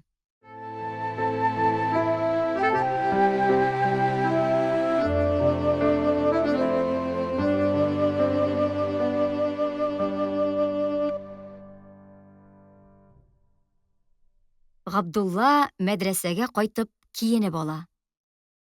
Үлчәми алуның бәләсе. Штиблетлар шактый зур. Ну ничего, дип уйлый Габдулла. Тора-бара минем аяк та үсә төшәр, штиблет та утырыр. Аның каравы, пиджак шәп утыра бугай. Менә терә үлчәп алгач. Ләкин пиджак та шәп утырмый. Аның җилкәсе Габдулла җилкәсеннән артып төшеп тора. Ләкин Габдулла яңа кием шулай булырга тиеш инде ул дип уйлый. Инде акча яңа пиджак кесәсендә шытырдый. Алып кайткан ак калач белән хәлвәне ул Сәлүк Суфый алдына куя. Аша, Суфый абзый, сыйлан. Бүген дөнья безнеке ди ул. Габдулла, рәхмәт, төшкере, дип гаҗәпләнә Суфый. Каян килде бу дәүләт сиңа? Габдулла бераз кызмаша һәм аның күңеле күтәренке. Ишеп җибәр салганын, сырама каян алганын, бер байлыкта, бер ярлылыкта, Суфый абзый. Булай ярамый бит, Габдулла. Әйдә, чәй ишеп җибәрәбез. Ай, рәхмәт, төшкере. Юк, Суфый абзый, рәхмәт. Минем ашыйсым да, ишәсем дә килми. Егор хәлфә кибетендә сыра ишеп чыктым мин. Ул моны мактанып һәм бераз горурланып әйтә. Суфый абзый аптыравыннан суқыр күзенең аклары белән түшәмгә текәлеп: «Син нәрсә сөйлисең? Мелла Габдулла!» дип кычкыра. Шулай, Суфый абзый. Мин сиңа бик табигый хәл турында сөйлим, ди Габдулла. Һәм кесәсеннән дюшес коробкасы чыгарып, бер папирос ала да, авызына кабып, кабызып җибәрә. Суфый борынын күтәреп иснәнә һәм соң дәрәҗәдә гаҗәпсенүеннән тотлыга төшеп: «Дөхән чигәсең түгелме?» дип сорый. Габдулла яңа штиблетлар киеп алган аякларын аерыбрак куйган, кулларын чалбар кесәләренә тыккан килеш Суфыйга караган да, авызыннан төтен җибәрә, елмаеп тора. Суфый телсез кала. Хәзер Габдулланың тамагы тук, өсте бөтен. Менә хәзер ул кардәш урыгына да, дус эшләренә дә бик иркенләп барып чыга ала. Ләкин мәсьәлә: бу яңа киемнәр белән урамга ничек чыгарга? Бу бит беренче тапкыр һәрбер таныш-белешнең күзенә ташланачак. Ә ул һәрбер кызыксынучан кешенең күзләре өчен мәрәй булуны яратмый. Ул булай әйтә: күчтәнәчле тиргәкләрен алып капкадан чыгу белән, таныш-белешләр йөри торган мәдрәсә, мәчет һәм школа урамы белән китми, тиз генә шәһәр читендәге урамга тайпыла да, ындыр артыннан Газизә апалары торган урамга барып чыга. Монда инде ул үзен тыныч хис итә. Киенгән ясанган Габдулла урам буйлап бара. Аның исенә Әптелбәр белән икәүләп яңа читекләр киеп, яңа бистә урамында йөрүе килеп төшә. Син чүгә төшеп бас. Шулай иткәч, үкчәсе тузмый аның, ди Әптелбәр. Яңа бистәдәге балалыгын сагыну аның йөрәген кысып ала. Бичара Әптелбәр, кайда? Нишли икән ул хәзер? Әптелбәр Талипны искә төшертә. Талип кайда икән? Ул киткән Каспий ягында бик яман шторм булган. Гурьевны җир йөзеннән себереп алып китә язган бит. Исән микән Талип? Энесен яхшы киемнәрдә күрү Газизә өчен зур куаныч булды. Ә энесенең күчтәнәчләре бөтенләй аның күңелен йомшартып җибәрде. Савраска Габдрахман кайнишенең яхшы якка үзгәрешен күреп, аңа булган мөнәсәбәтен кинәт үзгәртте. Юк, чәй эчермәй җибәрү юк дип, ул Габдулланы кузгалган җиреннән кире утыртты. Чәй янында ул Габдулланы бик сансынып, олы кешеләр белән сөйләшкән кебек сөйләште. Ләкин Габдулла аның әңгәмәсен өнәмәде. Тыштан гына аның сүзләренә кул куеп утырса да, эчтән «Син бит минем белән түгел, минем киемем белән сөйләшәсең» дип уйлап утырды. Аннан соң ул Газизә апасына яңадан кереп чыгарга вәгъдә итеп, Дәү апаларына китте. Дәү апаларының аскы ишекләре эчтән бикле булганга, аңа аны шакып ачтырырга туры килде. Ишекне Фәйрүзә чыгып ачты. Ул инде нәзек кенә булып буйга җиткән, зур соры күзләрендә инде балалык гамьсезлегеннән берни калмаган. Аларда олы кешеләрдә генә була торган яшерен сагыш чагылып тора иде. Габдулла бу икән дип, ягымлы гына елмайды ул. Һәм Габдулланың сузган кулын кысып, аңа баскычтан менеп китәргә юл бирде. Дәү апа авырып ята иде. Күчтәнәшеңнән бигрәк, искә төшереп килүең өчен рәхмәт, балам, диде күңеле йомшап Дәү апа. Шулай кергәләп йөр. Дөньяныкын белмәссең. Без бүген бар, иртәгә юк. Тәкәббер булма, диде. Аның яныннан Габдулла шактый авыр тойгы белән чыкты. Мохтаҗлыкны моңарчы белми яшәгән Дәү апа бүген байлыгыннан мәхрүм калган хәлдә, иң соңгы байлыгы булган саулыгы белән саубуллашып, әрнеп ята. Габдулла бераз уйланып калды. Бу бозылган кәеф белән аның мәдрәсәгә кайтып керәсе килмәде. Ул тотты да Мирхәйдәр абзыйларга китте.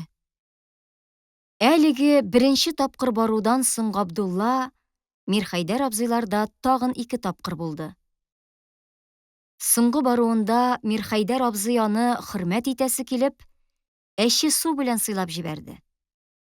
Габдулланы бик аз гына Мирхәйдәр абзыйның күңеле булсын дип кенә авыз итте. Һәм яратмады. Аның соңыннан башны әйләндерүе дә Егор хәлфә сырасы кебек рәхәт булмады. Ләкин Мирхәйдәр абзый үзе ул суны бик тәмләп, бик кадерләп, әз-әзләп кенә эчте. Һәм эчкән саен бераз чырайын сытып, җиңен иснәп куя иде. Хәзер юлда барганда, Габдулланың исенә шул килеп төште. Һәм ул базар башындагы кәҗүнкәгә кереп, шул суның зур гына бер шешәсен алып чыкты. Инде карчыкка нәрсә алыйм икән дип бераз уйланып торганнан соң, Габдулла аның өчен җимеш рәтеннән бер кадак хөрмә сатып алды. Ярар, хөрмәсен ашар, тешләрен дисбе итеп тезәр, диде ул эченнән генә елмаеп. Аның карчык белән мөгамәләсендә җылылык юк. Аңа ул Сәрвинең анасы, Мирхәйдәр абзыйның хатыны итеп кенә тиешле хөрмәтне күрсәтә иде. Эш Сәрвигә килеп җитте. Габдулла өчен бу бөтенләй башка мәсьәлә иде инде. Эче шуклык белән тулган. Ләкин аны кеше алдында үлчәп кенә чыгара торган бу тыенкы туташ Габдулланың күңелендә һаман сайын бер кылны әкрен генә чиртеп тора. Үткән баруында Габдулла Мирхәйдәр абзый күрсәткән машиналарның майы белән керләнгән кулларын юарга ишек алдына чыкты. Бар, Шәкерт абзыеңның кулларына су сал, диде әтисе кызына. Сәрви җитез генә комганны алды да, Габдулла янына чыгып, аның кулларына су сала башлады. Габдулла сынап торды. Сәрви суны Габдулланың учына шундый туры китереп һәм төгәл иттереп куя. Габдулла ирексез, эшкә ябышып тора тагын үзенең кулы дип уйлый.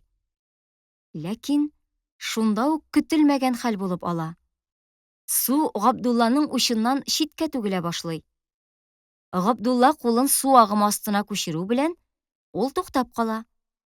Габдулла күзен күтәреп кызга карый. Ә кыз иреннәрен кысып, елмаюын тыеп тора. Ә күзләре Габдулланың баш өстеннән каядыр еракка текәлгәннәр. Минем белән шаярамы бу? Әллә аның уе кем булса да башка берәү белән мавыгып, мине онытканмы дип уйлый Габдулла. Һәм бу соңгы уй ни өчендер аның йөрәген чиметтереп куя. Аннан соң Мирхәйдәр абзыйлардан чыккач, юл буе һәм мәдрәсәгә кайткач, кичкә кадәр ул үзе дә сизмәстән «Әйдә җаный суларга, су чәчрәтеп уйнарга» дигән җырны бер туктаусыз шыңшып йөри. Дөрес, Габдулла ул кызны ут йотып сөйми әле. Ләкин аңа булган мөнәсәбәте кояшның бик зур булып чыгар алдыннан күк читендә нәзек кенә шәфәк уты булып, кабыныр-кабынмас тетрәнеп торуына охшый. Егет, я син бу әлегә тетрәнеп кенә торган нәзек ут шәүләсеннән качып кит. Я аны онытып өлгер. Я син аның кабынып китүен көтеп ал да, аның көйдергеч ялкыны эчендә көл булырга әзер тор. Габдулла әле бу хәлләрне төшенми. Аның бит үз гомерендә бер кызны да сөйгәне юк әле. Габдулла Сәрви турында уйлый-уйлый, инде бер исле сабын, бер кызлар тарагы, бер кечкенә күбәләк итеп ясалган арзанлы брошка сатып алган һәм аларның берсеннән дә канәгать түгел. Аларның һәр кайсы «Юк, мин Сәрвине шатландырырлык әйбер түгел» дигән сыман ничектер моңаеп торган төсле. Габдулла моннан чыгып зуррак кибеткә керә һәм аның күзләре өстә эленеп торган озын муенсаларга төшә.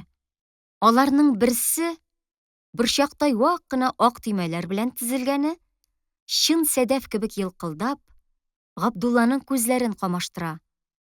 Ул аның бер сум булуына, бүтән күчтәнәчләрнең барысына караганда да кыйбат торуына карамастан, сатып ала. Габдулла олы базардан чыгып, Урал буена таба атлый. Менә ул Мирхәйдәр абзыйлар тыкрыгына килеп керә. Урам буш, тын. Тик аргы очтан көянтә башларына юылган керләр салынган кәрзиннәр элеп, бер кыз килә. Юыш кер авыр булырга кирәк.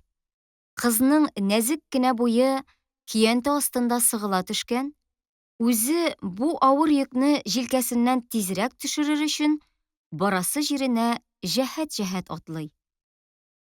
Менә аларның аралары якынлашты. Бәй, бу Сәрви бит дип, гаҗәпләнү катыш эченнән генә шатланып куя Габдулла. Һәм туктап кала. Кыз килеп җитү белән ул әкрен генә «Сәрви» ди. Сәрви күзләрен күтәрә һәм туктап, кәрзиннәрен җиргә куя. Очрашуның көтелмәгәндә кинәт булып куюы аны каушатып җибәрде ахры. Ул кызарып елмая. «Безгә киләсеңме, Габдулла абый?» ди ул гади генә иттереп, йомшак кына тавыш белән. Бик гади сүзләр бит инде булар. Әмма Сәрви авызыннан Алар әллә ничек ягымлы тезелеп чыгалар да, бер җиргә түгелми чәчелми, шып итеп йөрәккә кереп утыралар. Бу кадәр ягымлы эндәшүгә каршы мөмкин хәтле ягымлырак җавап бирергә тырышып, Габдулла: "Әйе, сезгә киләм. Исәнме, Сәрви?" ди. Һәм аның үз тавышы үзенә ошамый. Ул әллә ничек тупас, дорфа килеп чыккан төсле. Алар күрешәләр. Габдулланың исенә Муенса килеп төшә. Һәм ул кесәсенә тыгыла. Тик аның кулы ябышкан кебек кесәсендә торып кала. Ничек чыгарып бирәсең? Нинди сәбәп белән? Тик торганнан әллә ничек уңайсыз килеп чыга лабаса бу? Шулай уйланып ала Габдулла. Һәм кулын кесәсеннән чыгармый гына: "Мирхәйдәр абзый өйдәме?" дип сорый. "Өйдә. Кунаклар белән утыра." "Нинди кунаклар?" "Җизни. Аннан соң бер Казан кунагы", ди Сәрви. Һәм Габдулла йөзендәге аптырап калуны күреп: "Юк, юк, син бар. Әтигә күңелле булыр. Ул һаман сине килмәдеме дип сорашып тора." Габдулланың аптырауына бөтенләй ул сәбәп түгел. Аның башында Муенсаны кесәдән чыгарыргамы, юкмы дигән фикерләр бер-берсе белән тартышалар. Чынлап та, ничек бирәләр кызларга бүләк? Нәрсә әйтәләр биргән чакта? Менә ул нәрсә генә әйтсә дә, әллә ничек тупас чыгар төсле. Һәм Габдулла Муенсаны кесәсендә калдырып, кулын чыгара да кәрзингә үрелә. "Авыр түгелме, Сәрви? Бир, мин сиңа моны су буена хәтле күтәрешеп барыйм." "Юк, юк", ди куркып Сәрви. Кәрзиннәренә тотына һәм аларны иңсәсендәге көянтәгә элә башлый. "Авыр булыр бит, Сәрви." "Юк, бөтенләй җиңел." Һәм Сәрви әллә каян килгән җиңеллек белән кәрзиннәр тагылган көянтәне җилкәсенә күтәрә дә, нәзек кенә гәүдәсе белән тураеп куя. "Бар инде, Габдулла абый", ди ул елмаеп Габдуллага. "Тик мин кайтканчы китмә." Габдулланың йөрәге рәхәт кенә кысылып куйды. "Мин кайтканчы китмә." Кем әйтте бу сүзне? Шушы нәзек кенә зифа буйлы, елмаеп торган кыз әйтте бит. Шундый гади иттереп әйтте. Аның чын күңелдән әйтелүенә энә очы хәтле генә дә шик тоту мөмкин түгел. Кыз җиңел генә атлап китеп барды. Карале, нинди җиңел атлый ул. Әйтерсең, аның кәрзиннәрендә бер ни юк. Габдуллага очраудан элек авыр кәрзиннәр астында сыгыла төшкән гәүдә әллә кая булган? Димәк, мин аңа ниндидер дәрәҗәдә кирәк? Габдулла кесәсеннән Муенсаны тартып чыгара һәм Сәрви артыннан йөгермәкче була. Ләкин кинәт бу бүләк Муенса кызның "мин кайтканчы китмә" дигән сүзе алдында бөтенләй әһәмиятсез, төссез һәм бик арзанлы бер әйбер булып кала. Ярый әле акылым җитте. Чыгарып бирмәдем бит. Нинди мәгънәсез булыр иде дип шатлана Габдулла. Кызның сүзенә җавап итеп, аның артыннан кычкырасы килә. "Сәрви, Сәрви, мин синең капкаңа сөялеп, син кайтканны бер сәгать кенә түгел, бер көн, бер атна, бер ай, бер ел, гомер буе көтәргә риза." Менә кыз яр өстенә барып җитте һәм сукмак белән аска төшеп китте. Иң элек ул аяклары тиңентен, аннан бил тиңентен күмелде. Аннары кәрзиннәре ниләре белән бөтенләй юк булды. Ләкин ул күмелгән җирдә ниндидер яктылык, Габдулланың күз алдында һаман җем-җем итеп торды. Аннан соң аның исенә әлеге җыр килеп төште. Эх, җаный, су юлы, бик сагындым бу юлы. Туктале, нигә китмәде соң ул аның белән су буена? Юк, ай-ваена карамый, көянтәне аның җилкәсеннән алырга һәм аны су буена илтеп куярга тиеш иде ул. Нинди шәп сылтауны кулдан ычкындырды бит. Ә су буенда алар ни хәтле сүз сөйләшеп өлгерерләр иде. Юк, алай түгел. Сәрвинең ни хәтле сүзен ишетер иде ул. Тукта, әлдә соң түгел бит әле? Артыннан йөгерергәме әллә? Килешми шул инде. Мөмкинлекне ычкындырдың, шәкерт. Эх! Һәм Габдулла борылып, әкрен генә Мирхәйдәр абзыйларга таба атлады.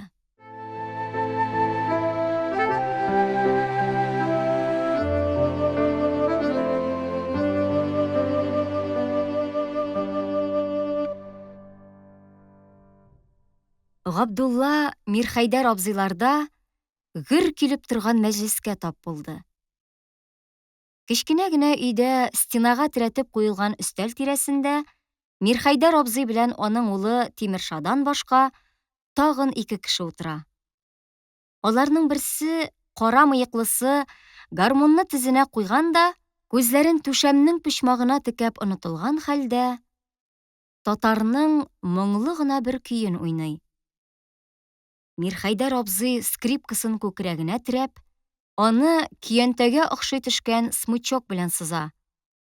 Сары мыеклы берәү аларга кушылып җырлый иде. Кечкенә өй шыгрым тулы.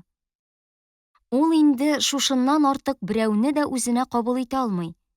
Шулай булуга карамастан, Габдулланың килүен бу өйдә чын шатлык белән каршы алалар. Уен җыр тынып кала. «Әйдүк, Габдулла дус!» дип, Мирхәйдәр абзый урыныннан кузгала һәм скрипкасын бер якка куя. «Менә рәхмәт килеп чыгуыңа!» «Бөтенләй хурлап йөрмисез икән әле, хәлфә», ди Миңниса җиңги. «Утыр, җылы бәрәңгедән авыз ит». Өстәлдәге табакта кабыгы белән пешерелгән бәрәңге ярым йортыгына ашалган көе суынып утыра. Табак белән рәттән бушап кала язган аракы шешәсе. «Хурлап йөрми дигәнең дөрес түгел, җиңги», ди гармун тотып утыручы мыеклы егет. «Әнә, шешә төбе күренгәч кенә килде бит». Өстәл тирәсендәгеләр йылмаешалар. Габдулла гармунчының өскәрәк бөтерелеп торган кара мыегына күз төшереп уйлап ала. Хәерлегә түгел моның мыегы. Кызлар мондый мыекка үлеп китәләр. Аның күз алдына тагын Сәрви килеп баса. Һәм көнләшүме, нәрсәдер аның эчен көйдереп ала. «Хәлфә безне бер вакытта да гаеп итеп йөрмәс», ди Мирхәйдәр абзый. Һәм шешә төбендәге аракыны чынаякка салып Габдуллага суза. «Менә, үзенә язган ризык тартып китергән аны монда». «Туктагыз әле», ди Габдулла бераз кызарына һәм йылмая төшеп. «Безнең кесәдә аның дәвамы бар иде». Һәм ул кесәсеннән әлеге зур шешәне чыгарып өстәлгә утырта. Мәҗлестә бу гадәттән тыш күтәренкелек тудыра. «Менә терә» дип, Мирхәйдәр абзый ни әйтергә белми шешәгә карый. «Хәлфә дигәнегез тиктәс кеше түгел икән. Без башлаган әлхәмнең сөбханәкәсен укып бирде бит», ди сары мыеклы, тере күзле кеше. Үзе мыекларын бер якка кыйшайтып көлә. «Юкка акча бетереп йөрисең, хәлфә», ди битәрләп Миңниса җиңги. «Шул шайтан ачыткысына әрәм булган акчаны кешенеке булса да кызганам, илаһи. Гөнаһысы ничаклы тагы». Габдулла хөрмәле төргәкне алып Миңниса җиңгигә бирә. Миңниса җиңги төргәк эченә күз төшереп ала һәм рәхмәт укый. «Алла разый булсын инде. бигрәк хөрмәтләдең. Менә син кайнигәч хөрмәтләгән идең. Хәлфә килеп сине хөрмәтләде, ди әлеге сары кеше. Бу сүз уйнатуга бар да елмаешып куялар. Габдуллага бу тапкырлык аеруча ошый. Ул сары кешенең янындагы буш урынга барып, аның белән янәшә утыра. Эх, җиңги, дип сузып куйды гармунчы. Менә мин сиңа карап торам әле. Нигә күзләрең кызарып, күз кабакларың шешенеп тора синең? Нигә синең кулларың менә болай яргаланып, бирчәеп беткән? Ә мин беләм нигә. Без эшләп чыгарган сабынның ачысы ашаган аны. Сөйләмә дә кем Сәфәргали. Шул сабын сода ачысы белән кулсыз калырбыз инде ахыры без. Ә нигә ачы ул сабын, беләсеңме шуны? Юк, белмисең син аны, Миңниса җиңги. Менә без шул сабынны кайнатучылар, Крестовниковның мастеровойлары, беләбез аны. Габдулла дус, бу сезнең якташ бит. Казан кунагы бу, дип таныштырды аны Мирхәйдәр абзый. Ләкин Казан кунагы моны ишетмәдеме? Әллә моңа әһәмият бирмәдеме? Бүленгән сүзен җиңгигә карап дәвам иттерде.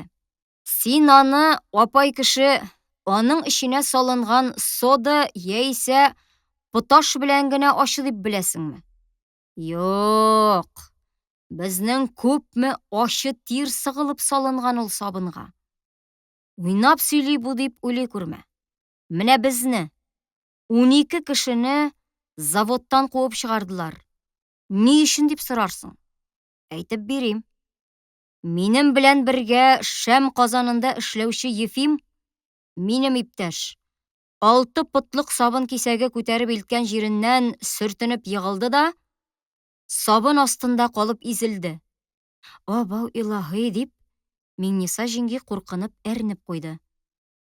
Кот точкыч таза кеше иде үзе, мин сиңа әйтим. Сау кебек. Сабынны цехтан складка ташый иде. Кызганып карап торганым бар. Маңгайыннан, яңакларыннан кара тир юл булып ага иде бичараның. Шуның өчен хуҗа күпме түли иде диген. 35 тиен көмеш. 6 бала туйдыра иде шул акчага. Бар, хуҗага барып зарланып кара, пожалуйста. Ул сине тотмый. Риза түгел икәнсең, расчет ал да чыгып кит заводтан. Синең урыныңа капка төбендә тилмереп эш көтеп торучы сала халкы бетәсе түгел. Соң, балалары кем кулына калды? Шул ук заводта эшләп имгәнгән, эшкә ярамый торган әнкәләре кулында. Ул нишли инде бичара шул хәтле бала белән? Нишлиме? Закон буенча балаларны завод үз тәрбиясенә алырга тиеш иде. Нигә дисәң, ул аларның аталарын үтерде бит. Юк, Крестовников дурак түгел. Фабричный инспекторны сатып алып, рабочий үзе гаепле дигән решение чыгартты да, хатынга баш аягы 30 сум акча биреп, җаваптан котылды. Эт икән, диде Мирхәйдәр абзый. Шул хатын кебек бала тудырып, бала үстереп карасын иде ул мәлгун, дип ярсынды Миңниса апа. Ана әйтәсең син, Миңниса апай. Ирле хатынлы Сарычевлар эшлиләр бездә. Аның хатыны Шәм казаны янында егылып, эшләгән җирендә тапты үзенең баласын. Күтәрешеп өенә алып кайтып куйдык. Баласы авыру туды бичараның. Авыру баласын калдырып, тагын Казан янына килеп басты бу. Үзе дә терелеп җитмәгән бит әле. Соң нишләсен? Килмәсә, тегендә капка төбендә кешеләр күп. Алалар да куялар моның урынына. Шуның баласы Анасының сөтенә тилмереп аштан үлде бишара. Анасының сөте беткән идемени? Бетмәсә ни? Смотритель хатынны баласын имезергә кайтармады. Ничә тапкыр ялварып сорады хатын. Бер көтү эт асрый иде шул Барлов дигән канычкыч. Сарычева баласын имезеп килергә сорагач, бу әнә минем өемдә 3 этем мине көтеп тилмереп утыралар. Мин кайтмыйм бит дип җавап биргән явыз. Габдулла Сәфәрнең сөйләгәннәрен шул кадәр бирелеп, әсәрләнеп тыңлады. Хәтта шул сүзне үзе үз колагы белән ишеткәндәй, кашларын җыерып куйды.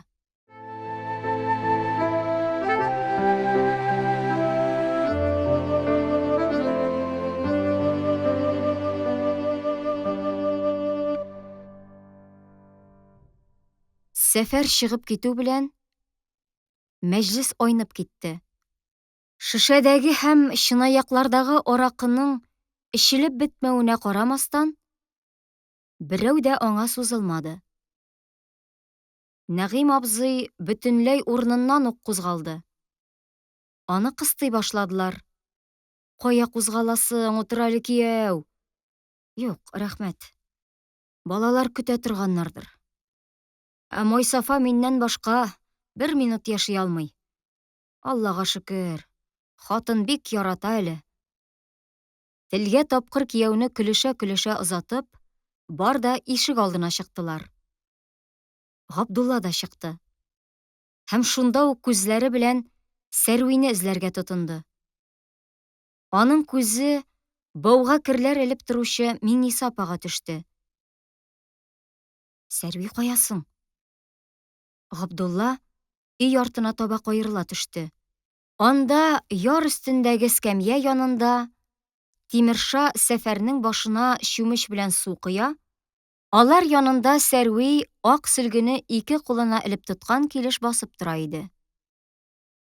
Бу торышы белән кыз Габдуллага бигрәк тә зифа күренде. Һәм ул моны аның мыеклы егет алдында юри матур күренергә тырышып, купшыланып торуына сылтады. Менә кыз Сәфәргә сөлгене сузды һәм елмаеп нәрсәдер әйтте. Егет тә аңа елмаеп җавап бирде. Кара инде дип, эченнән генә сызып алды Габдулла. Үзе Габдулла абый мин кайтканчы китмә диде. Инде хәзер икенче егет белән чытлыкланып тора. Менә син ул кыз халкына ышан. Габдулла китәргә уйлагач та, аның йөрәгендә 2 теләк үзара тартыша башлаганнар иде. Бер теләк — егет бул. Шул кыз алдында сынатып торма. Эре генә чык та кит. Теге аптырап калсын ди. Ә икенче теләк — хәзер менә шунда өермә чыксын иде дә, Сәрви белән икебезне бергә кушып, өйереп алып китсен иде. Миңа инде аңардан башка яшәү юк диде. Мирхәйдәр абзыйлардан ул Сәфәр белән бергә чыкты. Һәм алар зур собор мәйданында аерылыштылар. Башта Габдулланы яшсенеп, аңа өстәнрәк карап сөйләшкән Сәфәр, аерылышканда аның кулын дусларча кысып торды. Һәм киткәндә, кара, сер көйе калсын дигән сыман мәгънәле генә карап алды. Габдулланың күңелендә бу кара мыеклы таза егеткә карата читсенү тойгысының эзе дә калмады. Киресенчә, ул хәзер аңа карата күңелендә дуслык җылылыгы тойды. Ә аның тормышта Габдулла белмәгән серләрне белүе аны бик зур хөрмәткә лаек югарылыкка күтәрде. Сәрвине аннан көнләдем. Нинди юләрлек. Мин дә, Сәрви дә аның алдында балалар гына бит әле дип уйланды ул. Аннан соң, аның киткән чакта Сәрви белән сынатмаска тырышып, салкын гына саубуллашуы күз алдына килде. Балалык түгел диң инде. Сынатмый имеш дип, ул үзен үзе битәрләде. Һәм Сәрви хәзер аның алдында бөтен шикләрдән әрчелгән, бары аны гына балаларча ярата торган бер катлы кызга әверелде. Чынлап та, кул биргәндә ул Габдулланың күзләренә ниндидер сорау биргән кебек, кашларын почмакландыра төшеп карады. Габдулла абый, инде китәсеңдәме? Без синең белән бер авыз сүз дә сөйләшеп өлгермәдек бит әле, дигән сүзне әйтте бу караш. Ләкин Габдулла инде үзенең ясалма бәйсез кыяфәтен үзгәртеп өлгерә алмады. Салкын гына кул бирде дә китеп барды. Юләр. Ах, Юләр. Юк, моның белән бар да бетмәде әле. Ул моны төзәтәчәк, һич шиксез. Ул монда яңадан килер. Яңадан Сәрвине күрер. Һәм яңадан аның алланып торган озынча тырнаклы шома гына бармакларын кулына алыр. Алар гадәттәгечә салкынча һәм бераз дымлы. Нигә дисәң, аның куллары гел суда. Ул я тагыракта кер юа, я керне җаекка илтеп чайкый. Озак аның кулларын үз кулларында тотып җылытасы килә Габдулланың. Һәм шунда сәфәрнең тәүге сүзләре аның исенә килеп төшәләр. Миңниса апай, нигә синең кулларың болай яргаланып бирчәеп беткән? Без кайнаткан сабынның ачысы ашаган аны. Миңниса апаның бармаклары Габдулланың күз алдына килә. Алар чынлап та яргаланып, бирчәеп беткәннәр. Шәнчә белән атсыз бармаклары бик ямсыз кәкрәеп, тырпаеп торалар. Йомарланмыйлар да, тураймыйлар да. Чынлап тамы? Сәрвинең дә бармаклары шулай булып калыр. Юк, Габдулла моңа юл куймас. Ул бөтен көчен куеп, аны кер юудан коткарыр. Ул үзе юар Сәрви юасы керне. Ә Сәрви тамбур энәсе белән яулык сөлге чигеп, күп булса күлмәк тегеп кенә утырыр. Ә Габдулла аңа бөтен кирәкне китереп кенә торыр. Ул аның ире булыр. Шундый кайгыртучан, шундый яхшы күңелле, ягымлы ир булыр ул аңа. Дөнья эңгер-меңгергә күмелеп бара. Өйләрдә инде ут алынган. Габдулла юлның тигезен, чокырын исәпкә алмый бара бирә. Хәтта ул дәртенә сыеша алмый, таурак урыннарга юри менеп китә. Аның башында чыгып җитмәгән махмыр шаулый. Колаклар гөш килеп чыңлыйлар. Ләкин аңа рәхәт. Юк, яманга түгел, яхшыга чыңлыйлар. Яхшыга, дип уйлый Габдулла.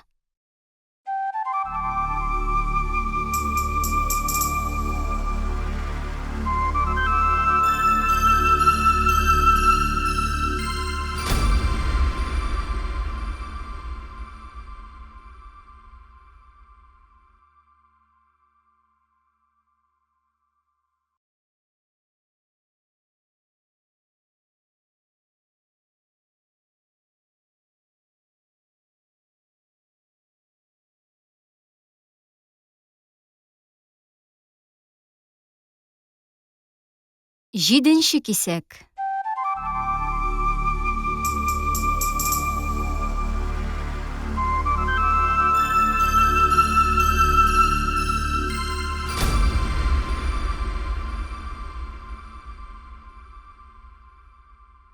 Икенче көнне иртән Габдулла бик озак йокы белән өн арасында изрәп ятты.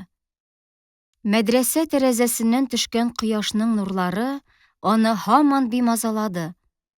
Ул алардан качып, һаман күләгәгә шуышты. Ләкин ул тирән йокы белән йоклап китә алмады. Ара-тирә генә ул оеп киткәләде. Һәм шундук Сәфәрнең мыегын бөтергәләп, үзенә карап торганын күрде. Һәм Сәфәр аңа һаман бер сүзне тукыды. Син аны салкын су белән. Ахрысы Габдулла юрганын ачып ташлады һәм торып утырды. Әйе, чынлап та чаганга йөгерергә һәм суга чумып алырга кирәк. Ләкин нәрсә бу? Күзләрен йомган арада аңа карап торган Сәфәрнең күзләре өнендә дә аңа карап торалар. Әнә, Габдулла аларга текәлеп карый. Күзләр аңа елмаялар. Сабахларыңыз хәерле улсын, әфәндем, ди аңа карап утыручы. Бу киң җилкәле таза гына егет. Ул Габдулладан ерак түгел генә аякларын бөкләп идәнгә утырган һәм кулларын күкрәгенә кушырганда, Габдуллага елмаеп карый. Габдулла аптырабрак аңа сорау бирә. Сез әйттегезме, салкын су белән дип? Юк, бәндәйелем. Төрекчә сөйләшә. Габдулла уңайсыз гына кызарына һәм бер сүз дәшми, тиз генә чыгып китәргә җыена. Ул сөлгесен чөйдән алып ишеккә юнәлә, ләкин әлеге егет аны туктатып өлгерә. Сиз шимәгә гидиюрсез? Бән һәм сизнеңлә гидиюрим? Ул утырган җиреннән, ягъни, сез су керергә барасызмы? Мин дә сезнең белән барам. Ул утырган җиреннән җиңел генә сикереп тора. Бу буйга уртачадан тәбәнәгрәк, ләкин киң җилкәле, киң маңгайлы, кыска гына кара чәчле, зур кара күзле тере генә кеше. Мыек Сәфәрнеке кебек зур түгел, ләкин йылкылдап торган чым кара, матур гына бөтерелгән мыек. Алар чаганга төшеп китәләр. Габдулла юлда аның кемлеге белән кызыксына. Ләкин егет үзе турында күп сөйләргә яратмый, күрәсең. Габделвәли, Стамбулдан, мусафир ди. Һәм үзе турындагы мәгълүматны шуның белән чиклиде. Җаек турында, аның табигате, аның кышы һәм суыклары, аларның дәвамлылыгы турында сорашырга тотына. Габдулла мөдәррискә килә торган төрек газеталарын һәм китапларын укып, төрекчә шактый төшенә башлаган иде инде. Шуңа күрә аңа Габделвәли белән аңлашу читен булмады. Ул аның бөтен сорауларына җавап бирә барды. Ярга барып җитү белән Габдулла тиз генә чишенде дә суга кереп китте. Һәм чиркәнчек алыр өчен чумарга ашыкты. 3 тапкыр чумып алганнан соң ул, чәчләрендәге суны сыпырып төшерә-төшерә һәм авызына кергән суны пышкырып чыгара-чыгара, ярга күз салды. Габделвәли күлмәген салган да, күкрәгендә бөдрәләнеп торган кара төкләрне кулы белән сыйпый-сыйпый, көлеп Габдуллага карап утыра иде. Нигә төшмисез? Су бик шәп, дип кычкырды Габдулла. Габделвәли үз телендә, сезнең бу гаять зур суыгызга кереп батуымнан куркам, дип кычкырып көлде. Аннан соң ул суга сикереп төште һәм үзенең бик шәп йөзүче икәнен күрсәтте. Куркам дигәч, мин сезне чынлап та йөзә белми икән дип торам, дип гаҗәпсенде Габдулла. Ха, Габдулла әфәнде, мактанудан булмасын.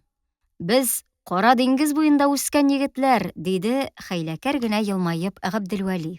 Каян бу минем исемне белә, дип эченнән генә гаҗәпләнеп куйды Габдулла. Аннан соң билгеле булды. Габделвәлине мәдрәсәгә китерүче мөдәррис һәм аны каршы алучы Сәлүк суфый Габдулла турында бөтен мәгълүматны аңа биреп бетергәннәр икән. Судан чыгып, алар яр башына менеп утырдылар һәм кояшта кызына-кызына, ашыкмый гына киенделәр. Габделвәли кесәсеннән бик арзанлы, нәзек кенә папирослар чыгарып, Габдуллага тәкъдим итте. Алар тәмәке тартырга тотындылар. Габделвәли кызыксынды. Сезне шагыйрь дип сөйлиләр. Габдулла кызарынды. Мөбаләга, Габделвәли әфәнде. Арттырасыз. Һәрбер назым, ягъни көйле әйбер язган кеше шагыйрь түгел. Кешеләр арттырып сөйлиләр. Габделвәли мәгънәле генә иреннәрен тешләде һәм күзләре белән генә йылмаеп куйды. Яшерегез. Ләкин барыбер миннән яшерә алмассыз, диде аның бу йылмаюы. Аннан соң ул үзенең шигырь яратуын, төрек һәм француз шагыйрьләрен яратып укуын сөйләде. Һәр ике телдә бер-ике юл шигырь укып алды. Габдулла француз телен беренче тапкыр ишетә иде. Француз шигыре үзенең шигырь әһәңе, яңгырашы белән Габдулланы бөтенләй гаҗәпләндерде. Карагыз әле. Шигырь дип әйткән нинди көчле нәрсә. Ул аңлаешсыз телдә дә шигырь булып яңгырый. Чөнки йөрәк теле бу, диде кулын күкрәгенә куеп Габделвәли. Бу Габдулланың кайчандыр бала чагында ишеткән күңел күзе дигән төсле яңгырады. Йөрәк теле. Әйе дип, Габделвәлине дөресләп куйды ул. Һәм ул Габделвәли белән уртак телне тапты. Алар танышуларының беренче көненнән үк дуслашып киттеләр. Дуслашкан сайын Габделвәли үзенең монда килеп чыгу тарихын ача барды. Ул качак булып чыкты. Стамбул университетында укыганда студентлар хәрәкәтенә катнашып, бик нык полиция эзәрлекләвенә эләккән. Һәм шунда Россиядән килгән Кәбир әфәндегә очрап, аның киңәше белән Россиягә качып киткән һәм туп-туры Җаекка килеп чыккан. Ниһаять, Габдулла Кәбир әфәндегә килә торган төрек газеталарында укып белмәгән коточкыч хәлләрне Габделвәли авызыннан ишетеп белде. Төрек халкының феодаллар тарафыннан таланган иң кара елларында мине тәхеткә утыртсагыз, мин сезгә конституция һәм реформалар бирәм дип алдап тәхеткә менеп алган Солтан Габделхәмид үзенең теләгенә ирешү белән ил өстендә элекке феодаллардан да йырткычрак үз хөкемен урнаштыра. Аның ялган вәгъдәләренә ышанып, аны тәхеткә менгезүгә булышкан кешеләрне, әле сезгә конституция кирәкмени дип төрмәләргә яба, сөргенгә озата. Халык һәм дәүләт интересларыннан күз йомган, бары үзенең шәхси тынычлыгы өчен генә тетрәп торган солтанның капризы өчен Стамбул, Измир, Анатолий шәһәрләренең урамнарында каннар түгелә. Демократларны мәңге чыгармаска Босфорның таш капчыкларына утырталар. Халыкның иң талантлы вәкилләре, язучылары, тарихчылары, художниклары Гарәбстан чүлләренә сөргенгә җибәреләләр. Һәм шунда аның үтә зарарлы һавасына түзә алмый һәлак булалар. Канлы солтан үзенең Йылдыз сараенда җарияләре белән көн-төн типтерә, кәефләнә, аның өчен хөкүмәт казнасы акча җиткерә алмый. Халык өстенә яңадан яңа салымнар салына. Халык тәмам белә. Провинцияларда ачтан үлә башлыйлар. Солтанның анда эше юк. Типтерер өчен аңа акча кирәк. Ләкин налог түләүчеләрнең тиреләре 7 тапкыр туналган. 8нче тапкыр тунау мөмкин түгел. Шунда солтан дәүләт банкын инглиз һәм француз банкирларына тапшыра. Алыгыз, әнә сезгә халык, теләсәгез ничек талагыз. Менә сезгә җир, концессиялар төзегез, теләсәгез нишләгез. Тик миңа акча гына бирегез. Минем кесәмдә акча өзелмәсен. Дәүләт һәлакәт чокыры алдына килеп баса. Солтанның канлы сәясәте белән ризасызлык җәмгыятьнең бөтен катлауларын чолгап ала. Шымчылар моны солтанга җиткереп торалар, һәм үзенең шәхси тынычлыгы өчен тетрәп торган солтан һәрбер шик астына алынган кешене, ул кем генә булмасын, ачыктан-ачык яки яшерен рәвештә үтерүләр оештыра. Алдан кая булса да чакырып, яки ашка агу салып үтерүләр хөкүмәтнең сәясәтенә әверелә. Буларның берсе дә канлы солтанга үзен җирдәге мөселманнарның бердән-бер хәлифәсе итеп атарга комачауламый. Ул аларның, шулар эчендә Россия мөселманнарының да дини фанатизмнарын файдаланып, Госманлы империясының чикләрен әллә кайларга җәеп җибәрү хыялы белән яши. Габделвали бу хәлләрне сөйләп беткәннән соң, французча бер шигырь укыды һәм аның Виктор Гюго шигыре икәнен әйтте. Аннан соң ул аның эчтәлеген төрекчә сөйләп бирде. Сәләмә киемнәргә төренгән бер дәрвиш урамда ефәк киемнәргә төренгән, алтыннар белән зиннәтләнгән һәм мәһабәт аргамакка атланган төрек пашасының атын тезгененнән тотып туктата һәм аңа шул сүзләрне әйтә. Факеллар төтенлиләр һәм алар сине табутың янында көтәләр. Синең явызлыгың йыгылган халык өстенә тулышкан кәсә булып түгелә. Назлы үләннәр өстендәге урак кебек селтәнәсең син кешеләр өстендә. Зиннәтле, мәһабәт сарайың белән масаясың син. Ә ул сөякләр өстенә корылган бит. Бел, соңгы сәгатең якынлаша. Йыгылыр синең пайтәхетең. Аяк баскан җиреңдә, аяк астыңда каберлек ачылыр. Теге дөнья богауларыннан сиңа котылу юк. Карале, бу бит нәкъ теге сәфәр күрсәткән кәгазьдәге бетсен самодержавие дигән сүзләргә туры килә.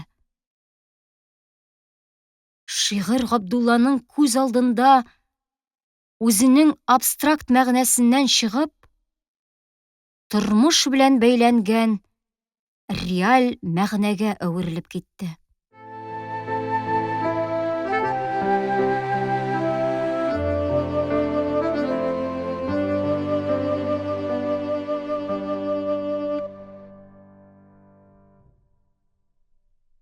Мәдрәсә ачылуга Кәбир әфәнде Петербургтан кайтып төште. Аның артыннан зур гына багаж белән әфлисун сарысы төсле юка гына кәгазьгә басылган тышлыкта кечкенә генә күләмдә Бәхетле Мәрьям китабының тиражы кайтты. Кәбир әфәнде шунда ук Габдулланы үзенә чакырып, анда алар китапны тагын бер тапкыр басма хәлендә укып чыктылар.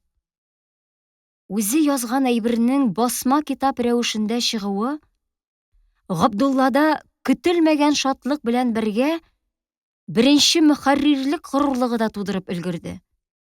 Китапның 2 дәнәсен мәдрәсәгә алып кайтып, берсен шәкертләр яткач иркенләп үзе генә укып чыгар өчен мендәр астына салып куйды, икенчесен иптәшләренә укырга бирде. Ләкин бу китапта күпме дә булса үзенең катнашы барлыгын ул берәүгә дә әйтмәде. Кем язган дип сораучыларга ул бары Кәбир әфәнде әсәре дип кенә җавап бирде. Шәкертләр китапны көлешә-көлешә бик кызыксынып укыдылар. Ишетеп, башка мәдрәсә шәкертләре дә килеп җиттеләр. Кәбир әфәнде аларга китапның Мортаза бай кибетендә сатылачагын әйтеп җибәрде. 2000лек тиражның бер өлеше казак арасында йөри торган таныш сәүдәгәрләргә тапшырылды. Күп тә үтмәде, китаплар сатылып беттеләр. Хәтта җитми дә калдылар. Габдулла көн сайын шәкертләр яткач, бишле лампа яктысында бәхетле Мәрьямне ачты һәм һәрбер ачуда аны төрлечә аңларга тырышып укып чыкты. Әйтик, беренче көннәрне ул бары үзе язганның басма хәрефләргә әверелүенә гаҗәпләнеп, сүзләрнең бер-бер артлы тигез сафларда тезелеп торуына сокланып укыды.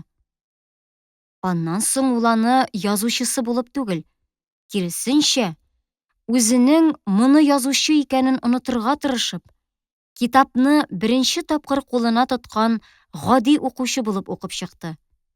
Нинди тәэсир калдыра икән? Аннан соң ул аны иң таләпчән кеше, әйтик, Әхмәтша учитель күзлегеннән карап, һәрбер җөмләсенә, һәрбер сүзенә бәйләнеп укып чыкты. Аннан соң бу китапның кемдә нинди тәэсир калдыруын беләсе килеп, аны бай хуҗа булып, приказчик булып, сала мужиге булып, Сәфәр яки Мирхәйдәр абзый булып, Саҗидә һәм Газизә апалары булып, ниһаять, Сәрви булып укып чыкты.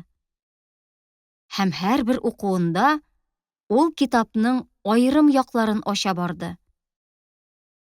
Менә ничек була икән ул китап язу, аны бастырып тарату һәм аны уку дип, ул таңга калды. Аннан соң ул мәдрәсә тормышына чумды.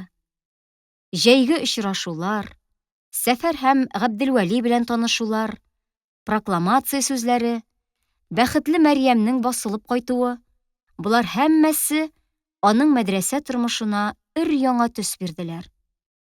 Ул инде хәзер былтыргы, аннан битәр 3нче елгы Габдулла түгел. Тышкы кыяфәте белән дә, эчке дөньясы белән дә интеллигент Габдулла. Яңа фикерләр белән кабынып алган, нидер эшләргә теләүче, эзләнүче, тынгысыз Габдулла иде. Аның киеме, кыяфәте, үзен тотуында, сөйләшүендәге бәйсезлеге бер юлы әллә нихәтле иярүчеләр тудырып өлгерде. Берсе Габдулла кебек штиблет киеп алды, икенчесе чәчен Габдулла тараганча тарап йөртә башлады, өченче берәү Габдуллага иярүне тәмәке тартуда күрде, дүртенче берәү карт хәлфәләр белән кычкырып һәм үзен аларга тиңләп сөйләшүне үрнәк итеп алды. Һәр хәлдә Габдулла мәдрәсәнең төче камырына бик ачы чүпрә салды. Камыр чимер-чимер итеп, әчешеп, күпереп китте. Габдулланың беренче эше яз көне бүленеп калган мәгарифне дәвам иттерү тәкъдиме белән Кәбир әфәндегә бару булды. Ләкин Кәбир әфәнде мәгарифне инде үтелгән баскыч, шәкертлек мавыгуы дип кенә карый һәм халык өчен зур күләмдә басма газета чыгару фикере белән мавыгып йөри иде. Басма газета турындагы фикер Габдулланың дәртен тагын да ныграк кабызып, дөрләтеп җибәрде. Басма газета? Үз телебездә? Бәхетле Мәрьям чыкканнан соң инде ул бу эшкә гамәлгә ашуы читен булган хыял дип карамый, бәлки, реаль эш итеп карый иде. Кәбир әфәнде моны да булдырыр, диде ул. Ләкин басма газета ни булса да һавадагы торна иде әле. Аңа карап Габдулла кулындагы чыпчыкны да очрасы килмәде. Ул мәгарифне дәвам иттерәчәген әйтте. Кәбир әфәнде аның редакторы булудан баш тартса да, аның дәвам итүенә каршы килмәде. Габдулла җиңен сызганып, мәгарифне чыгару эшенә кереште. Ул һәрбер иптәшенә мөрәҗәгать итеп, үтенеп, кыстап, мәкаләләр яздырып алды. Укып чыкканнан соң алар аңа ошамадылар. Һаман шул ук былтыр мәгарифтә урнаштырылган фикерләр. Наданлыкның зарары, гыйлемнең кирәклеге, яхшы тафсир һәм тәҗвиднең юклыгы, фәлән-фәсмәтән. Һаман бер балык башы. Алайса нәрсә язарга? Ничек язарга? Габдулла аптырап калды. Шул вакыт мәдрәсәгә соңгарып кына Казаннан Юсуф кайтып төште. Габдулла аны атлыгып каршы алды. Я, сөйлә тизрәк. Казанда эшләр ничек?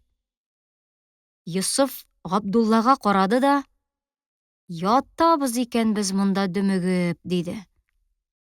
Нигә? Ни өчен? Я, сөйлә инде, нигә зарыктырасың, дип, Габдулла иптәшен бетереп алды һәм куыра башлады. Мөхәммәдия шәкертләре даулашып мәдрәсәгә яңа программа керттергәннәр. Анда җәгърафия, һәндәсә, риязият, табигать дәресләре, рус теле һәм әдәбияты бар. Без нәрсә карап ятабыз? Алар бердәм кузгалганнар шул. Алар мәдрәсәнең мөтәвәлли байлары һәм мөдәррисләренә каршы Тәрәккый дигән газета чыгарганнар. Аларга җилем басмада яшерен басыла торган Җөмһүрият газетасы килеп тора. Менә аның бер дәнәсен миңа да биреп җибәрделәр. Мә укы. Аннан ышанычлырак шәкертләргә укытырбыз. Хәзергә әле бу ачыктан-ачык кычкырып укыла торган әйбер түгел.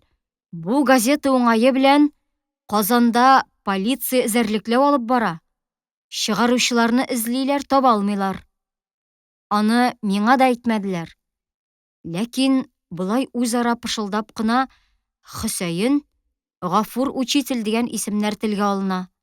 Ләкин алар да тәгаен түгел. Чама белән генә әйтелгән исемнәр.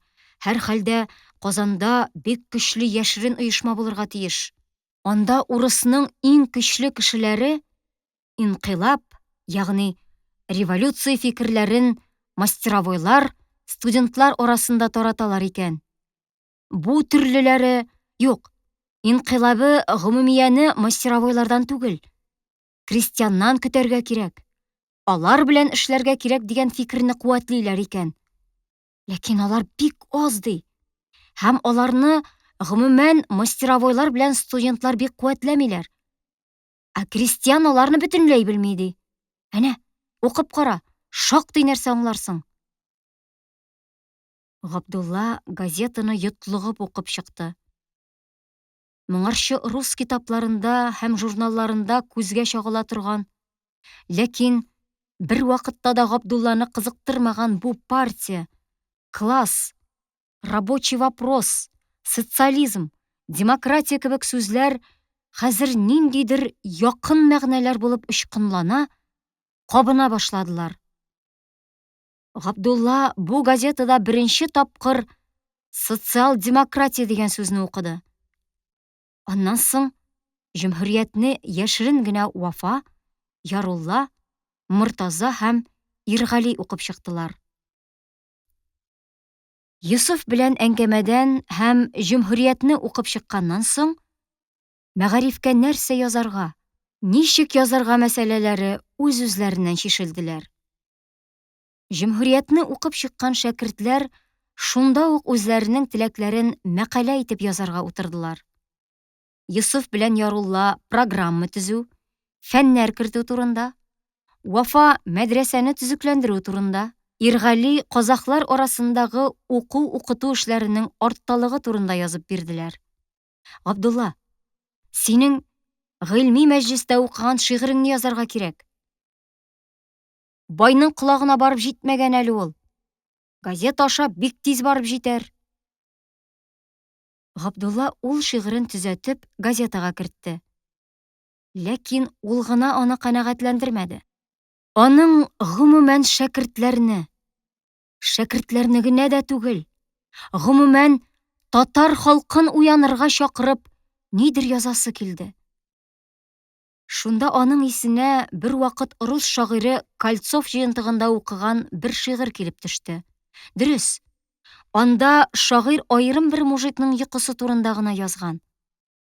Ләкин шул ук шигырь бит Габдуллага гомумән уяну фикерен ачып салды.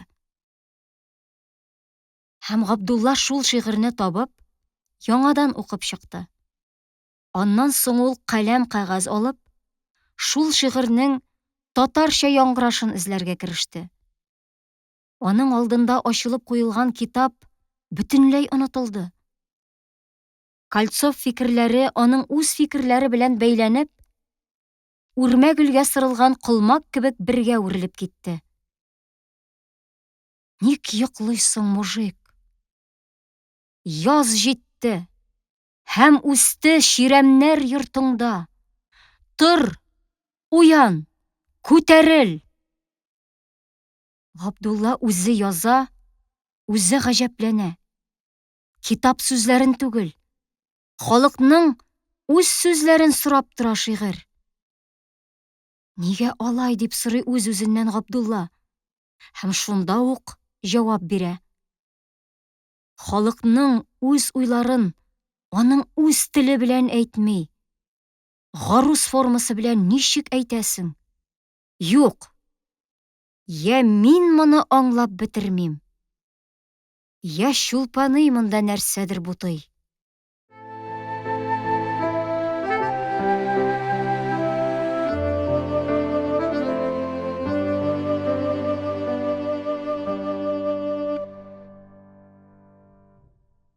Газета язылып, стенага эленүе белән, шәкертләр аның янына килеп ябырылдылар. Чыгаручылар газетаның шәкертләргә бу кадәр нык тәэсир ясаячагын үзләре дә көтмәгәннәр иде.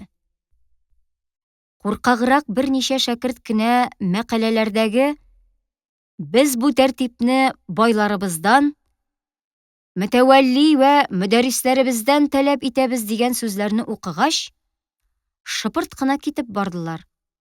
Һәм гомумән газетаны күрмәгәнгә, укымаганга салыштылар. Калган шәкертләр хәрефен дә калдырмый укып чыкканнан соң да, газета яныннан китә алмый басып тордылар. Кайбер урыннарны кабатлап укыдылар. Газета янында төрткәләш китте. Кит әле, син укыдың ич. Юк әле укып бетермәдем. Икенче кат укыйсың ич.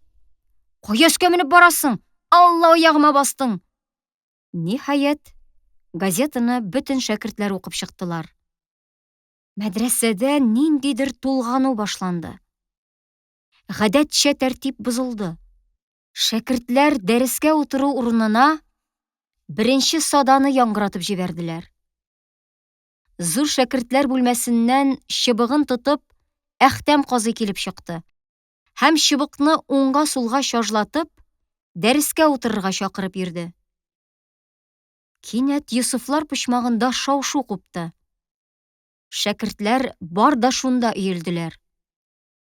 Анда Йосыф казый чыбыгының очыннан тотып алган да җибәрми тора. Казый чыбыгын тарткалый һәм кычкыра иде. Син нишлисең, дәюс? Мин сине хәзрәткә итеп чоланга яптырырмын. Әйтә бир, яптыра бир дип аңа каршы төште Йосыф. Ләкин кеше булып җиткән шәкертләр өстеннән чыбык уйнатырга юл куймабыз. Әйе, юл куймабыз дип кычкырдылар шәкертләр.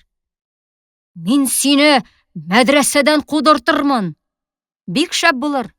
Без яхшырак мәдрәсәгә күчеп китәрбез. Зур шәкертләр арасыннан үгетләүчеләр табылды. Шәкертләр, яхшы түгел.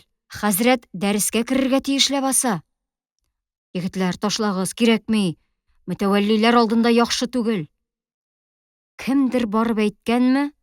Тыны көне бетеп, Хәмидулла абзый йөгереп килеп керде.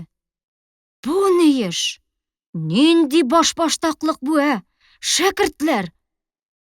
Мәдрәсә бераз тынып калды. Хәзрәткә ишетелер. Нәрсә әйтербез? Йосыф тавышын мөмкин хәтле басынкырак ясарга тырышып, без мәдрәсә тәртибенә каршы берни дә эшләмибез. Киресенчә, мәдрәсәнең хәлен кайгыртабыз диде. Хәмидулла Габдуллага карады. Менә ул ни әйтер икән? Хәмидулла әфәнде, диде Габдулла. Тәрәккый бездән күп нәрсәдән ваз кичүне, күп нәрсәне яңартуны сорый. Шәкертләр шул турда борчылалар. Һәм бу борчылуны без урынлы дип саныйбыз. Хәмидулла абзый Габдулланы шәкертләрнең акыллысы һәм сүзне үлчәп сөйләүче дип таный иде. Шуңа күрә ул аның җавабыннан соң уйланып калды. Ярар, бу турыда мәслихәт кылышырбыз. Ләкин зинһар бу башбаштаклык рәвешендә булмасын. Бүгенге хәлне без мөдәррискә ирештермәбез. Үзара бетсен. Инде бөтен мәдрәсә кубып кычкыра башлады. Ничек үзара гына? Мөдәррис моны ишетергә тиеш. Мөтәвәллиләр дә ишетергә тиеш. Мәдрәсәне төзәтү алар эше ләбаса. Фәннәр кертелсен безгә. Рус теле кертелсен. Яңа хәлфәләр чакырылсын. Хәмидулла абзый нидер әйтергә теләп карады. Аның тавышы ишетелмәде. Ул кулын күтәреп, башын иеп, шәкертләрнең тынуын көтеп торды. Шәкертләр тынмадылар. Шуннан соң ул Габдулла янына килеп, булай диде. Габдулла әфәнде, әйтегез иптәшләрегезгә. Мин аларның теләкләрен мөдәррискә һәм мөтәвәллиләргә ирештерермен.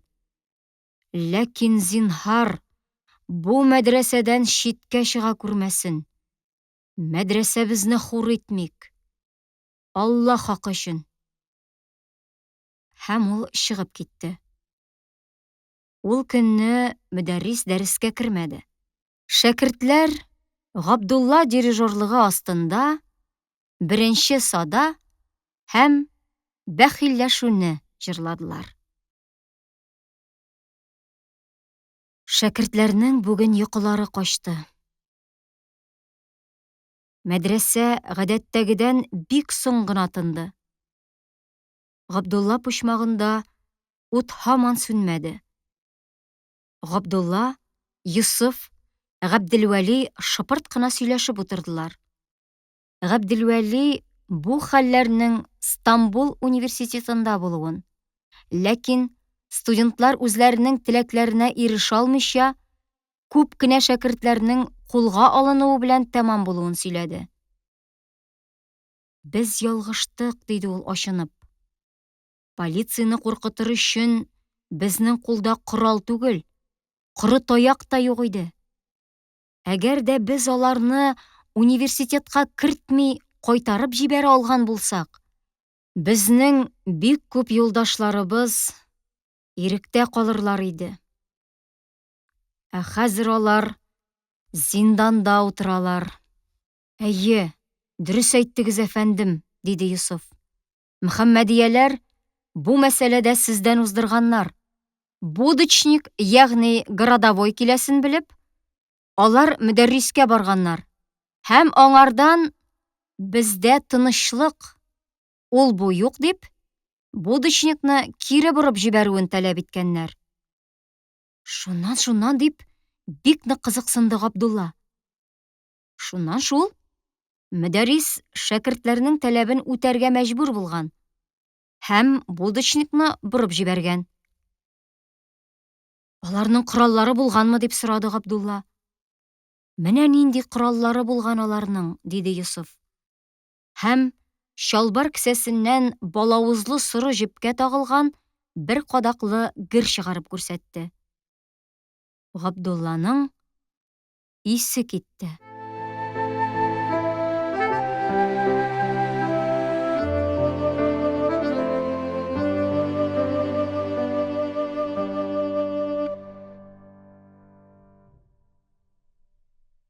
Мәдрәсәдә укуларның гадәттәге тәртибе бозылды.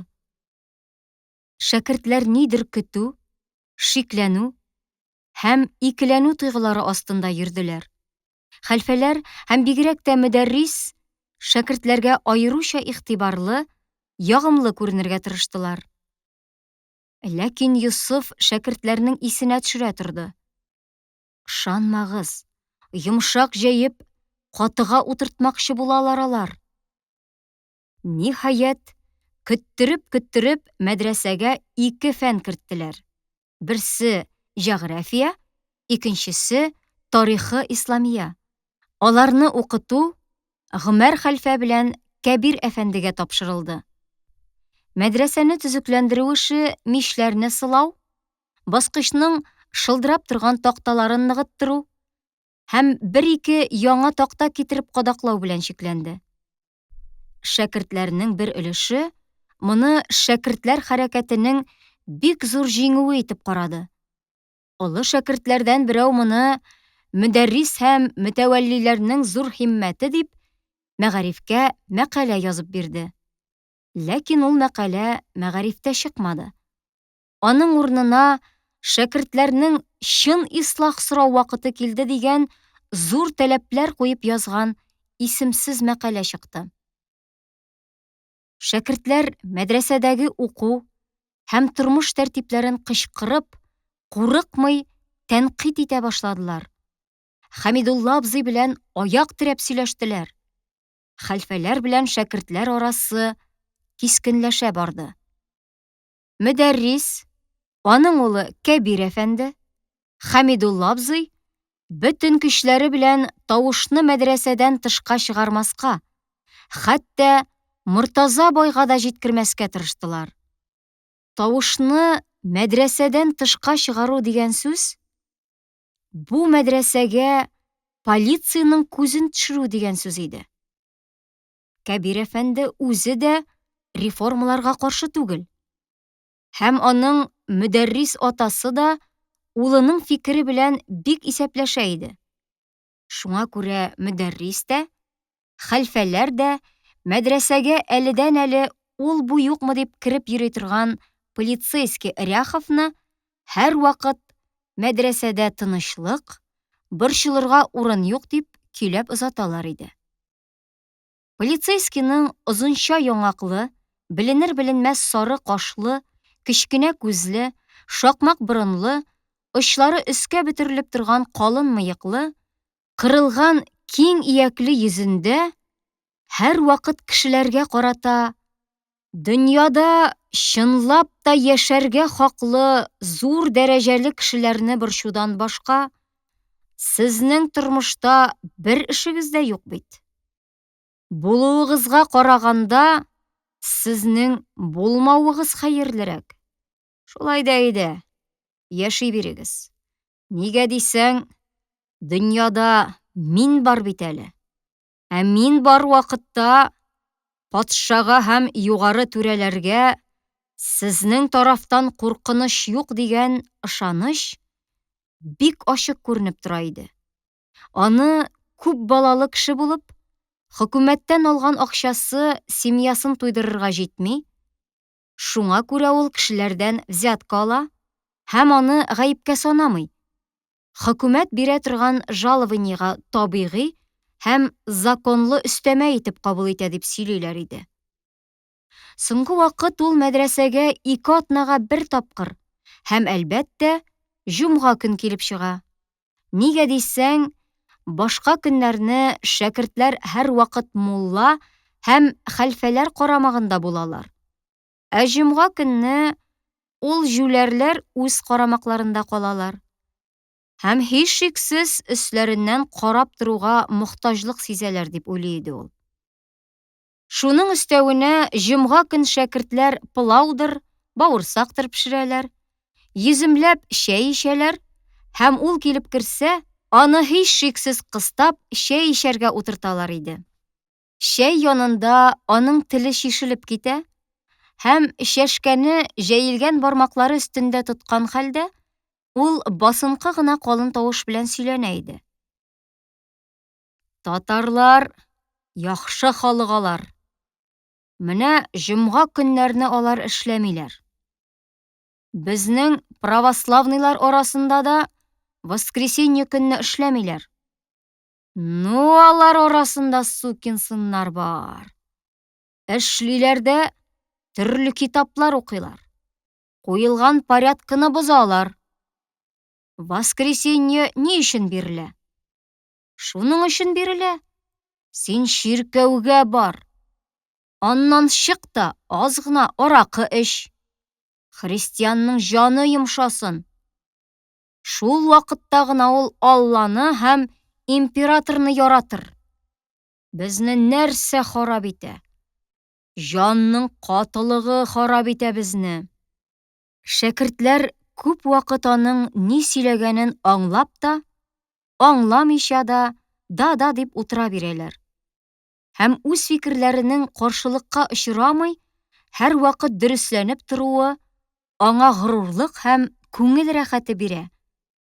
Аның саен ул үзенең үгетләрен дәвам иттерә иде. Кай чагында ул дини фәлсәфәләргә дә кереп киткәли иде.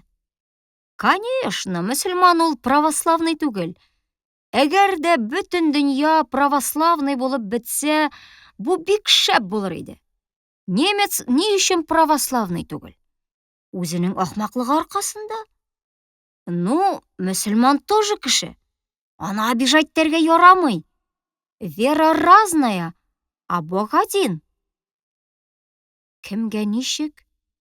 Ләкин Габдуллага бу полицейскийның мәдрәсәгә килүе әллә нихәтле кызык минутлар тудыра торган иде. Кайбер сүзләрен шәкертләргә аңлата алмыйча Ряхов: "Сез әйбәт кешеләр. Но жаль, русча белмисез" ди торган иде.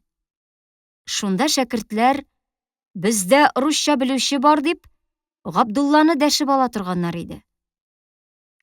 Габдулла килә торган иде. Ләкин русча белүен яшереп, аның белән русча белер-белмәс татар булып сөйләшә башлый иде. Ни дисез, Җантимер агай? Безнеке урысча белгәнский, мин сине аңлаганский. Әйдә, үзеңнең борчакны сибә биргәнский. Шәкертләр моңа түзә алмый, башта пысык-пысык килеп, соңга таба йыгыла-йыгыла көлә башлыйлар иде. Ряхов көлми. Үзенең гадәттәге җитди эрелеген саклап, Габдулланы тыңлап тора да, шәкертләрне ачулана иде. Сез нигә көләсез, юләрләр? Конечно, ул урысча мала-мала белеп бетерми, но өйрәнергә тырыша. Мин бит үзем татарча да беләм. Мин даже еврейча аңлыйм. Да, именно.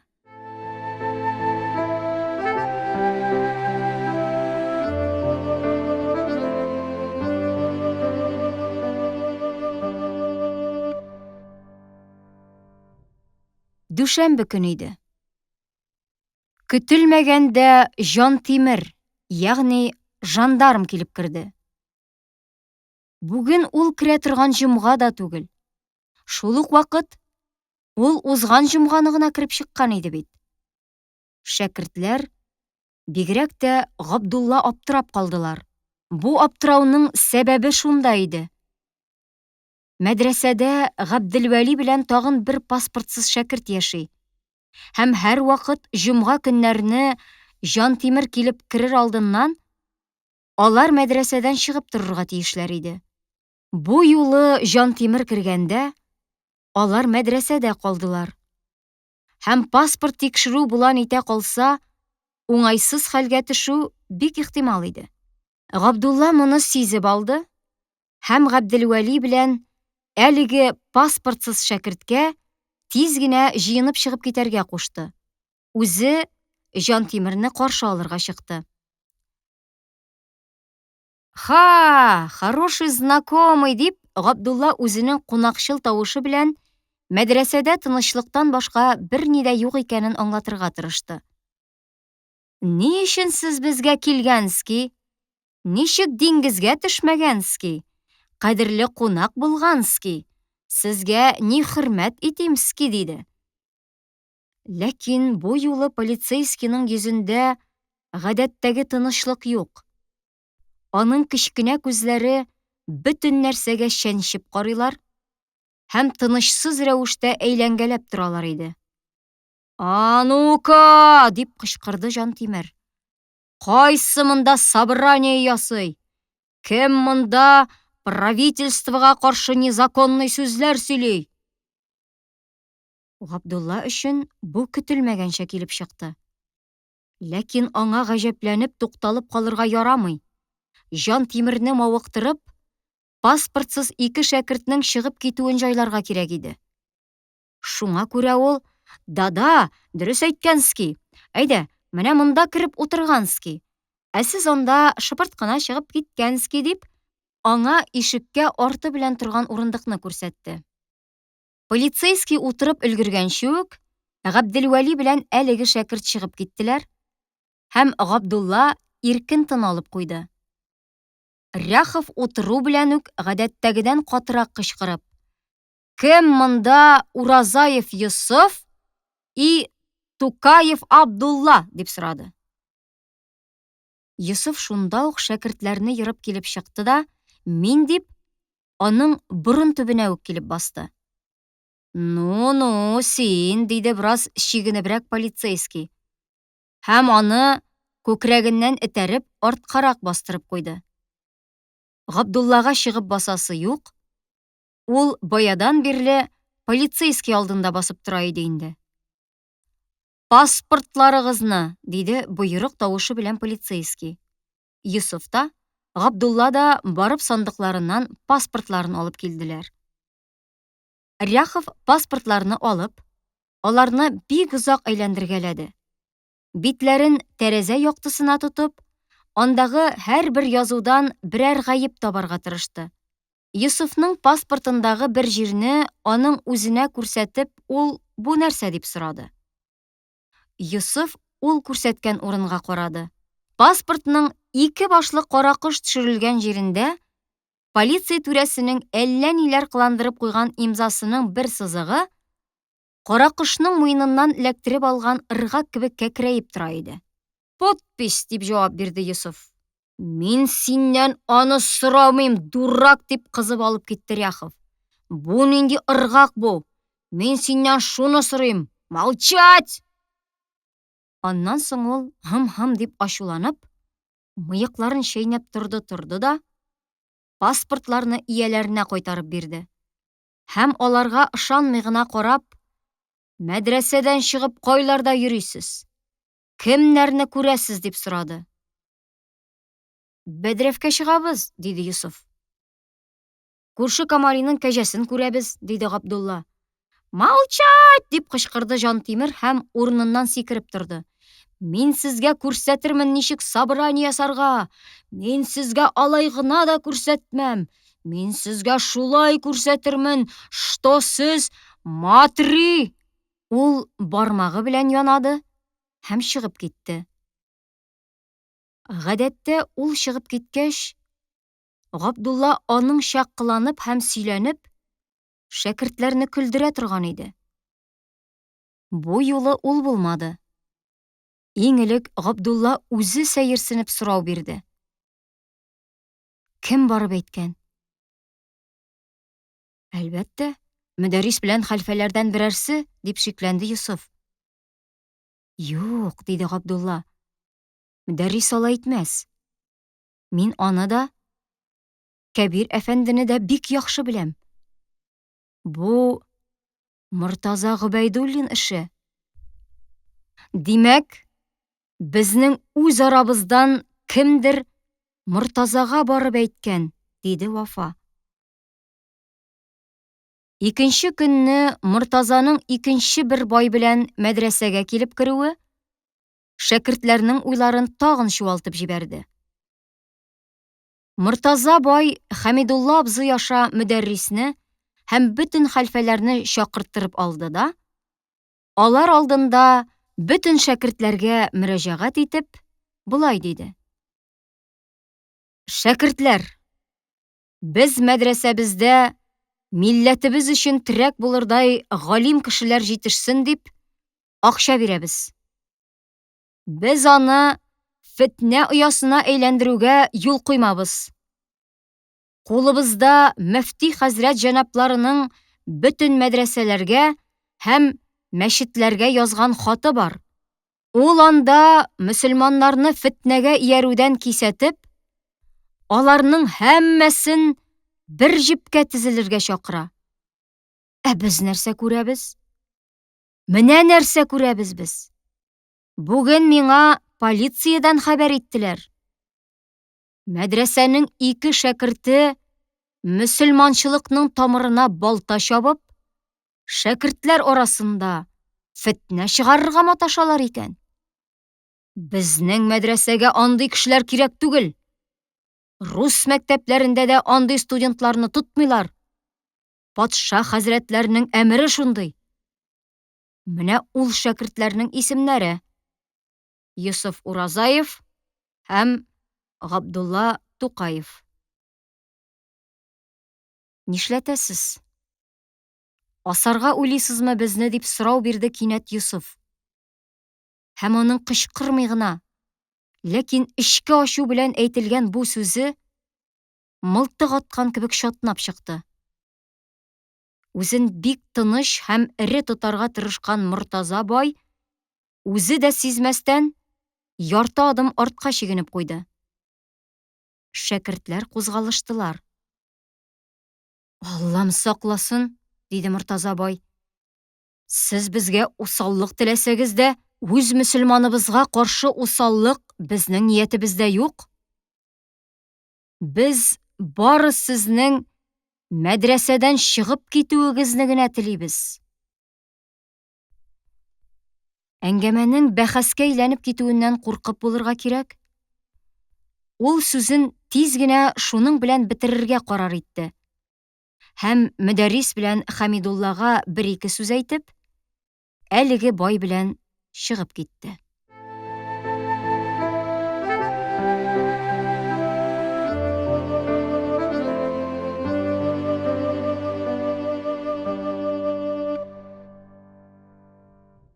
Мәгариф газетасының тезгенен үз кулыннан җибәреп, мәдрәсә тормышыннан чит мәсьәләләр белән мавыгып китүенә Кәбир әфәнде үкенеп бетә алмады. Эшнең ике шәкертнең куылуына, бигрәк тә үзенә якын һәм кирәк кешенең, Габдулланың куылуына кадәр барып җитүен ул башына сыйдырмый иде. Ул әтисе янына йөгереп керде. Әти, Габдулланы булса да алып калырга кирәк, диде Кәбир әфәнде. Тәрәккый өчен көрәш вакытында, гомумән, шәкертләрне мәдрәсәдән куу татар дөньясында безнең исемгә бик зур тап төшерәчәк. Хәзер үк Хәмидулла абзыйны да алып, өчебез бергә Мортаза байга барырга кирәк. Алар өчәүләп Мортаза байга бардылар һәм үтенә башладылар. Алар безнең иң яхшы һәм дәресләрендә иң алдан бара торган шәкертләребез иде. Яшьлекләре белән төрле коткыга ярып киткәннәр икән. Куып чыгару юлы белән түгел, бәлки үз яныбызда калдыру юлы белән аларны һәлакәттән коткармабызмы, диде Хәмидулла абзый. Габдулла әфәнде чын талант иясе. Милләтебезнең тәрәккыен кайгырту йөзеннән без андый яшьләрне саклап алып калырга тиешбез, диде Кәбир әфәнде. Мөдәррис буларны да дөресләгән сыман башын селеккәләп торды. Башта Мортаза, бу минем эшем түгел, полиция кузгаткан эш дип аяк терәп маташты. Ниһаять, мөдәррис белән Кәбир әфәнденең үтенечләренә үзенең ышанычлы кешесе Хәмидулланың да тавышы кушылгач, бай Габдулланың калуына риза булды. Шуннан соң тегеләр Йосыф турында сорап та тормадылар. Үзенең мәдрәсәдә калдырылып та Йосыфның куылуын ишеткәч, Габдулла да сандыгын җыйный башлады. Ә син кая җыйнасың, дип сорады Йосыф. Син кая җыйнасың шунда, диде Габдулла. Сине бит кумыйлар. Юк, минем дә мәдрәсәдән куылу белән мактанасым килә. Калуның хурлыгы куылудан әшәкрәк, диде Габдулла. Жүләр булма. Укуыңны дәвам иттер, диде Йосыф. Мин моннан үзем китәргә йөри идем. Казанга күчү ул минем күптәнге хыял. Руслар әйтмешли, не было бы счастья, да несчастье помогло. Мин дә Казанга бару белән хыялланам бит. Бик шәп. Алайса менә мин анда барып урнашыйм һәм сиңа да нигез ясап куйым. Тик син миңа хатны өзмә. Мин дә сиңа язып торырмын. Дуслар, шулай сүз куештылар. Ләкин киткәндә әйтеп китим. Син монда бер кешедән саклан, диде Йосыф. Беләсеңме? Мортаза безнең алда бик шәп спектакль ясап күрсәтте бит. Әйтерсең, полиция аңа хәбәр иткәндә, ул шуннан соң гына безне килеп куып чыгара. Юк, эш бөтенләй киресенчә. Полициягә ул үзе хәбәр иткән. Шуннан соң гына бит безгә теге Жан Тимер килеп паспортларыбызны тикшереп йөрде. Бай аны каян белгән? Мәдрәсә хәлен аңа җиткермәскә тырыштылар бит. Аның монда мәдрәсәдән торып сүз ташып торучы шпионы бар. Фәттахның шәйдәше Суфьян. Икенче көнне Йосыф җыенып, якын иптәшләре белән генә күрешеп, кечкенә сандыгын күтәреп китеп тә барды. Алдан сөйләшү буенча ул Нугай базарында бер кешенең олавына утырып, тимер юлга төшәргә тиеш иде. Ләкин китүенә ярты сәгатьтә узмады, ул сандыксыз гына йөгереп кайтты. Нәрсәңне онытып калдырдың дип каршы алдылар аны. Әйтәсе сүзем калган. Барыгыз, Суфьянны чакырып чыгарыгыз әле, диде. Камзулчан түбәтәйшән генә Суфьян йөгереп чыкты. Бу еш кына хәтемгә Коръән чыгарга йөри торган нәзек озын буйлы бер малай иде. Нәрсә, Йосыф абый җаным, диде ул гадәтенчә төшеләнеп. Син төшеләнмә. Төшеләнмә миңа, Суфьян. Янымарак кил, диде Йосыф. Суфьян нидер сизенеп ишектән кире кереп китмәкче булган иде. Йосыф аны җитез генә үрелеп эләктереп алып өлгерде. Һәм шундук икенче кулы белән тегенең авызына китереп сукты. Суфьян атылып бусагага аркылы барып төште. Һәм яңадан торып китә алмый, шунда ятып калды. Ул кулы белән авызын тоткан, бармак араларыннан кан ага, үзе йылы иде. Ничего, бер генә теш белән котылуыңа нәзер сәдакасы бир. Жасус, ягъни шпион. Инде әгәр дә мәгәр минем Габдулла дус белән берәр хәл булганын ишетсәм, синнән генә күрермен. Ул вакыт миннән игелек көтмә. Кайтып, синең тешеңне сындыру белән генә калмам. Муеныңны өзәрмен, диде Йосыф. Һәм шундук китеп тә барды. Вакыйганы карап торган шәкертләр, ни әйтергә белми, авызларын ачып карап калдылар.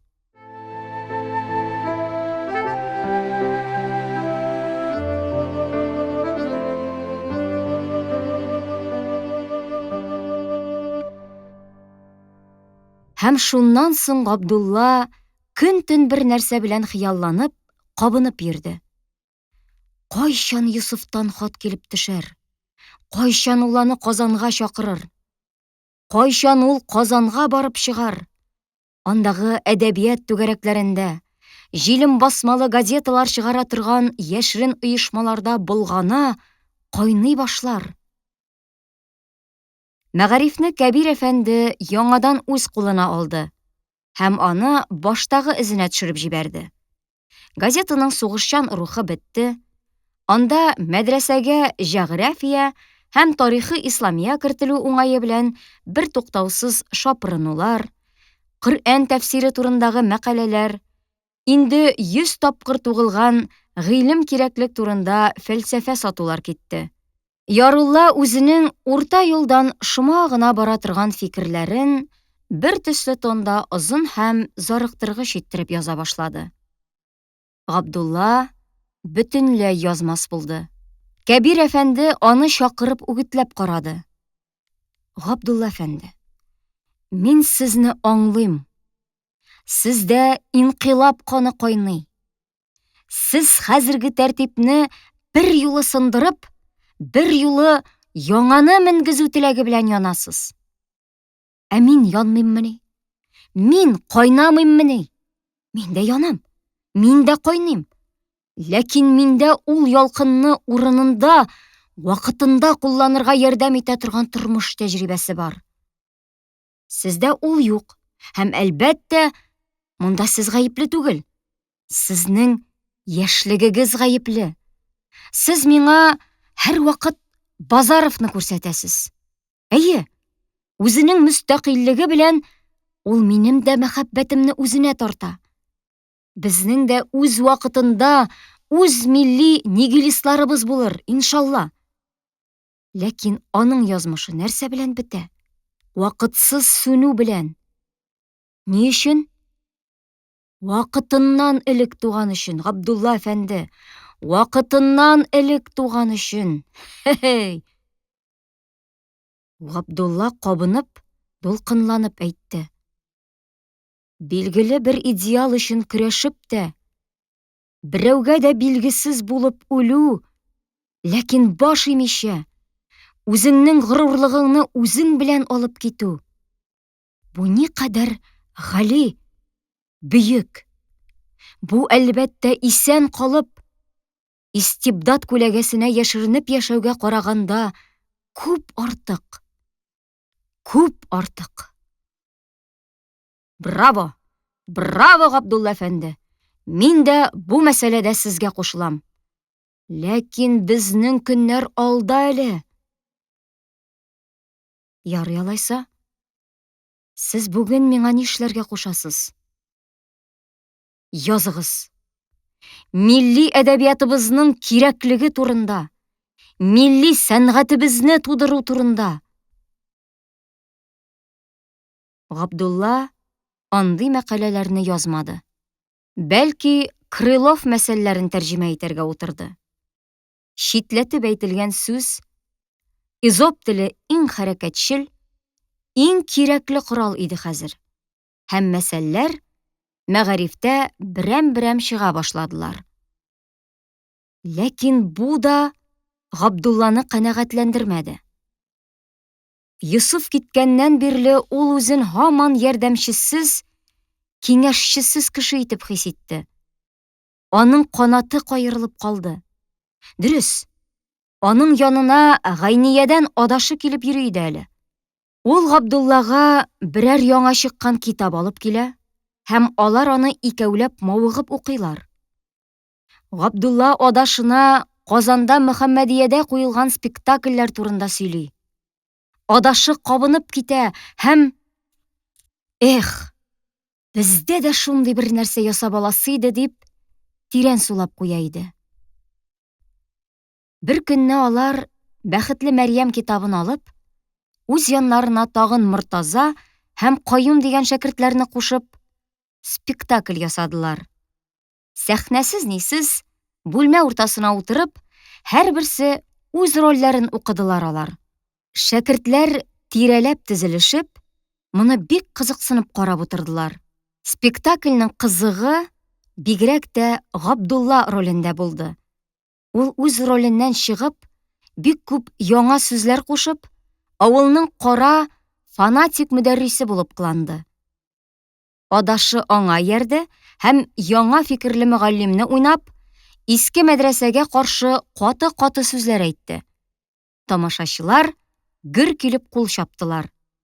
Ләкин шушы спектакльдән соң Габдулла Хайруллин кинәт Мотыгиягә йөрүдән туктап калды. Аннан соң моның сәбәбе мәгълүм булды. Гайниянең мөдәррисе үз шәкертенең чит мәдрәсәдә спектакль уйнавын һәм анда карт мөдәррисләргә каршы каты сүзләр әйтүен ишетеп, аны авылына язып җибәрү һәм мәдрәсәдән куып чыгару белән куркыткан. Һәм Мотыгиягә йөрүдән катгый рәвештә тыйган булып чыкты. Ниһаять, Йосыфтан хат һәм аның белән бик күп яңа хәбәрләр килеп төште. Казан кайный дип язылган иде Йосыфның хатында. Мин тагын бик күп нәрсәләр белдем, бик күп хәлләргә төшендем. Һәм үземнең Уральскидан китеп, монда килүемә чиктән тыш шат һәм бәхетлемен. Ләкин мин мондагы хәл-әхвәлне хатка яза алмыйм. Үзең килерсең, барында күрерсең һәм хайран калырсың. Тик хәзерге вакытта Казан мәдрәсәләрендә энә төртер урын юк. Менә яз көне шәкертләр таралыр, урыннар киңәер. Мәдрәсәләр ачылганчы кая да булса эшләп торырсың. Аның өчен мондагы мөмкинлек җаектагыдан күбрәк. Ләкин хәзер килеп чыгуны мин иртәрәк дип уйлыйм. Бусы да иртәрәк. Юк, к черту! Я хәзер, я бер вакытта да түгел дип уйланды Габдулла. Һәм үгетләүләр, кыстаулар киртәсенә барып төртелмәс өчен, җаектан берәүгә дә әйтми, шыпырт кына китеп барырга булды. Ләкин бер нәрсә аны тукталып уйланырга мәҗбүр итте. Ә ничек Мирхәйдәр абзыйларга әйтми китеп барырга? Ә Сәрвине ничек калдырырга? Ярый, ул Мирхәйдәр абзый белән барып саубуллашыр да. Ә ничек Сәрви белән саубуллашыр? Бу кызны ул ничек шул көйе генә калдырып китәр? Ниһаять, ул мондый фикергә килде. Сәрвине яраткан өчен дә, аңардан башка аның тормыш мәгънәсе җуелачак булганлыгы өчен дә аңа һич шиксез китәргә кирәк. Казанга барырга, җәмгыятьтә тиешле урын алырга, эшләргә акча табарга һәм кайтып Сәрвине алып китәргә. Шулай гына. Тик шулай гына.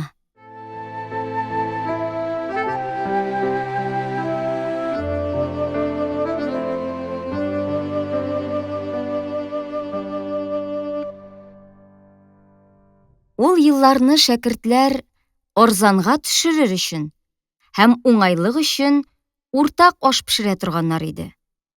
3-4 шәкерт һәр кайсы 2-3 тиенгә чирек кадак чамасы ит сатып алып, аны җепкә бәйләп уртак чуенга, я кастрюльгә пешерергә салалар, һәм пешеп чыгу белән һәр кайсы кастрюль тышында калдырылган үз җебеннән тотып, үз өлешен тартып чыгара иде. Бу уртак ашка кимендә һәр шәкерт 5 тиен акча тота иде. Габдулла бу ашлардан баш тартты һәм ашка тотыла торган 5 тиенне юл акчасы итеп җыйный башлады. Иптәше Габделвәлидән башка тагын 2 кешегә ул үзенең серен ачты. Яруллага һәм апасы Газизәгә. Ярулла аңа бик кирәк вакытларда акча биреп торудан бер вакытта да баш тартмады. Монда да ул аңа һич шиксез ярдәм итәргә булды. Апасы Газизә Габдулланың китәсен ишеткәч, мин тагын ялгыз каламмыни инде шулай дип елап алды. Аннан соң ул күзләренә тулышкан яшь аркылы аның кирләрен юды, киемнәрен ямады, тимәләрен такты. Капкага хәтлегенә озатам дип чыкты да, аерыла алмый, энесен мәдрәсә почмагына хәтле озата барды. Энесе аның туган илен, яшьлеген, йөрәгендәге иң кадерле истәлекләрен гәүдәләндереп торучы бердән-бер туганы иде бит. Иртәгә юлга чыгарга булып, Габдулла Дәү апасы һәм Мирхәйдәр абзыйлар белән күрешеп кайтыр өчен мәдрәсәдән чыгып китте. Дәү апасы урыныннан торып утырган, ләкин бик бетеренгән. Аның кыяфәте мин инде барыбер озак яшәмәм дип әйтеп тора иде. Габдулланың Казанга китү хәбәрен ул бик тыныч каршы алды. Ходай Тәгалә изге юл бирсен, балакай. Яңадан күрешә алмабыз инде. Безне дә догаңнан ташлама, диде. Мирхәйдәр абзыйларда Сәрви генә өйдә. Ул курчаклар уйнагандагы кебек, алдына төрле төстәге корамалар җәеп, нидер тегеп утыра иде.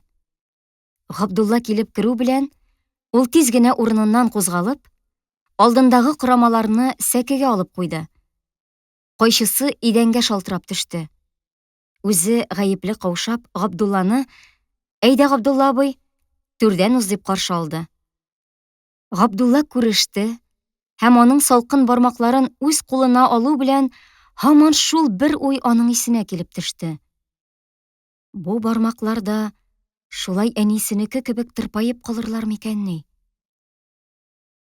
Әти нигә килми икән дип юксынып тора иде сине, Габдулла абый, диде Сәрви.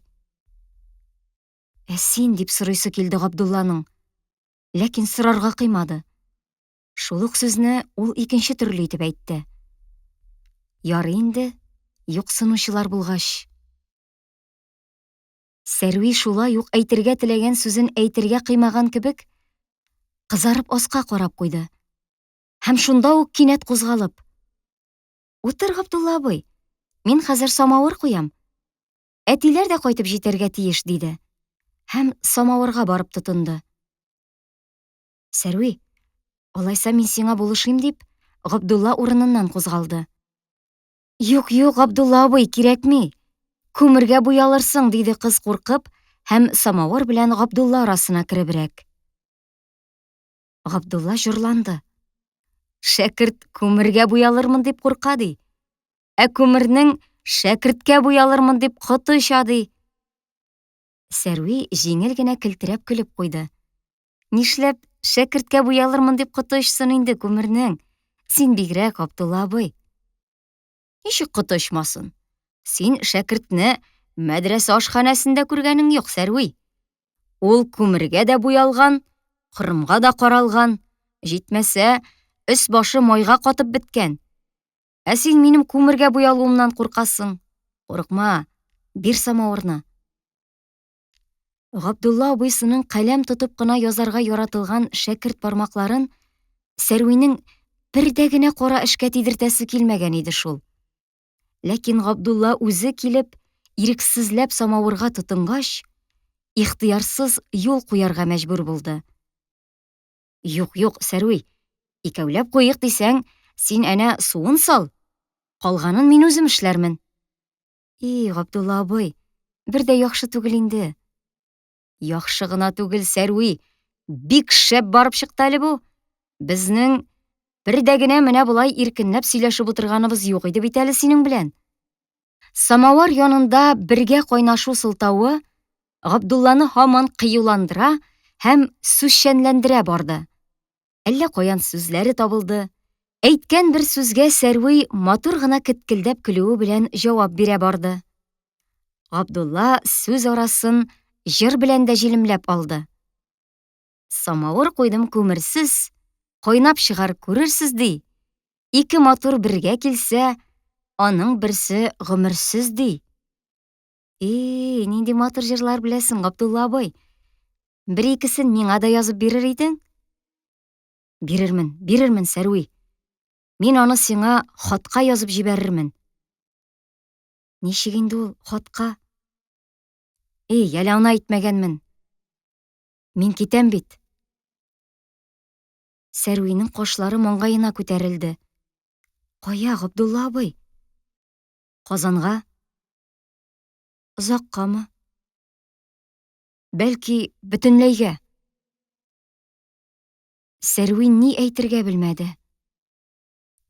Самавыр янында чүгәләп утырган җиреннән эшен онытып, башын боек кына бер якка салган килеш, кулындагы чыра пычагының очы белән идәнне чокырга тотынды. Сүз тынды. Габдулла аны яңадан ялгап алып китәргә теләде. "Я, Сәрви, әйт инде берәр сүз." Сәрви дәшмәде. "Әллә мин сине ачуландырдым инде?" Габдулла иелебрәк Сәрвинең күзенә карарга тырышты. Сәрви кинәт икенче якка борылды һәм битен кулы белән каплады. Габдулланың аңында яшен чаткысы кебек бер нәрсә чагылып үтте. Һәм ул аның яктысында шуны сизеп шәйләп өлгерде. Аның җаектан китүе Сәрви өчен барыбер түгел икән. Сәрви аны җибәрәсе килми икән. Бу Габдулланың йөрәген кызга иксез-чиксез рәхәт тойгысы белән тутырды. Һәм ул моны ничек кенә булса да кызга белдерергә тиеш тапты. Мөмкин булса, ул хәзер менә шунда, кызның аякларына егылып, "Рәхмәт сиңа моның өчен, рәхмәт сиңа", дип әйтер иде. Ләкин ул андый хәрәкәт белән кызны сискәндерүеннән курыкты. "Сәрви, Мин китеп озак тора алмам. Барыбер сезне сагынып кайтып килермен. Миңа үземә дә сездән башка, менә синнән башка күңелсез булыр, диде ул. Сәрви дәшмәде. Габдулла аны көлдереп күңелен ачарга уйлады. Һәм үзенең кайчандыр аңа бүләк алып килүен, һәм бире алмый кире алып китүен сөйләп көлдерәсе килде. Ул кесәсенә салып алып килгән әлеге муенсаны алып, Сәрвигә сузды. Сәрви, менә мин моны сиңа кечкенә генә бүләк итеп алып килгән идем. Сәрви борылып карады. Һәм муенсаны күреп, аның күзләрендә кызларга хас кызыгу, соклану уты кабынып куйды. Ләкин ул бүләкне алмый борылып, кире элекке хәленә кайтып утырды. Кирәкми миңа бүләк, Габдулла абый. Син үзең киткәч, нәрсәгә ул миңа, диде Сәрви. Һәм тыйынкы гына үксеп елап җибәрде. Габдулла шунда ук Сәрви янына килеп чүгәләп утырды һәм борчылып аның җиңенә тотынды. Куй, Сәрви, борчылма, бетсен, дип юатырга тотынды ул. Синең күз яшың әллә ничек минем йөрәгемә килеп тия. Бик каты килеп тия. Я инде бетсен. Беттеме? Габдулла иелеп Сәрвинең күзләренә карады. Сәрви кулы белән күзләрен каплады. Габдулла аның бармаклары аша яшь аркылы елмайган күзләрне күреп алды. Һәм рәхәтләнеп көлеп куйды. Кытнышырдың бит. Мин кызларның яшеннән бик куркам.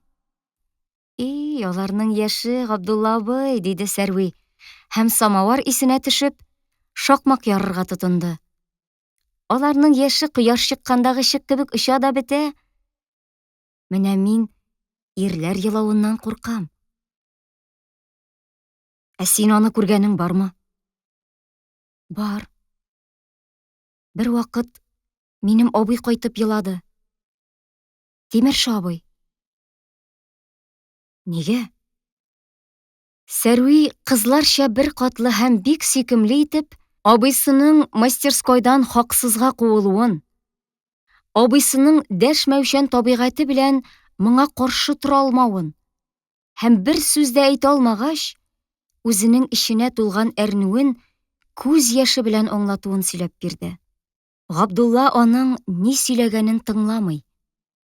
Кызның аннан соң дип сөйләү рәвешен, аның шул вакыт күзләрендә абыйсын кызганудан туган матур моңсулыкны күзәтеп, сокланып торды.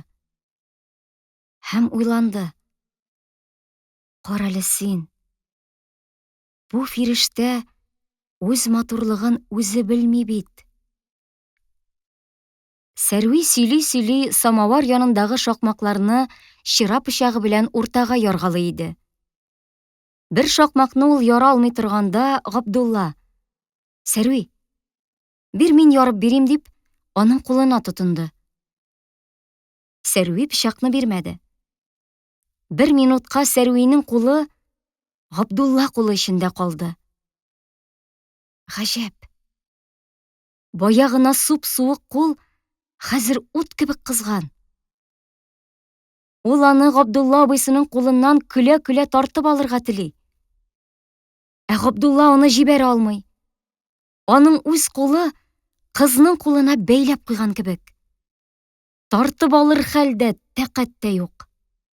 Мөмкин булса, Габдулла Сәрвинең кулларын шул көе тоткан хәлдә ташка әверелер иде. Михайловскида магазин тәрәзәсе төбендә ул шулай бер-берсенең кулларына тотынышып, таш булып каткан ике курчакны күргәне бар. Ниһаять, Сәрви кулын тартып алды. Синең кулларың нинди эссе, диде Габдулла. Син авырмыйсыңмы, Сәрви? Синең дә кулларың эссе, Габдулла абый. Беләсеңме нигә? Өебез бик эссе. Безнең әти өйне эссе итеп яктыра. Тукта әле. Ишекне бераз кысып куйыйм. Сәрви сикереп торды һәм барып ишекне кысып кына ачып куйды. Әниең кайтып керсә, кирәгебезне бирер. Былтыр мин сезгә беренче тапкыр килгәндә, аның беренче сүзе миңа ишекне ныграк ябып кер дигән сүз булды. Сәрви кычкырып көлде. Безнең әни кирәк булса, булмаса да сукранырга ярата инде. Син курыкма, Габдулла абый.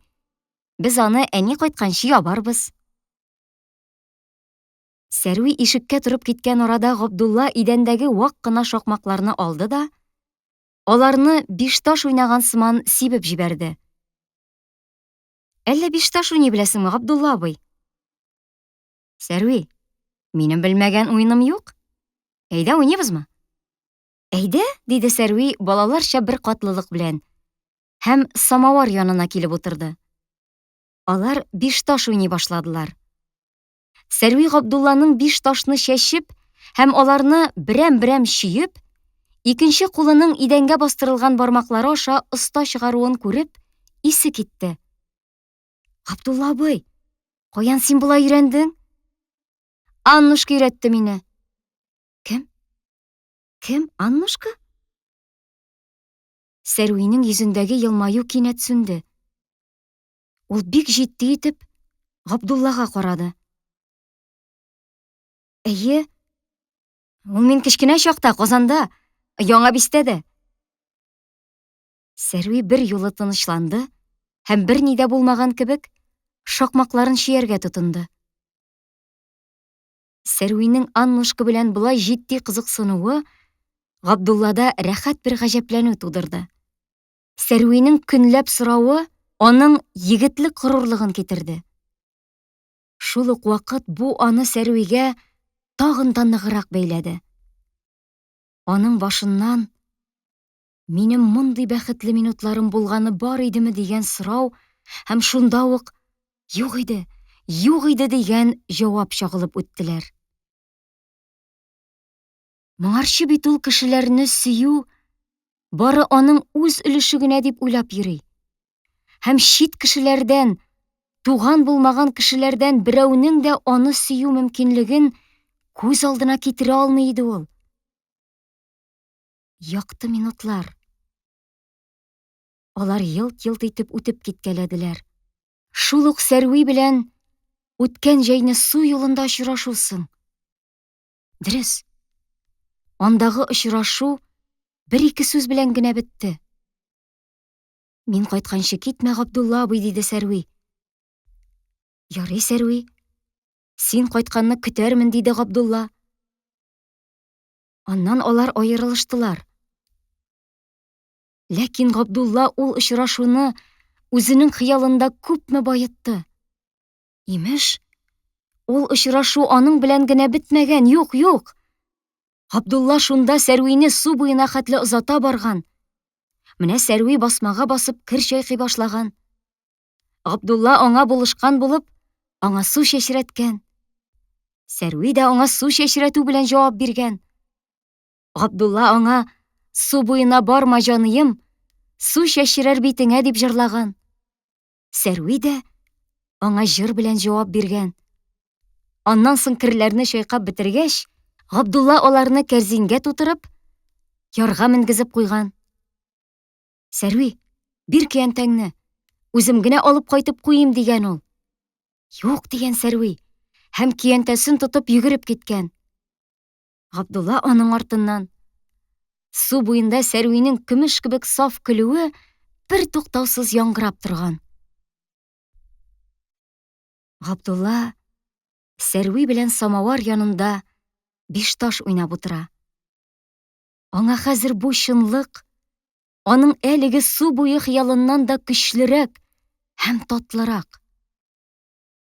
Менә бу мунча өйдә, самавар янында, ул үзен су буенда гына түгел, икәүдән-икәү әллә кайларда, әкияттәге сыман сихерле урманнар һәм болыннар буйлап гизгән кебек тоя.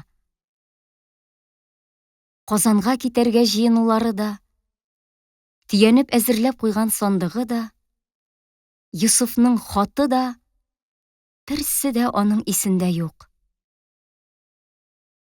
Кайсы кулы кырган ишекне ачып калдырды болай? Кемнең кулы артына җитми йөри дип сукрана-сукрана Миңниса апа кайтып керде. Сәрви дә, Габдулла да үзләренең бәхетле ялгызлыклары белән онытылып, ишек ябуны исләреннән чыгарганнар. Нигә? Була бирсен. Бер-берсен ярата торган кешеләрнең бәхете янында әниләрнең, әбиләрнең сукрануы нәрсә ул? Киресенчә, Сәрви дә, Габдулла да карчыкны кочаклап аласылары, аны тотып зыр-зыр әйләндерәселәре һәм ачуланма инде, әни, бетсен инде Миңниса апа дип үбеп аласылары килә. Миңниса апа артыннан ук Мирхәйдәр абзый кайтып керде. Һәм аның борчулы кыяфәте Габдулланы мәхәббәт исереклегеннән бер юлы айнытып җибәрде. Кунак бар икән, диде Мирхәйдәр абзый. Һәм Габдулланы күрү шатлыгы аның борчылуын баса төшкәндәй булды. Кәефләрең ничек, Мирхәйдәр абзый дип, Габдулла аның борчылып кайтуының мәгънәсен беләсе килде. Кәефләрне үзең дә беләсеңдер инде. Ишетеп килгәнсеңдер, диде табышмак кебек итеп Мирхәйдәр абзый. Юк, диде сагая төшеп Габдулла. Нәрсә бар, Мирхәйдәр абзый? Соң япон сугыш башлаган бит безгә каршы, нәләт суккыры, диде Мирхәйдәр абзый. Һәм бүреген салып, сәкегә ыргытып бәрде.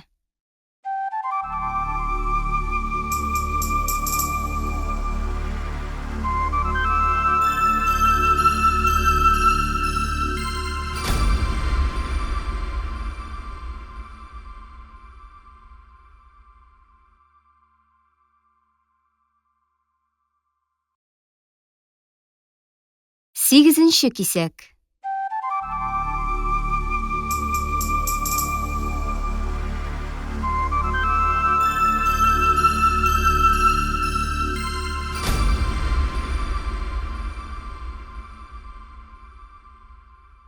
Сугыш дигән хәбәр йөрәкләрне кисеп үтте. Нинди сугыш?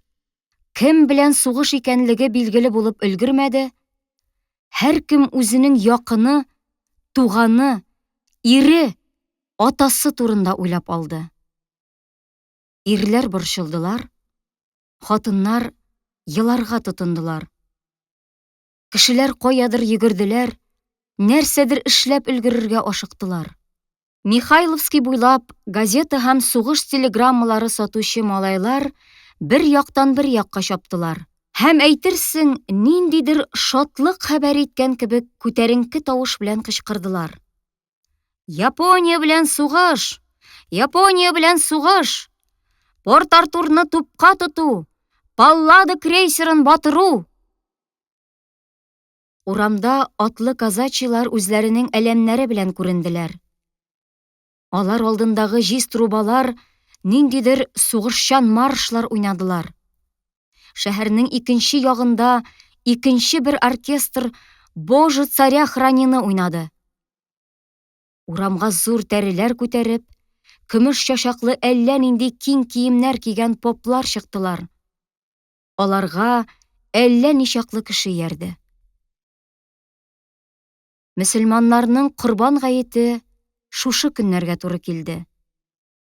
Таш мәчеттә гает намазыннан соң Рәкыйп мулла Тулбаев, падишаһы әгъзәм император Николай хәзрәтләре һәм аның Гали хандан гаиләсе сәламәтлегенә дуга укыгач, казачилардан Шакир Габдушев дигән нугай татары чыгып, халыкны патша гаскәренә ярдәм итәргә, Кызыл тәре оешмасына акча җыеп тапшырырга чакырды.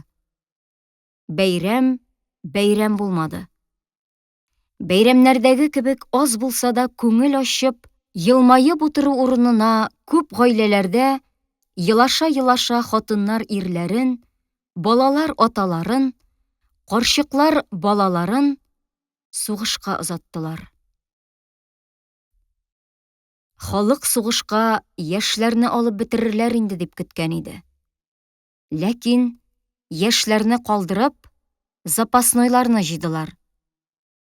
Урамда кызырексыз кокардалы фуражка һәм соры шинель киеп, киң каеш буып алган көрәк сакаллы кешеләр күренделәр. Баласы ние юк яшьләрне калдырып, олы яшьтәгеләрне җыймаса, ятимнәр әзрәк калыр дип курыктылар микәнни? Башлары йөз түбән килгерләре дип карганды карт-коры. Вокзалда хатыннар үзләренең көрәк сакаллы ирләрен озатып, 3-4 баласын кочаклаган килеш буйыгып калдылар. Аннан бар да тынды. Җаек элеккедән дә буйыграк яши башлады. Тик фронтка китә торган атлы казачиларның җырлары гына ара-тирә шәһәрнең тынлыгын бозгалады. Габдулла Казанга китмәде. Бу сугыш аңа аның бәхетен буарга үрмәләп килә торган үрмәкүч сыман бер хәшәрәт булып күренде. Менә ул үрмәләп җаекка килә, һәм кешеләрне берәм-берәм үзенең йонташ тәпиләре астында сыта, изә. Менә ул Сәрвигә килеп җитә. Юк. Габдулла җаекта калырга тиеш. Һәм бөтен көчен куеп, бердән-бер бәхетен Сәрвине сакларга тиеш. Үзенең китми калуын ул шулай аклады. Һәм бу сылтауның килеп чыгуына кинәнеп куйды. Ә эшнең дөресенә килгәндә, ул инде бу мәсьәләне үзе дә сизмәстән, бер көн Сәрви белән самавар янында шакмак уйнап утырганда ук хәл иткән иде. Сугыш бу мәсьәләне тизрәк шишәргә бер сылтау гына булды. Ниһаять, Габдулла Кырлайдагы Фазылның сабан туенда Галимҗанны җиргә күтәреп салганда каян көч алганын, Гөләнвәрнең Фазылга хат яздырганда ни өчен яңа күлмәкләрен киенеп, бизәнеп утыруының мәгънәсен төшенде. Ул хәзер үзе сөя иде. Сәрви яныннан кайткан көнне кичен ул юрган астына кереп яткач, Сәрвинең аны яратуы турында уйлап, шуның бәхетеннән күңеле нечкәреп китте. Ул хәзер Сәрвидән аерылуны бер ничек тә күз алдына китерә алмый иде. Ничек соң ул Казанга китеп барырга җыенган? Ничек ул моны күз алдына китерә алган? Аерылу менә хәзер коточкыч нәрсә булыр иде. Һәм ул үзен Сәрви белән аерылышкан хис итеп, үзен һәм Сәрвине аяп, елап җибәрде. Мендәрен күз яше белән ул шул кадәр чылаткан иде ки, аңа йоклар алдыннан мендәрнең икенче ягын әйләндереп ятарга туры килде. Габдулла моңарчы Мирхәйдәр абзыйларга сирәк кенә барып чыга торган иде. Хәзер аның аларга бармый торырга тәкате калмады. Җомга көн җитеп, дәресләрдән бушау белән, ул Мирхәйдәр абзыйларга китте. Мирхәйдәр абзыйлардагы хәл бер атна эчендә танымаслык булып үзгәргән иде. Өй эче шыгрым бала-чага белән тулган. Нәгыйм абзый шинель киеп, каеш буып алган да, фуражкасын салып, түбәтәйшән генә утыра. Хатыны Майсафа, кечкенә какча гәүдәле хатын, балаларын кочаклап, чаршауга төреп бәйләгән зур тиен өстенә утырган да, алдында бер ни дә күрми, күзләрен әллә кая еракларга текәп тынган. Аның алдындагы балаларының күзләре шинель киеп алган аталарына юнәлгәннәр. Мирхәйдәр абзый тезләренә терсәкләре белән таянып, идәнгә карап, Миңниса апа белән Сәрви һәм Рәүф сәкедә уйга калып утыралар. Алар арасында Тимерша гына юк. Ул эштә. Габдулланың килеп керүе дә өйдә элекке кебек җанлылык тудырмады. Тик Мирхәйдәр абзый гына башын күтәреп, «Әйдүк, Габдулла дус» дип дәште. Һәм сәкедән урын күрсәтте. Утыр менә шунда кереп.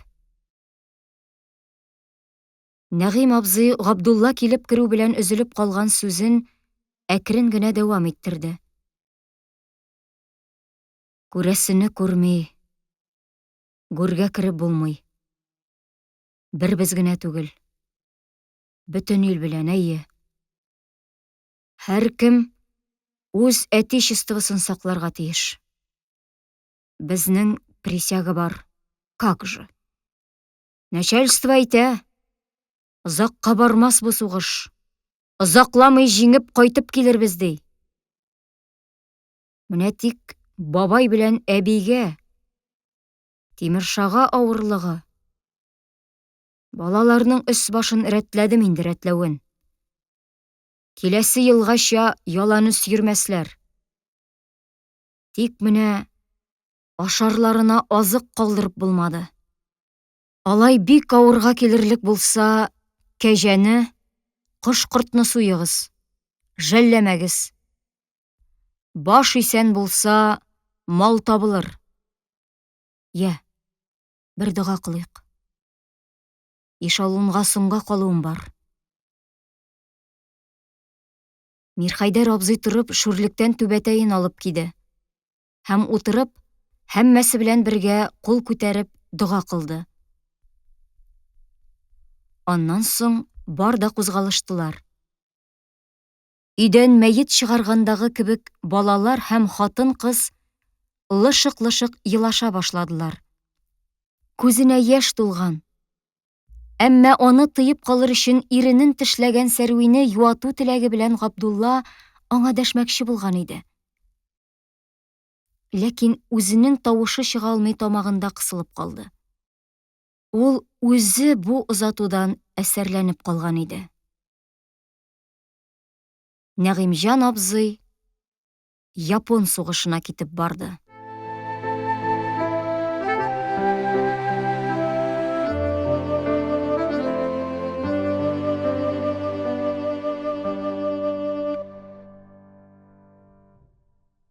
Әрнеп елау, эчке өзелү белән сулыгулар Габдулланың колагыннан китмәде.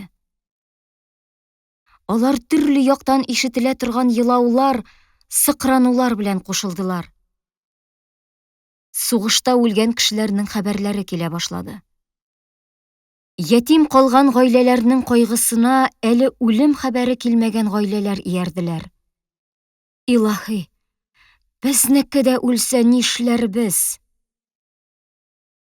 Җаек бит ул диңгездән бер тамчы. Димәк, бөтен Рәшәй менә шулай ыңгыраша. Димәк, бөтен диңгез ярсуына түзә алмый үкерә. Шул гына җитмәгән иде.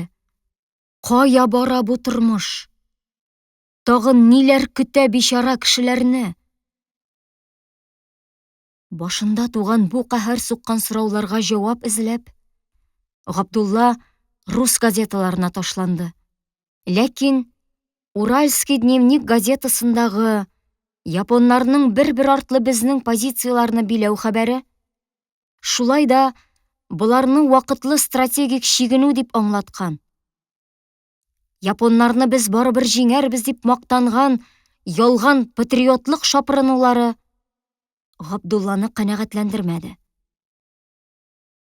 Габдулла үзен борчыган сорауларга җавап таба алмый аптырап йөргән көннәрнең берсендә мәдрәсә тормышында булып алган бер вакыйга яшен чаткысы кебек хакыйкатьнең бер өлешен шактый ачык чагылдырып ташлады. 5 кунак көннәре, ягъни соңга калган язгы суыклар узып, җылылар башланган иде. Базар көнне казак шәкерте Иргалине башы күзе канга тузган хәлдә мәдрәсәгә алып кайттылар. Бөтен мәдрәсә аякка басты. Мондый хәлнең моңарчы булганы юк иде. Иргалине арбасына утыртып китерүче бер казачий урыс эшне булай аңлатты. Бу егет гаепле түгел. Урядник үзе гаепле монда. Мин аңлатып бирим. Станицадан килгән безнең бер казачий атын урамдагы баганага бәйләп харчевняга кергән. Атын шишеп алып киткәннәр. Җаекта була торган хәл. Тавыш купкан. Кем алып киткәндә, кем алып киткән. Ат карагы расписка калдырмаган. Монда урядник эшне айырып аңлатып бирергә тиеш. Шуның өчен ул урядник. Ул каракны эзләп тикшереп азапланасы килмәгән. Үзенә эшне җиңеләйтер өчен тотканда казачиларның колагына пышылдаган. Дескать, кыргызлар эше бу. Киткән дөмбәсләшү казачилар белән кыргызлар арасында. Кыргызларны кысырыклый башлаганнар. Бу егет яклап чыккан үзенең якташларын. Моның өстенә ябырылганнар тегеләр. Бу егетнең энә очы хәтле дә гаебе юк. Мин кыргызларны беләм. Алар белән бергә мин Себердә эшләп йөрдем. Горячий халык, честный халык. Алар мине үземне бер вакыт үлемнән алып калдылар. Иргали шуннан соң бер ай авырып ятты. Шул вакыт эчендә аның янына мәдрәсәдә моңарчы күренмәгән ят казаклардан берничә кеше килеп китте. Алар егеттән сорашып, базар вакыйгасын бәйнә-бәйнә язып алдылар. Һәм аңардан ниндидер кәгазьләргә кул куйдырдылар. Бер вакыт мәһәбәт кыяфәтле, яхшы гына киенгән бер казак белән студент формасы кигән яшьрәк, үткен күзле, тулы гына битле бер казак егете килеп керделәр. Алар сәкедә яткан Иргалинең янына утырып, аңа төрле сораулар бирделәр һәм үзара нидер киңәштеләр. Аннан ниндидер мәсьәләдә алар арасында килешмәү килеп чыкты. Алар мөмкин хәтле шыпырт сөйләшергә тырышсалар да, Габдулланың урыны Иргалинеке белән янәшә булганга, чаршау аша һәммәсе аермачык ишетелеп торды. Юк, алай түгел, Исагулов, диде өлкән казак. Син рус мәктәбендә укыган кеше. Син казакның тарихи тенденциясын, аның милли аерымлыкларын аз беләсең. Бу турыда мин шактый беләм. Һәм син миңа бу мәсьәләдә юл куй. Казакның аерым хезмәтчел сыйныфы юк. Казак бердәм, тоташ бер милләт ул. Юк, дөрес түгел. Казакның бае бар, байыннан күбрәк гыйдае бар. Димәк, сез безне абсолютизмга каршы барган җирдән борып, казакның гыйдаен казакның байына каршы аякландырмакчы. Казак белән казакны сугыштырмакчы буласыз. Сез милли бердәмлек дигән булып казакның ярлы күпчелеге өстеннән бер төркем казак солтаннарының һәм байларының камчысын уйнатмакчы буласыз. Юк. Казак халкы ул сезнең солтан һәм байлар азчылыгы түгел, бәлки гыйдайлар күпчелеге. Менә Русия-Япон сугышыннан җиңеп чыксын әле. Күрсәтер ул сезгә гыйдайлар күпчелеген. Кем әйтте сезгә Русия җиңеп чыгар дип? Рус армиясының бер туктаусыз чигенүе сезгә җиңү булып күренәмени? Җиңелсә бигрәк тә яман. Җиңелүнең авырлыгы иң беренче нәүбәттә колонизацияләнгән халыклар өстенә төшәчәк. Менә безнең өскә. Патша хөкүмәте үзенең сугышта җиңелү өчен бездән алачак, күреп тор. Менә бездән акыллырак кешеләр әйтә. Патша гаскәренең җиңелүеннән патша гына оттыра. Халык ота ди. Патша бу сугышны халыкның революция настроениясын җимерү теләге белән башлады бит. Сез аны беләсезме? Ләкин ул үзенең исәбендә бик нык ялгышты. Кем әйтә аны? Социал-демократлар әйтәме? Кем генә әйтмәсен. Бу сүз гаять нык логика нигезенә корылган. Сез миңа социализм сабагы укымагыз. Мин аның өчен карт инде. Менә сез адвокат икән. Бу казах егетенең правасын яклап чыгарга тиеш. Менә сезгә конкрет хәл. Монда марксизм ни при чем. Сез уйлыйсыз, бу базардагы сугыш очраклы хәл? Юк. Бу абсолютизмның төп сәясәте. Аларга милләтләрне үзара сугыштырырга кирәк. Милләтләр үзара ызгышкан саен, алар өстеннән хөкем йөртү җиңелрәк бит. Моңардан рус шовинистлары гына түгел, казах шовинистлары да файдаланалар. Аларга да казах өстеннән хөкем йөртү җиңеләя. Казахның баласы түгел син гай дип төкерекләрен чәчрәтә кыза башлады өлкән казах. Син яман атадан туган, урысның айтканын хуплап торасың гай. Юк, диде тыныч кына яшь казах. Казахның баласы абайның әйткәне бар. Бай син илди, бир билди. Елде жаксы калмады. Елдеши еркек, босқа сілтік, кашып елеп кармады. Ишектән бергә килеп кергән ике казах чыгып киткәндә айрым-айрым чыгып киттеләр. Иң элек карт казах кузгалды һәм сау булыгыз урынына ачуына буылып, молокосос дип чыгып китте.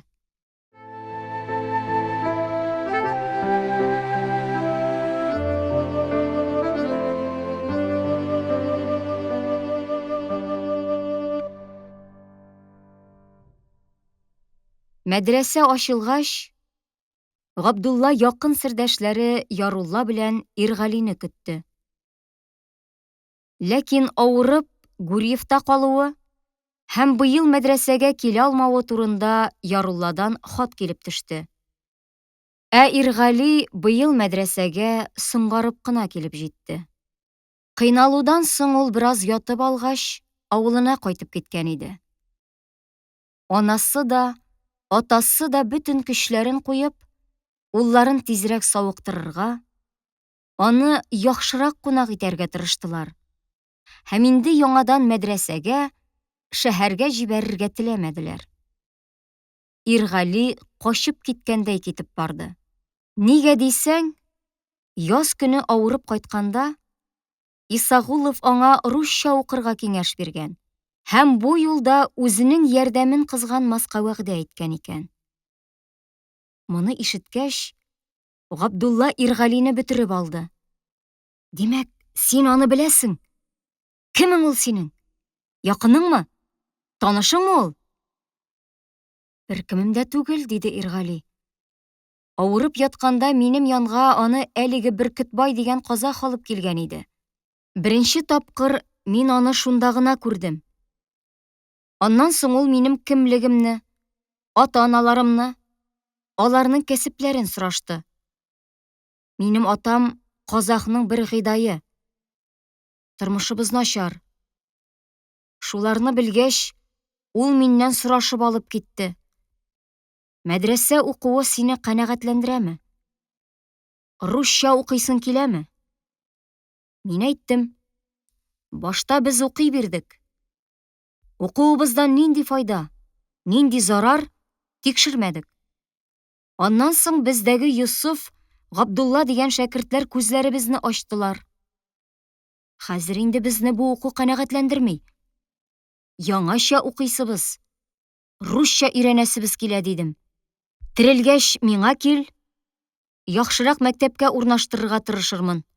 Бер дә булмаса, үзем укытырмын, диде ул миңа. Үзе чакырдымы? Адресында бирдеме дип, бик нык кызыксынды Габдулла. Исагулов белән яз көне очрашудан соң ул, бу ягымлы һәм акыллы егет белән мин нигә танышмадым? Нигә мин аның кайда торганын сорашмадым дип үкенеп йөргән иде. Инде менә хәзер аның белән яңадан очрашуга бик шәп сылтау килеп чыкты. Иргали, мине дә алып барсаңчы үзең белән дип, Ул мәсьәләне турыдан-туры куйды. Ул үзе дә әйткән иде. Нәрсә дип? Иптәшеңне, шул татар егете Абделдәне дә алып кил диде. Соң ник син аны миңа моңарчы әйтми тордың? Киттек, диде Габдулла. Октябрьнең соңгы көннәре иде. Көн урталары булуга карамастан, дөнья эңгер вакытындагы кебек караңгы. Җаек өстендә күңелсез соры томан әйләнә. Һавада чебеннәр сыман сирәк-сирәк кар очкалый, һәм ул аяк астына төшеп, юеш җир өстендә шунда ук эрий. Ләкин Габдулла шат. Менә ул ниһаять аңа билгеле булмаган бик күп нәрсәләрне белә торган. Аның сорауларына җавап бирә алырлык кеше янына бара. Шул сорауларны ул тагын бер тапкыр үзенең башында барлап, аларны тәртипкә тезә. Бөтенесеннән бигрәк аны борчыган мәсьәлә шул. Акыллы кешеләр әлбәттә бар. Алар халык бәхете өчен газиз гомерләрен корбан итәргә әзер торган хәлдә, бу дөньяның көчлеләренә каршы яшерен эш алып баралар. Ничек табалар соң алар берсен-берсе? Бу гали фикердәшләр ничек оешып алып китәләр? Менә ул да, Габдулла да, шул гали фикер белән янып йөри бит. Ләкин нигә ул читтә? Аңа ышаныч юкмы? Әллә моңа аның каһәр суккан шәкертлек исеме комачаулыймы? Юк. Мин Исагулов алдында моны турыдан-туры әйтермен. Мин аны ышандырырмын. Ул мине аңлар дип уйлый Габдулла. Исагуловның квартирасы гимназический урамның аргы очындагы 2 катлы агач йортта булып чыкты. Урамдагы парадный ишек янына килеп, 2 шәкерт башта ни эшләргә белми тордылар. Ишекне шакыргамы? Тәрәзә кагаргамы? Диде Иргали. Юк, диде Габдулла. Бу байлар йөри торган ишек. Әйдә без ишек алдыннан керик. Һәм алар капкага кереп киттеләр. Өй алды ишеге ачык иде. Шуңа күрә монда алар нәрсәне шакырга, ничек шакырга белми, аптырап калдылар. Ул арада ишектән көянтәсен култык астына кыстырып, кулына буш чиләкләр тоткан бер рус хатыны килеп чыкты. Габдулла аңардан Исагуловның кайда торуын сорады. Хатын, белмим, әнә ул ишекне шакыгыз дип, бер ишекне күрсәтеп, китеп барды. Иргали күрсәтелгән ишекне әкрен генә шакыды. Шәкертләр икесе дә колакларын ишеккә салыбрак тыңлап тордылар. Чыгучы булмады. Габдулла ишек тоткасыннан тотып, нык кына берничә тапкыр тартты. Ниһаять, эчке ишек ачылды. Кемдер сак кына ишек янына килде һәм йомшак кына хатын-кыз тавышы «Кем анда?» дип сорады. «Бу без», диде Габдулла. «Безгә господин Исагулов кирәк иде». «Ул монда тормый», диде хатын-кыз тавышы. «Без ул үзе биргән адрес белән килдек». «Сез кем соң?» «Аның якташлары, мәдрәсә шәкертләре». Шуннан соң гына ишек кысылып ачылды һәм киңрәк ачылырга ирек бирми, шунда ук эчтән бер чылбыр тартылды.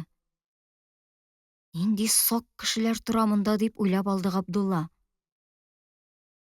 Кысылып ачылган ишек ярыгыннан яшь кенә сары чәчле ханымның ак чырае һәм уйчан гына соры күзләре күренделәр.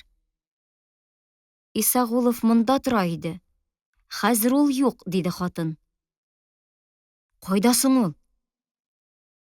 Сез белмисезмени? Юк, белмибез. Аны алып киттеләр бит. Кая? Төрмәгә алып киттеләр.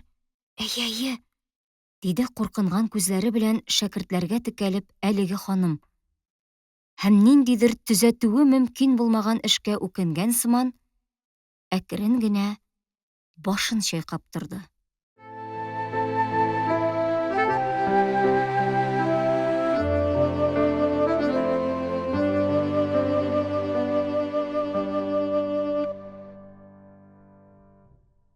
Моннан соң бер ай чамасы вакыт узды.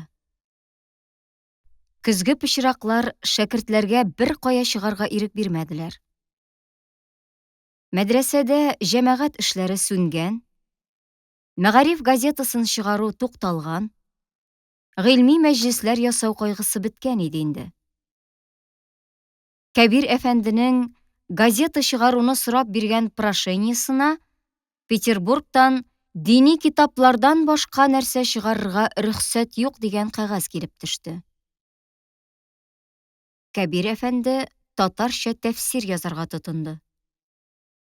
Габдулла бизгәк белән калтыранып йөрде дә, ниһаять, урын өстенә йығылды. Иргали аның өчен кулыннан килгән бөтен ярдәмен кызганмады. Кәбир әфәнде кушуы буенча иптәшенә дарулар алып кайтты. Аңа чәй кайнатып эчерде. Аш пешереп, җылы шулпа тәкъдим итте. Ләкин Габдулла ашны ашамады. Кирәкми дип, башын гына селекте. Габдулланы терелтүгә Кәбир әфәндедән башка Гомәр хәлфә дә, хәтта мөдәррис үзе дә катнашты. Тыным килешмәсме дип, ул Габдулланы өшкереп тә карады. Шул вакыт Габдулла бер нәрсә уйлап ятты. Сез нәрсә? Менә Сәрви булсын иде шушында. Аның бер генә тапкыр маңгаемнан сыйпап алуы торып аягыма басарга җитә калыр иде. Авыруыннан бигрәк аны эч пышу җәфалады. Хәлен сораучыларга ул хәлем ярыйсы, тик менә эч пышуга түзәр хәл юк диде. Төннәрен аның бизгәге көчәя башлый, һәм ул үзенең кыргаксыган күзләрен түшәмгә текәгән килеш, әллә саташып, әллә аңлы рәвештә: «Динам, Динам минем, кая синең озын таягың, кая? Кил инде, коткар инде мине» дип сөйләнә иде. Бер көн кич белән шундый уяулы-йокылы хәлендә ятканда ул, каяндыр кызлар тавышы белән аермачык өзелеп әйтелгән «Габдулла абый җаным» дигән сүзләрне ишетте һәм уянып башын күтәрде. «Кем дәшә миңа?» дип сорады ул. Җавап биреп дәшүче булмады. Бөтен мәдрәсә үлеп йоклый иде. Төшемдә ишеткәнмен икән дип уйлады Габдулла. Башын кире мендәренә салды һәм үзе дә йоклап китте. Ниһаять, ул бераз савыгып, мәдрәсә эчендә акрын гына йөри башлады. Шунда гына аңа шәкертләр үзләренә сөт китерә торган күрше Марфаның сүзләрен, ниндидер кызның Габдулланы эзләп килеп тә, мәдрәсәгә керергә базмый, кире киткәнен әйттеләр. «Соң нигә аны миңа шундук әйтмәдегез?» дип иптәшләрен битәрләде Габдулла. «Аның кайгысы идеме ни? Башыңны күтәрә алмый ята идең бит», диделәр иптәшләре. Аны эзләп килгән кызның Сәрви икәнен, монда ниндидер үкенечле бер хәл барлыгын Габдулла йөрәге белән сизеп алды. Ул таякка таянып булса да Мирхәйдәр абзыйларга барып кайтырга булды. Һәм монда аның иптәшләре дә, Гомәр хәлфә дә тотып кала алмадылар. Иргали аны үзен генә җибәрәсе килмәде, ияреп китте. Урамда чын кыш иде инде. Калын кар катлаулары урамга, өй һәм каралтыларга, язга хәтле эремәскә булып тыгызланып, сылашып каткан. Һава куе сыкы белән җимелдәп, уйнаклап тора иде. Ике шәкерт киез итекләре белән кар өстеннән шыгырт-шыгырт атлап киттеләр. Иргалигә Габдулланы җитәкләргә туры килмәде. Киресенчә, Габдулла әллә каян килгән көч белән җәһәт-җәһәт атлый. Иргали хәтта аның артыннан өлгерә алмый һәм моңа бик гаҗәпләнә иде. Габдулла Мирхәйдәр абзыйларга нәкъ беренче тапкыр килгәндәге кебек эссе итеп ягылган өйне суык пар белән тутырып килеп керде. Нәкъ шул вакыттагы кебек карчык «Ишекне ябыгыз тизрәк! Кайсы йөргәндә?» дип сукранып каршы алды. Килеп керүчеләрнең берсе Габдулла икәнен белеп алу белән, ул аңа таба әйләнде. «Габдулла, улым, бу синме?» диде дә, тавышы киселеп калды.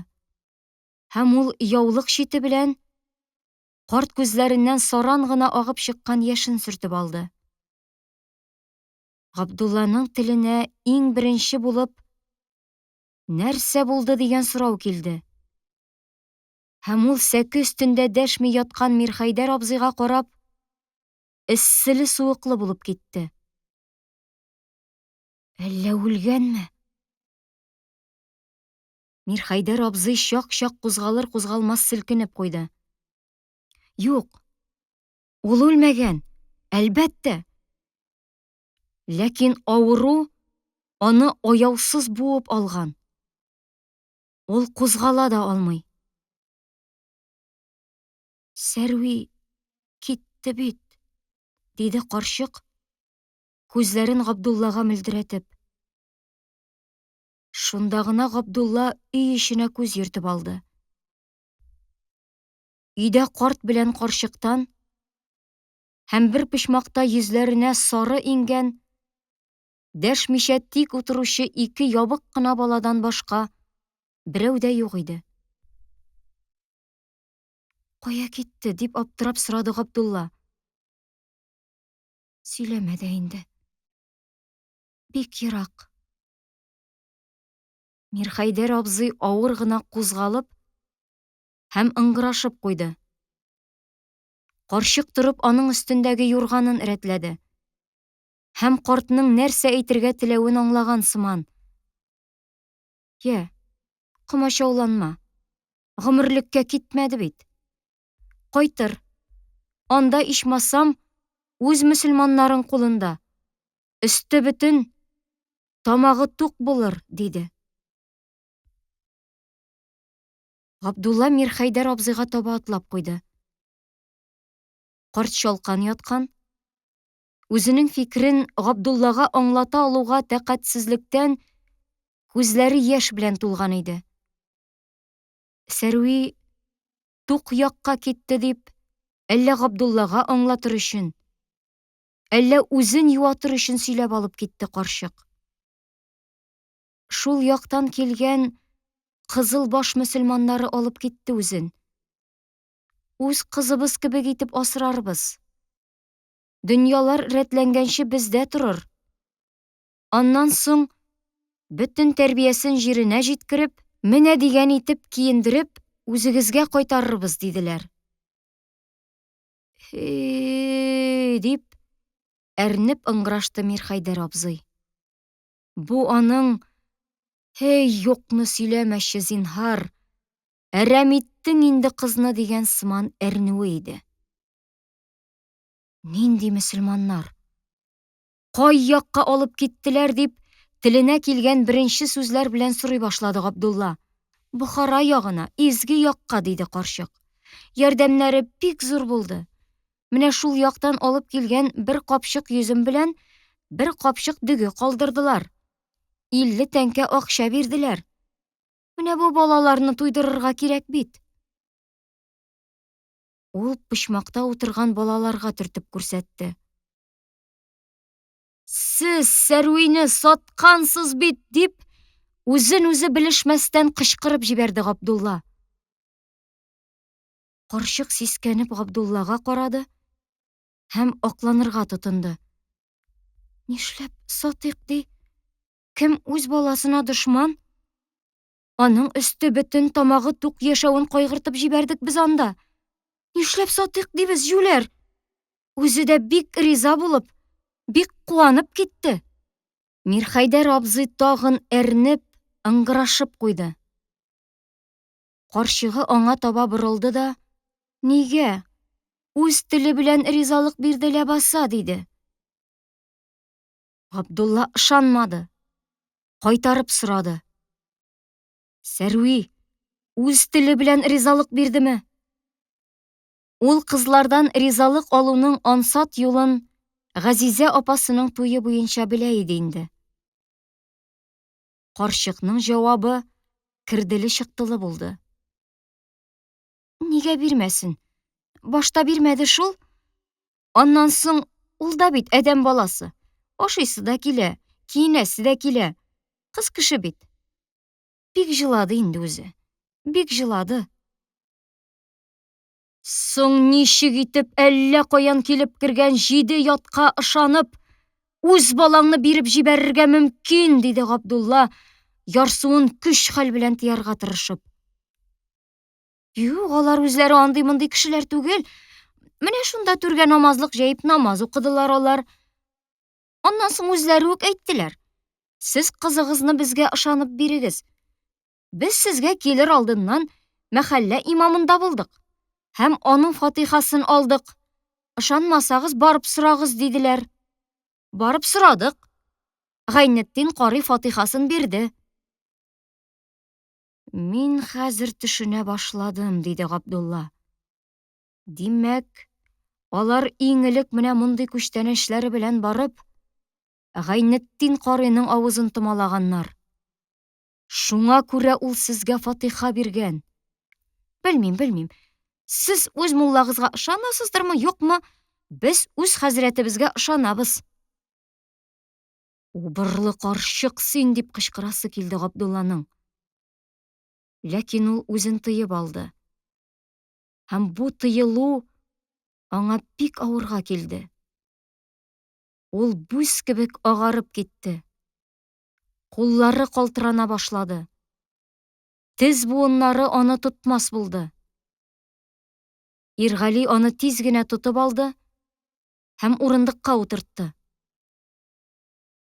Моны сезгә Сәрви гафу итмәс, диде хәлсез тавышы белән Габдулла.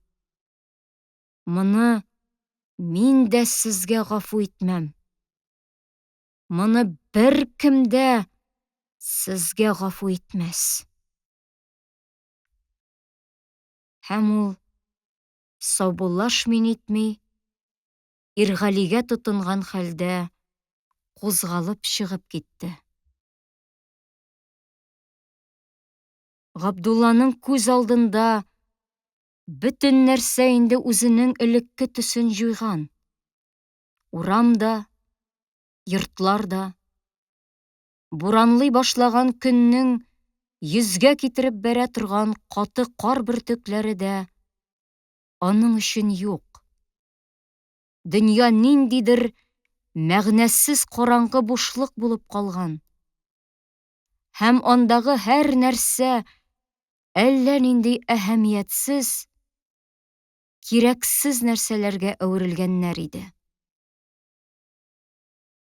Сәрвисез дөнья аның өчен дөнья түгел иде инде. Мәдрәсәгә ул аңгы-минге кайтып керде.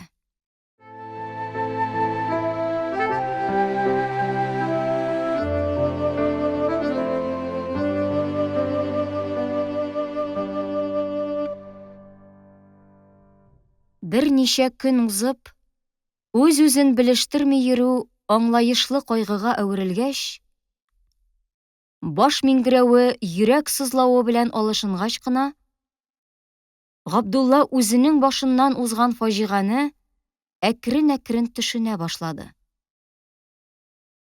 Димәк, таягыңны бир инде, Дина, коткар инде мине, дип яткан Габдулла янына аның Сәрвие үзе ярдәм сорап килгән һәм котылу эзләп йөргән. Габдулла абыем, җаным, кайда син, дигәндер инде өзелеп бичара кыз. Мин генә, тик мин генә аның соңгы өмете булганмындыр. мин үзем егылып, бер ни белми ятам. Каһәр суккан бизгәк. Тимерша мәдрәсәгә килеп, атасының үлем хәбәрен әйтүе Габдулланы гаҗәпләндермәде. Тик әллә нинди өметсез үкенү тойгысы аның йөрәген авырттырып иги башлады. Мин бит аның белән саубуллашмый чыгып киттем. Миңниса апа бер хәл. Әммә Мирхәйдәр абзыйга ачуланырга хакым бар идеме минем? Юк иде дип, ул үзен әрни-әрни битәрләде. Шуннан соң Габдулла шәкертләргә мөрәҗәгать итте. Сез беләсез, диде ул. Мин мәдрәсәдә яшәгән гомеремдә бер тапкыр гына булса да садака өчен мәет күмәргә бармадым. Менә бүген мин садакасыз күмәргә барам. Һәм сезнең кешелек хисләрегезгә мөрәҗәгать итәм. Мин иң якын кешемне югалттым. Җирләп кайтыйк шуны. Ләкин алдан ук әйтеп куям. Садака булмас. Җитәрме шуңа сезнең кешелегегез? Габдуллага иң элек Иргали иярде, һәм аларга тагын 20ләп шәкерт кушылды. Алар килгәндә, Мирхәйдәр абзый бер көнгә авырып яткан урынында ята. Аның ияге күтәрелгән, ияг очындагы сакалы түшәмгә карап, очлаеп тора. Маңгаенда үлем белән тартышу газапларының эзе җыерчыкланып каткан иде. Габдуллага ул үзенең ирешә алмаган хыяллары өчен үкенеп, очып йөрергә теләгән күгенә соңгы кат карап калырга теләгәндәй, башын чиеп ята сыман тоелды. Сөяккә калган куллары гәүдәсенең буена сузылып салынган. Бармаклары йодрыкка йомарлана төшкәннәр. Һәм алар тирегә кисеп кергән кислота, купорос эзләре, караеп торган зур-зур сөялләр белән кабарынып, бирчәеп торалар иде. Гомер буена эшләп тә, ни ял, ни рәхәт белмәгән куллар дип, йөрәге әрнеп уйланып торды Габдулла. Һәм ул исән вакытны саубуллашмый, тотып кысмый чыгып киткән кулларны хәзер барып тотмый булдыра алмады. Мирхәйдәр абзыйны шәкертләр хыйрыссыз-нисез ул вакытта мөмкин булган һәм шәкертнең кулыннан килгән хөрмәтнең бөтенесен күрсәтеп җирләделәр. Аннан соң Габдулланың кайгысы тирән уйлану белән алышынды. Ул иптәшләре белән бик игътибарлы, ләкин бик аз сөйләште. Китап укымас, язу язмас булды. Төсе кыяфәте, үзен тотуы, сөйләшүе белән ул, үзе дә сизмәстән, кинәт олыгаеп китте. Ниндидер онытылган нәрсәне исенә төшерергә теләгән кеше шикелле маңгайларын җыерып, ул һаман борчылып йөрде. Һәм иптәшләренә таркау гына сораулар бирде. Кемди? Нишләгәнди? Кайсыгыз сөйләде соң? Кайдадыр нәрсәдер булган, кемнәрдер патшага каршы купканнармы? Әллә патша мастеровойларга каршы нидер эшләгәнме? Әллә мин буларны барында төшемдә күрдемме? Чынлап та, Габдулла үз-үзен белештерми йөргән чагында ниндидер өзек-өзек хәбәрләр ишеткән. Ләкин алар аның авыр кайгы белән томаланган аңына үтеп керә алмаганнар. Ләкин миенең кайсыдыр күзәнәкләрендә эләгеп калган килеш, хәзер берәм-берәм томанлы гына терелә, калка башлаганнар иде. Иптәшләре аңа ул арада җаек кешеләренең акылын биләп алган чын һәм уйдырмаларның бөтенесен сөйләп бирделәр. Мастеровойлар купкан икән. Студентлар патшаны үтерә язганнар икән. Патша тәхетен ташлап качкан икән. Җаекта атаман йортының нигезеннән 10 потлы бомба тапканнар икән. Кышкы тәхтилгә, ягъни каникулга кайткан студентлар Михайловскида флаг күтәреп йөргәннәр икән. Зур базарда бер кешене тотканнар икән. Кесәсеннән баш сөяге төшерелгән бик күп кәгазьләр чыккан икән. Җаекта япон шпионнары йөри икән. Алар койрыклы була икән, әмма койрыкларын чалбар балагына яшереп йөриләр икән. Бер көн шуның берсен мунчада тотканнар икән. Габдулла газеталарга ташланды. Реакцион казачество органы булган Уральский листок Питер эшчеләре арасында чуалышлар турында язып китә дә, моны япон агитациясенең нәтиҗәсе дип атый.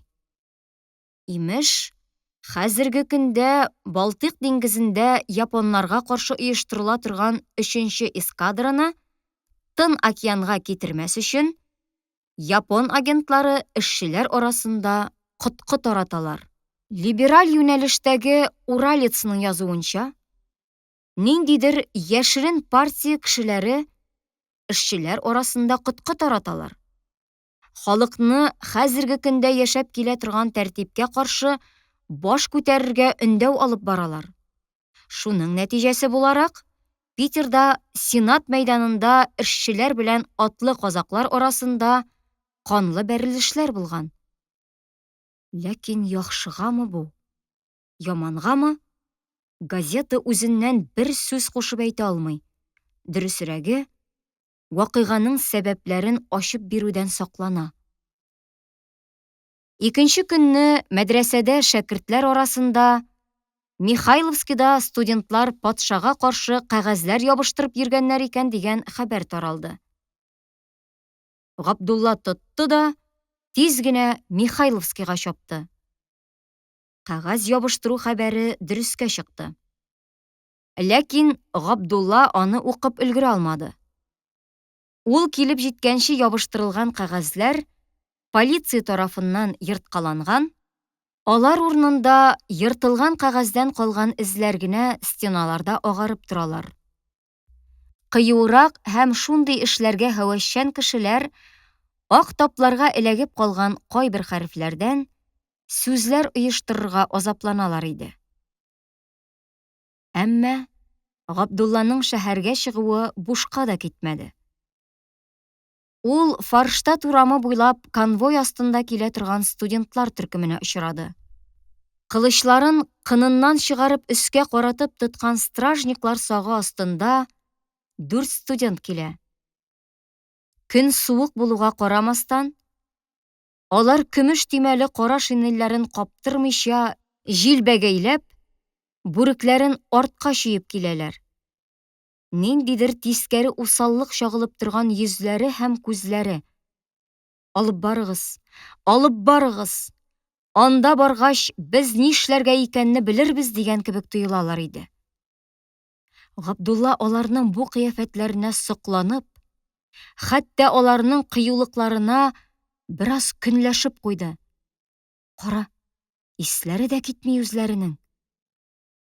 Габдулла бер нәрсәгә төшенеп алды. Әлеге ябыштырылган кәгазьләргә буларның да һич шиксез катнашлары бар иде. Мәдрәсәгә кайтып кергәч, Габдулла аптырап китте. Мендәрләр һәм юрганнар, өстәл өстендәге китаплар үз урыннарыннан идән уртасына ыргытылганнар. Һавада кәгазьләр һәм мендәр йоннары оча. Шулар эчендә Ряхов һәм тагын 2 полицейский әрле-бирле тузынып йөриләр. Әшәке сүзләр белән сүгенәләр, юл өстенә туры килгән әйберне атлап чыкмыйлар, аяклары белән тибеп кенә очралар иде. Сәлүк суфый коты очып аралыкта утыра иде. Менә аның янына полицейскийларның кечерәк гәүдәлесе боҗыр кебек килеп җитте. Суфыйның самавырны саклап калыр өчен сәке астын итәге һәм куллары белән каплап утыруында ниндидер шикле хәл күреп, ул сукыр картны бер якка селтәп җибәрде дә, астан самавырны тартып чыгарды. Һәм ни өчендер эченә һәм морҗасына күз салып алганнан соң, аны идән уртасына күтәреп бәрде. Бөтенесеннән бигрәк Рәхов шашынды. Кан алган күзләрен усал акайтып, ул шәкертләр өстенә карлыгып кычкырынды. Бөтенегезне тотып астырырмын. Юк, мин сезне биетермен әле. Мин күрсәтермен сезгә күрмәгәнегезне. Мерзавецлар, сукинсыннар. Габдуллага ул инде бу юлы элеккечә көлке булып түгел, бәлки куркыныч һәм чирканыч булып күренде. Полицейскийлар киткәндә үзләренә ияртеп әлеге чәч тарашлык белән хыялланып йөргән Сиражетдин Билуковны да алып киттеләр. Аның сандыгы төбеннән алар майлы кара чүпрәк эченә төрелгән һәм бик нык үткерләнгән шикле пәке таптылар. Аннан соң тагын бер хәл булды. Мәдрәсәгә Тимерша килеп керде. Аның сул күзенең өсте маңгай аркылы кыйгачлап сыдырылган һәм канланып, кара киеп тора иде. Сиңа ни булды дип Габдулла аңа ташланды. Бер ни дә булмады. Үрәтник камчы белән сыйлап алды. Ни өчен? Бер ни өчен дә түгел. Бүген иртән мастерскойга эшкә килеп керүем булды. Үрәтник йөгереп килде дә, камчысы белән тартып алды менә шуннан шулай. Мин читкә тибәрелдем. Бер ни аңламыйм. Нигә? Ни өчен? Шул ара мастерскойдан кычкыралар. Мирвалиев, курыкма, бире кил. Мин алар янына. Үрәтник акырына, мастеровойлар янына килергә курка. Эш була икән. Мастеровойлар эш ташларга булганнар. Шуңа күрә үрәтник тыштан капкага берәүне дә җибәрмәскә азаплана. Шуннан соң мастеровойлар бөтенесе бер юлы капкага таба кузгалдылар. Үрәтник бер вакыт урыныннан торып сызмасынмы? Үзе йөгерә, үзе сызгырта малай. Ә без туп-туры Винклер заводына, аннан Макаров тегермәненә. Андагы мастеровойларны да эш ташларга димләргә исәп. Эш барып чыкмады. Винклер заводы янында безнең өскә атлы казаклар килеп чыкты. Ыгы-зыгы китте. Ну, тегеләр кораллы, ничек каршы торасың? Таралдык. Мин слесарь Ваня белән идем. Юлда бу миңа әйтә. Син, Мирвалиев, өеңә кайтмады. Полиция хәзер мастеровойларны ауларга керешер. Тотып, кайсын эшкә, кайсын төрмәгә озатыр. Ә синең маңгаеңда әнә нинди билге? Забастовщик, значит. Без әле тагын җыелырбыз. Син безнең белән связь тот. Шуннан менә мин синең янга килдем. Өйгә кайтып булмый. Үзебезнекеләр чакырмас борын эшкә дә чыкмыйм. Мин бөтен күңелемне биреп эшләргә тырышам. Ә ул миңа камчы белән суга. Ни өчен? Моңарчы дәшми йөргән бу эшченең күзләре хәзер ачу белән янганын күреп, Габдулла бик нык гаҗәпләнде. Кара син, хәтта мыштым Тимерша телгә килде. Әнә кая таба бара эшләр. Ә мин? Нигә болай? Мин генә хәрәкәтсез. Үз-үзеннән канәгатьсезлек Габдулланың эчен тырнады. Ләкин ничек эш башларга? Нәрсәдән башларга? Кем аңа юл күрсәтер? Инде бу сорауларын сәфәр алдында да, Исагулов алдында да куярга теләп карады.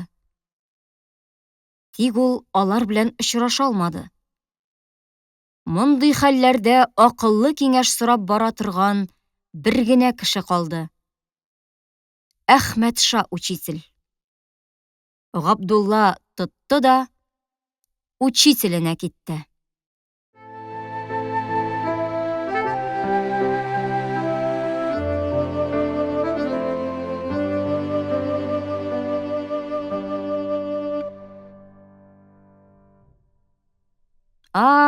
Габдулла дус.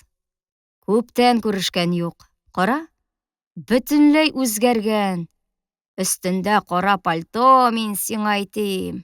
Каты якалы тужурка, чәчләр җитү, каралып мыек чыгып килә. Бөтенләй студент булган бу. Тик менә ябыга төшкән. Авырып алган дип әйтимме? Әллә укулар бик авырмы? Гыйлем алу инә белән кою казу шул ул. Карт учитель үзенең шәкертен шундый сүзләр белән каршы алды. Һәм алгы бүлмәдә өске киемнәрен салдырып алып куйганнан соң, аны тур бүлмәгә алып керде. Картның кәефе күтәренке бүген. Нигә икән дип уйлап алды Габдулла. Ләкин керү белән каушап калды. Бүлмә уртасындагы өстәл янында киң җилкәле, зур гына чал чәчле, зур борнына киң көянтәле пенсне утырткан, калын мыеклары тәмәкедән саргая төшкән берәү бик мавыгып китап актарып утыра иде. Әхмәтша шәкертенең каушап калуын күреп, аны тынычландырырга ашыкты. Габдулла, мин сезгә шәкертләремә сөйли торган идем бит. Минем Сергей Константинович дигән дустым бар дип. Менә ул үзе инде, таныш. Аннан соң ул: Сережа, менә мин татар яшьләренең алдынгыларыннан берсе белән таныштырыйм әле үзеңне, дип, әлеге чал чәчлегә эндәште. Шунда гына чал чәчле күзләрен китаптан Габдуллага күтәрде. Һәм урыныннан кузгала төшеп, аның сузылган кулын кысты. Мин үземнең танышларым санының алдынгы яшьләр хисабына үсүенә шат, диде ул. Һәм карт учитель белән шәкерт арасында башланган әңгәмәгә юл куеп, күзләрен яңадан китапка күчерде. Бу Казан университетын бетергәннән соң анда земство врачы булып эшләгән һәм заманының атаклы марксистларыннан берсе белән хат алышканы сизелеп, хөкүмәт түрәләре тарафыннан ераграк, эшчеләр хәрәкәтеннән читтә яшәүче казах далаларына алактырылган карт революционер иде. Ул Казанда чагында университеттагы этнографик җәмгыятьтә Каюм Насыйри белән очрашкан һәм аның белән дуслашып киткән иде. Бу дуслык Каюм Насыйрида күрәзәлеккә каршы көрәшү, дәва үләннәре җыю һәвәсен кабызып җибәрде. Сергей Константиновичны мәгърифәтче ясады. Ул врачлыгы белән бер рәттән йөзләрдә инородецлар өчен 3 еллык земство мәктәпләре ачу эше белән мавыгып йөрде. Алар икәүләп татарлар өчен беренче газета чыгару теләге белән дә кабынып йөрделәр. Ләкин аларга бу эшне хөкүмәт рөхсәт итмәде. Беренче тапкыр Сергей Константиновичны Әхмәтша белән Каюм Насыйри таныштырды. Хәзер Сергей Константинович Уральск өлкәсенең Тимер районында казахлар арасында врачлык итә. Һәм вакыт-вакыт үзенең Казан дусты Әхмәтша янына килеп чыккалы иде. Габдулла бу картның китапны укып, алдындагы кәгазьгә ниләрдер яза барганын күзәтеп, нәрсә яза икән? Бу картның язганы тикмәгә түгел. Без белмәгән бик күп нәрсәне белергә тиеш бу карт дип уйлап алды. Һәм учительгә борылды. Әхмәтша Җаббарич дип гадәтчә эндәште ул аңа. Сез ялгышмадыгыз. Мин авырып яттым. Һәм соңгы вакыйгалар турында берни белмим, диде. Шулаймы ни? Коточкыч хәлләр булган бит Питерда, дип, карт учитель Сенат мәйданына эшчеләрнең хатыннары, балалары белән бергә үз хәлләрен, авыр язмышларын патшага сөйләп бирү һәм аның сүзен ишетү өчен килүләрен, анда бу коралсыз халыкны атлы казаклар кургаш ядрә һәм сөңге белән каршы алуларын, меңнәрчә халыкның ядрә һәм сөңгедән кырылуын, казак атларының тояклары астында калып һәлак булуын. Шуңа җавап итеп бөтен Русия күләмендә эшчеләрнең бер-бер артлы эш ташлауларын дулкынланып сөйләп бирде. Габдулла учителе сөйләгән коточкыч хикәя тәэсире белән һәм Сенат мәйданындагы хәлләрне күз алдына китерергә тырышып, бераз сүзсез торды. Аннан соң бу вакыйгага эшчеләрнең эш ташлау белән җавап бирүләрен искә төшереп, без соң нишләргә тиеш дип сорамый булдыра алмады. Ләкин моңа карт учитель җавап биреп өлгермәде. Сергей Константинович укып утырган китабының бер җиренә бармагы белән төртеп, «Менә!» дип куйды. Әхмәтша да, Габдулла да аңа әйләнеп карадылар. Афанасий Прокофьевич Чапов моннан 40 ел элек татарларны һәм Көнчыгышның башка халыкларын гомуми Европа гаиләсенә кертү, аларга белем һәм ирекле хокуклар бирү безнең бурычыбыз дип язган. Ул мәгънәле генә баш бармагын күтәреп, Габдуллага бик җитди итеп карады. Әйтерсең, бу эштә бөтен мәсьәлә аңа терәлеп тора. Ирекле хокуклар. Аңладыгызмы? Ул урыныннан торды һәм Габдулланың янына ук килде. Без нишләргә тиеш дип сорадыгыз сез, егет, дип дәвам итте ул. Эшне патша хөкүмәтенең уттан да яман курыккан нәрсәсеннән, берләшүдән башларга кирәк. Бит патшалык итүче династияның тарихы халыкларны айыру, бүлгәләү политикасына корылган иде. Алай идарә итү җиңелрәк. Сергей Константинович ачыну катыш дулкынлану белән татар, чуаш, мордва халыкларын көчләп христианлаштыру турында сөйләп бирде. Булмаса иде шул миссионерлар, диде ул. Лука Канашевичлар, амфитеатровлар, Ильминскилар. Булмаса иде шулар. Татарлар һәм башка халыклар рус культурасын үзләштерүгә үзләре үк ирекле рәвештә әллә кайчан моннан күп еллар элек җиңсызганып керешкән булырлар иде. Һәм әгәр дә ул миссионерларга безнең татар муллалары ярдәм итмәгән булсалар, дип өстәде Әхмәтша. Шиксез, диде Сергей Константинович. Православие белән ислам шул ук бер медальнең ике ягы бит. Бер вакыйга минем исемдә. Һәм ул яшь чагында Казанда кара динче Ильминскийны күмүне үз күзе белән күргәнлеген. Аның мәетен Казан муллалары кайгылы башларын аска игән хәлдә озата баруларын сөйләп бирде. Икенче төрле булу мөмкин түгел иде. Ильминский бит инородецларны гимназияга кертүгә каршы көрәште. Гимназия белеме алган инородец политиканы аңлый башлый дип куркытты ул. Ә муллаларга шул гына кирәк иде. Нәкъ шул чорны, дип дәвам итте Сергей Константинович.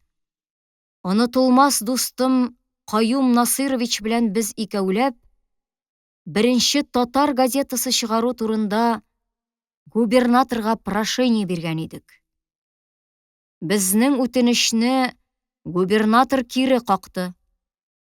Һәм моннан соң андый эшләр белән шөгыльләнмәскә кисәтте. Хәтеремдә.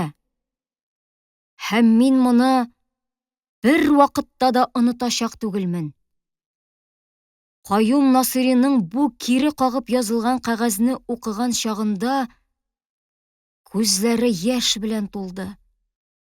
Бу яшьләр миңа аныкы гына түгел, бөтен татар халкының яше сыман тоелды. Менә шулай, минем кадерле дустым. Ул үзенең кулларын дусларча Габдулланың җилкәләренә салды. Мин карт рус һәм син, яшь татар, бергәләп бу яшьне сөртергә һәм мәңгегә сөртергә тиешбез. Бу сүзләр Габдулланы ирексездән кабындырып җибәрде. Сергей Константинович аның күңелен фикерләренең яңалыгы һәм үзенең хосуси ягымлылыгы белән биләп алды. Шул минутта Габдулла шушы чал мыеклы земский врач ни әйтсә, шуны үтәргә әзер иде. Әйтегез, һәм мин берни алдында тукталып калмаячакмын дип, ул чак кына ычкындырып ташламады.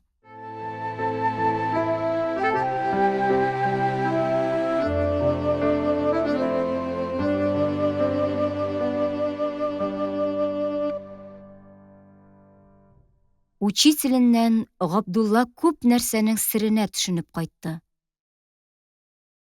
Әллә кайчаннан бирле Сәфәр яки Исагулов өчен хәзерләнгән, халык бәхете өчен көрәшүче бу яшерен оешма кешеләрен каян табарга? Аларга үзеңне ничек тәкъдим итәргә? Ничек аларга кушылып китәргә дигән сорауларының җавабы үзеннән үзе шишелде. Аларны эзлисе юк, диде гади генә әйттереп Сергей Константинович аңа. Без шундый вакыйгалар алдында торабыз ки, тиздән яшерен көрәшүчеләр дә, ачыктан ачык баш күтәрүчеләр дә, ватан һәм халык бәхете өчен бер сафка тезелеп, янәшә торып көрәшәчәкләр.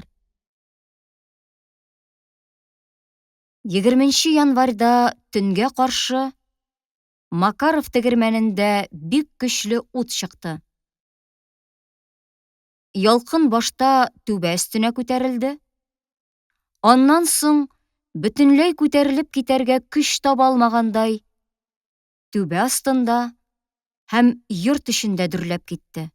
2 катлы бинаның тәрәзәләре эчтән тетрәп янган кызыл ут белән балкыдылар.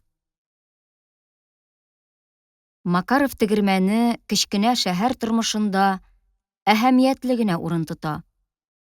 Үзенең гудоклары белән ул вакыт билгеле иде. Макаров сызгыртты. Тор тизрәк дип, хатыны ирен эшкә уята. Әнә Макаров сызгыртты. Минем әле самавырым да куймаган дип, хатын-кыз чиләккә, суга омтыла иде. Гайнулла карыйга чыгасы килми үзенең сөйгәне белән сүз куешкан Сания, качар сәгатен Макаров тегермәненең иртәнге гудогына билгеләгән дип сөйлиләр. Бүген янгын чыгу хәбәре искиткеч бер тизлек белән шәһәргә таралып өлгерде. Үч итеп төрткәннәр икән. Тегермәннән алып китеп ябылганнар өчен. Бу хәбәр янгынга гомуми вакыйгалар белән бәйләнешле серле төс бирде. Суыкка һәм ярым төнгә карамастан, тегермән тирәсендәге урамнарны халык сырып алды. Ут шәүләсе бер кабынып, бер сүрелә төшеп, Кешеләрнең йөзләрендә шагылып торды. Тегермәннең гудогы күңелләргә шом биреп бер туктаусыз улады. Әйтерсең, бөтен җаек килгән иде бу янгынга. Габдулла монда бер дә уйламаган кешеләрне очратты. Габдулла, син түгелмесең, улым, дип, берәү аның җиңеннән тартты. Габдулла әйләнеп карады. Аның янында 6-5 сапый басып тора иде. Ул янгын турындагы сүзләре белән бер рәттән үзе белгән башка хәбәрләрне дә тизеп сөйләп алып китте. Менә бит, бер дә генә дөньяда мин дип күкрәк киереп йөрергә ярамый. Макаровны әйтәм. Кичә тегермәнче иде, ә бүген бөтенесе көлгә әйләнде. Хәтсез страховой ала инде ул. Кайырып ала инде ул аны. Шулай да, ничә генә әйтмә, дөньяда бер ни мәңгелек түгел уйлап карасаң. Бар да фани. Әле Бәдри абзый сине сорап торды. Нинди Бәдри абзый? Кушлавычтан Бәдри абзыйлар килеп төште бит. Син ишетмәдеңме ни әле? Йорт җирләрен сатып күчеп килгәннәр бит. Авылда рәт беткән. Бар да фани. Син дә менә безне бөтенләй онытып җибәрдең. Килеп тә чыкмыйсың. Аннан соң каяндыр Гыймади килеп чыкты. Ул бөтенләй Сапый абзый сөйләгәннәрнең киресен сөйләп ташлады. Күрдеңме, Габдулла, диде ул ниндидер күтәренке күңел белән. Әйттемме мин сиңа? Габдулла аның нәрсә әйткәнен исенә төшерергә теләп карады. Төшерә алмады. Гыймади дәвам итте. Башланды бит. Кайчан булса да бер башланырга тиеш иде инде. Әбүгалисина хикмәтләреннән ким түгел монда эшләр. Менә күрерсең әле. Монысы әле моның әлхәме генә. Йөзтүбән килер әле. Тетрәп янган ут шәүләсендә аның күзләре коточкыч шатлык белән яналар иде. Аның абага чәчкәсен сагалап өзеп алу һәм бәхетле булу хыялы Габдулланың исенә төште. Әйтерсең, Гыймади хәзер менә шул бәхет чәчәген сагалап, ниһаять өзеп алган. Тетрәнеп янган ут шәүләсе җаекны басып торган төнге күкне ниндидер гадәттән тыш көч белән әллә кайларга хәтле югары күтәреп куйган иде. Габдулла артына әйләнде. Анда утка караган бөтен шәһәр өйләренең тәрәзәләре үзләре янган кебек ялкынланып тезелеп торалар. Йөрәк бер куркып кысыла, бер ашкынып, әллә кайларга очына иде. Ләкин янәшә төркемдә бер мастеровой киемендәге рус кешесенең сүзләре янгын вакыйгасына бөтенләй икенче төс бирде. Бу ут нәрсә? Пустяк. Ул янар да сүнәр. Ә менә кешеләрнең йөрәгендә көйрәп яткан күмер кабынып китсә, аны сүндереп булмый инде. Юк. Менә нәрсәне кабызып җибәрергә кирәк. Дөрес бит, корт чаккыры дип уйлап алды Габдулла. Һәм мастеровойның сүзләренә теләктәшлек эзләп, тирә ягындагы кешеләргә карады. Янгын шәүләсенә чагылган күзләр Габдуллага әлеге мастеровойның сүзләрен дөресләп янган кебек тоелдылар. Кешеләрнең башлары аша Габдулланың күзләре ерактагы шәһәр төрмәсенең тәрәзәләренә төште. Алар да нәкъ бик күп күзләр сыман ялкынга чагылып, шикерәешеп торалар. Габдулла шунда ук төрмәдә утыручы сәфәрләр, Исагуллар турында уйлап алды. Менә алар Кешеләрнең йөрәгендәге утны кабызып җибәрергә теләделәр бит инде. Шуның өчен утыралар бит. Габдулланың йөгереп барып, төрмәгә бәреп керәсе һәм ишекләрдәге авыр йозакларны ватып, бөтен тоткыннарны иреккә чыгарасы килде. Ләкин ул бер үзе генә нәрсә? Бик кечкенә очкын. Күмәк көче белән китереп бәрәсе иде төрмә капкаларына. Моның өчен кешеләрнең йөрәкләрендәге ачу күмерен кабызып җибәрергә кирәк. Дөрес бит, ә? Нинди дөрес? Габдулланы гадәттән тыш бер түземсезлек чолгап алды. Тизрәк кабызасы иде бит. Җиһан апа әйтмешли, кизәнү генә булып калмасын иде инде. Суккач, шелпәрәмә китерерлек итеп. Берәгәйлерәк китереп сугасы иде. Бөтенесе өчен. Халыкның иксез-чиксез тамган күз яшы өчен. Хаксызга түгелгән каны өчен. Яңа бистәдәге Нигъмәтҗан абзый, Кырлайдагы Җаббар абзыйлар, аларның бәхетсез тормыш белән җәфаланган балалары Габделбәрләр, Тимриләр, Талиплар өчен, кичерелгән бөтен үксезлек газаплары өчен. Җаекка килгәннән бирле аңлашылмаган бик күп нәрсә Габдулланың башында үзенең чишелешен тапты. Ул үзен яңа гына тау тишегеннән якты дөньяга чыккан кеше итеп хис итте. Әбүгалисина да шулай бер вакыт тау тишегеннән якты дөньяга килеп чыга. Әйе. Ләкин ул тау тишегеннән дөнья хәтле белем хәзинәсе төяп алып чыга. Габдулла? Ул моннан 9 ел элек шулай ук гыйлем һәм тәҗрибә алырга сусап, Җаек мәдрәсәсенә килеп керде. Ләкин ул анда бернинди белем алмады. Киресенчә, шул Җаек мәдрәсәсе дип аталган тау тишегендә берни белми дөмегеп яшәде. Искелекнең кара көче гыйлем дип аның башына кибәк тутырды. Булмаса иде шул гомер эчендә Әхмәтша учительдән уку, рус әдәбияты белән танышу, Заһир Бигиев, Закир Хади романнарының тәэсире. Ул бәлки Сәлүк Суфый кебек дөм суқыр булып калган булыр иде. Шулай дип уйлады Габдулла. Ул инде үзенең күз алдында яңа көннең таңы сызылып килгәнне күрә.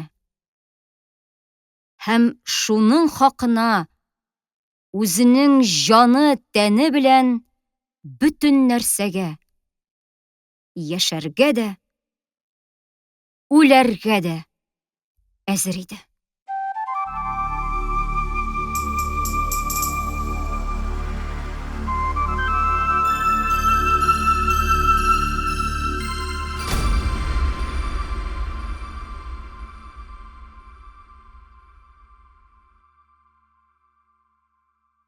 Әлеге һәм башка аудио китапларны tatkniga.ru сайтында бушлай тыңлый һәм йөкләп ала аласыз.